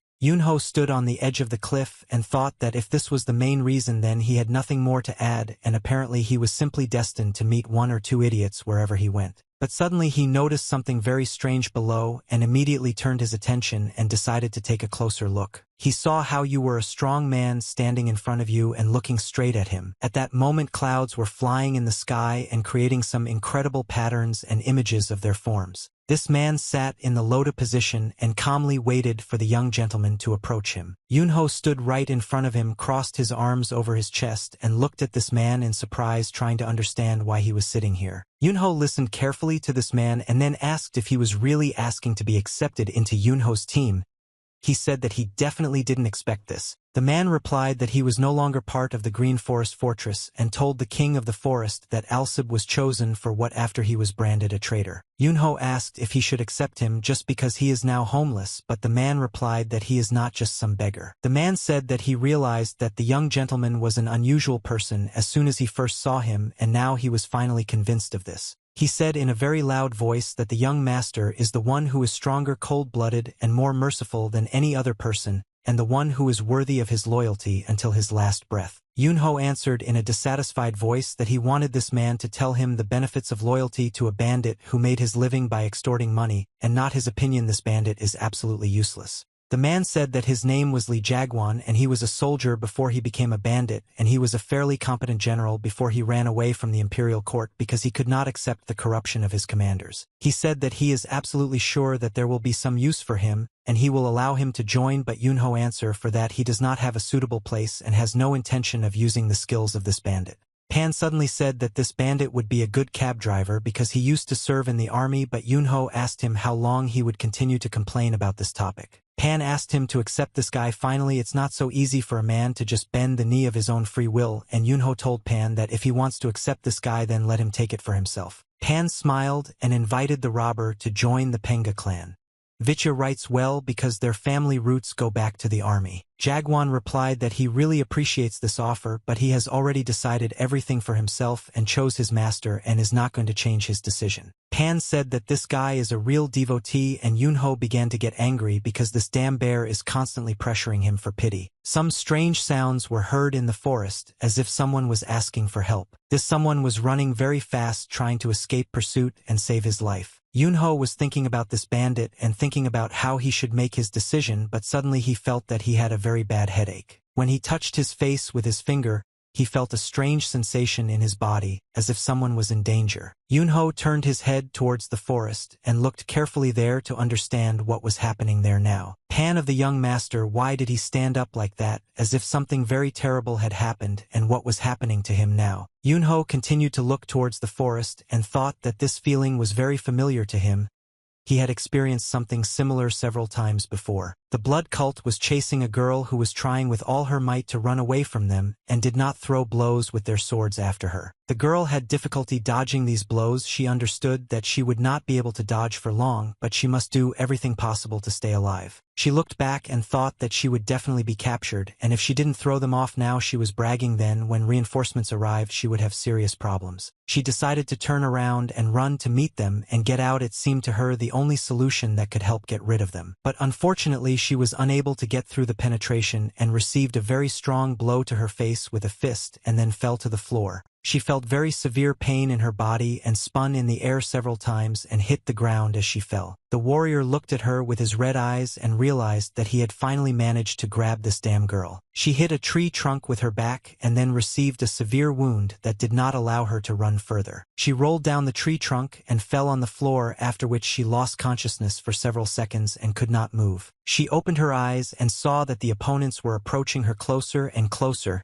and she no longer had the opportunity to avoid them and save herself. They came closer to her, and the main warrior asked how the girl was able to escape. She didn't look at all like the one who could hide from them. He said that he thought about it for a long time and decided to look at this situation from a different angle and realized that she was not trying to escape but was pretending to run in to try to deceive them. They began to surround her, and the leader said that she would now face the consequences of this decision. He spread his hands to the sides and said that she cursed them and lured them into thinking that they could catch her, but in the end she fell right into their hands. The girl looked at these warriors in fear and did not understand what to do now because she was driven into a corner. The girl decided that she would defend herself to the end and therefore pulled out her blade and stood in a fighting position. The blood cult did not expect that I would resist them, and the decision again surprised everyone. The leader raised his hand up and said that she needed to be careful because all the murders today were committed with this dagger, and it angered the blood cult members. She opened her eyes wide and realized that eating was becoming scary, but at that moment she came up with a brilliant solution on how to get out of the trap's body. She presented a dagger to her neck and said that if they continue to play this comedy, then she will kill herself. But this made the leader very angry, and he realized that her manipulations were again disrupting his entire plan. She said that it would be better for them if they just let her go and let her leave calmly because she had already decided everything for herself a long time ago. She put the blades of the clinic to the larynx and said that if they don't believe her they can test this blade on her, and after that they won't be able to pull anything out of her. The leader needed to think carefully before making any decision because the situation was difficult. The leader said that her late father probably did not want her to do this and she should think carefully before committing this act. But she continued to hold the blade near her neck, and with all her appearance showed that at any moment she could destroy herself. He said that most likely I had already been trained in self-defense from people like them, and she should understand perfectly well how to resist such opponents. But she didn't understand how he knew all this and his words. Then she understood that it was he who found her father's allies and convinced them to betray him. She made a dagger and attacked him in order to cut off his head because he was a real monster. But the leader put his hand up and blocked her blow and did not allow her to make her attack. He grabbed her head and hit her face both on the ground with all his strength, and the girl could not resist such damage.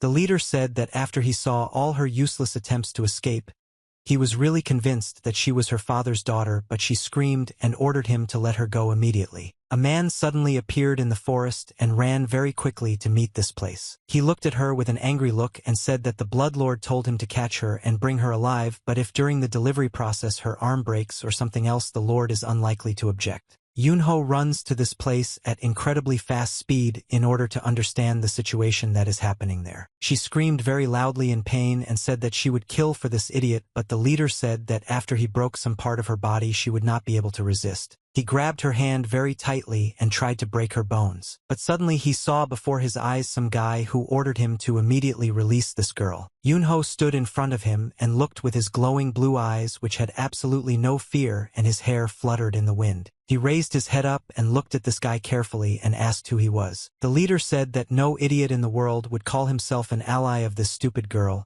and this guy most likely does not understand what is happening here. But Yunho continued to insist on his own and said that he must let this girl go immediately. He radiated incredibly strong energy from his body and shouted very loudly not to let it go immediately. His scream was so strong that it created a sound wave that was capable of throwing this enemy aside. The leader could not stay on his feet and flew to the side as if he had just been hit with a hammer. He crashed into a tree and hit very hard during the collision, and at that moment the rest of the wars did not understand what was happening here. She was shocked when she saw the power that the stranger possessed. She could not believe that, with the help of one voice, he was able to throw this bastard. Yunho stood in front of her and looked at her like a real savior.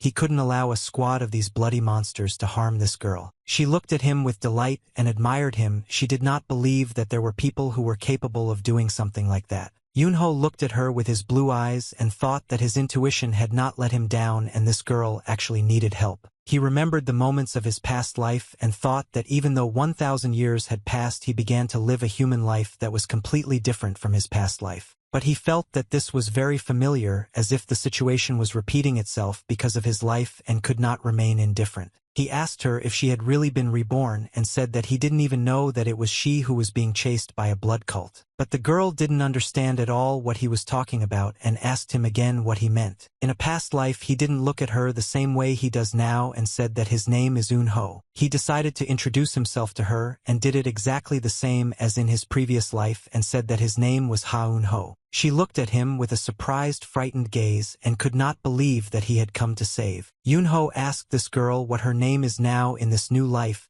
but she continued to look at him in surprise and fear. In a past life she said her name was Wayong and he were looking forward to her saying her name in this world. The girl said in a trembling voice that her name was Wayong and she were wondering what his reaction would be after these words. Yunho looked at her and thought that her face, her body, her smell, and even her name were the same as in her previous life. He sat down on one knee to be closer to her and said that he didn't know whether she would believe it or not, but she was the woman he once loved. She opened her eyes wide and looked at her in surprise, but didn't know how to react, but her cheeks turned red after hearing what she heard. The leader of the bloody cult stood up and said that he could no longer look at this crazy idiot. He put his hand forward and ordered to immediately attack him and kill him as quickly as possible. After that, take this girl hostage. The guys put their balls forward and were preparing to attack the greenhouse in order to to kill him and carry out the order of their leader. Young began to look around and was afraid that there were too many opponents and Yunho might not be able to cope with them. He looked at these opponents and realized that they would not be difficult to deal with, but he was afraid for her and therefore asked her to stay behind.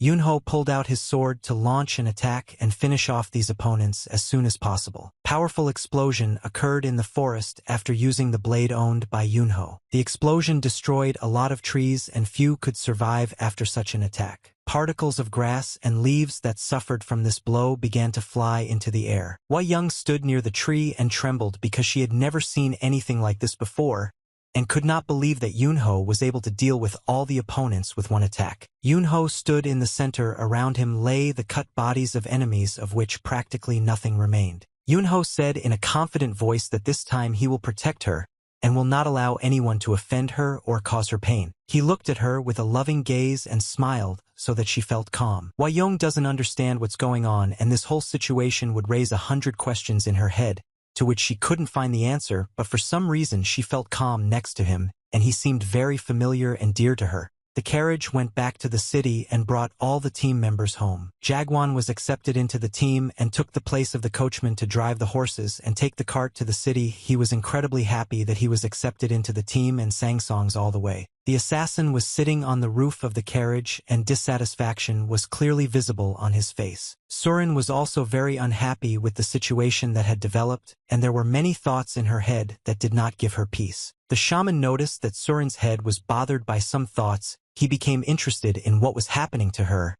and why she was so upset. Li Ryan looked at her and suddenly said that she shouldn't be upset about the current situation, but she didn't fully understand what he meant. Li said that he understands Miss Surin's feelings because the young master closed his eyes to her words, and he did his best to save the girl in trouble. Answered in an irritated voice that in this world you never know how things really are, and there are no guarantees that she does not accept some kind of blood that will lead the young master straight into a trap. She remembered his appearance and said that he was too carefree, and she didn't understand why he didn't take his eyes off her. The shaman looked up and bit his lip for a few seconds, wondering why the young master was behaving this way. The shaman suddenly spoke about the power of the lady. Did he really just hear something he shouldn't have heard? The shaman, surprised, asked Mrs. Surin if she was really jealous of him, but Surin replied that this was some kind of nonsense and she did not feel anything like that for him. In the cave, the burner was worn out and you could hear the logs cracking inside this bone and the ashes flying up. Young, she said that the blood cult does not need her, but the fighting skins of her family, and the poets for a reason do not hunt for her and do not give her peace. Yunho asked her what kind of art this was, and Young answered that, to be honest, this is just a footwork technique that allows you to walk on air, and is not at all what the unsurpassed master turned his attention to.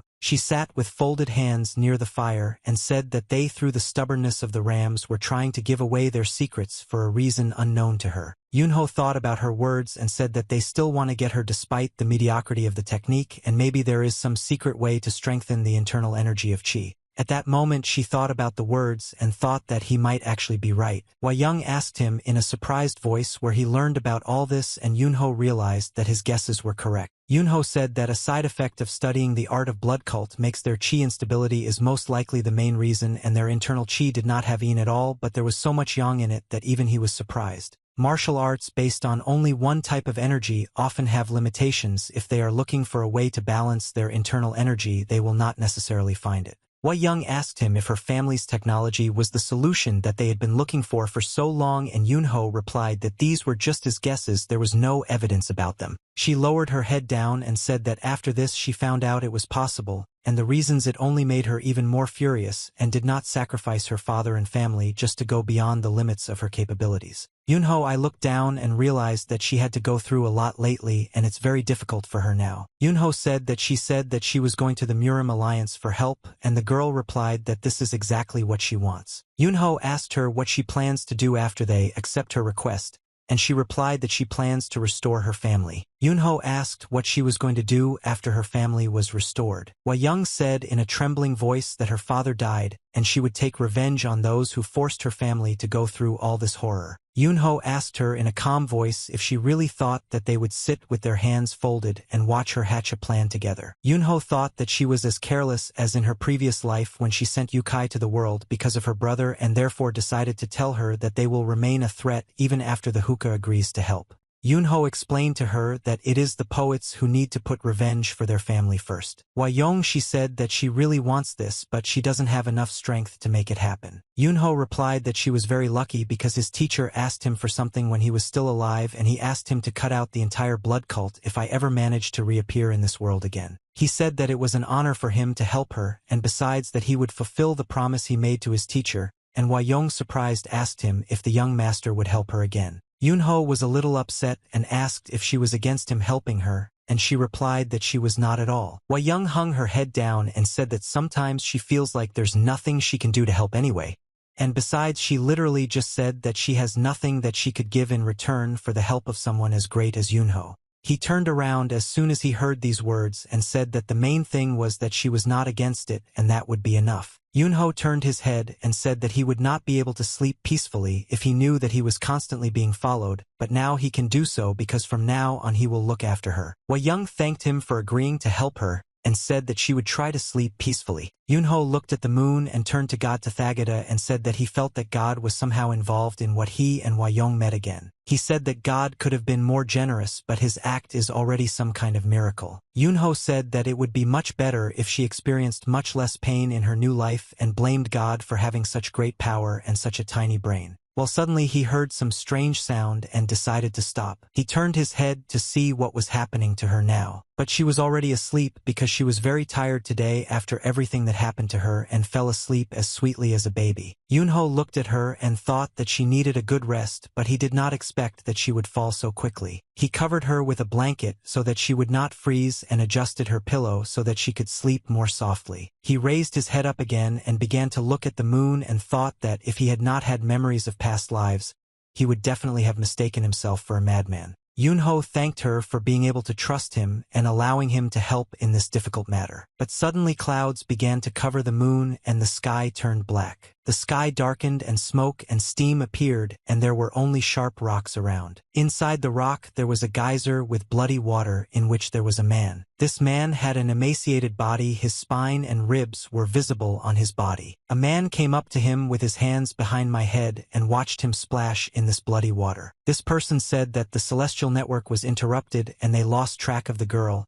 and also the location of some cult members remains unknown. The gentleman came out of the water and touched his subject's head with his hand, after which the subject fearfully sat down on his knees. The master said that someone would catch the girl eventually, but the servant asked the blood demon lord not to kill him. But the lord smiled and said that there was no demon blood here, and his syllable was most likely mistaken. At this moment the ruler otherwise exhausted his body, a large number of veins appeared on his head, and he felt incredible pain. The Lord sucked the life energy from his body and thus restored his life energy. Slow could no longer resist, and at some point he simply fell to the floor. His body was emaciated, reminiscent of a skeleton in which there was absolutely no vital energy anymore. When the Lord sucked all the life out of this subject body, he began to look a little stronger and younger. He raised his head up, his eyes glowed red.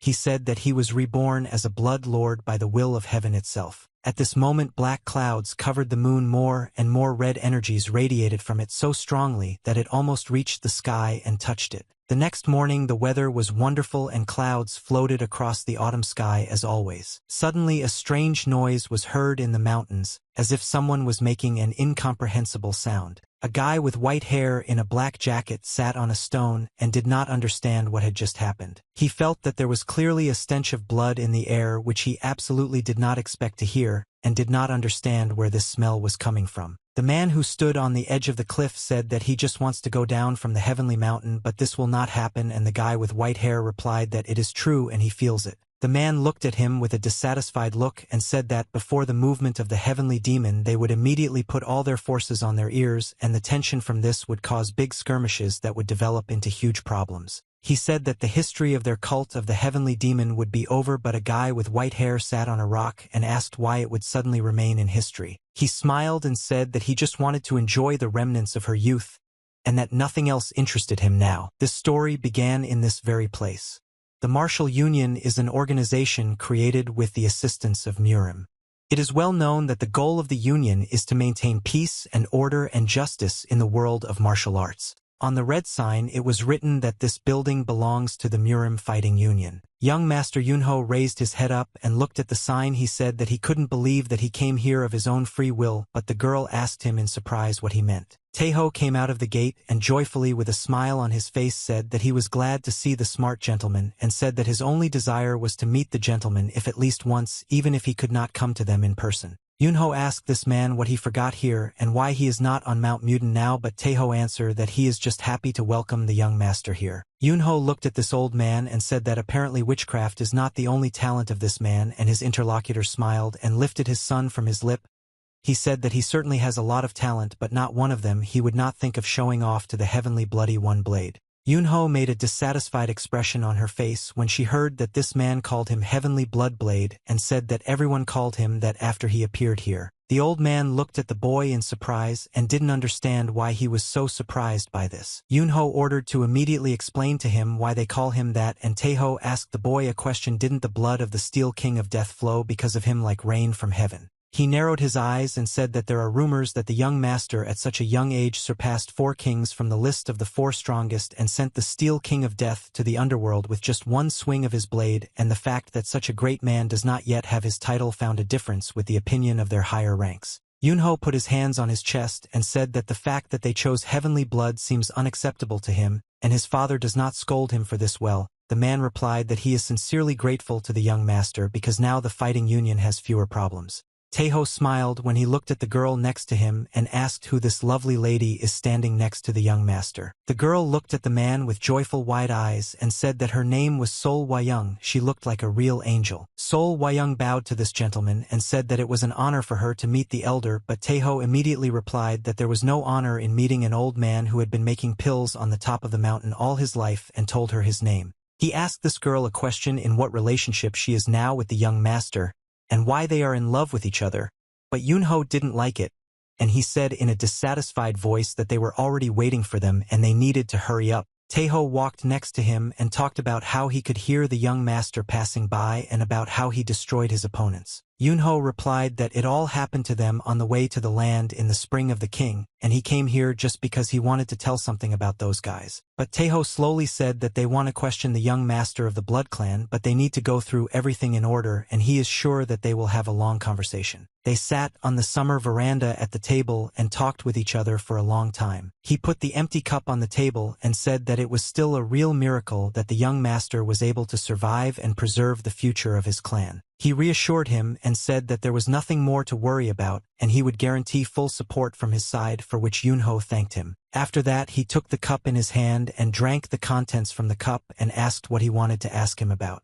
But Taeho was in no hurry to answer this question and said that he wanted to give him something first and put his hand into the large sleeve. He put some kind of medallion on the table and said that it was called the Murim Military Union. Yunho understood where this was all leading and said that if they again offered him to join, then he had already told the elder Chu from the Cabin clan that he was not interested in all this. Taeho looked at the boy and tried to explain to him that from now on Yunho is the temporary head of the military union, and in any case he will need this token to get into the Imperial Palace, but Yunho did not understand why he needs to go to the Imperial Palace. Tihobaki, how young the gentleman is not informed of the situation in the country, and said that the emperor issued a decree regarding the Blood Clan. Yunho narrowed his eyes and looked at his interlocutor with dissatisfaction. The emperor's decree was as follows and sounded, so that the military union should provide full assistance in the destruction of the Blood Clan. Yunho and his companion rode on horseback. All this time he was wondering what kind of nonsense the emperor was up to, because in any case he himself was going to destroy the Blood Clan. Yunho suddenly smiled and said that he would definitely be able to earn money or what else the emperor would demand for completing this task. Sol asked him if he really agreed to this task for the sake of money, and the young master replied that he had the idea that restoring her clan would cost a little more than his pocket money. He smiled again, and in a confident voice he said that it would be easier for them to choose the path that will bring money instead of the path where they will do everything for free, since they are going to do it anyway. Sol pressed him tighter to his back and said that if you think about his words well, then he is absolutely right. It was absolutely true that the first thing that came to his mind was the idea of making money, but he accepted this invitation not only because of the money. After a long conversation with Sol Wayung, he didn't even notice how they arrived at the Imperial Palace. The palace was watched so closely that it looked exactly like during his last visit. He couldn't even think that the Imperial Palace would be so huge. This was his first visit to the palace in human form compared to his previous visit as the lord of the Yukai, and he picked up the very token that was given to him. He showed this token to the guard, and the guard said that he was apparently the same skilled warrior growing up who was awarded such a title at such a young age. He looked at the boy carefully and said that it was better for him to wait here until someone from the Golden Guard came and took him inside the palace to his majesty. Yunho was thinking that when he was here as the lord of the Yukai, he simply jumped onto the wall and ran along it to the emperor's chambers. Now, he is forced to wait here as a servant. The Golden Guard said to him above that the things he will now list are absolutely unacceptable within the walls of the inner palace. They walked along a large corridor, and the guard said that they would need to leave their weapons here. They were led to a large building and told to wait here. His Majesty will arrive soon, and this began to anger the young master, but he tried to restrain himself, and he was curious about what this emperor represented himself. The man who saw them off turned to the emperor and said that a man from the military union had arrived to him. The emperor sat on the golden throne and said that they most likely had overcome a long difficult journey and were very tired. The emperor was just a child and said that he was very grateful to the military union for responding to his call. Yunho at that moment thought that the higher his expectations were, the more painful it would be for him to face reality, and he did not understand how some child the size of a rat could be their emperor and tell him what to do. He looked to the side and that he didn't like you to the man who was standing not far from him. He didn't understand why this man was looking at him so intently and why he had such a dissatisfied expression on his face, and Yunho wanted to kill him for such an arrogant look. The emperor said that the man who claimed to be the head of the blood clan came to him shortly before and said that he was his elder brother and also the son of heaven chosen by heaven. The emperor said that this man convinced him that he would not bow down and wanted to take away the throne since he would soon become a supreme being, and that this was destined for him by heaven. Yunho answered them to the emperor that many people are arrogant and call their desires more than heaven. The emperor was frightened and surprised. He said that the head of the martial union had recently encountered the blood clan investigators and defeated them without much effort, and the martial union sent him here because at this time no one knows about blood more than Yunho. The emperor looked at the young master and said that he would like to listen to his opinion on this whole situation and offered his solutions. Yunho replied that he listened to his majesty. He realized that there is no need to catch them all and kill them one by one, and they are just gone chips that they set on their prey. He explained that if they set a trap and used the imperial majesty as bait, then it wouldn't be at all difficult to praise them. But at that moment a sharp blade appeared out of nowhere and quickly flew towards Yunho's neck. This was the same guy who stood and watched him closely all this time. This guy annoyed him very much, and so he suddenly made the mistake of putting his blade in front of Yunho's face. He looked at the boy and said that no one has the right to offer the emperor to become bait.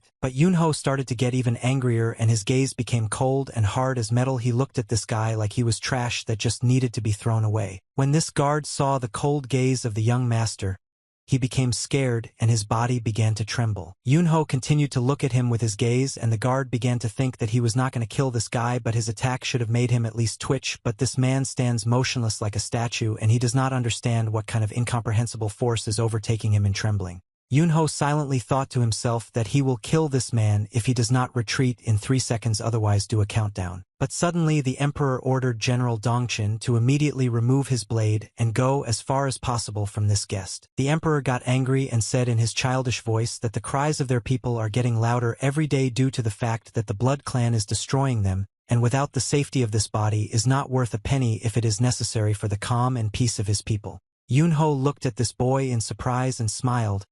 He thought that such a steely character of a holy man was in a little boy the size of a rat. Suddenly the emperor turned to Yunho and asked if he was sure that they could destroy the entire blood clan if they carried out his plan and used the emperor as bait. He asked him again if he could kill the blood demon and the head of the blood clan if they set this trap. Yunho immediately smiled because he realized that the emperor was ready to make his plan come true, and this made him feel incredible joy. After meeting with the emperor, he assembled the command of his army, the personal guard of the monarch, the general commanders of the troops in the palace, and the great master Changchan, who ruled the people of the Union before Yunho arrived here, and ordered that he be given complete freedom of action. The reaction was quite expected because everyone was against using the emperor as bait for the blood clan. A mysterious man stood then that the story of the heavenly bloody blade reached the ears of the emperor. Someone forced everyone to obey, and Yunho said that he asks him to bite his tongue if he hears anyone in his presence using this title.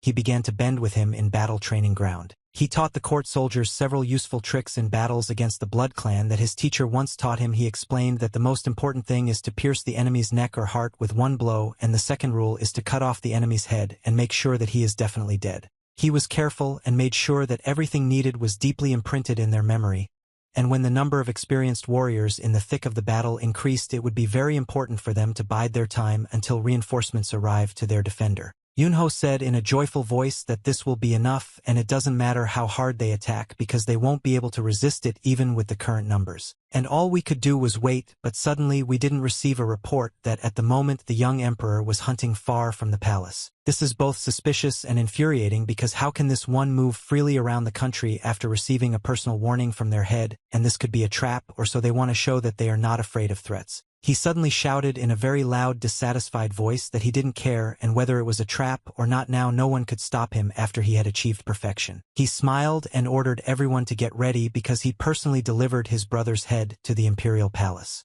Active used his spear with which he killed the enemy and shouted that his time had come to hunt. He broke a copy of the enemy. You destroyed them by scattering them to the sides and tearing their bodies. With the help of his blade, he cut the body of his enemies and dealt fatal blows after which they could no longer survive. A fierce battle began in which everyone fought to the death and was ready to give their life in order to defeat and save the emperor. Suddenly this demon appeared on the battlefield and declared in a loud voice that he had been appointed from heaven as the new emperor, and everyone who did not want to obey him would be destroyed. He said that everyone who does not recognize him as emperor will be tortured and die in mortal torture. His fighters continued to run forward to attack their opponents, striking them with quick blows. But at some second everything changed when a bright white light appeared on the battlefield and their bodies were cut into hundreds of small pieces. Yunho entered the battlefield and destroyed the enemy with quick blows of his sword. They didn't even have time to understand anything. He smiled and smelled blood, felt his strength during the battle. He said that the emperor went to the toilet and now Yunho will deal with these stupid demons. The enemy's eyes began to sparkle with a bright red light like neon lamps, and he felt incredible anger and aggression that he was ready to throw out on this child. He raised his blade up and shouted loudly that those who reject the will of heaven and do not agree to recognize him as the new emperor will be destroyed. He began to laugh and red steam flew out of his mouth. He said there that these people deserve only oblivion. At the same moment he struck his first blow and red lightning began to cut the ground and fly towards the boy. Yunho was ready for this blow. He wasn't even surprised. He just jumped up and dodged the blows while the ground began to explode under him. Yunho immediately used his technique called Sky Cleaving Blade, and his sword began to sparkle with a blue bright light. And his eyes also glowed, and he smiled because he had not met such an interesting opponent for a long time, and immediately activated the second style of his technique. Yunho flew down incredibly fast, and behind his head there was a sword that he was ready to thrust into the enemy's body. The demon looked at him and said that the blade that cuts the heavens will be destroyed by the blade behind which stands the will of heaven. Their blades touched their blades, and a very strong explosion of two energies occurred. Metal touched metal, and it was two polar energies like pluses and minuses that just touched each other. Yunho thought that the first style is known for cutting the clouds with its blow, cutting the moon, but the second style can even split the moon with the force of its blow. Therefore he immediately used his second style and began to cut the opponent's blade as if it were ordinary paper. The demon saw a blade in front of his face that cut his weapon and understood that if he did not urgently figure out how to block this blow he would be finished. Yunho did not want to give any concessions to his opponent and continued to push through the enemy's defense with his energy in order to split him and destroy him forever. He saw how the enemy's body turned into a bloody mess and how the blood scattered in different directions. This made him laugh and feel it. He said that the end of this self-deception had finally come. When it was all over, the emperor asked Yunho to come to him and wanted to take a closer look at his blade. Yunho said that this blade was given to him by a deceased teacher, the same teacher who taught him to fight. The emperor carefully examined the pattern on this blade, saying that he thought that the pattern looked very familiar to him. The emperor suddenly told the young people that this was truly the legendary Danlu blade, and he did not think that he would ever be able to look at it with his own eyes. The emperor turned his head to the side and looked at the guy. He saw that Yunho had never heard anything about this blade, and was very surprised because his teacher really didn't tell him anything, and Yunho replied that the teacher didn't tell him anything about this curse. The emperor said that he saw this blade in the treasure book of the imperial dynasty. The emperor raised this lone up with both hands and said that his dead father wanted to give it to Namgung-chan, one of his allies, as a gift, and this sword was ordered from the most artificial master. Yunho looked at the emperor in surprise and could not believe that this blade was such an important artifact. He guessed that it was an unusual blade, but he couldn't even think of such an important artifact. He remembered his teacher who told him that this mark could not find its owner, and for many years he got under his feet. He thought that this old man kept a famous sword that even had its own name, which Goyaja himself forged. The emperor gave his blade to the owner and said that gifts from the emperor are perceived as and are passed on in the family from generation to generation, and judging because his teacher gave Danlu's blade to him as a stranger instead of preserving the legacy in his family, this means that he loved him very much. The emperor looked at the boy and said that thanks to the teacher's love for his teaching, the blade returned to the imperial palace to once again serve the court well, or he was very curious whether they were somehow connected. Yunho took the blade in his hands and began to carefully examine it. He didn't even understand if there was any connection between all these events. The emperor smiled and said that he hoped that the young master would come visit them at the palace someday, and they would discuss the fate of Murim over a cup of tea, and Yunho replied that this was a very good idea and he would not mind returning here someday. In parting, the emperor asked Yunho to teach him a couple of techniques so that when he has a free moment he too will learn to fight so well. As a reward for his contribution to the destruction of the blood cult, the emperor built for him the entire palace of Yujin where the best masters of Murim lived. The Wayang family, which was on the verge of extinction and a haze of blood, has found its home again. Yunho looked at this sign with happy eyes and smiled. He said that he heard the young master from Chonghajang Li made an inscription on this sign, and he did it damn well with these words. He hinted that he did this work himself. But suddenly he heard a woman crying next to him and looked at her. Sol was crying at that moment and thanked him for such help. She said with tears in her eyes that she really wanted to open a martial arts school for children just like before, and help them grow up strong, teach them basic breathing techniques and the wisdom of martial arts. At that moment she was either incredibly happy or thinking about her family members who were no longer there in this world. Yunho didn't understand what was happening to her and just saw how she started to cry, and even harder, so he tried to somehow calm her down. She continued to cry and sob for a very long time. Yunho constantly asked her to stop crying because he was completely unarmed in front of her tears. Li Surin, the head of the Hao clan, was one of the first to appear in person, and little by little brought people to the Wayang clan. When she came here for the first time, she said that judging by their glowing faces they were having a good time here. Yunho stood leaning against the wall and looked at her. He asked who she met on the way here, and why she had such a dissatisfied expression on her face, but she didn't understand what was wrong with her. She seemed quite unhappy with the fact that the young master and Seol Wayang were spending time alone. When she entered the building and saw that you immediately threw down your notebook and did it so loudly and demonstratively so that everyone would pay attention to her. She was very angry but nevertheless said that this is a list of masters who live in Wuhan and Annalie brought it here. Sol took this green notebook and asked her why she was giving this list to her because she didn't even ask for it, but Surin replied that she herself said that she wanted to open a martial arts school for children. Surin restrained her anger and said that even a small sector should have at least one famous master of martial arts and art,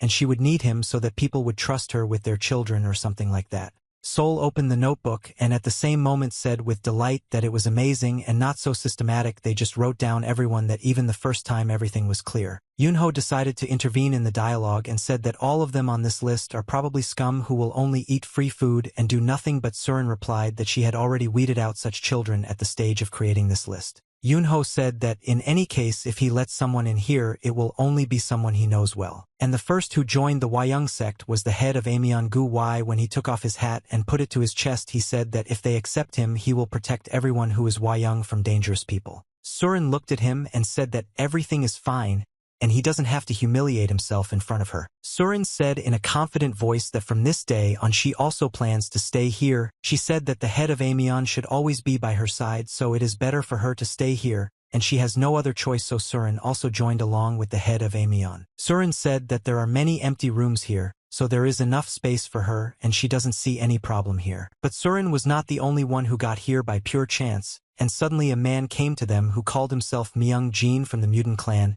and greeted the young master. He said that they had not seen each other for a long time.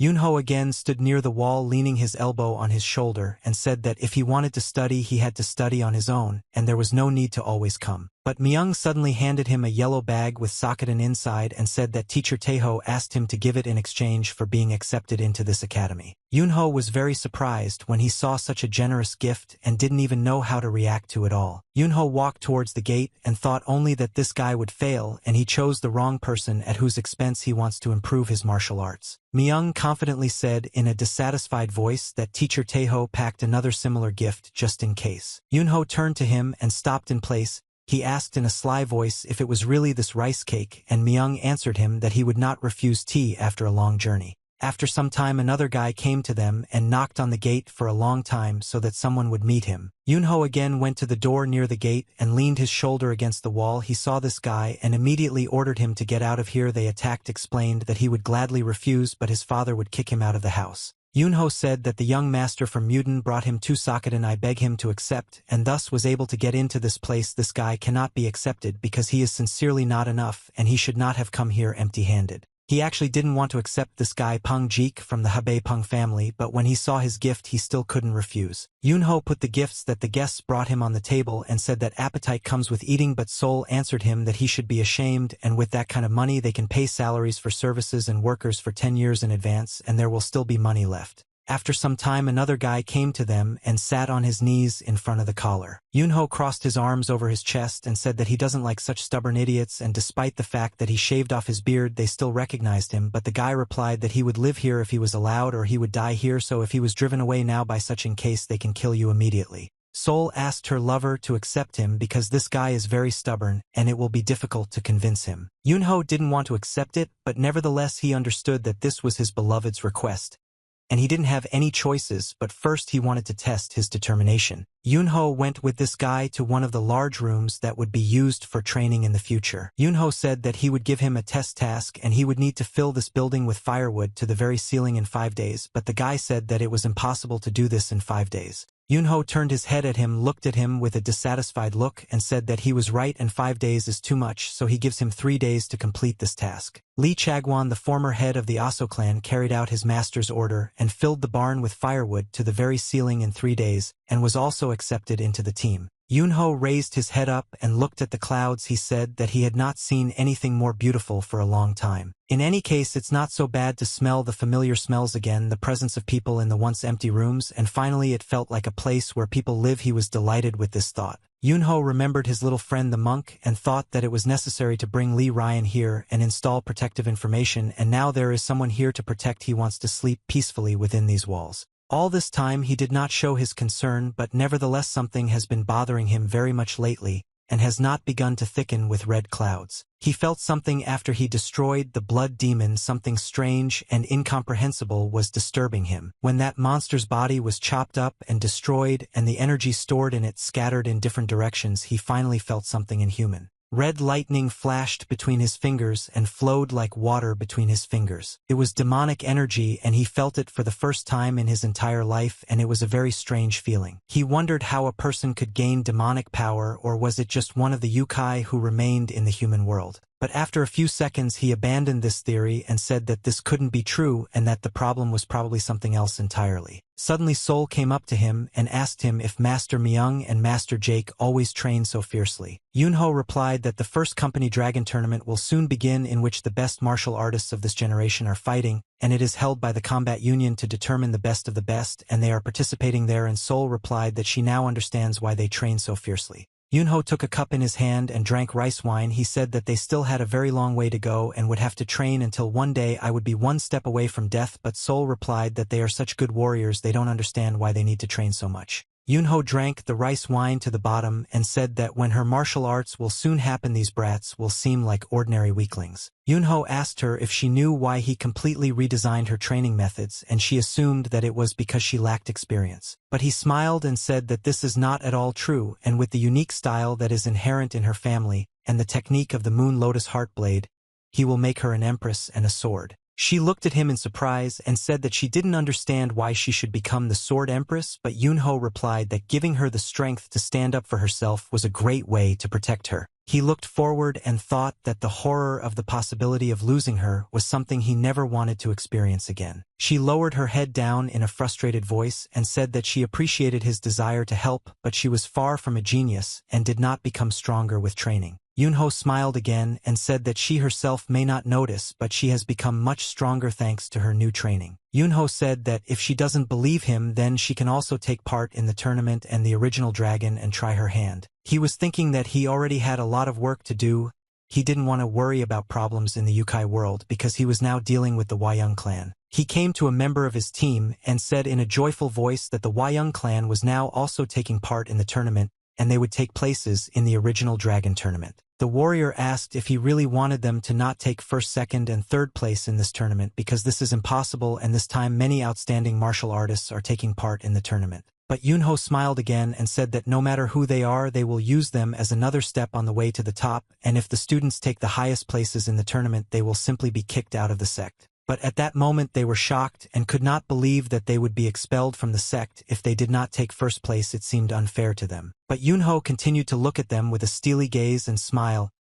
He saw that they were already ready for training and said that now it was time to start warming up. Yunho used his internal energy and space manipulation technique to lift the stones up with the power of thought. Sol was the only one who was not afraid and thought that she would even get stronger and train so that she would win first place in this tournament. Yunho squinted his eyes and showed his teeth and said that from now on the training begins. Stones were flying in different directions and it seemed like a real apocalypse had arrived at the training grounds. Large white clouds floated in the blue sky, constantly changing their shape, merging with each other. Lee Ryan shows along the path, moving one foot after another and saying that now that he's thought about everything, it's starting to piss him off. His face was dissatisfied and he said that they had fun there and relaxed in the military union and the imperial palace, and only after all of this they invited him to join. Angry because he considered himself some kind of servant for them and they didn't even pay him for it and didn't even pay for or buy consumables. A large number of people gathered near the entrance to the palace and Lee noticed them from afar. A representative of this palace came to them and said that he did not understand where they heard that everyone would be accepted here, but he did not want to be forced to repeat and listen very carefully. He tried to explain to them in an accessible language that the entrance exam will consist of 5 stages. In order to be accepted, they need to pass all stages. After that, he closed his eyes, raised his finger up, and announced that the fee for participation in the exams is 1 niang, and they can try to pass it for free, but in this case they will have to sign a paper in which they and their clan renounce claims in the event of their death during exam.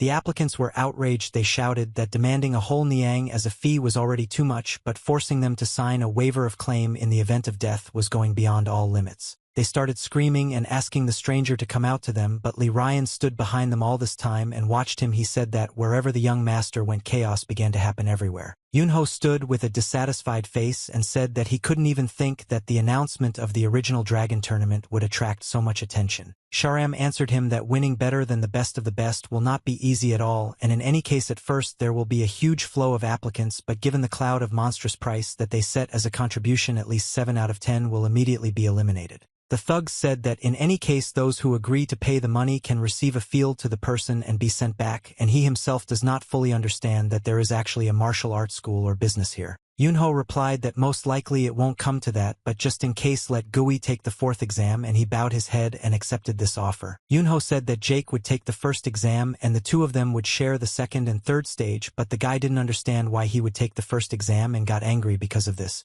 Yunho answered him in a calm voice that in sparring against him Myung-jin was the best and Wayang took 2nd place and he is far beyond the top 3. She looked at the guy and said that he was idle more than everyone else, so it was only natural that he would take the 1st exam. The big man scratched his eye and said that he could take over the 2nd stage, and Myung, standing nearby in blue clothes, replied that then I would exclude everyone even then, so it would be better for him to take on the 2nd stage as one of his training sessions. Yunho started to get angry and said that this is not just a training but a real practice and no one should pass, so the teachers should try. I didn't hear the familiar voice that called my older brother and turned my head back. He saw his friend the shaman who was standing next to Sol and was very dissatisfied with something. He said that he needs to tell exactly what exactly and where he will do it now in order to know everything. Yunho sat opposite his friend and said that in any case, he had already finished working on the protection, and the shaman replied that the protection was now perfect to such an extent that no one could break through their protection. Yunho replied that in this case he needs to look at this sect too and he will pay him as much money as the shaman asks, and Lee doesn't know that Yunho will do exactly that. Lee Ryan was proud of himself because Yunho used to constantly tell him that he is not capable of anything and he does not have any gift or talent for establishing protection, so he can look for someone else. Sol looked at Yunho and actively tried to tell him something, but he didn't understand what she wanted from him. Suddenly Sol says that it's okay if they leave tomorrow, so he should spend time with his friend today and have a few drinks, but Yunho didn't want to drink today and said that they should leave immediately. Lee Ryan asked him where he was going and did he really want to leave him alone again, but Yunho also continued to show his character and asked if he really needed to look for someone else. Lee asked if he wanted to go with them to the Shaolin Temple. The shaman shouted in a joyful voice that the Shaolin Temple is the guiding star of the righteous path of martial arts, the place where everything does not originate and he dreams of getting there. This was the place where all those who fell into the trap of the teachings of the Buddha and found their heads and became monks gather, and whom everyone lays out their legends. A large statue stood right in the center of this temple. It was a beautiful statue that was looked after every day. Yunho got angry when he saw the Buddha statue in front of him. He reacted like this every time he saw him. Lee looked at his friend and asked his older brother why he has such a strange character and he absolutely likes it all day, but Yunho answered his friend that he has been talking a lot lately. Sol asked to inform teacher Myangayo that the envoy of the Wayang sect had arrived. He closed his eyes and bowed. I told her that he had been waiting for their arrival and was glad that they had finally arrived. The monk pointed with his hand to the main entrance and said that he would take them to the abbot, but Yunho asked why it was so quiet here, and the shaman said that he was starting to get angry that Yunho didn't like quiet places. They saw a red house with a green roof that stood right in the center of the square. On the table lay a green notebook on which the moon lotus heart technique was written. The monk sat on his knees in front of the table and told his interlocutor that his father was worried about him much more than about these secret records. The old monk was very calm and reserved. He said that everything would have turned out much better if his father had come and looked at her. Salt was opposite him and tears began to appear in her eyes,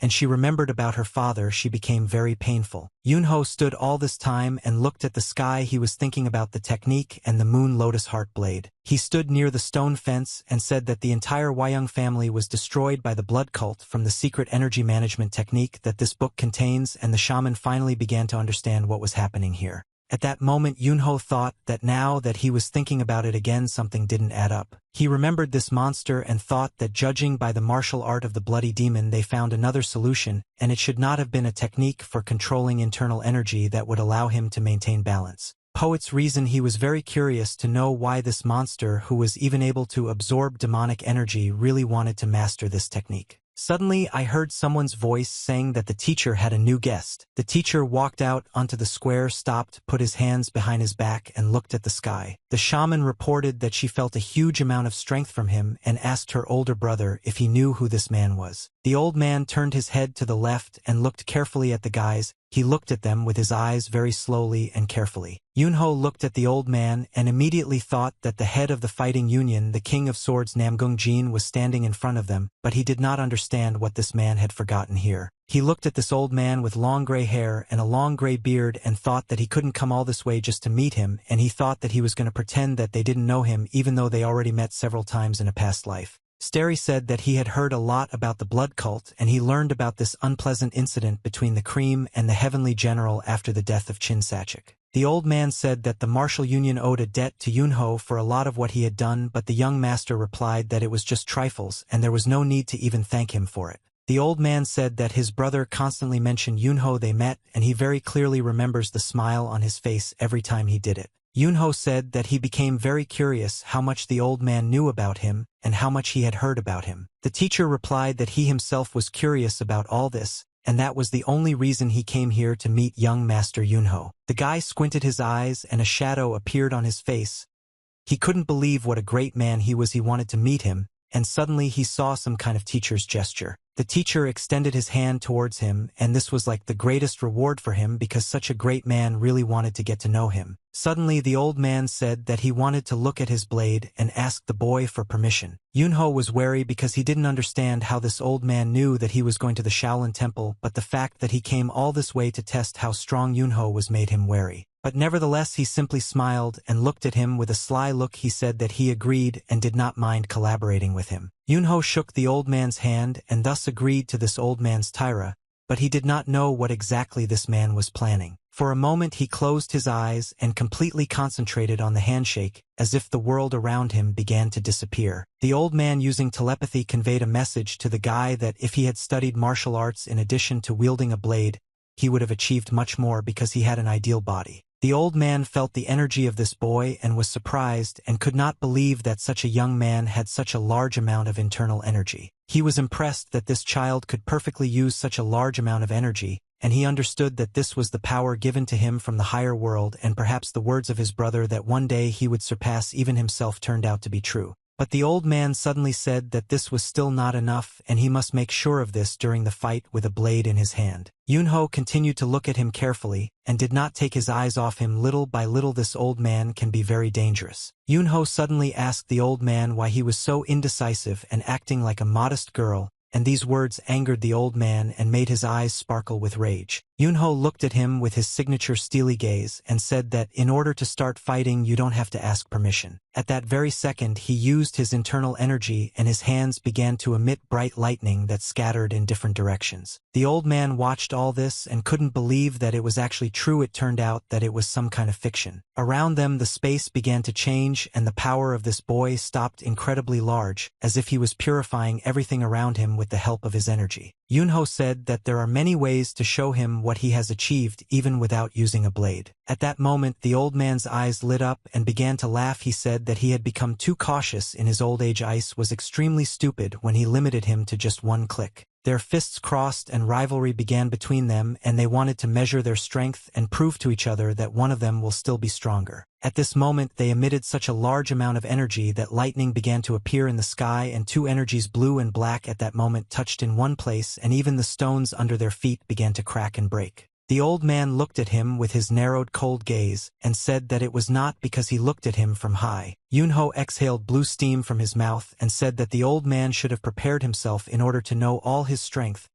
He would have to show everything he is capable of and everything he has achieved in his long life. Night fell, and in one of the publications a dialogue between two old men was heard. One of them said that Mount Songshan was shaking violently, which caused serious excitement. After this he said that the young monks grabbed his robe so tightly and sobbed so loudly that he could hardly calm them down, and he apologizes for the inconvenience he caused. The master said that thanks to the elder monk, he had an incredible fight, and the elder told him that he hesitated whether to meet with him because he was tired of too many prying eyes and ears. He smiled at the monk and said in a sly voice that now he understands that it was his elder brother who taught him. Mono asked the master how this boy performed in battle and smiled at the master. Suddenly the master showed his pancake hand. Blood was flowing from his hands and the skin was disheveled, and the monk was shocked when he saw this. He showed his hand, and there was no skin at all, only meat and blood was on his hand, and the monk understood that the master was now feeling incredibly pain. The master said in a calm voice that the words of his late brother were true to the last drop,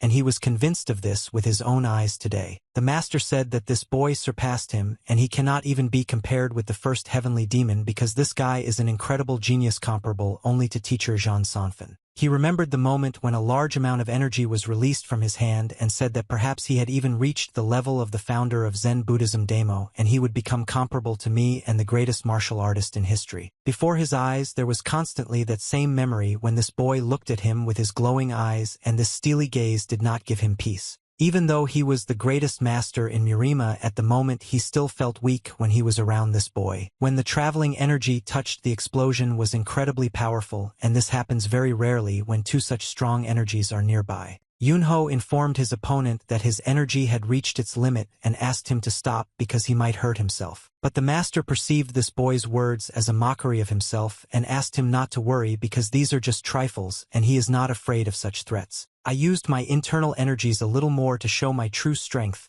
and at that moment the skin began to disappear from the master's hands and the blood scattered in different directions. Reported that he used all his strength that he had accumulated throughout his life and put it into this blow. He looked at his bloody hand again and said that there was no need for this and they shouldn't have crossed blades because this boy was definitely stronger, but now he wondered what would have happened if he hadn't stopped his attack. The monk let his head down, closed his eyes, and sighed heavily.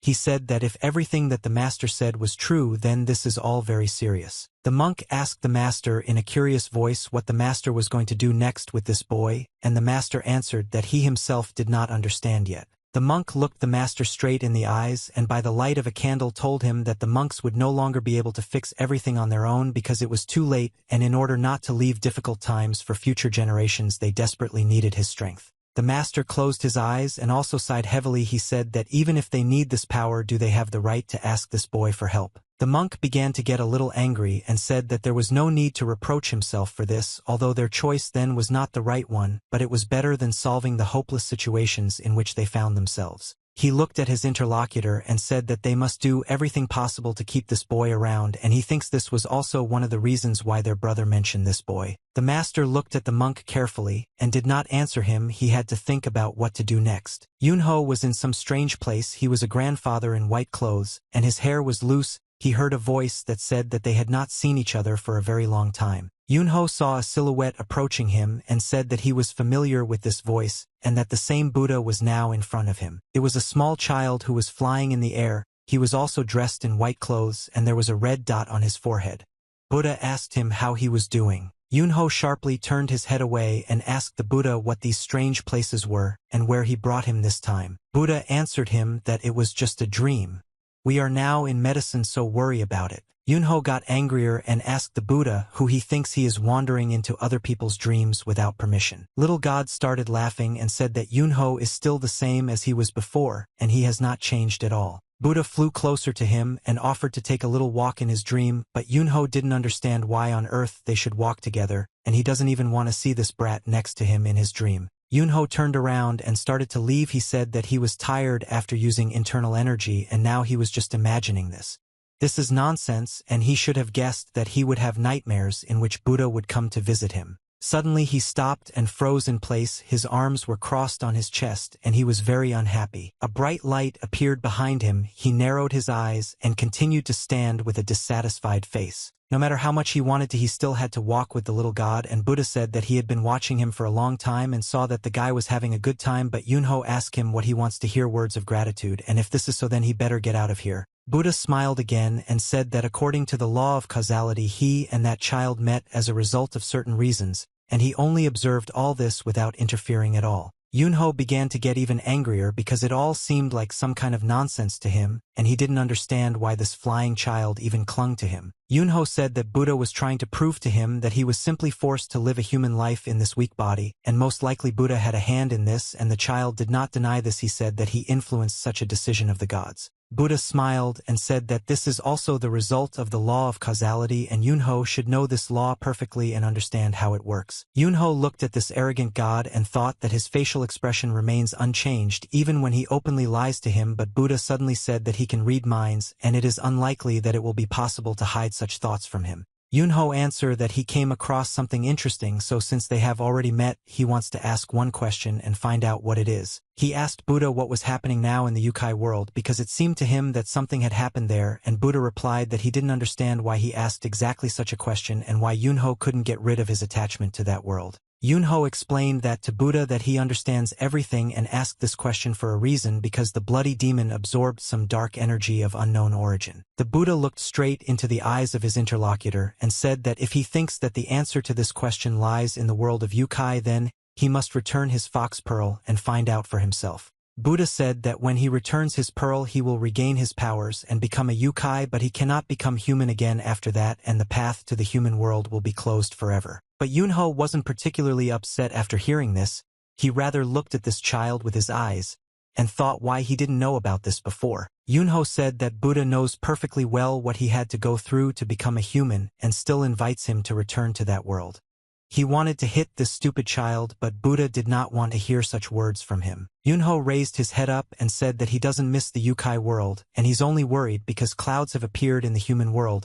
He shouldn't be there, at least to deal with it. Buddha narrowed his eyes and said that the fox pearl still belongs to Yunho and Buddha is just keeping it, and if he wants to return it back you can just say so and he will arrange everything. Yunho answered him that he would definitely think about it when he was dying, but now he didn't care about it and began to walk into the distance to leave the dream. Buddha continued to remain in place and watched as his friend went into the distance and disappeared over the horizon. Yunho was lying on the bed at that moment and could hardly open his eyes. He felt very tired. When he fought with the master, he used a lot of energy, and in order to restore this energy he needed a lot of sleep and rest, but when he woke up he still felt tired. In the valley he could be heard loudly dissatisfied that he hates Buddha and he likes it when someone comes into his dream without permission. He went outside and saw Sol holding some things in her hands. He asked her if she had packed all the essentials properly. Sol answered him that she put everything in her pockets or wrapped a cloth around her body, and that's why she doesn't have so many things with her. Just as they were about to leave, they heard the voice of the master, who asked if they were leaving so early already. The master stood and looked at them. He was motionless and clearly wanted something from them. Yunho asked the master how his hands were doing, and the master immediately showed his palms wrapped in bandages. He said that the doctors in Shaolin are real geniuses in their field. The master looked at his hands and said that the time would come for some time to drink tea with his left hand, but this was all nothing and his nephew need not worry about it. Li Ryan was shocked when he heard that the master now called his elder brother his nephew, and Sol said that he didn't hear it, she also heard it. Yunho answered the master in a dissatisfied voice that only he should decide, but he doesn't consider himself a local. He calls himself a nephew because he is in no way connected with the union, but the master answered him that he is his brother's student, and he will call the boy his nephew because no one can stop him from doing this. He said that on the way he would definitely stop by the clan and inform everyone that Yunho was his nephew, but Yunho replied that there was no need for this and he liked to accept everything as it is now. The master scratched his long beard and said that he would like his nephew to be under the protection of his clan, and this would help them in the future, but Yunho replied that he thought that it would be enough just to meet and discuss martial art over tea. The old man was immediately happy and smiled. He said that in this case, if he had free access, the military union would not be able to meet without these grueling procedures and bureaucracy, and for his nephew it would be much easier because he would make him the head of the unions. When Li Ryan and Sol heard that Yunho would receive the position of head of the military union in exchange for a cup of tea, they almost fell into the ground and their faces immediately turned pale in surprise. But Yunho as always stood and looked at him with a dissatisfied face. He replied that he didn't need it, it was a stupid position, he was already sick of all this trouble. The master looked at his nephew and said that he may not participate in the affairs of the union and not live in it even if he becomes the head, but Yunho replied that he still doesn't need all this. The old man said that the head position is one of the key in the world and he can control a detachment of warriors and do it without the approval of the union, but Yunho continued to stand his ground and said that he was not interested in all this. He narrowed his eyes and realized that he needed to convince his nephew and told him that every month the head of the union would receive a generous salary, and this was a very large amount of money. Yunho was going to answer again, tell him that all this was not interesting to him and refuse this opportunity. But suddenly he stopped for a moment and thought that if you can drop in for tea with this old man, you don't need to participate in the mess of the union and be the head of 200 warriors and own your own small personal army and receive a large amount of money just because he will drink tea. It became very interesting for him. He suddenly asked the foreman how much money the head of the union was paid in order to understand whether it was worth agreeing to this position. The master took his question as agreement, said that he would be paid enough money so that he would not deny himself anything and would be happy, so from now on he will be the head of the union, and wished good luck to his nephew, after which he began to leave.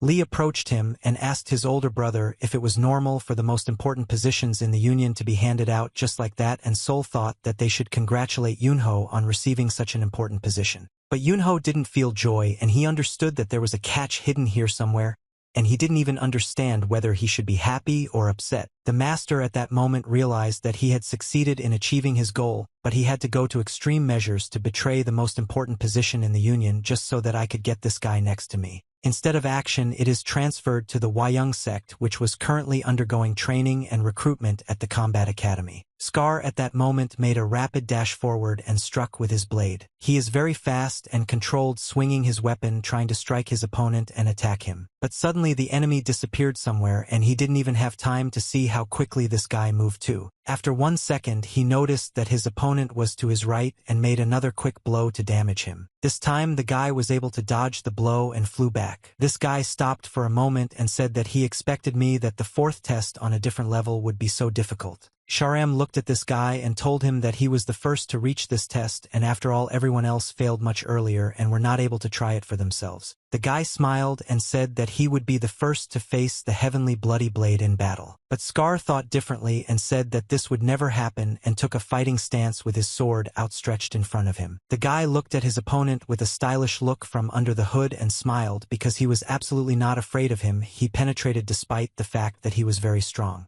The Hwayong sect continued its qualifying stages for the strongest participants. When Yunho arrived back, everyone was surprised because he couldn't believe his eyes that the trainers now looked so terrible. They all looked exhausted and beaten. Bruises were visible on their faces and bodies, and their clothes were torn. Yunho asked for an explanation about what happened. He wanted to know what happened, and one of the trainers replied that a man had appeared stronger than all of them. They showed him a broken wall, and it was the work of that same guy. At that moment he was sitting in the middle of the training ground and meditating alone. He laughed and raised his head up. This guy said that he hopes that today he will not be forced to wait to meet Yunho. At this moment the young gentleman Wide Misha was approaching this guy with steps in order to see him. He stopped behind him and saw this boy sitting on the ground. He said that this guy was even able to destroy the wall. Yunho asked in a loud, dissatisfied voice if it was really his doing, and he turned the training ground into ruins. The boy who was sitting in front of him asked if he was the same bloody blade, and Yunho looked at him in love and saw that he had not seen anyone talk to him so brazenly for a long time.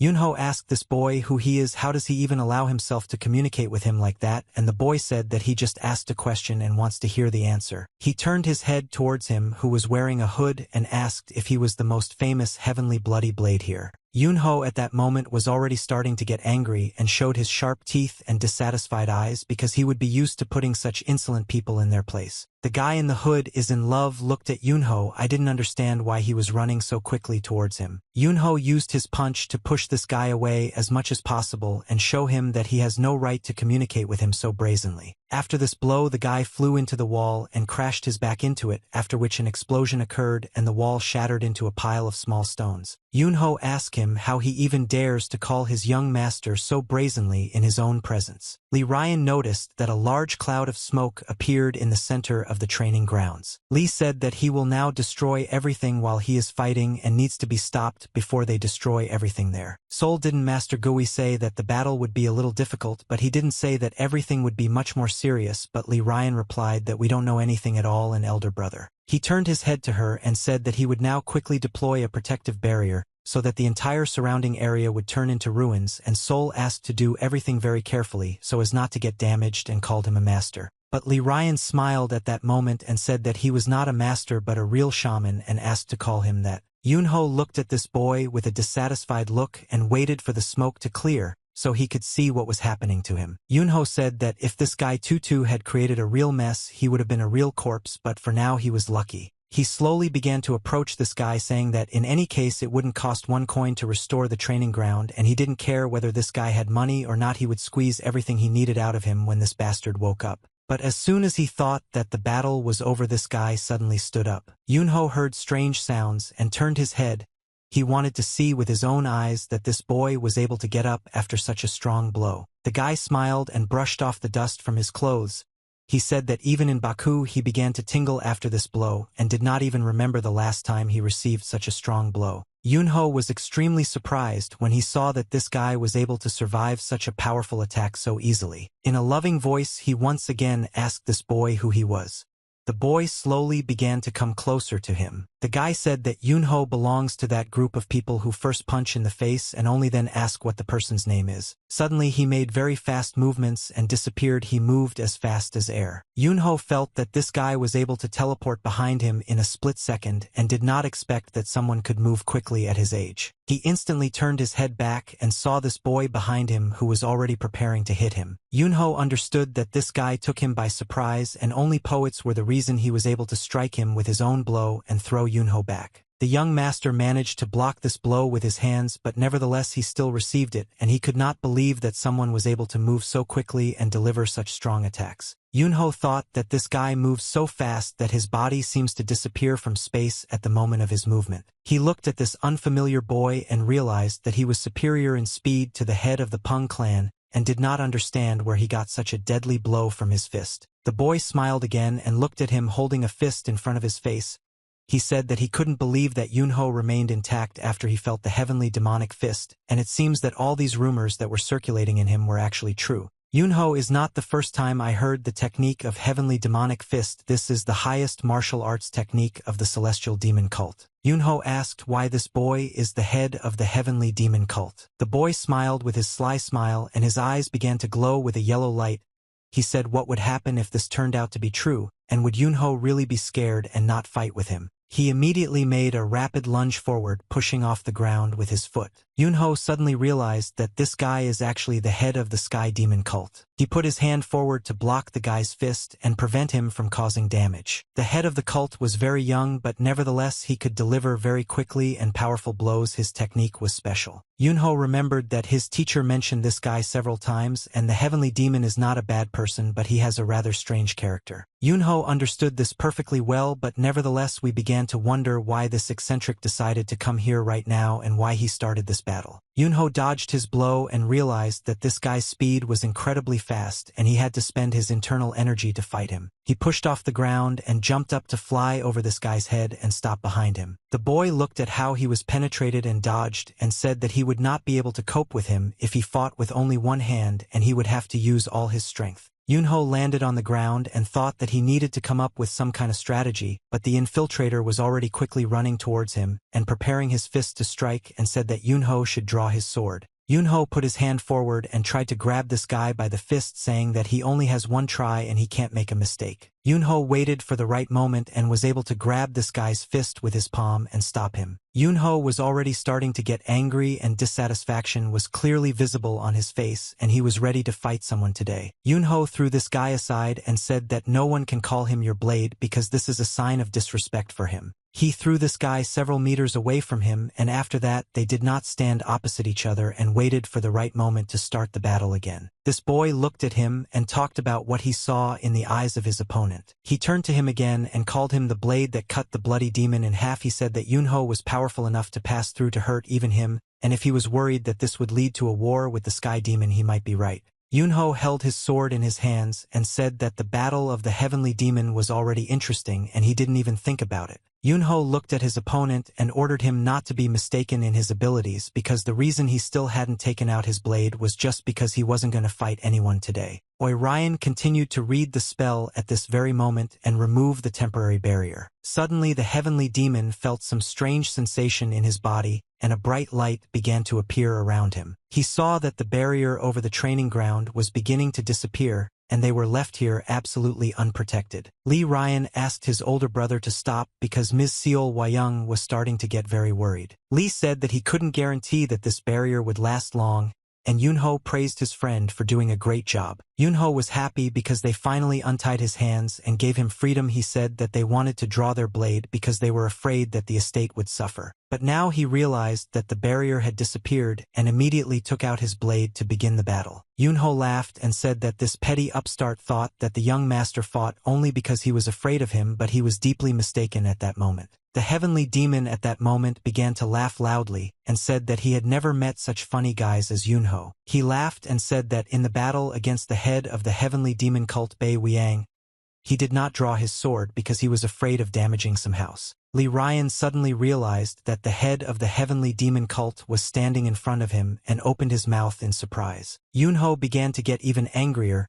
He had never seen someone talk to him so brazenly before and his eyes began to sparkle even more. But apparently the guy expected this. It was as if he was deliberately making Yunho aggressive and mocking his strength. But suddenly he felt some strange energy, as if someone with incredible power was trying to destroy all the space around him. Yunho used a very powerful blow from his blade, after which almost nothing could survive. Yunho laughed and said that it had been a long time since he had fought with anyone at this level of force and asked him not to talk nonsense. Yunho was already ready for battle. He didn't say that the Wayung sect and you are his home and he will protect it at all costs. The heavenly demon created a protective field with the help of his internal energy that left him unharmed after such a powerful blow. He looked back and was shocked to see his opponent just waved his blade with a slight movement, but it was enough to create such a strong blow. He looked at his fists and saw that they were shaking on their own. Internal energy and yellow lightning suddenly began to appear in his fists.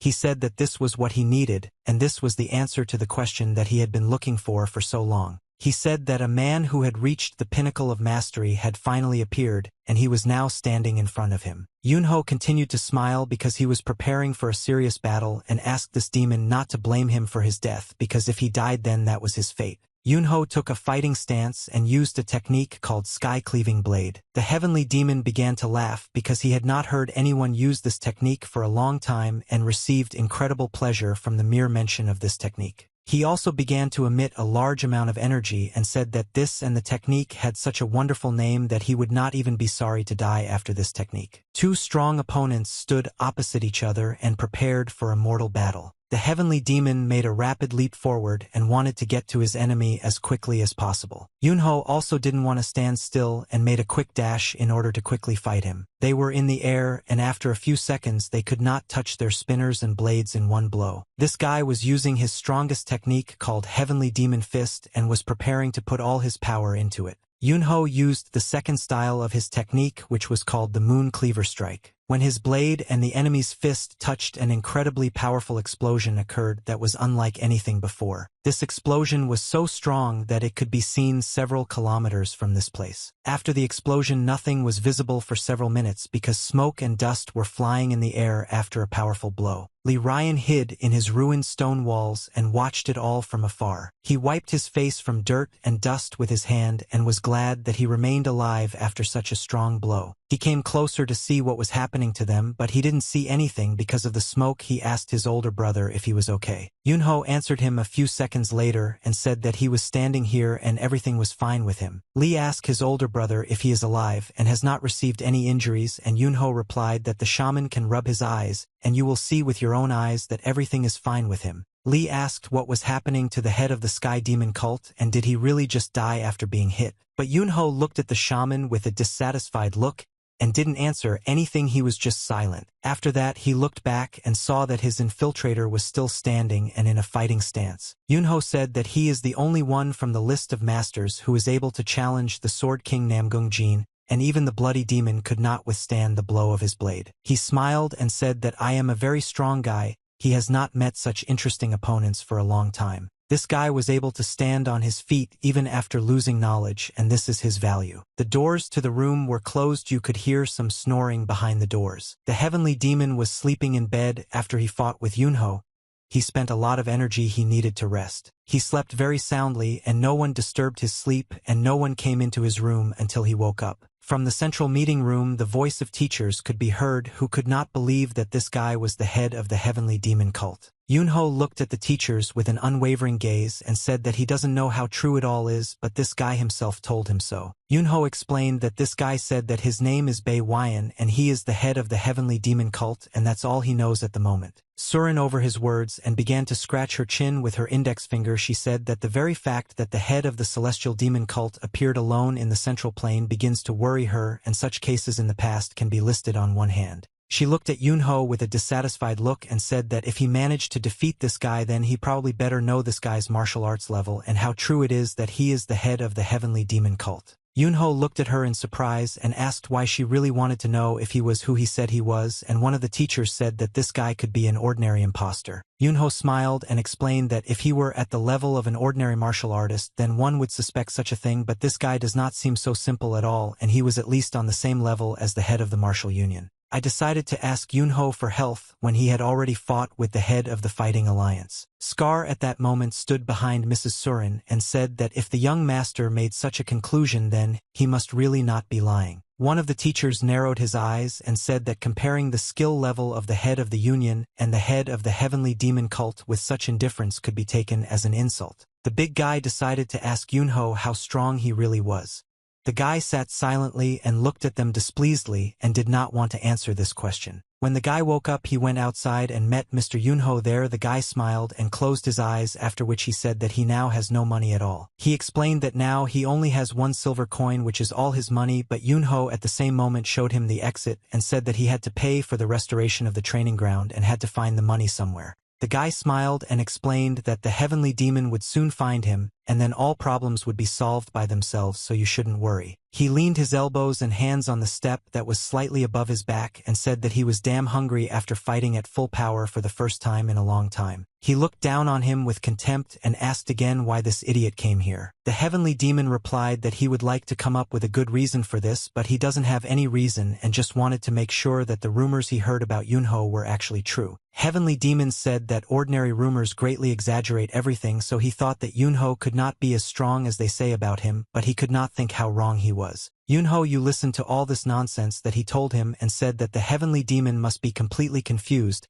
He perfected the martial arts of the Heavenly Demon, and still could not match the strength of Yunho, but the Heavenly Demon said that he was still very pleased. He was happy because now he has a new goal that he wants to achieve through training. At that moment the clouds were thickening in the sky and there were incredibly many of them. Where tomorrow some people appeared dressed in gray clothes and on their heads they had gray Panama hats which you looked out with long hair tied in a ponytail. The commander of these fighters said that they were guards of the cult of the Heavenly Demon and were greeting their leader, after which the Celestial Demon told them that they had done a great job. Scar said in a quiet voice that these are actually the very people he is thinking about, and now there is no point in doubting the words of this stranger. The Heavenly Demon smiled and ordered his soldiers to change clothes and come here again, and for them there is one thing that cannot be postponed until later. After some time his fighters immediately began repairing the training area and began polishing the stone slabs. They were engaged in repairing the territory that their leader had destroyed and tried to do everything as accurately as possible so that everything looked like new. The head of the Heavenly Demon carefully watched the work of his subjects and saw that they were doing an excellent job. Yunho approached this guy and said that he only asked to restore the training ground, but the Heavenly Demon is again doing what he was not asked to do, but the guy replied that he wants to make this place several times better than it was before so that during training the students would not inhale dust. Yunho asked why it matters to him whether students inhale dust here or not, and the Heavenly Demon replied that he cares because he is also going to train here. Yunho looked at him with a dissatisfied look and asked him why he decided that he would train here. But at that moment he heard the voice of one of his teachers who turned to him with some kind of request, and Yunho turned his head towards him. The teacher was very frightened and asked the young master to come to him for a minute because he should hear it. He said that he had sent a message to the head of Chonghajang and he said that he was here now. The old man suddenly appeared before his eyes and said with joy in his voice that judging by the lightness without any disturbances around the construction site is still at the very beginning.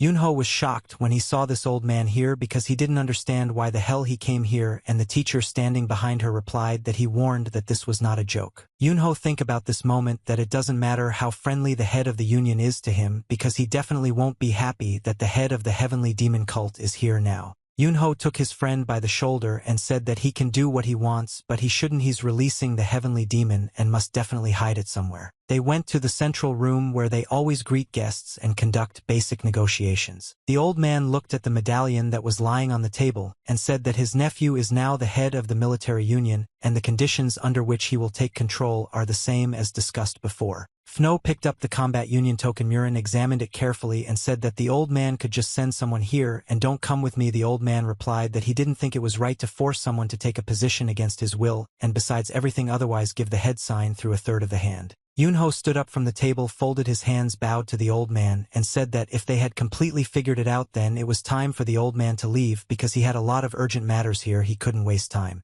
The old man was dissatisfied with this answer and said that he had come here in person and his nephew could have a cup of tea with him as a sign of his arrival. But suddenly a Heavenly Demon entered the room and stopped near the door. He said in a vile voice that he did not expect to see old man Namgung here, who cannot see anything beyond his nose. Yunho at that moment became incredibly angry because he ordered his subject not to let this Heavenly Demon come here and hide it somewhere. The Heavenly Demon grinned and said that the old one was aging very quickly. The last time they met his hair was just starting to turn gray. Namgung turned his head back and looked at this brat in surprise.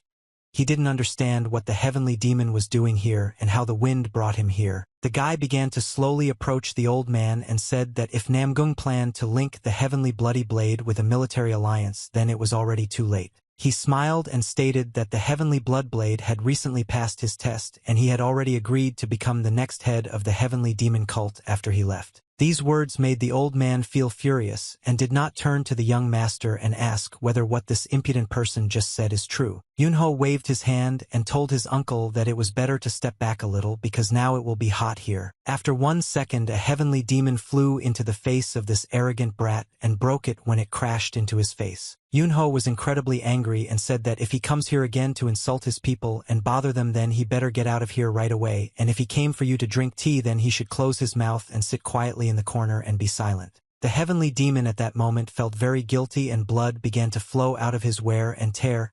He said that it was just a joke, but the uncle looked at his nephew with pride because he did not expect such an act from the boy. Night fell, stars began to appear in the sky, but they were covered by clouds that flew across the sky. A light appeared in the buildings that illuminated the streets of this sect. He hung up his cup of rice wine and said that he used to drink barrels of it, but now he refuses alcohol and doesn't understand what happened to him. The guy crossed his arms over his chest and said that she gave up alcohol during his training, but the interlocutor replied that earlier he said that he could get drunk in a terrible state and the next morning he would fight as if nothing had happened. He smiled and said that in any case it's better to tell me what it was like to learn from a person who disgraced him and whether he was able to achieve anything. The guy made a dissatisfied expression on his face because he didn't really want to talk about it, but he openly shared with him that he would have fucked the hell out of him right now if he hadn't touched. And the interlocutor was already drunk and his face was red. He said that he wants to find out about the arrogant girl who presented him with a blade throat at the Primordial Dragon Tournament, and wants to find out how she is connected with the son of the merchants Yunho. He raised his head up and looked at him because he felt a catch. He asked why his interlocutor was so interested in this. The guy smiled and said that he couldn't forget this moment because she is called the Flower of Murima, and she is so beautiful that she attracts the attention of all men, and in general if they are not connected in any way then he wants to make her his concubine. He continued to talk about how a woman reveals herself only when there is a man next to her, but it was all unpleasant for the young teacher to listen to. He asked his friend to stop in his stories and asked him not to do anything stupid because this is the woman who is valued by his head. Well, the guy didn't like these words. He said that judging by this answer his head also values this woman and now she attracts him even more. At that moment he didn't understand what to answer and made me the stupidest facial expression he could think of. Morning came and clouds floated across the sky. Instead of action he is transported back to the Wayang sect. A father stood on the threshold of the sect, and when he saw his son he said that he had finally gotten here, and for some reason his child looked very tired. Yunho didn't really look very good at that moment and said that his father as always arrived on time and greeted him. Yunho decided to personally lead his father to the building and said that it seemed to him that if he watched them for even a minute he might break something. She asked his father to intervene and try to calm these two down. The father didn't understand who he needed to calm down and who his son was talking about now. Yunho looked at his father and said that he was speaking to the martial union tree and the head of the heavenly demon cult. The heavenly demon was very tired. He had not slept for a long time and his eyes turned red. He continued to convince the old man that the fighting alliance should never worry about anything. Namgung was as tired as his opponent. His eyes were also red, and he continued to parry his opponent and told him that the heavenly demon sect was only rebuilding the training ground here and was not doing anything else. The heavenly demon continued to say that he has no idea how this old man became the head of the fighting union, to which Namgung replied that anyone can become the head of the cult of the heavenly demons there. You just need to master the martial arts of the heavenly demons, and that is enough to control this gang and bandits. Salt went down to the basement and Balashika Kurova when Week said that they had completely run out of alcohol. He easily said that everyone here likes to drink a couple of glasses before going to bed or when they are not at training, everyone except Master Myung-jin. The servant said that he would go buy some more alcohol from the brewery nearby because they have good reviews, and Mrs. Sol asked if this was really necessary she could ask Mrs. Surin for this favor. The servant smiled and said that Mrs. Surin went to the higher association this morning after the head himself personally came to pick her up. Sol smiled sweetly and said that in that case she wanted to go to the brewery with him, but the servant immediately asked her if the sect leader would go with them as an escort. She smiled and said in a joyful voice that despite the fact that she lives in Wuhan, she still knows absolutely nothing about the surrounding lands, and she really wants to look around. At this moment, the masters were training at the training ground and fighting with each other. They struck very quickly and at the same moment blocked with the help of their techniques. The heavenly demon watched this fight and heard the enemy attacking with his fists and saying that Myung-jin could not cope with him. The heavenly demon sat on a rocky hill and said to his friend Yunho noticed how much he liked to watch his master subjects become stronger every day, but Yunho immediately asked him counter questions and asked if he really looked like a proud bird at that moment. One of the masters trained alone, he spent his blows with a club on a large log. Each blow had incredible power and was capable of breaking this large log, and the heavenly demo asked if this was the leader of the Green Forest Fortress. Yunho told him that he was a very capable warrior, but since he had only properly mastered a few martial arts, he was now learning the basics from scratch. The heavenly demon smiled with a new smile and said that he wanted to start training him because it reminds him of those days when he himself could not do anything, and despite the fact that their teaching methods may differ, he is still sure that his method is one of the best.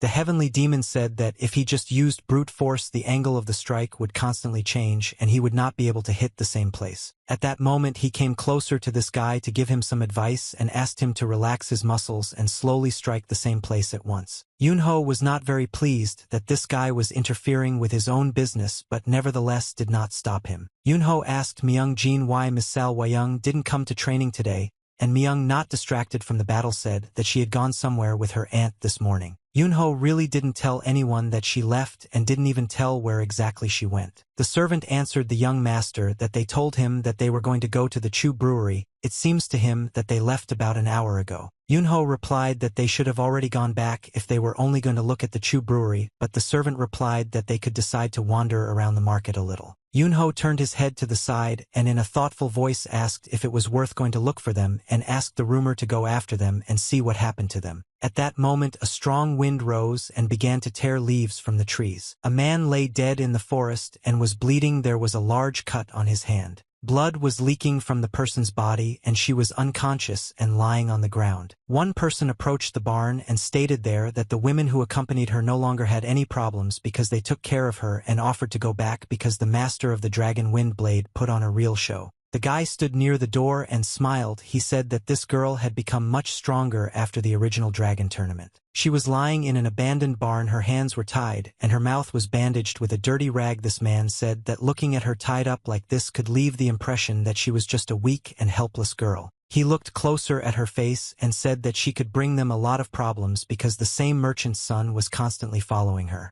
Moyan-su smiled again and said that he would show everyone what happens to those who look at the Moyan clan with contempt. He walked away from the barn and ordered the soldiers to go to the family estate and place the girl in a secret room in the family dungeon. The soldier looked at him with a stony face, and despite the fact that he might not like this task, he replied that he would complete it in the best possible way. Evening came and night gradually filled the sky. The aunt's corpse was brought to the sect and covered with a blanket so as not to frighten everyone present here. The servant stated that in the morning she was absolutely healthy and full of strength, but suddenly the servant found her dead in the forest absolutely by accident when he noticed traces of the battle and blood, but he could not think that he would find her there stabbed to death already cold in that wasteland. Yunho could not restrain his rage. His eyes said that a couple more seconds and he would explode because some people killed his aunt and stole his beloved Seol Wayung. The servant asked the young master for forgiveness and said that he could not find her traces after all the searches. Li Ryan suddenly made the assumption that the lady could have been attacked by people from the blood cult who were still alive. But the heavenly demon immediately rejected this version and said that it would be too obvious and the wounds are absolutely not similar to the technique that the blood cult owns. The heavenly demon reported that the people who attacked them definitely belonged to one of the orthodox factions, and this information was enough for Yunho to know in which direction to look for her. The heavenly demon noticed that the deceased had some kind of talisman in his hands. He took out this talisman and raised it up for everyone to see. He said that this woman wanted to convey something to them even at the cost of her life. One of the masters suddenly turned pale when he saw this item. He said that it was jade. After that, he looked at the head of the sect Yunho and said that now there could be serious problems. Yunho was already very angry and began to receive an incredibly large amount of energy despite the fact that he stood motionless. He asked everyone where Miss Sol Wayung could be now. He began to look at this guy with his angry gaze and in a rude voice asked him whose work this was. The guy understood perfectly well that he knew who could have done this cruel act, but he continued to remain silent. Yunho immediately went in search of the lady when he learned that this jade adorned the dragon wind blade from the Moyeon family, and the most surprising thing was that one of the main dragons turned out to be the son of the head of the Moyeon clan, and his name is Moyeon Su. The young master was forced to say that this guy acted too arrogantly when I last met him, and if we also take into account what he did to the Namgung family, the fact that the head of the Hwayong sect defeated him in the original dragon tournament means that all the evidence points to him. He stated that the reason for this attack is very obvious to him, but of course these are just his guesses, he cannot say with complete certainty. Yunho continued to run towards her with incredible speed. He thought that Moyeon Su is an incredible psychopathic pervert who does whatever he wants, and he must have time to find her before he does something to her. Yunho was incredibly angry and didn't want to stop for a second. He understood that every second could lead to a terrible tragedy. Yunho, I understood that for this freak to mock her, it could be some way to let off steam and make his life easier, but for Yunho it was a real disaster because he had already lost her once. He remembers her and her exhausted face when she died. She was hung on a wooden pole. He still cannot forget this nightmare. Yunho several times, and after all his anger increased after he remembered this terrible moment from his life and promised that he did everything possible to make this bastard suffer. But suddenly he heard the voice of a heavenly demon who asked him to stop for a while. The heavenly demon ran towards him and said that the son of the head of the Pong family was not completely sure of what he said, but Yunho was already ready to tear this guy into pieces. The heavenly demon said that some bastard from the Moyeon family could really be behind this, but the Moyeon family itself is a respected and significant member of the Orthodox faction, but Yunho didn't care about them at all because they wanted to offend his mistress. He said that he absolutely doesn't care who they are. If they dared to offend his beloved, this means that they will have to answer for their actions. But the heavenly demon asked him to listen to himself and said that if they now go in search of Lady Hwayong and carry out a massacre there, they will only turn their allies into enemies. Yunho asked her in an angry voice if he really thinks that such nonsense is bothering him now, but the heavenly demon asked him to think about these words. Yunho got even angrier and said that if he even tries to stop him one more time, he will simply cut the heavenly demon into pieces. The guy had never seen him in such rage and didn't even know what to answer because he was scared. Yunho, I realized that I couldn't waste any more time on this stupid chatter and immediately made a lunge forward, pushing off from the rock. The heavenly demon continued to stand still and did not move. He felt that his body was numb with fear because he had never seen such furious eyes. Suddenly he said that it looks like the whole world of Murim is going to be upset because of one crazy idiot from the Moyeon family, and this guy doesn't even know what he did. It was already deep night outside and the moon was right in the center of the sky and worked like a big lantern. The servant came to his master and said that he had bad news. The master, in a frightened voice, asked him again what his son had done. The servant said that he could not do anything, and Su ordered him to oppose the head of the Hwayong sect if he refused to help him with the kidnapping of Lady Hwayong. He promised that he would kill him. The gentleman lowered his head down and his hands began to shake. He said that he asked this guy not to create problems until he becomes the next head of the family, but this guy knows no boundaries. The gentleman thought that the heavenly bloody blade is not only under the protection of the head of the military union but also under the patronage of the emperor, and he doesn't care what this incident is. The law will forever become a stain on Su's reputation thanks to his notoriety. He became even more upset thinking that he had already gotten rumors for his terrible performance in the original Dragon tournament. If all this became known to the public, he would definitely not be able to make him the next head. The gentleman looked ahead and thought that they had serious problems, but they needed to be solved immediately. He asked his servant where Su was now, and the servant replied that he and the girl were in a secret room in the dungeon. The master ordered his service to listen very carefully and said that they should pretend that they have no idea what happened today and tell Su to immediately come to him and shut up everyone else who was with the dragon wind blade. The commander bowed to his master and said that he understood the order and would personally escort the head of the Hwayong sect to Wuhan, but the master immediately told him that he was completely misunderstood. He ordered this girl to be killed immediately and to do it as quickly as possible. The master said that her body should be cut into 12 parts and burn each piece, and throw the remains of her body into the river in the provinces of Liaoning and Shenyang, but the captain replied to his master that this was too cruel. At that moment they heard a very loud sound and a strong flow of wind and immediately turned back to see what was happening. Su at that moment was in the basement and was holding his right hands, but he heard the whole building begin to shake as if the beginning of a strong earthquake. He raised his head up and said that it was very strange because there shouldn't have been any earthquakes today, but this always happens when he just starts warming up. He looked at the girl who was tied to a pole opposite him and said that he had spent so much effort for this meeting and did not want to stop it all right away. Real chaos began in the settlement. Smoke was visible rising from the center of the settlement straight into the sky. People ran very quickly, taking out their weapons, and did not understand who dared to stage such an attack on the settlement. The commander ordered the soldiers to immediately run to the main gate, and at that moment the leader approached the bridge and asked what kind of chaos was happening here. He ordered the commander to immediately explain what the commotion was, and what was happening here, and the commander replied that some strange person had destroyed the main gate and invaded the clan's land. The gentleman got angry when he heard this and asked the detachment commander if he left any great things behind him, and the commander replied that he did not leave any evidence. The soldiers put their swords forward and prepared for battle. The huge wooden gates were broken, lying on the ground. Someone had such power that he was able to destroy them with one blow, and the soldiers shouted that this man was outside. They waited until the smoke cleared and saw the silhouette of a man standing at the gate. One of the soldiers put his blade forward and said in a loud voice that this man has incredible impudence.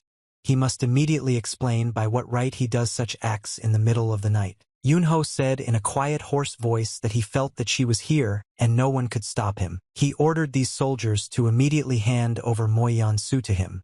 I said that there is no longer any need to cover up this useless monster. The commander shouted in a loud voice that this guy was just crazy, and not only did he break into their settlement in the middle of the night, but he was also insulting the eldest son of the head of the Muyan sect. But after 1 second his body was cut into many small pieces, and this commander did not even have time to notice anything. Yunho approached him with incredible speed and cut his body so quickly that no one even realized what happened. Yunho saw the fear in the eyes of these soldiers and understood that if they stood in his way, he was ready to destroy them all to the last. He was incredibly angry and said that Moyan-su kidnapped and brought the head of the Wayang clan here and must pay for this act at the cost of his life. Yunho told all these soldiers in the entire square that rivers of blood would be shed if they tried to stop him, and it would be better for them to just bring this bastard here. Muyan clan was horrified when he saw the heavenly bloody blade in front of him.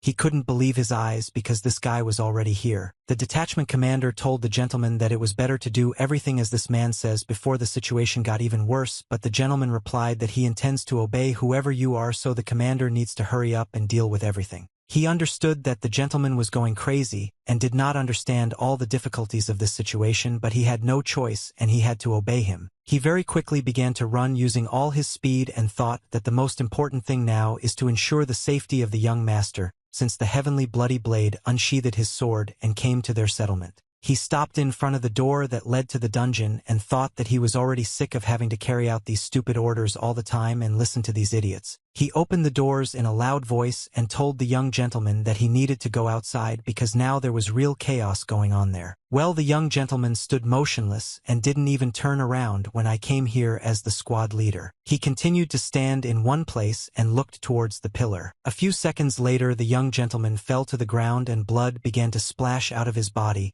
and the squad leader saw in front of him Mr. Soul, who was holding a blade stained with blood in her hands. The young gentleman fell to the ground, and it was clear that he was already dead. The squad leader immediately ran to him for help, but the lady continued to stand motionless. Suddenly she grabbed the blade in her hand and changed its position. She exhaled steam from her mouth and looked at this commander with wild eyes. He was very angry with her and shouted that she was a crazy stupid girl and had made a real mess here. A battle was taking place on the street in which Yunho destroyed everyone, prevented him from going forward, and cut their body into a large number of small pieces. He left nothing from them except scraps of clothing and took out all his anger on these weak soldiers. Yunho moved forward very quickly, destroying his enemies, and did not spare anyone. Yunho left behind only puddles of blood and dead bodies, absolutely ruthlessly destroying his enemies. Yunho felt that she was somewhere nearby and that he would soon get to her, but the anger in his eyes continued to radiate incredibly powerful energy. It took him a few minutes to destroy the huge army that was trying to defend the settlement and hinder it, but now all that was left of them were dead bodies and pools of blood. He saw new soldiers in front of him and asked which of them would attack him next. The soldiers shouted that this is not a man, this is a real monster, and they will all die here if they fight him. Suddenly a gentleman appeared and ordered his date not to retreat back, and not everyone still dares to call themselves warriors of the great family if they are afraid of one enemy. Yunho's voice which told him that all he could do was hide behind his guards and yell at them. Yunho looked him straight in the eyes and said that it seems to him that they understand perfectly well that he is deceiving them in order to increase the number of victims, and it is very strange that they still obey his stupid orders. Yunho continued to say that with these actions he wants to win the favor of the public, when rumors about what happened spread throughout the world, and he wants to downplay what his son did using their sacrifice as a cover. Yunho narrowed his eyes and said that this idiot better think about what he is willing to do to protect his vile son. If he is willing to kill a large number of people for this, then he is an ordinary dog named Moyan who. These words made God angry, and he didn't know what was the right thing to do because this opponent was very insightful despite the fact that he was quite young. The master ordered his Neath soldiers to listen to the nonsense that this video says and take combat positions because now everyone will have to fight against him. The gentleman started shouting that his son is not here now and he has some ulterior motives guided by which he wants to connect his son and this accident to create a stir, and he is just a heartless killer who commits terrible crimes under the guise of false motives. Yunho looked at him with contempt and said that the bastard finally showed his real face and began to bark like a dog. Mr. Hu thought that this guy's tongue is as sharp as his blade. This will become a problem for them in the future, and they need to at least shut his mouth since he is not able to force him to sheath his blade. I decided that I needed to take out my weapon, and that the disgusting killer should not be left alive, and whether to end all this with my sword. At the same moment he took out a weapon and thought that he would use his reflective blade because it is one of the 24 strongest, which is on a completely different level even in comparison with the Rusty King and the Steel King of Death. He understood that from one time to another, he uses the secret technique of his family, the rotating star, and he is the one who withstood more than one blow from the Emperor's blade. Yunho began to slowly approach him, and the master thought that his blade would be lost in the middle of oblivion without even making 5 strikes, and he would suffer from being killed without the opportunity to beg for mercy, and if he tried to take advantage of these small advantages he would be unlucky. Yunho looked at him with his glowing eye and felt incredible rage. When the gentleman saw the look of this monster, he became scared because he had never felt such strong energy and such anger from anyone. Yunho didn't want to waste a lot of time fighting this fool and immediately struck his first blow to cut this opponent in half. Yunho said that Hu thinks too much of himself and he is an ordinary dog with lousy blade technique and will never be able to resist him. The last thing Mr. Hu thought was that this guy is incredibly fast and he is even stronger than the Emperor's blade and he has never seen anything like this before. After this blow the gentleman fell to the ground and his head split into 2 halves and began to bleed, and the soldiers immediately lost their fighting spirit because this man had just killed even the head of the clan. Yunho looked at them and said that all these people sacrificed themselves because of their master's lies, and to those who still doubt the truth, he gives the last chance to leave here alive. He ordered them to immediately put their weapons on the ground and leave here and not even think about drawing a blade before he and the head of the Wayang clan leave this place. Blood was flying in the air, and it seemed that the sky that night was stained with bloody stains. Wayang Seol touched her blood-stained hand to the wall and paused for a moment. She walked up the steps and out of the basement and then stood in the doorway. When she raised her head up and she saw him, and for a moment she was very happy because she was able to see him and he did not leave her. She saw that a young master was standing in front of her, and he was able to find her and came here to save her. Yunho smiled when he saw her alive in front of him and said that she understood everything correctly, and someone like Moyan Su doesn't even dare to compete with him. Sol raised her head up and started laughing because she was incredibly glad to meet him here and understand that he did not abandon her. Yunho hugged his lover and pressed his head to her chest. At that moment it seemed as if time had stopped. Yunho smiled because he understood that in this life he still managed to save her. He was lucky that this time everything was just a nightmare. The squad came out of the dungeon and watched them from afar. He looked at them and thought that everything happened as it should happen, and he is very glad that they are together again, and he will not wait on this stupid idiot because they are already dead. The night was gradually coming to an end and morning would soon come. The next day in the tavern people were very loudly discussing the situation that happened with the Moonblade. Some person in the tavern told there that the Moonblade single-handedly destroyed the Moyan family, but who said that he heard gossip that the Heavenly Bloodblade was behind it. The third person sitting at the table in the center explained that now the title of the Heavenly Bloody Kalenko is called the Moonblade, and the guy in the green shirt answered that people said that his blade shone so brightly blue that it overshadowed even a bright ray of light. The guy in the green shirt asked him how many people died, and the man in the red shirt replied that more than 100 people died tonight fighting him. The third guy in the red shirt who was sitting farthest said that it scared him, and if he thought about the situation well, he cut down 100 martial artists alone in one night, but they didn't understand why the moon blade did it in the first place. One of the men said that people talk about this and everyone has different versions, but they better be careful with their words. At that moment during the day, a man was sitting. This man looked at them from under the visor of his hat and listened carefully to everything they were saying. The cloud in the sky was getting bigger and bigger. Some man in the tavern asked what the atmosphere was like at the meeting. At that moment, more and more people were becoming loyal. The second person told him that the evidence showed that Mayong Su kidnapped Lady Wayang, the head of the Moyen, whose family came up with an evil plan to hide his actions, and even this was counted as evidence. This man continued to say that the Namgong family did not express their position because the leader must adhere to neutrality, and only the Peng family and the Wudong sect supported that the action of the Moonblade was justified. He said that, in the opinion of others, his actions were extraordinary. The historian standing opposite him said that this was all to be expected. The old man asked what they decided in the end. The man told him that the Moyen family would be in isolation for 10 years. He smiled and said that the unknown appeared and turned everything upside down, and no one could have expected this. This man said that he, the admiral of the Eastern forces, was concerned about how to report this decision to His Majesty. He stood at the center of the stage and said that firstly Lord Ha is a martial arts teacher of His Majesty,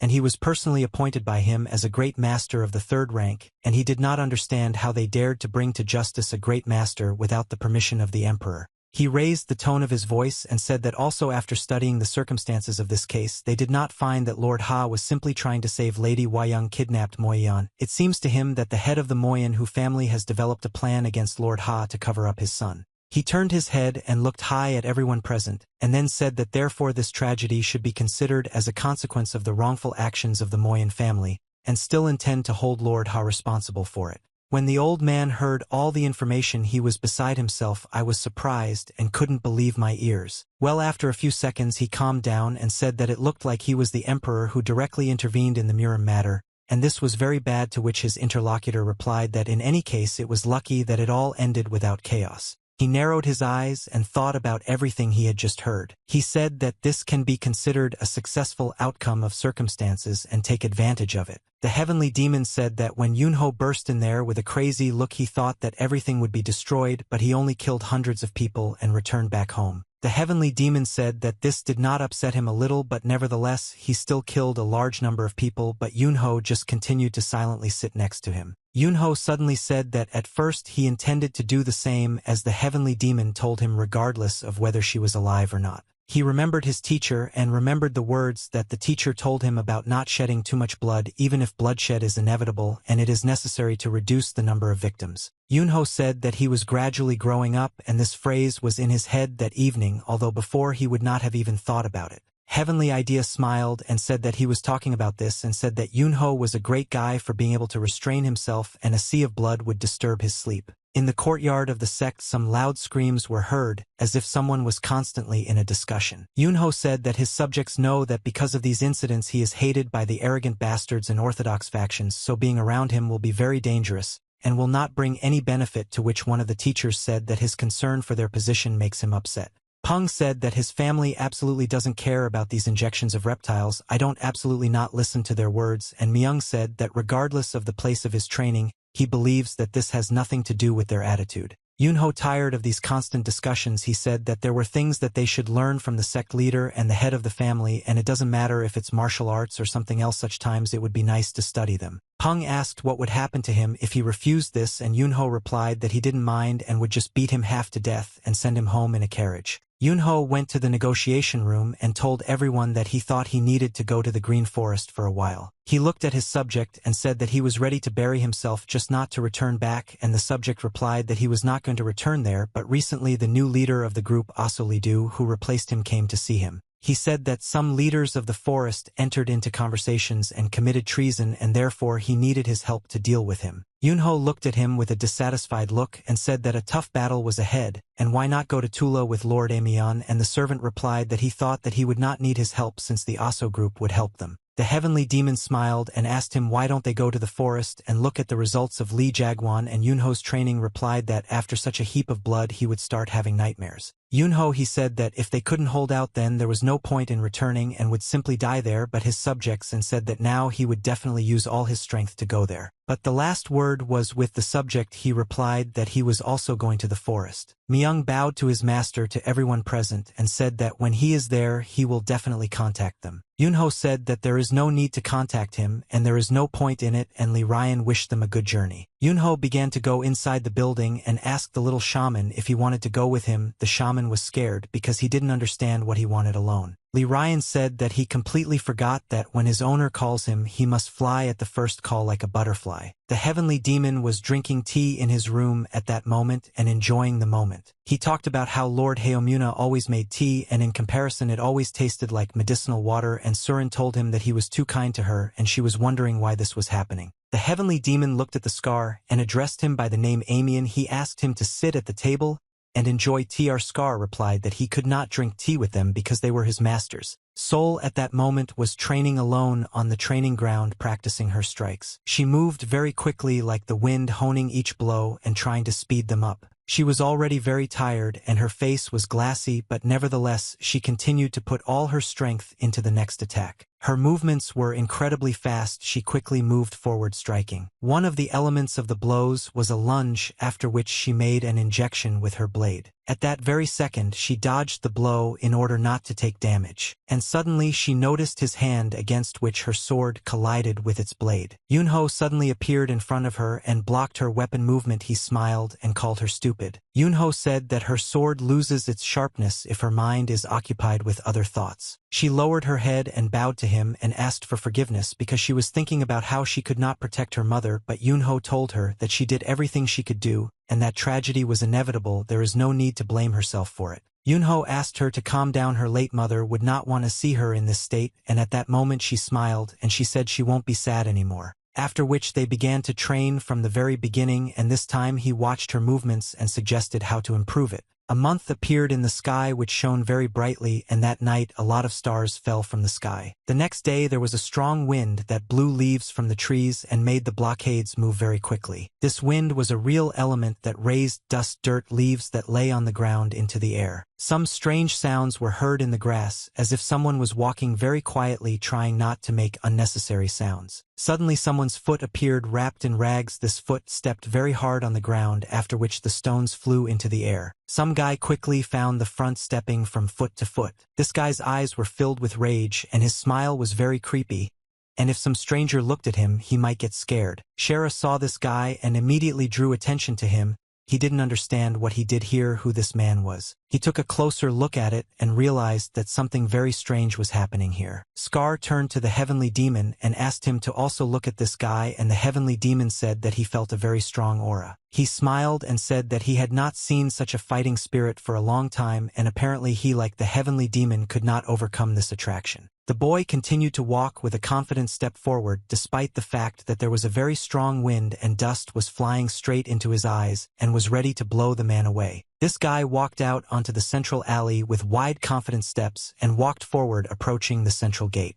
Yunho stood still, motionless, watched this guy. He watched his every move. The man stopped opposite him and they stood silently for several minutes and looked at each other. Yunho said that this guy growled so loudly that he thought that some kind of animal was approaching them, but it was just an ordinary boy. But she suddenly answered him that she was not a guy as it might seem at first glance, and said that she was a woman. After that she looked at Yunho's shoulder and carefully began to look at everything that was behind him. She read the inscription on the tablet which said that this was the Moonblade sect. She asked the guy who stood opposite her if he was the very Moonblade. Yunho replied that he doesn't like to repeat himself twice and she should go back where she came from and never look in that direction again. But the girl replied that she could go wherever she wanted and no one could stop her. If she wanted to fight, she would fight with anyone. She smiled and said in a joyful voice that now she wants to fight with the Moonblade. If she loses, he can take her life. But after that she stated that if she wins it, then she will be able to take this sign for herself. At that moment Yunho stood silently and looked at her with narrowed eyes. He thought that she had come from somewhere unknown and was challenging her at the martial arts school.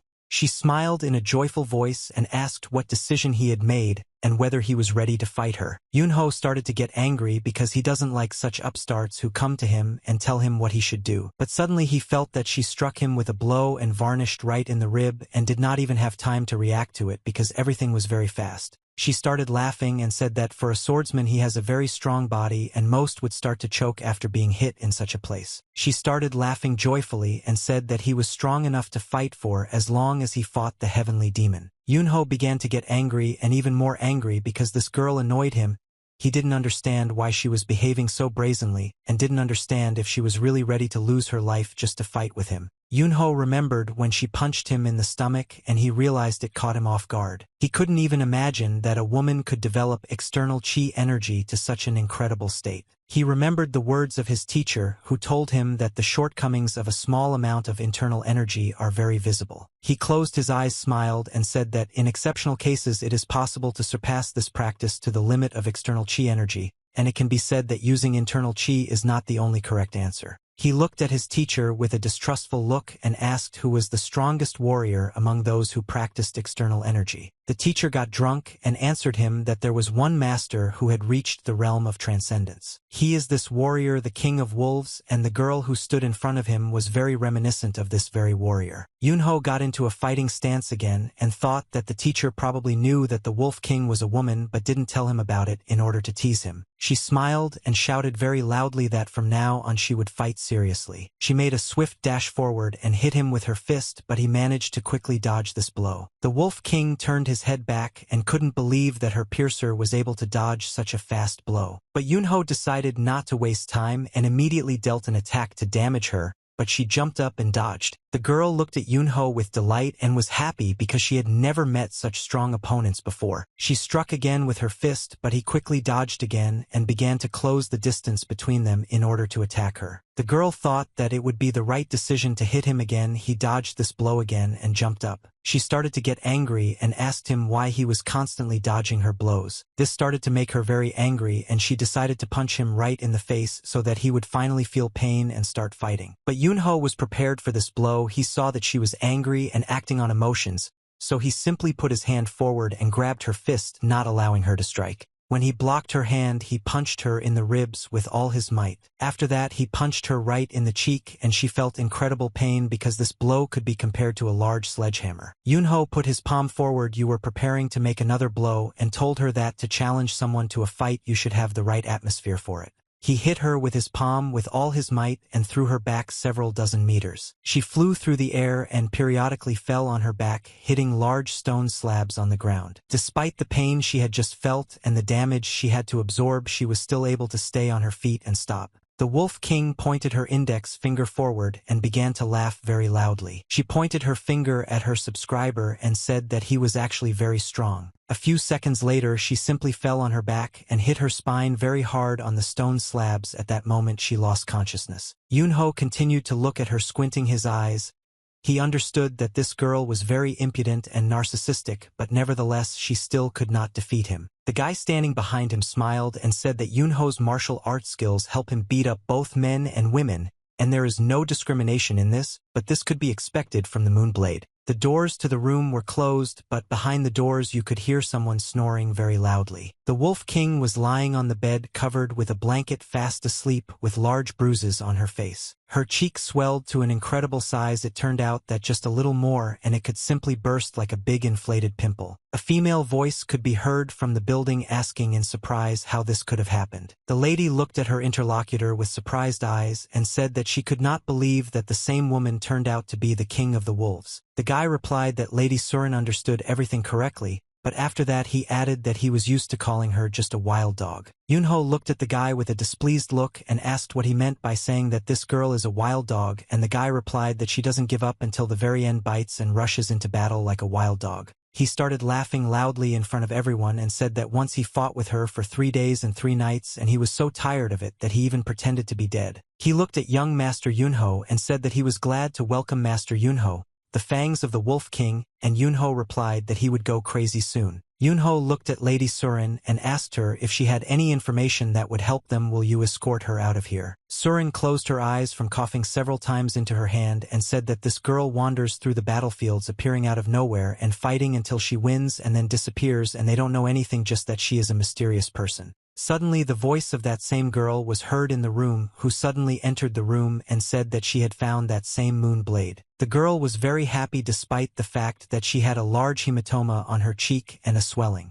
She said that she had taken a short nap and was now full of energy again. But suddenly she saw something very strange, sparkled, dissatisfied expression on her face because she did not expect to see it here. She saw an old man and a heavenly demon in front of her and asked what he was doing here, but the heavenly demon said that it had been a long time since we had seen each other. She smiled and said that she was glad to see the old man again, but today she had no time for the heavenly demon. The Wolf King approached the young master and said that she wanted to fight him again, but Yunho clearly didn't like these words. After some time, very loud cries of pain were heard on the street. The Wolf King fell to the ground and hit her head. Apparently this has been going on all day. Yunho stood in front of her in a fighting stance and prepared for his next attack. Yunho was very unhappy that this girl could not calm down and constantly wanted to fight with him. The girl who stood behind watched this battle and was shocked. She said that this battle was so great that it deserved to be written into the history of martial arts. The heavenly demon said that he couldn't even watch, let alone enjoy the battle, and what's the fun if he knocked her out with one blow right as the fight began. Yunho was very angry and said that if she decided to fight him again,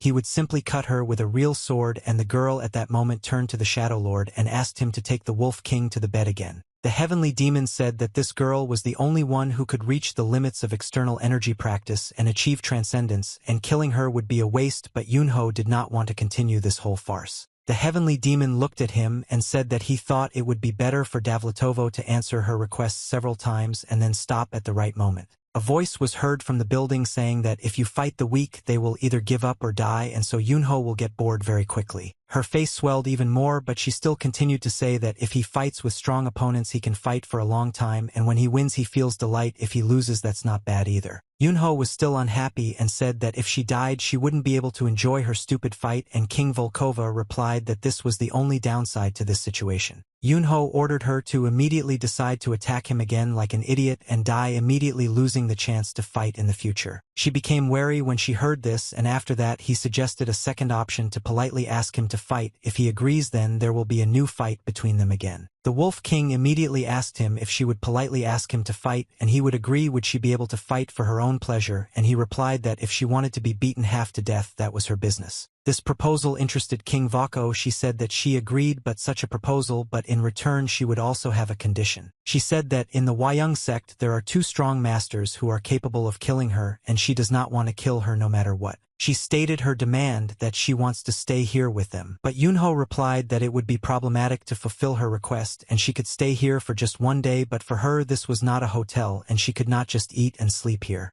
At that moment she put some black object on the table and moved it closer to the young master. The item was lying in the center, and Yunho asked what kind of scrap metal it was, to which she replied that it was a board and that he could sell the item for a good price. Surin was shocked when I looked at this object closer. She said that she could not believe her eyes because this is 10,000 years old steel. She said that it is the strongest metal in the world. It is filled with energy and now lies before us. All the greatest balls in the world were made from it. Yunho asked Lady Surin how much money he could get if he sold the item, and she said that even if he sold it at a price below the market price, and at that moment he thought. But the heavenly demon immediately picked it up and said that if he sells this item below the market price, the money will be enough to buy 5 mansions the size of the Huayang sect, and Yunho was shocked when he heard this. She looked at him with a displeased look and asked if it wasn't enough for him, and how much more money he wanted to take from her just so she would stay here. The weather outside was beautiful and clouds were flying across the sky. 2 fists constantly flashed in front of each other and both opponents wanted to strike. The heavenly demon decided to fight the Wolf King in order to measure their strength. She was happy because the heavenly demon was fighting her again, but she shouted at him that the old man had weakened since the last fight. The heavenly demon simply smiled and said that she was still the same cheeky and wild dog as before. Let's say the words made her angry and she started to fight even faster and said that she doesn't hate it when he calls her that. They continued to fight, and with each passing second they increased the speed of their blows and put more and more force into them. Yunho stood silently all this time and watched their fight. He was not surprised that these two loved to fight so much. But suddenly Shaman Lee appeared from behind and called the master, but Yunho asked him to move away from here because he might accidentally get his finger in the face with a fist. But the shaman reported that a guest from the imperial palace had arrived, and he said that he could wait until the gentleman finished, but the atmosphere around him was the same, as if the matter was very urgent. Yunho turned his head to him and looked at him in surprise, and he asked if an urgent message had come from the imperial palace. Yunho left the two fighting and approached the messenger who had arrived at his palace. He slowly walked towards him and said that he had not seen the admiral for a long time, and was just planning to go to the palace soon to thank him. The admiral smiled and informed the young gentleman that he was simply following His Majesty's orders,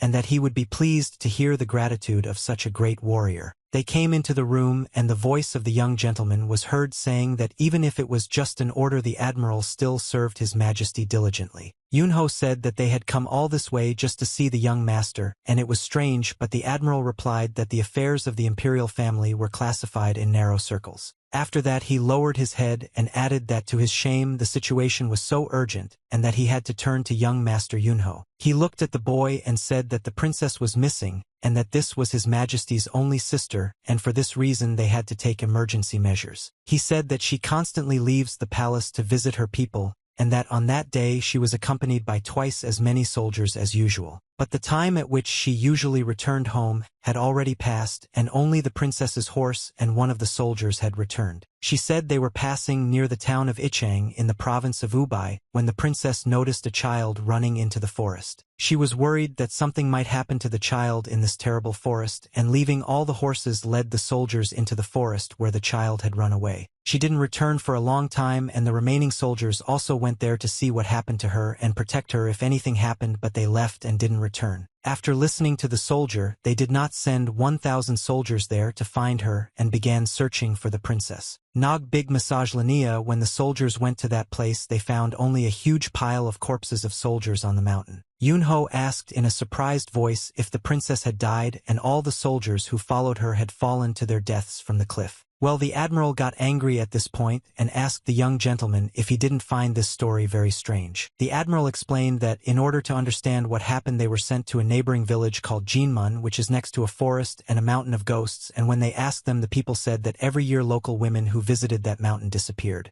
Yunho lowered his head and said that all the soldiers were dead, and the princess was missing, and women were disappearing on the ghost mountain. He suggested that this did not look like a normal missing person, and the admiral replied that this was the reason they were asking for help from the Moonblade. The admiral narrowed his eyes and said that if she was still alive then that was great, but if she died somewhere out there that would cause big problems, and he asked to find the cause of her death and the culprit. Yunho looked at his interlocutor and then nodded his head and silently agreed that he was ready to complete this task. Yunho went out into the yard at night and looked at the sky. He said that if you think about it, it's almost the first full moon this year. He said it brings back memories of the past when he just stands there and looks at her, and many yokai cause trouble in the human world. He thought that now was also a very good time for the yokai to wake up and start causing trouble in the human world. Yunho had been talking to his shaman friend all evening, and suddenly said that no matter how he tried to think about this situation, it was obvious that this was the work of the yokai. The shaman asked him with a trembling voice what he had just said, and whether he had just suggested that it could have been done by yokai. Yunho said that the princess could have been kidnapped by another crazy maniac who lusts after women. The shaman asked again if the yokai were really behind this. Yunho asked the shaman if he had ever heard of cannibals. Lee closed his eyes and made a smart expression. He said that there are yokai that thirst for human flesh and those that thirst for human souls, but there are those that want both, and they are called cannibals. The shaman was still under the impression and asked him if he really thought that this was all the work of yokai, but Yunho replied that it was just a guess. The shaman looked at him with a surprised look and said that it all sounded strange, but there was still a chance that the princess was still alive. Yunho narrowed his eyes and replied that he also thought that the princess was alive because it wasn't that easy to avoid the gaze of heaven and the fire of people, and he wouldn't tolerate people eating for no reason. The shaman asked him how he came up with what the cannibal yokai did. Yunho replied that this whole situation is similar to the situations that are written in the Book of Shamans. Lee looked at him in surprise and said that since the yokai of the past understood that for devouring people they would be threatened by the heavenly crust they catch and imprison people, and then eat them during a solar eclipse when the heavens are blinded. He stood up from the table and started to leave, and as he said goodbye he said that this conversation had aroused his curiosity and asked him to wait here for a bit. Lee took out the book and said that this was a precious book given to him by his teacher. It was called the Chongren Almanac. Lee put the book on the table and said that with the help of this book, he can find out when solar eclipses occurred in the past and when they will occur in the future, and Yunho replied that this is a very useful thing. Lee carefully looked at what is written in the book and said that in this way in the eclipses of the present and the past it is written that the very last eclipse, if you replace the new cycle of solar and lunar eclipses with days and add the old one. He suddenly felt a strange sensation on his fingers and looked at them carefully. Lee said that here in the book it says that the next eclipse will be in 4 days between 1 and 3 o'clock in the afternoon, and Yunho looked at him in surprise. Yunho asked if the shaman was so sure of this, but Lee replied that even with a margin of error the next eclipse would be exactly in 4 days. Yunho thought about his words and realized that he needed to take some action immediately because later it would be too late. He walked up to the wall where his sword was hanging and grabbed his weapon with his hand. Yunho hung the sword on his train and said that he would return tomorrow morning and the shaman should prepare because he was going with him.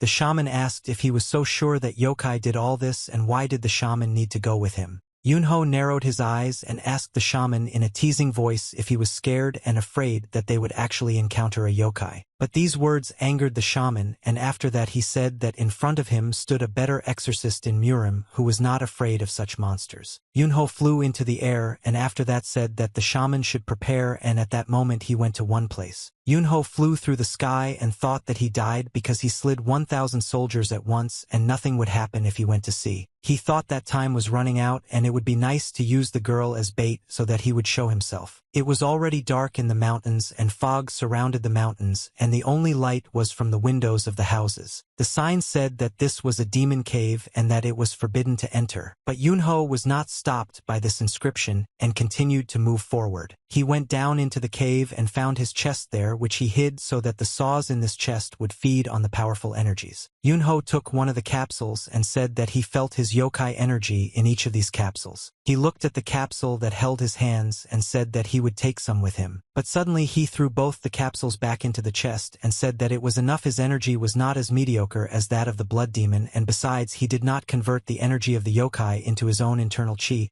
Yunho looked at his hand and said that he still doesn't believe what will happen when the Yukai energy enters his human body, and unfortunately first he needs to find a way to convert the Yukai energy into internal human chi. He flew up into the air and said that the situation was funny and he was drooling over his own energy. There were already many clouds in the sky that covered the stars, and it was very dark and cold. There were some footsteps heard down below as if someone was training at such a late hour. The warrior honed his martial arts skills while standing on one leg holding a sword in his hand. He stood with his eyes closed and turned his head in different directions. After that, he got into a fighting stance and fixed his body in this position. At that moment, Yunho stood on the top of the mountain and watched him. Only his silhouette was visible. He smiled and thought that this early morning guy was already training. She looked at him and thought that this is how it should be in order to show herself as the best student and lead their martial arts masters, and it's all about studying the practice even if no one talks about it. He smiled and thought that he definitely had a kind heart, and he was glad that he met Mengjin. But at that moment Mengjin stopped and noticed that it was a strange leg, after which he looked up. But when he looked at the mountain there was no one there and he thought he was just imagining things. At that moment Yunho had already flown away from that mountain so that no one would see him. It moved very quickly in space and was impossible to notice among the dark sky and clouds. Yunho stood near the exit of the Moonblade sect and told his beloved that he must now help the one who once helped him. She was very upset when she heard that he was leaving and asked if he really had to go there now. Yunho asked her if she was worried about him, but the girl replied that how could she not be worried if it could be a real yokai. At that moment the heavenly demons and the Wolf King came out of the gate, who were warming up their joints before the battle with yokai, and a shaman was walking with them who said that they were ready to fight him.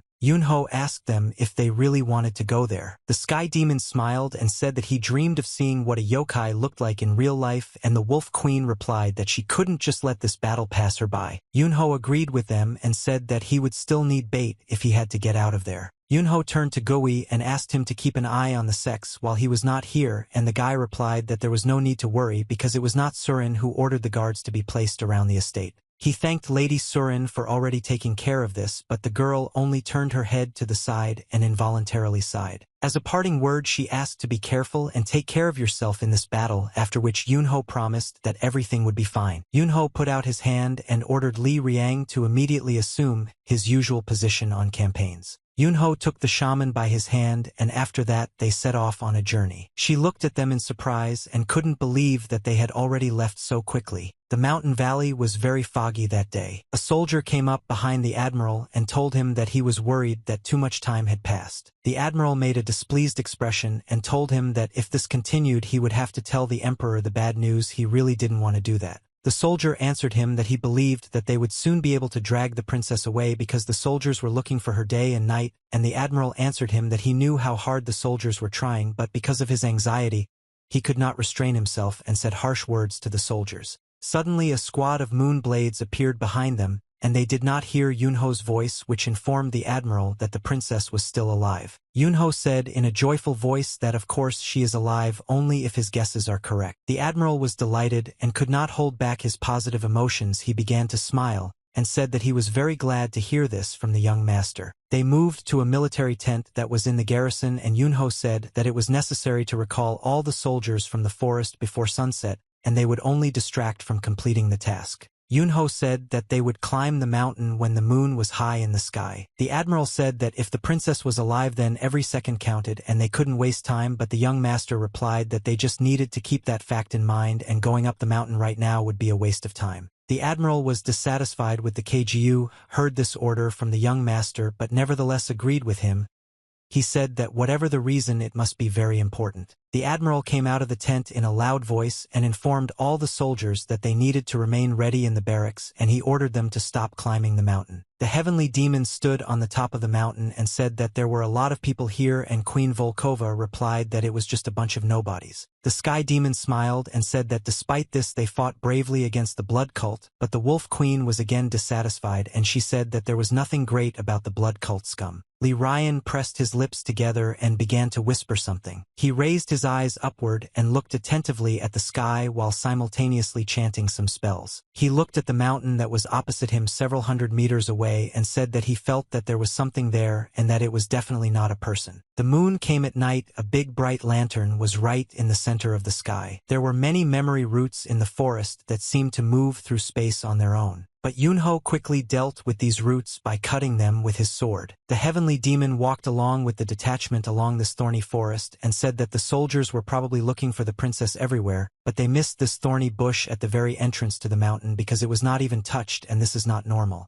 Li Riang turned to his older brother Yunho and said that it seemed like a warning not to climb the mountain, but Yunho gave these words. Yunho said that these roots only irritate him and nothing more because this is the only function that they cannot perform. He became very angry and used his powers to cut all these roots with one blow and clear his way. The sky demon started laughing when he saw this and said that the guy had a very explosive temper, but Yunho ordered him to shut up immediately. The tree branches blocked the sky and the moon, and the team gradually moved into the depths of this valley. They walked along the mountainous terrain, and the Queen of the Wolves was getting bored with these hikes, and she wanted some fun in the form of a fight. She scratched her ears and head and looked at the sky with displeasure as if she had discovered something there. But suddenly she called the heavenly demon and told the old man that something strange was happening with her ears, to which he replied that it was not only with her ears that this was happening, and that this whole place was actually strange. The bride of the demons became and said that as soon as they entered the mountain, the sound of the wind and the sounds of insects disappeared somewhere. These sounds gradually disappeared, and now nothing is left of them at all.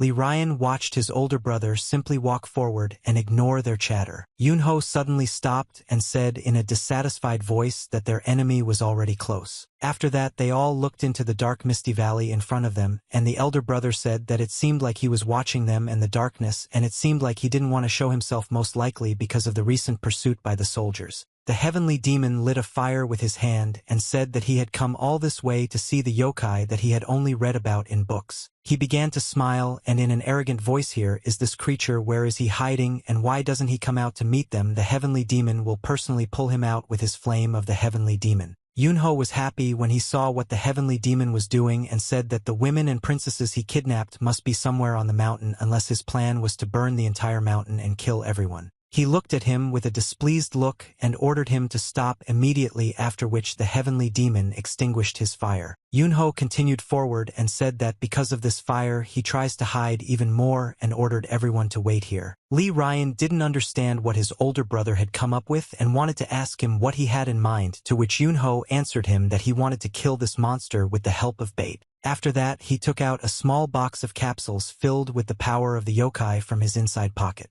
Lee Ryan looked at his older brother in surprise and said that he couldn't believe that it was bait. Yunho threw a small box of capsules on the ground and said that for this cannibal there could be nothing better than a bait in the form of a woman. Lee Ryan started our experiments again. Here is some kind of spell entered, as if she heard something in this fog in the darkness. He became wary and goosebumps began to run through his body. He felt fear and anxiety. He looked ahead and felt the incredible energy of the yokai that was spilling out of this small box. Yunho pulled out his weapon and told everyone that he wanted to warn them in advance that they shouldn't make a noise no matter what comes out of that forest. The Sky Demon said in a dissatisfied voice that the Moonblade did not underestimate him, but Queen Volkova asked this old man not to make noise. The capsules continued to emit very strong energy, and it seemed that it was spreading faster and faster in space. This energy is otherwise seeping into the corner of the forest and mountains. She flew between the trees and left her scent everywhere. Suddenly a strange monster appeared in the forest which had a large number of paws and was located on a tree. This monster had several eyes that glowed with bright red colors, and they heard some loud noise in the depths of the forest and realized that this creature was approaching them. The heavenly demons became alert and said that this was a very strange sound and it did not sound like a human or an animal, and that this was the sound of a yokai. The Queen of Wolves felt an unpleasant sensation and said that it was as if her blades were bronze, this sound.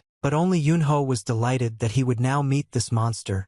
He thought that now it was as if he had returned to the kingdom of the yokai. Yunho saw when the monster emerged from the darkness and said that most likely he was experiencing an incomparable thirst because this undersized thing was definitely drooling for energy. He smiled and ordered this monster to get out immediately. The more he tries to hold back, the bigger it becomes. This creature had a large number of paws and a vile appearance. It very quickly jumped out of the darkness. The heavenly demons, the Queen of Wolves, saw this creature and were afraid because they could not believe that he was already here. Lee Ryan also couldn't believe his eyes because in front of him now was a real yokai. It was a spider with a human face. Yunho looked at him and smiled. He said that he would now deal with this nasty spider, and he had a premonition that it was him. The spider shot a large amount of web from its backside as it flew. With the help of this web, he chained the Queen of the Wolves to the ground, and she could not move and get out of this trap. After that, the heavenly demon was also hitched to the ground with a web and also fell into a trap. The spider stopped near the shaman and looked at him with her greedy eyes, and the shaman was confused for a moment because he was not ready to see such a vile creature. The spider brought its nasty head closer to the evolution and began to touch it with its tongue. The shaman shouted that the doll's human face wouldn't scare him and ordered him to get out of here immediately, after which he swung his yellow seal. But at that moment Yunho appeared and cut his body with his sword and cut off the legs of that spider. After this blow, the spider fell on its left side and felt incredible pain as it had just lost its paws. Yunho smiled and said that he thought he would be smart only because he had a human face. He was very wrong, but he is just a useless and insignificant creature. The shaman was shocked and his body was shaking from fear. He looked at the arrow paws that were near him and could not believe that he was still alive. The spider at this moment continued to live, but despite this, blood was flowing from his paws and he felt pain. Suddenly the spider flew up into the air and tried to disappear somewhere. The shaman asked his older brother if this vile creature had decided to run away, but Yunho said that there was no need to worry about it because he had only decided a few times, but he wouldn't be able to go far. The shaman shouted that this spider could have gone to where he hid the women and the princess, and the Moonblade replied that they would just calmly follow him. The heavenly demon was lying on the ground all this time and was chained by a web. He said that he seriously could not believe it. It was very stupid. He started laughing and said that he didn't understand how this huge creature the size of a building could just fly in the air and also manage to shoot webs from this thing. He started laughing even louder and said that now he understands what a yokai looks like, but the Wolf Queen was still angry at that moment because she couldn't get out of that web. She was very angry and started screaming with anger. She said that this web was very tough and could not be broken by ordinary physical force. The heavenly demon asked them if all the yokai were that strong, and Queen Volkova replied that she was tired of the stupid chatter and needed to do something to get out of this web. Yunho ordered the shaman to leave here to die. If these so-called transcendental level masters can't even choose a normal web, then they are simply useless. The shaman extended his hand forward and said that this spider was so scared when it ran away from them that it left a trail of thread. The shaman said that of course when they don't enter the mountains, even this thread won't help them track him, and therefore they can pursue him not by the thread itself but by the energy left on it. He tied a blue seal to this thread and said that with its help they would not be able to track the energy, and this talisman would help them do it. He folded his hands in front of him and began to whisper a spell to activate the formation. At that moment the talisman flew up into the air and began to glow, and Yunho was surprised this time because it looked like real magic. They saw how the blue talisman moved forward very quickly, and this meant that the shaman's plan was working. Yunho smiled and said that his friend had finally become a real shaman who could be useful in difficult situations. After this, he ordered him to immediately run forward after this bright blue fire, so as not to miss it. The spider was trying to heal its wounds at this moment and was emitting a large amount of poison from its mouth. He was on top of the mountain and tried to fill the entire mountain with his poisonous smell. Suddenly he fell to the ground and the strength seemed to start leaving this monster. Spider kept saying that he doesn't hate people, these people are damned, they do this in order to take human women away from him. He didn't understand where they got this yokaizai energy from, it wouldn't work on him a second time. Suddenly he saw a bright blue light in front of him that was approaching him quickly and with speed, and he became interested in what it was. He didn't understand why the blue flame was approaching him and what it was. But suddenly behind this light a sword appeared which very quickly flew towards him. I tried to straighten it out. The spider didn't have time to react to the sword that was flying towards him and lost the other half of its legs. The spider's legs were cut off from the cliff, its body remained on top of the cliff, and Yunho ordered his ball to return back. Yunho, what is this? With the spider kindled a lot of poison with the help of which it dulls the feelings of people, and it was poets that caused the soldiers not to be able to find it. Yunho turned his head back and asked the shaman if everything was okay with him, and the shaman answered that he was still holding on but didn't think he could get any closer. He jumped onto that part of the rock and stepped on the spider's body with his foot, after which he ordered the monster to stop screaming loudly. Yunho said that if they weren't in the yokai kingdom, then his screams would have already come running and torn him to shreds. Yunho looked at this monster and said that during the years that he hid in the human world, he lost his brains, and moreover his head was occupied with thoughts of devouring people and counting the days until the next eclipse. Got angry when I heard these stupid words from a person. He said that a person can't know anything about the life of a yokai. Yunho looked at him with his questioning gaze and said that he was curious to know if the king of the yokai knew about the spider Yunho, and then added that such insidious creatures as a spider are more harmful to people than other yokai, and therefore he caught such first. Yunho looked him in the eyes again and said that he still does not understand how the spider was able to hide from the king and hide in this game, because apparently the spider has been living here for hundreds of years, but the spider did not understand what Yango this man was talking to him about. Yunho looked at him again and said that if this spider is an ordinary brat who doesn't even know the great yokai Yunho, then they don't even have anything to talk about anymore. He stuck his sharp sword into the body of this vile creature and slowly pierced its organs so that this monster would suffer. Yunho looked at him again and said that he only had one question left, but if he had to repeat himself he would cut off body parts from him each time. He saw the frightened look of this monster and said that if he does not want to remain one head for the amusement of people, so that they mock him to the end, then he should think carefully about how to answer him. Yunho said he had to answer honestly until he started repeating his question again. The shaman saw how the stones began to break and fly up together with the roots and trees. Suddenly he saw a cave in front of him.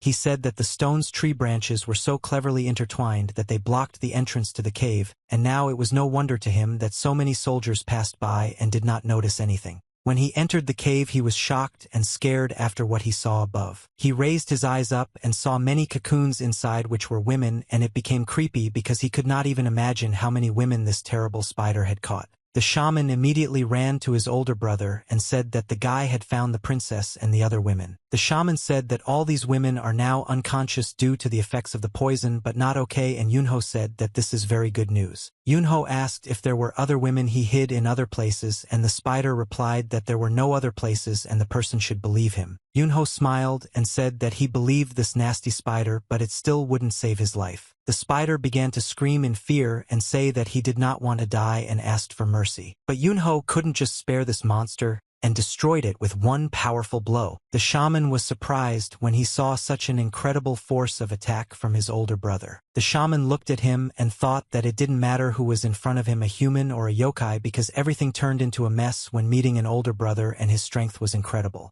Yunho looked at this monster with a dissatisfied look and understood that this was the only outcome that awaited this monster. After his body was torn apart, he squatted down and began searching for something inside his organs. He asked his older brother what he did and made this monster, but Yunho didn't expect the shaman to be watching him. Yunho showed him the Yukai core and the sharp fangs of the spider that he pulled out of the monster's body.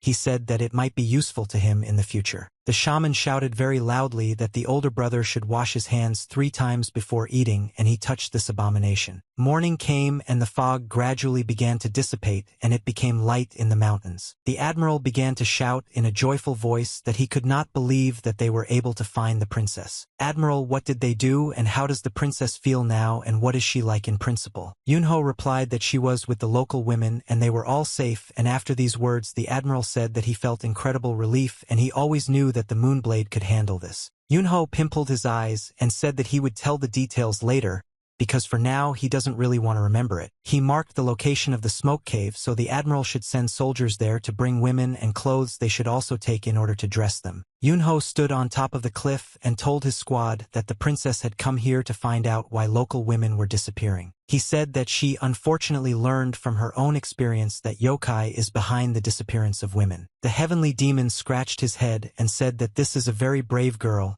and for a royal person to personally come to sort out the problems of the people, this is very commendable. The shaman said in a dissatisfied voice that she was undoubtedly a brave woman, but Yunho replied that to hell with all that bravery didn't matter at all. The princess screamed in a disgruntled voice that she couldn't believe that this disgusting guy was touching her with his dirty hands. The shaman tried to explain to her that the older brother was trying to transfer some energy to them so that they could move because there was no antidote yet.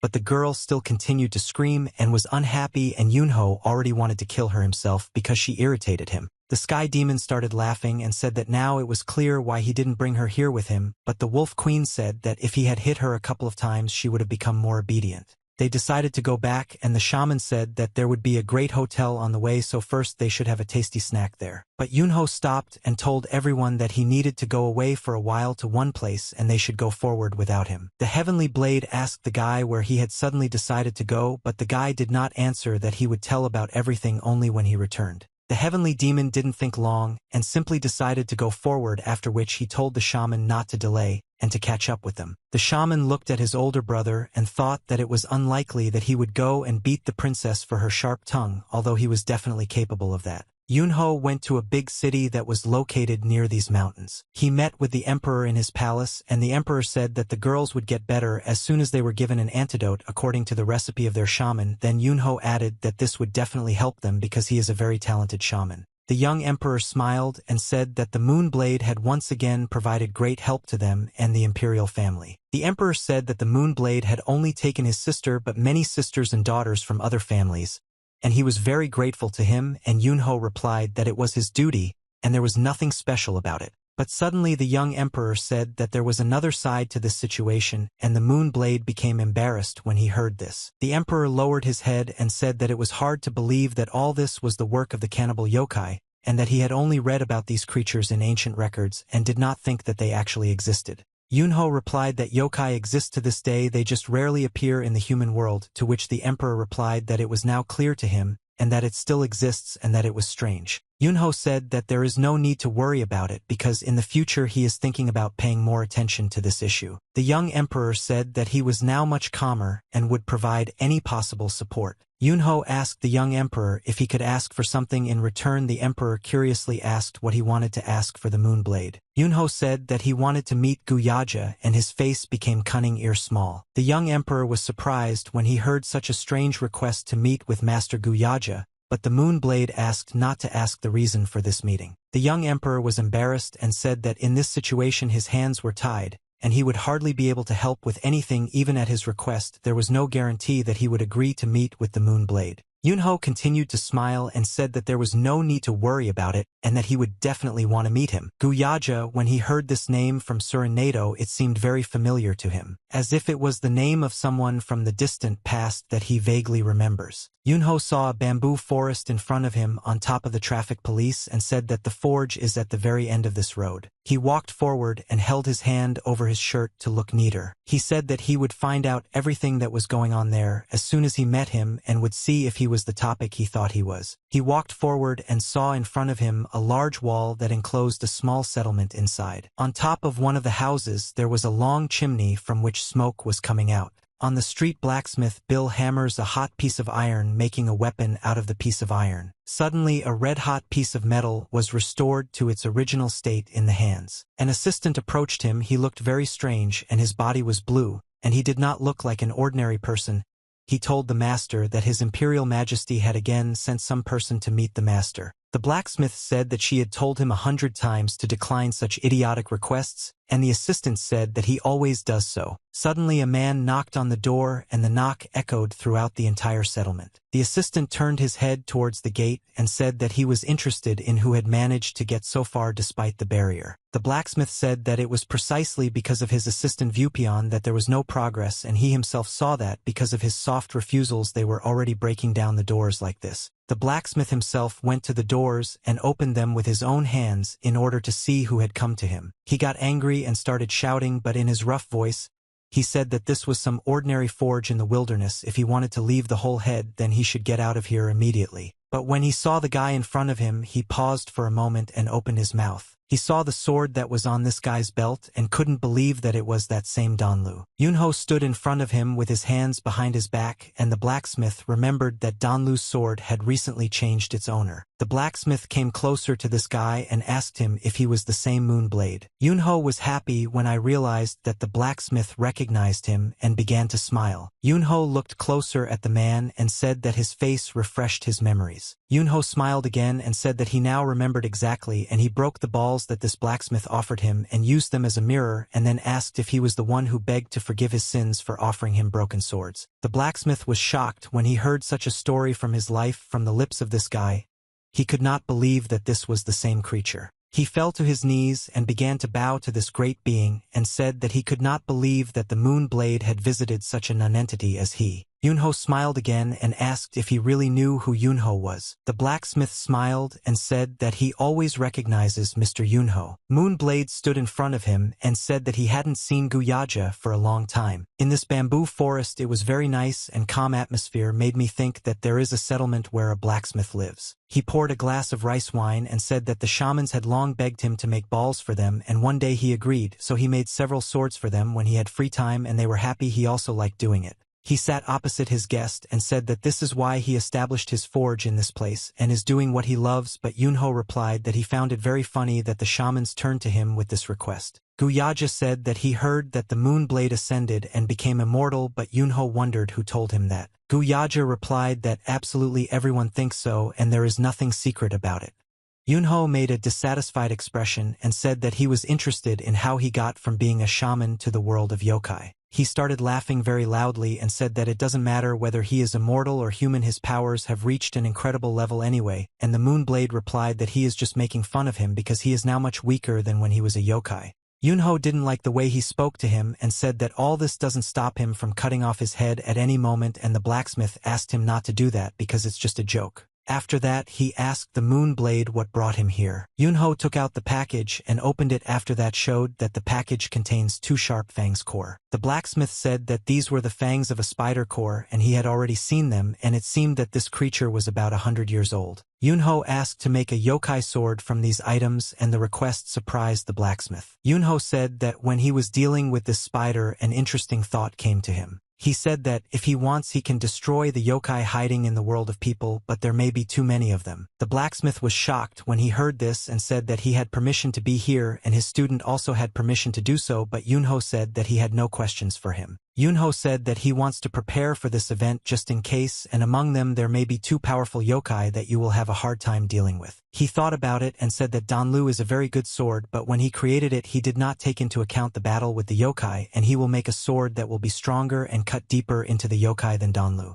The blacksmith asked to give him a week to create this weapon and said that during this time he would produce a sword that Mr. Yunho would definitely like. The guy made a displeased expression on his face but nevertheless said that in time it would be enough to create such a weapon, but the most important thing for him was that the sword was the way he asked for. Yunho said that lazy heavenly immortals are one thing, but what are Janho doing there, that the yokai are already roaming freely in the human world and even members of the imperial family have stolen them. Yunho looked at this blacksmith and said that since he received the position he became very irresponsible. Jin said that the world of yokai has changed a lot lately. He moved closer to the young master and said that 300 years had passed since Yunho's departure, and a lot had changed since then. Yunho was shocked because he couldn't believe that 300 years had already passed since that moment. Yunho became wary and said that 300 years could not have passed because he as a human had lived only 10 years, but the blacksmith hurried him to stop and said that he did not know what to answer because the answer was unknown to him.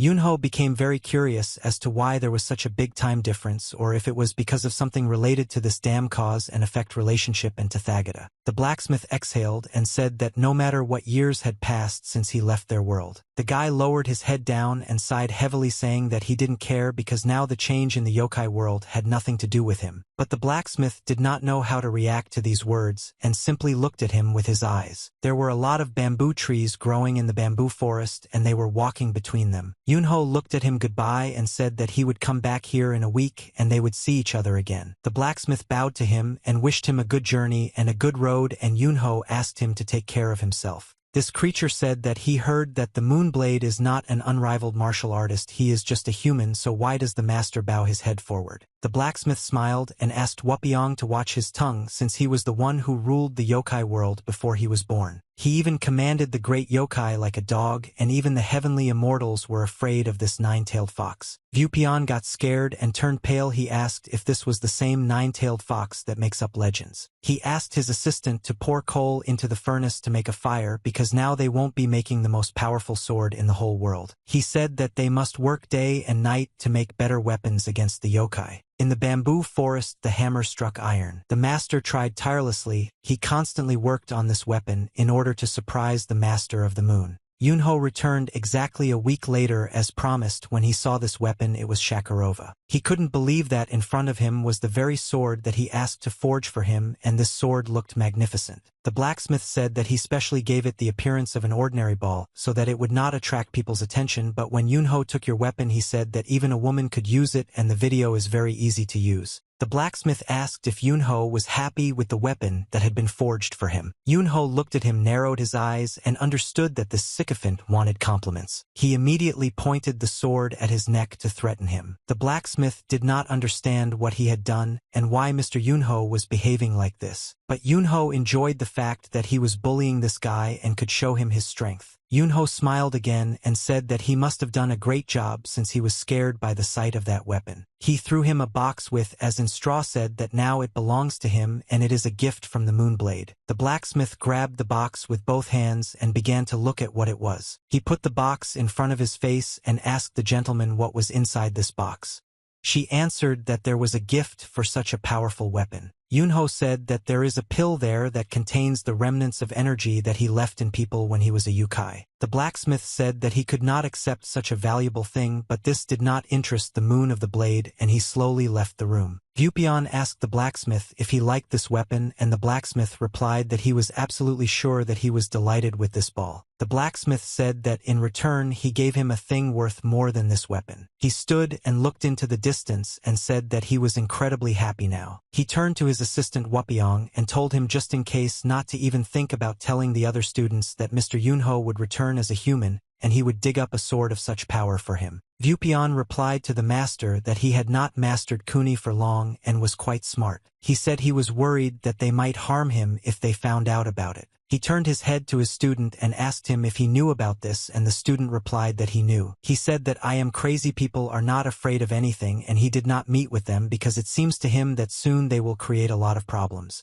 Wupyeong replied to the master that if he continued to delay meeting them, he would eventually die in pain, but he could not believe that they were still asking to meet him. Wupyeong said that he didn't speak, but they looked adamant that if he doesn't meet him soon they won't kill Wupyeong. These words made the great master of blacksmithing think, and he became wary. Yunho only asked to search for tea even more and said that perhaps he would find many yokai hiding in the human world. Master thought about the fact that he didn't tell Yunho about this because he said that the doings of the yokai world don't concern him. He looked up and suggested to his apprentice to close the forge temporarily and wait a little longer. Vupion asked the master what the great moonblade gave him, and Ma replied that he didn't need to know. The morning came and the clouds flew across the big blue sky. On the central gate there was a sign with the inscription Moonblade Sector. They looked closely at the sword that the moonblade brought and could not believe their eyes. They said that this sword looks like an ordinary one but strange energies come from it, and still could not believe that it is real to have against yokai. Yunho replied that this weapon was made from the core and fangs of the spider they destroyed, and it was the work of Guyaja the Great Marten. The heavenly demon could not believe that the very same great blacksmith that the whole world is talking about made a personal sword for him. He gave this weapon to his beloved and told her to keep it and use it in case of danger. Heavenly Blade immediately asked her to go to the training ground and use this sword and see how Lady Wayang would handle it,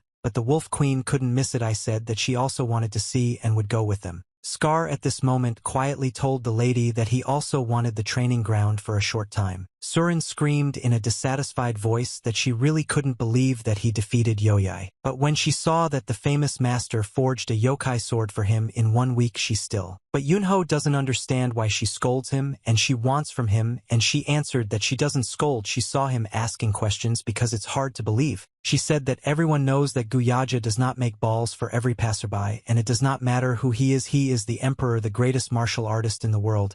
He cannot just force him to make this weapon. She continued to scream and said that he couldn't even imagine how long it took to persuade this master to install the formation in the crazy pavilion, and it took 3 years of hard work. Yunho smiled and said that he remembered the information that his shaman Li Ryan destroyed. I said that she wasted her money on it. She started to get angry and asked again how he managed to persuade her to make this sword, especially in 1 week. Yunho was already starting to get angry and looked at her with a displeased look. He said that he didn't want to tell her about it. After that, he asked if she had seen him because he wanted to talk to him. She turned around and started to leave, but before leaving she said that the shaman had gone to the upper coalition, and it seemed that someone had violated the boundaries and activated the information. Yunho smiled and said that she wouldn't even believe him if he told her the real reason why he made the sword in a week. There was a sign in front of the entrance that said Supreme Coalition. There were a lot of people in the city and everyone didn't walk the streets. We were doing our own thing. The shaman saw the spikes flying out of the trap and said that you all look very funny. He said it was impossible to just wander around here and accidentally activate the formation. He tried to fix it and said that Lord Manjima was a real rude person. The action moves to his room and the roof of this building is visible. He said in a quiet, calm voice, slowly feeling the beard, saying that he had opened it a little because it didn't look the same as before. He extended his hand forward and said that he would not have taken a step into the vault if he had known that such a disgusting device was installed there. The gentleman asked why he went there because outsiders are not allowed to go there, but the Lord replied that his creator was even more disgusting. But my father had to listen to all this nonsense, and he understood that this man was telling me something. He asked the Lord why he had arrived without warning and immediately decided to go to the forbidden place. The Lord replied that this was about the proposal for cooperation that he had offered earlier, and he sent the gentleman a proposal for cooperation asking if he was interested in it. He said that after a long time there was no response from him, and he came in person, to which the gentleman replied that his proposal was still being considered. He looked away and said that as the Lord is known, he is indeed old-fashioned and too careful in choosing his partners. The Lord smiled and said that he did not understand that it was possible to consider for so long.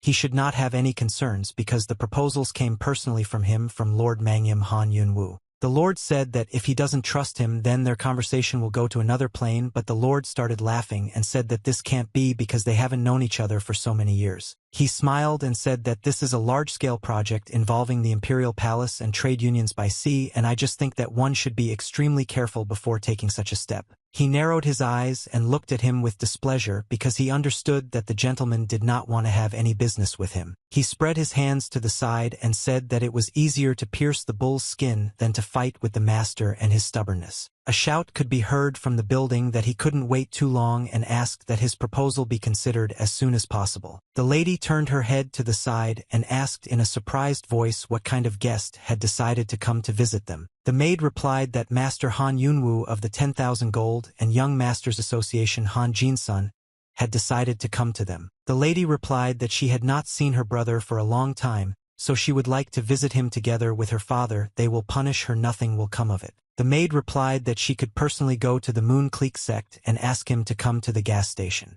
The mistress replied that everything was fine and that her brother was probably very busy. Suddenly some guy showed up and asked her how she felt about spending time with him instead of her busy brother. He smiled from the front and said that he hadn't seen Miss Young for a long time and that this guy was young Master Han from the 1000 Gold Association. She looked at him and said that she did not understand why he was walking here and not accompanying the master because of the association. He replied that all this time he had been discussing business with his father. He smiled and said that he wanted to take a walk in a quiet place to cool his head and get some air, and asked how about having some tea and spending time together. She replied that his offer was rejected. She had to finish her planned studies for today, but he did not understand why reading books was the only way to learn. He smiled again and said that men and women talk to each other and thus gain new experiences, and this is the most important learning in life. But instead he got hit on the cheek and flew to the side. Ha didn't understand what had just happened and saw how her interlocutor flew to the side and was now lying on the floor and was in pain, but at that moment Yunho appeared next to her and hit him. Yunho asked this guy in a dissatisfied voice if he really thinks that this is a brothel and he can behave like this here. He said that this guy doesn't even know who he's flirting with right now. Ha looked at her older brother in fear and asked him what he was doing here. The gentleman asked the Lord how long he planned to stay there, and the Lord replied that he would never leave until he received an answer. The gentleman looked at his servant and said that he needed to make sure that his stay here was more comfortable. The servant pointed to the gate and said that he would personally lead the lords to his room. The gentleman began to get angry because the Lord irritated him, and he did not like the behavior of this scoundrel. The clouds quickly flew across the sky and created a beautiful backdrop for this wonderful day. Voices were heard from the building. He said that if they needed anything they should contact him at any time, but okay, answer that he won't need anything here. The Lord looked at him with displeasure and anger was visible in his eyes. Watermelon is angry because he saw his son sitting on the floor. His son had a swollen right cheek. He asked him what happened. The son sat down on a chair writhing in pain. He couldn't say anything for a long time, but then he told his father what had happened. The Lord was displeased and asked if his son had really pestered the master's daughter, but the son did not deny it, and still did not understand why he had received the club. He said that he couldn't understand what the girl thought she was doing and why she was behaving like that, because there were much more attractive girls in the brothels than she was. The Lord got angry and said that in that case he should have gone to the brothel and not caused trouble here. He looked at his son with an angry look and said that he had completely forgotten why they needed to involve the Supreme Coalition in this matter and wanted to ruin everything. The boy was scared and didn't know what to answer his father. He just looked at him. The gentleman's assistant came to him and said that he had found out that they add such legal things as salt and gunpowder to their herbs, and apparently they get past the authorities by bribing them. Continue to tell that although there is a work around, it is still illegal and risky, to which the gentleman replied that this is precisely the reason why they are so persistently trying to drag them into this matter. He looked at his vice lord and said that although the masters of socialization had come up with everything, but if everything didn't go according to plan and they didn't plan to share the responsibility equally among everyone. He asked him about the information about the Prosperous clan, whether they managed to get anything, and the assistant said that the leader of the sector sent them information about them. He said that after absorbing more than 5,000 warriors of the unorthodox faction after the death of the Death King, this new faction is growing rapidly. He explained that there is rumored to be some big shot behind them, but this has not yet been confirmed. He lowered his head down, narrowed his eyes, and said that this was an old puppeteer. She suggested that even the head of the association 10,000 Gold act under his manipulation. But suddenly his daughter came into the room and told her father that she had brought someone. She held her older brother Yunho's hand and told her father that she had found a nice present for him. Yunho replied that he came here because he heard that the shaman Lee Ryan had come across a pig because of the association. Father and his assistant started laughing when they heard Yunho calling that idiot so funny. The clouds floated across the sky with incredible speed and velocity, and complimented the views of the area. The shaman turned his head back and asked if they had really forged a yokai sword for him, since the information had only just reached him. Yunho replied that since they no longer knew when the next yokai might appear, he decided to play it safe and have one weapon that would be suitable for fighting him just in case. The shaman made a displeased expression and said that he had been wondering why the elder brother had taken those nasty fangs from the spider's body core. He said that the battle was worth the spiders. He was curious. He asked his older brother if he had encountered these creatures before. The shaman said that even if he knew about them, his eyes clearly see that Yunho had encountered them before and more than once. Yunho didn't answer and just smiled, looking at his little shaman friend. Suddenly he told him that in his past life he himself was a yokai, and those words surprised the shaman. Yunho replied that he was the king of the yokai world in his past life and crossed all three worlds and shook the heavens and earth, and even the great immortal gods trembled in fear of him. The shaman continued to look at him in surprise and did not move from his place. They stood opposite each other and just looked silently. But suddenly the shaman began to laugh very loudly,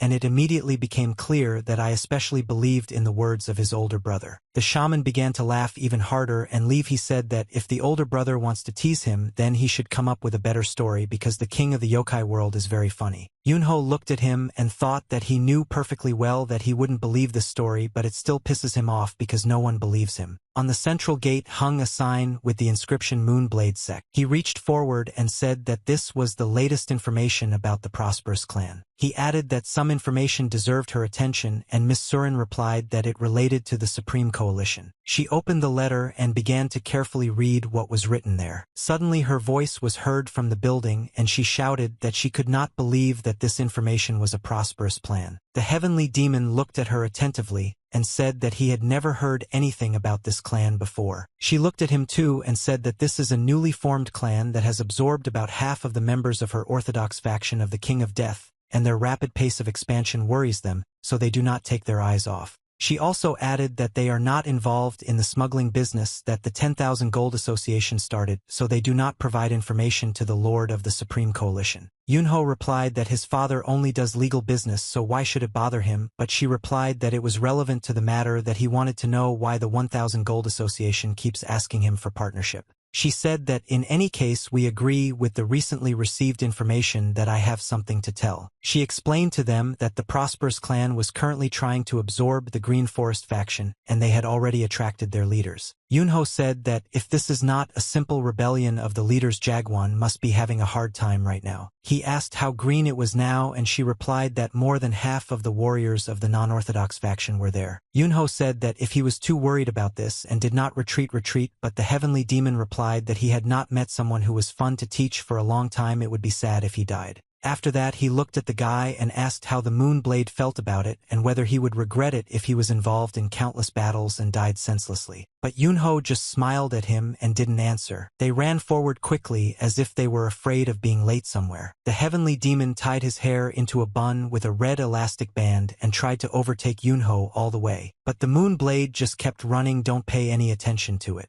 The heavenly demon asked him if he had figured out what he wanted to start with, but the guy replied that he would start with a prosperous clan. Yunho looked ahead and said that it must be his father, and intuitively understood that the master of the 10,000 Gold Association intended to use him, and even so he hesitated to cut off ties with him because they were recent friends. He says that this is why he wants to force this master to leave of his own free will, and in order to do this he needs to find out how he is connected to the prosperous clan. He said that if the purpose of their journey was only to save Jagwan, it would be boring, but if he gives him more ways to have fun, then he won't complain. Yunho looked at him with a displeased look and thought. The Sky Demon said that swinging the yokai ball would be a lot of fun. He continued to run forward and said that if he uses his art of the heavenly demon, everyone will know who he is, and the appearance of the heavenly demon will drown the entire Murim chaos. He said that this is the reason why he will take this sword, to hide his identity. Yunho continued to look at him with displeasure and said that if this was the reason, then any sword would be suitable for this task, but he did not understand why he chose this particular sword. Without a demon asked him if it was really less for the yokai to use only against them, and the moon of the movie answered that he would go out of his way to make this weapon. The heavenly demon closed his eyes and said that a masterpiece sword must be used in many ways. Yunho replied that I simply doubt that he will be able to handle this great weapon properly. After some time they approached a city that was located on the top of a mountain. There were 2 guards standing in front of the gate and guarding the entrance. Suddenly one of them noticed that something was approaching him in the distance, and they both became wary. They saw 2 forces in front of them. One of these forces said that they could wipe them off the face of the earth, but the second force simply suggested them.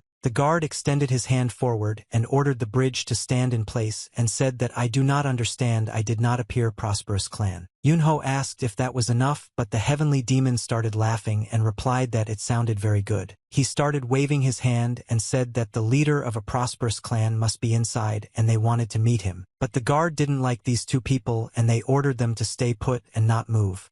The second spring took out a gun and said that they had finally become famous, and even if such crazy people come here to cause trouble, then everyone definitely knows about them. But a heavenly demon appeared in front of them and struck them with 2 fists at the same time. He moved incredibly fast and was able to stun 2 opponents and disable them with 1 blow. He turned his head back and looked at them and said that they were somehow very weak. He stood in front of the central gate and assumed that they had pulled out the balls and that their leader was inside, but Yunho asked him to open the gate as quickly as possible. The heavenly demon could easily open the large iron heavy gates as if nothing was wrong. He broke down this gate and calmly entered the courtyard, looking at all the members of this sect. They were shocked and didn't understand what was happening and who these people were. Why didn't they come out to them? The heavenly demons replied that he thought there would be a lot more people here, for the organization that had absorbed more than half of the Orthodox faction looked too modest. One of the guys shouted very loudly, asked them what they were doing there, and ordered them to be seized immediately. The soldiers immediately began to attack them for daring to enter their territory without an invitation. Yunho immediately said that we need to catch the smartest of them and interrogate them as quickly as possible. The heavenly demon smiled and waited for these guys to finally get closer to him and said that they needed to quickly drag the smartest ones. After a few seconds their faces began to feel very strong blows and fly apart in different directions.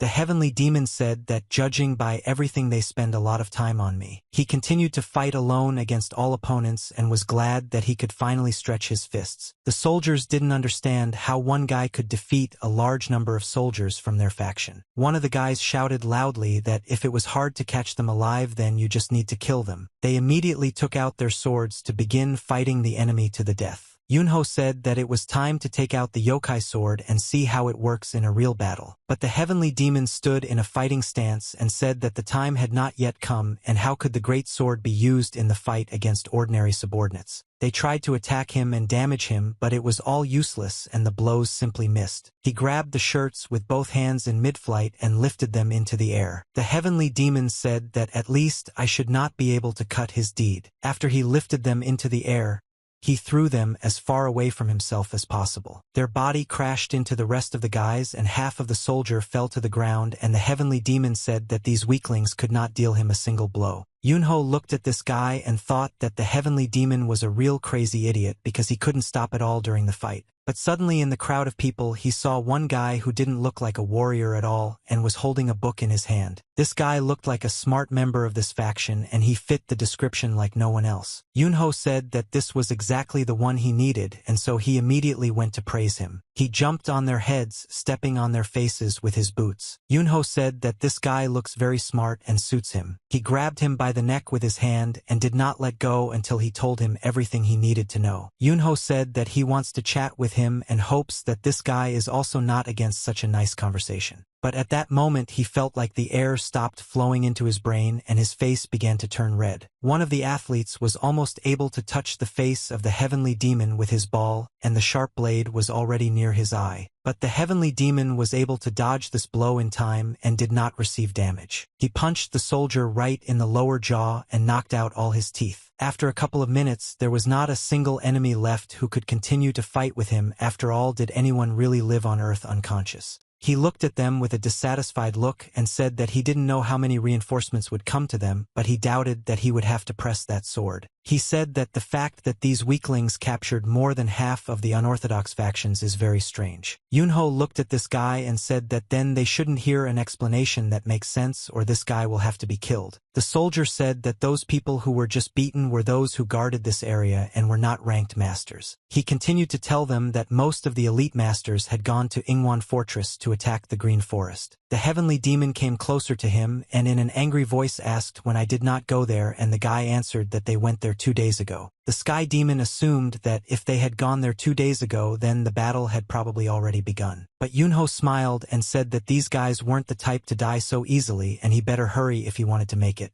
Yunho stayed here while the heavenly demon went towards the battle. He smiled again and said that those who went to attack the Green Forest will not survive this day and for them this will be the last battle. Yunho said to this guy that he is a very smart guy and therefore he will not let go just like that. Yunho said that Yukai should think about how to save at least his life if he wants to save it, of course. A fire broke out in the city and buildings were burning with bright flames. There were corpses of people bleeding to death on the stairs. Yunho was in the building and his hostage Yunho couldn't believe that this scoundrel Han Yunwoo was able to finance all this, and even the head of the department was involved in this. He threw documents in different directions while the hostage sat quietly and listened to everything this warrior said. Yunho held another document in his hands and said that now he knew why he had so persistently offered partnership to his father. He turned his head back and said that he had planned to let them go free this year, but now he would not let any of them go unpunished. He asked the hostage if he was right or if he thought his words were wrong. The hostage said that the leader of the clan who has reached the level of Yunho even with evidence is not someone who is easy to reach. Yunho hid one of the documents in his inside pocket and said that it would be a bit too much to show up and kill someone who works for the emperor's family and who probably has a lot of people supporting him.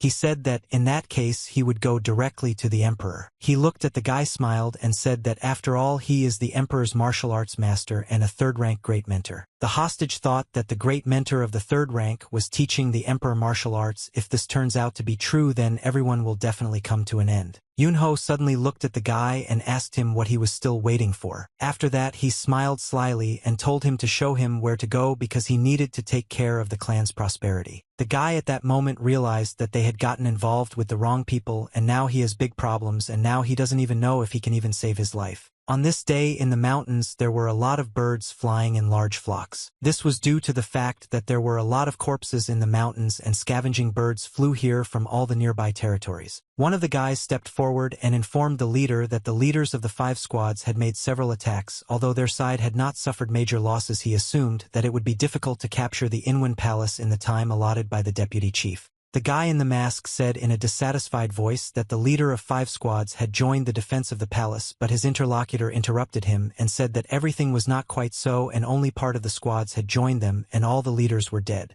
He looked at him with a displeased look and said that in that case he did not understand why it was only time. The city was under siege, a real battle was taking place there, which was visible from a bird's eye view. Hundreds of warriors fought each other, mercilessly killing their opponents. One of the soldiers shouted very loudly that these vile scumbags will pay for their actions. He swung his axe and cut his opponent's body in half with one blow. After that he turned his head to the side and shouted that they had no right to come here and start killing everyone they saw. He struck his second opponent with his axe again and again cut his body into 2 halves. At this moment the clan leaders stood in the distance on top of the wall watching the progress of the battle. One of the leaders said that their problems are related to the bandit who broke into their home. Well, his assistant replied that it was the former leader of the group, Aso Jagwan. He stood right in front of them and his eyes were filled with anger and fury, and the leader of the group said that this guy is no different from the leaders of the 5 squads, but his simple movements with an axe surpass the level of a master. The assistant narrowed his eyes and said that the actions of the bandits following his orders were reminiscent of the actions of soldiers during an assault, and therefore it became even more difficult to fight him than before. The leader of the group, Somi, suddenly said that it was necessary to take into account how many bandits were gathering in the mountains, and it was not surprising that someone like him appeared, but regardless of the reason they could not afford any delays. One of the guys jumped into the air and prepared to strike, but the resistance squad was already waiting and preparing their swords to meet them. The heavenly demon was running towards the battle with all his might at this moment and did not want to miss this battle. He tried to accelerate to maximum speed to get there as quickly as possible. It was clear from his face that he was already tired of running for so long, but he still wanted to get there before the battle ended. so he had to speed up even more and add a little more speed to his run. At this point, Yunho continued to learn about the internal structure of this clan in order to understand how to destroy them from within. He learned that the leaders of a prosperous clan communicate only through close assistance, and in most cases you will have to contact the boss, and in fact he really likes being alone, that he built himself a residence and built in an isolated place. Yunho came closer to this guy and said that he was even interested in how much longer this guy would respect these bastards. But the hostage felt that Yunho was starting to get angry, and he became scared, but he said that meeting the head of a prosperous clan of this scoundrel does not build anything, and showed where to go. Yunho called this bastard a rat, but forbade calling him the head of the clan. Yunho explained that the roof likes dark hidden places where no one will notice them, and that's why this name suits it. Yunho took some small stones from the earth, and he had no plan on how to proceed. Yunho said that if you look in places that rats might like, then it will be easier to find him. At that moment he threw out stones which raised the earth in different directions, and they scattered very quickly. These stones began to crash into a large rock and break into small pieces. The rest of the cups hit a large rock and also began to shatter into pieces. Suddenly the stone walls began to flow with blood appeared by the force of man. A man dressed in gray clothes fell out of the wall, and a pebble went through his head. It turned out that ninjas were hidden in these walls and guarded this rock. Yunho felt their energy when he approached this place and therefore immediately understood how to fight them. He smiled and said that at first he thought there would be one rat, but it turned out that there were several of them here. The hostage said that he actually didn't know that those ninjas were hiding here, and therefore couldn't warn the Lord, but Yunho replied that he didn't say a word about those ninjas. When they entered the cave, they saw a waterfall flowing down from top to bottom. It was very dark and damp in the cave. It was very unpleasant to be there, and he wondered how the rat could hide for so long. The hostage pointed forward and pointed to a dark structure made of branches and said that they needed to go there, and he was right there. Yunho watched this construction carefully and felt that there was something fishy about it. He clearly didn't like this place. Yunho suddenly said that it really amazed his imagination. He couldn't even imagine that this place would look exactly like this. Yunho said that she calls this idiot rats because he behaves like that. This name suits him very well, but who would have thought that there would be a real baptism shelter here? Yunho suddenly stopped, smiled, and said that he no longer needed a hostage. If he did not want to suffer sleepless nights, then he should leave right now. The hostage immediately began to run away from here in order to save his life and asked never to look for him again. Yunho got slyly drunk and said that everything was becoming much more interesting than he thought. Slowly he began to approach this wet lair and prepared to meet his new opponent. As he approached this shelter closer and closer, he saw that it was a structure created from a large number of sharp branches. Inside he saw a bright fire that seemed to be melting more and more with each passing second. Near the fire there was a stirrup that was stuck into the ground, and the man was sitting on a bench opposite the fire. To his right was a ball, and to his left was a jug of alcohol and a cup. He sat silently all the time and looked at the fire. He was here all alone for a long time, but it didn't bother him. Suddenly I heard footsteps behind me, and noticed them turning my head a little to the left. He thought that it was his next servant and said that he had already repeated more than once that one should not come to him without permission, but he had not heard anything in response. Suddenly he decided to say that this is a very bizarre place, and he tried to create an atmosphere of home so as not to be so bored being away from it.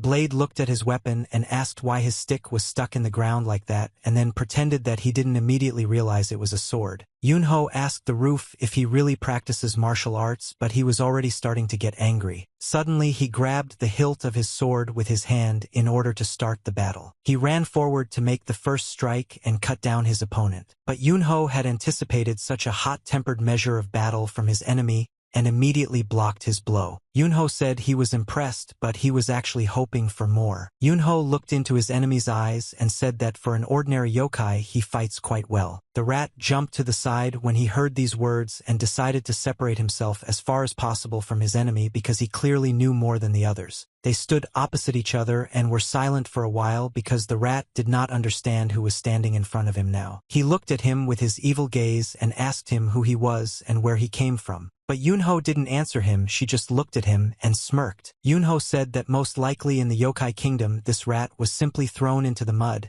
and he was an ordinary scoundrel who was afraid to raise his head because it could be torn off. He assumed that rats were the reason why poets came to the human world and took a leadership position as the leader of a prosperous clan, and his wife had enough power for him to behave so arrogantly that he did not know his place. But the rat became even more angry and asked him in a loud voice who he was. Yunho slowly began to walk from the side of the wild beast and said that he does not know how a rat would learn his art, but probably he cannot use the energy of the Yukai as internal energy, and it seems that he simply matters the form of combat techniques and then sloppily masters the energy on top. But the rat got even angrier and started screaming at the top of his lungs and asking him for the last time who he was. Yunho looked at him with a sly look and said that he was a person who was well acquainted with the yokai video and knew these creatures very well. Yunho said that unlike the world of yokai, here you need money to develop and increase your strength, and he must have understood this too, so he found a way to earn money. Yunho doesn't care at all whether he uses the association for 10,000 gold or captures the green forest, and honestly if he touched the Supreme Coalition, Yunho wouldn't blink an eye. He smiled again and said that he wouldn't have even come to fight him, but his essence would not have been exposed if he hadn't crossed the line. Yunho very quickly pulled the blade out of its sheath and ordered it to attack the enemy, but he himself did not even lift a finger. The rat was scared at that moment because he didn't expect the enemy to be so fast and so fast. Suddenly the sword cut his face and caused him very serious injuries and severe damage. Yunho ordered his weapon to return back, and in a split second it was already in his hands. Yunho put his sword aside and said that the world of people and yokai are very different, but they have one similar principle. Yunho, I'll explain that this principle is that if you stick your nose into someone else's business, you can lose your head. The rat became even more angry and radiated his energy with incredible force. Suddenly he began to transform and change his appearance, and his body gradually began to be destroyed and recreated. His face turned into the face of a real rat, and his teeth were sharp and long thin whiskers stuck out of his muzzle. He turned into a real rat, a disgusting stinking rat that looked at him with its nasty red eyes. He showed his true form and saw no point in hiding it anymore. He held a weapon in his hand and his tail was visible above his head. Why shake his jaw? She said that he can't be killed just like that with cheap tricks. But Yunho wasn't scared by these words, because he already had a plan on how to proceed. He looked at the rat and thought that it was just an ordinary Yukai of average level, and it was slightly stronger than the spider that he had recently had to kill, but I wonder how much stronger you are than the martial arts that he practiced. He made a swift dash forward to begin the battle and said that he would soon find out what this rat was capable of. After that, he threw the sword forward and ordered him to attack the enemy. The rat managed to block the ball in time and direct it in the other direction. Yunho was surprised because this rat was able to reflect such a blow, which meant that he had actually learned something. He ordered the sword to speed up and noticed that the rat sees through the attacks. I managed to block the weapon, although it is not the level that he used against the leader of the blood culture, and he is almost at the same level as the masters from the list of 24. He is this rat, and he uses his energy incorrectly and makes many mistakes. If you think about it correctly, then he just managed to achieve such power in a short time. The sword flew towards him again and picked up speed in order to pass through the enemy's chest. But the rat was able to jump in time to block the ball's attack and direct it in the other direction. The sword plunged into the stone floor with incredible speed and pierced him. The rat began to laugh because she had just felt that she had repelled all the enemy's attacks. This was the beginning of her being more experienced and stronger. He immediately began to run forward towards his enemy in order to finally begin attacking him. But Yunho was not afraid and prepared to repel the enemy's attacks. The rat swung his weapon with all his might and hit the ground, after which a crack appeared in the ground and a bright flash of red light. The cave began to break into two halves, and a bright explosion of red light was visible. His lair, made of sharp sticks, was destroyed in an instant after such a strong blow. He stood in the center of his den and watched as everything he had built for so long began to crumble little by little, but it was important for him to see his opponent die. He waited for Damon to clear up so he could finally see his dead enemy. The smoke gradually began to disappear. He saw a large crack in the ground that he left after his blow. But Yunho was still alive, and at that moment he took his weapon, which was stuck in the ground, with his hand. The rat turned its head back and looked at its opponent in surprise. Yunho looked at his weapon and said that he saw how much force the rat put into his strike, and said that it was very insulting because an ordinary mid-level yokai was able to create such a powerful ball technique simply by imitating it. He smiled again and said that if he had known earlier that day when that monk came looking for him, it would have been completely different. He said that he would not kill that monk but would simply convince him to become his master, and called it a real shame. But the rat began to get even more angry and again decided to strike with his weapon from above, but Yunho at that moment was only thinking about how he could become strong enough not to vomit the heavens to the earth or could cut off the Tathagata's finger. But suddenly the rat felt a lot of pain and started screaming. There was a bright glow in his chest and a hole appeared there. Yunho very quickly pierced his guide's body with his weapon, and at that moment it became clear that all this time he was just playing with it in order to see what it was capable of. He smiled again and realized that he could create a faster and/or stronger sword technique than the one he had now, but the past could not be returned. The rat's lair had one big hole instead of an entrance. He continued to hold the sword in his hand despite the fact that his body had already been pierced by the deadly weapon. He had a large hole in his chest from which drops of blood were flowing. He held his hole with his left hand so that it would flow out more slowly and was still ready to continue the battle. The rat didn't understand how this guy was able to transit the body so quickly and cause him such severe injuries. Yunho replied that martial arts are about delicate handling of pure internal energy chi, and at his level it is not that difficult to control the skin. He continued to smile slyly and said that a rat who simply imitates martial arts movements would hardly ever be able to understand this. Yunho said that to his great surprise, thanks to the roof, he had gained excellent experience and now understood a lot of new things about martial arts, but the rat at that moment could barely stand on his feet and was shaking in pain. Yunho said that now if he ever meets a Yukai who pretends to be a martial artist, he will know how to deal with him. The rat did not want to give up and began to scream very loudly that this vile man was infuriating him and decided to strike the final blow in order to kill him. The rat flew into the air and swung its ball. He shouted that this man had been playing with him like an animal from the very beginning. Yunho blocked the strike with her sword and prevented the rat from attacking him and inflicting a crow. Yunho smiled and said that his hand was already going numb from holding it in that position for so long. He threw the opponents aside and did not allow him to continue his attack. He smiled again and said that unfortunately apparently he had nothing more to learn from the rat, and that is why he was no longer needed alive. He activated the sword power from the surrounding sky again, and blue energy began to spill out from behind him. The rat at that moment realized that he was finished and would not be able to block another blow. For this reason he once again struck the ground with his sword and created a very strong energy wave that was supposed to hurt the enemy. Yunho prepared to block this attack and not let him attack. Yunho activated a technique called the first sword and commanded it to create a cloud rift. After activating this ability, a very bright flash of blue light appeared that began to destroy everything that was in front of it. The light became brighter with each passing second, and the entire cave began to gradually and sharply collapse. After a few minutes everything was in fog, and from the rat's lair there were only broken branches scattered throughout the cave. The sword stuck out in the rubble and resembled a grave where a yokai rat was buried. Yunho slowly approached this place in order to make sure with his own eyes that the one who penetrated was definitely dead. He began to pull the weapon out of the ground to take a closer look at it. Yunho said that this rat was not as strong as the blood demon he fought, and his weapon was a regular old sword. He looked to the side and thought that in terms of internal energy management the rat was definitely better. Well, it seemed obvious to him because he was a yokai. Yunho threw his weapon aside and saw that not far from him lay the severed head of this rat. He looked at the severed head for a few seconds and thought about something. He remembered that this rat communicated with his clan only through subordinates and realized that most of the messages went through the leader's form. He said that it didn't matter how well he disguised himself as a human because it was hard to believe that his subordinates didn't notice his true nature as a rat.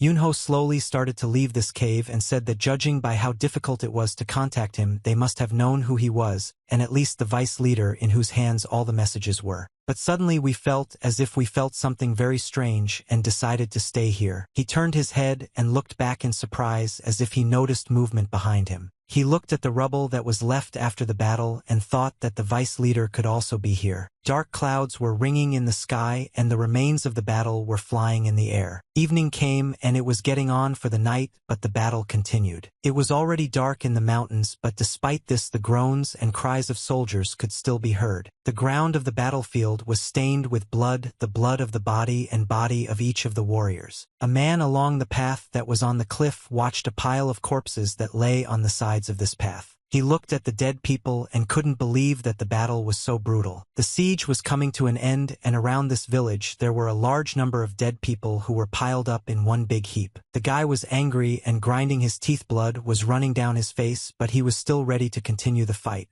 He held an axe in his hands, and despite the fact that there was a fire behind him, he still asked the enemies who would attack him next and who wanted to make peace with him by force. But with Scar, he said that 70% of his people were already dead and the rest had fled and overcome the fortress. He got angry and started shouting, saying that he doesn't understand why he's still fighting and what he's trying to achieve, because if he's left alone in such a situation he definitely won't win. But the warrior replied that from the very beginning this battle was hopeless and he was simply grateful that up until this point they had fought Bobo with him. He smiled despite his tiredness, pain in his body. I said that if dying together means devotion in that case, he does not understand why his opponents are still alive. But Scar started to get even angrier and shouted that he was just a fool and was talking complete nonsense and didn't understand what was going on here. But suddenly a man appeared on his day and said that this was the most interesting opponent he had ever seen. He put on his mask and showed his one white eye in which there was no pupil. He kind of asked if that was the reason he spared them, and this man was the vice leader of the sect. He came a little closer to the enemy and said that as soon as he entered the mountain he saw dead deeds and veins scattered everywhere. The mountain bandits killed quite a few of their elite warriors. White-Eyed said that from what he heard the enemy was one of the bandit leaders, but the warrior did not understand what exactly he was saying now. One Eye said that he was right to bring them in that his skills were too valuable to kill him, and therefore he offered him more than he deserved and to join their main forces and benefit their clan. The warrior replied that he was not a coward and would not be afraid of death and join such vile weaklings as they were,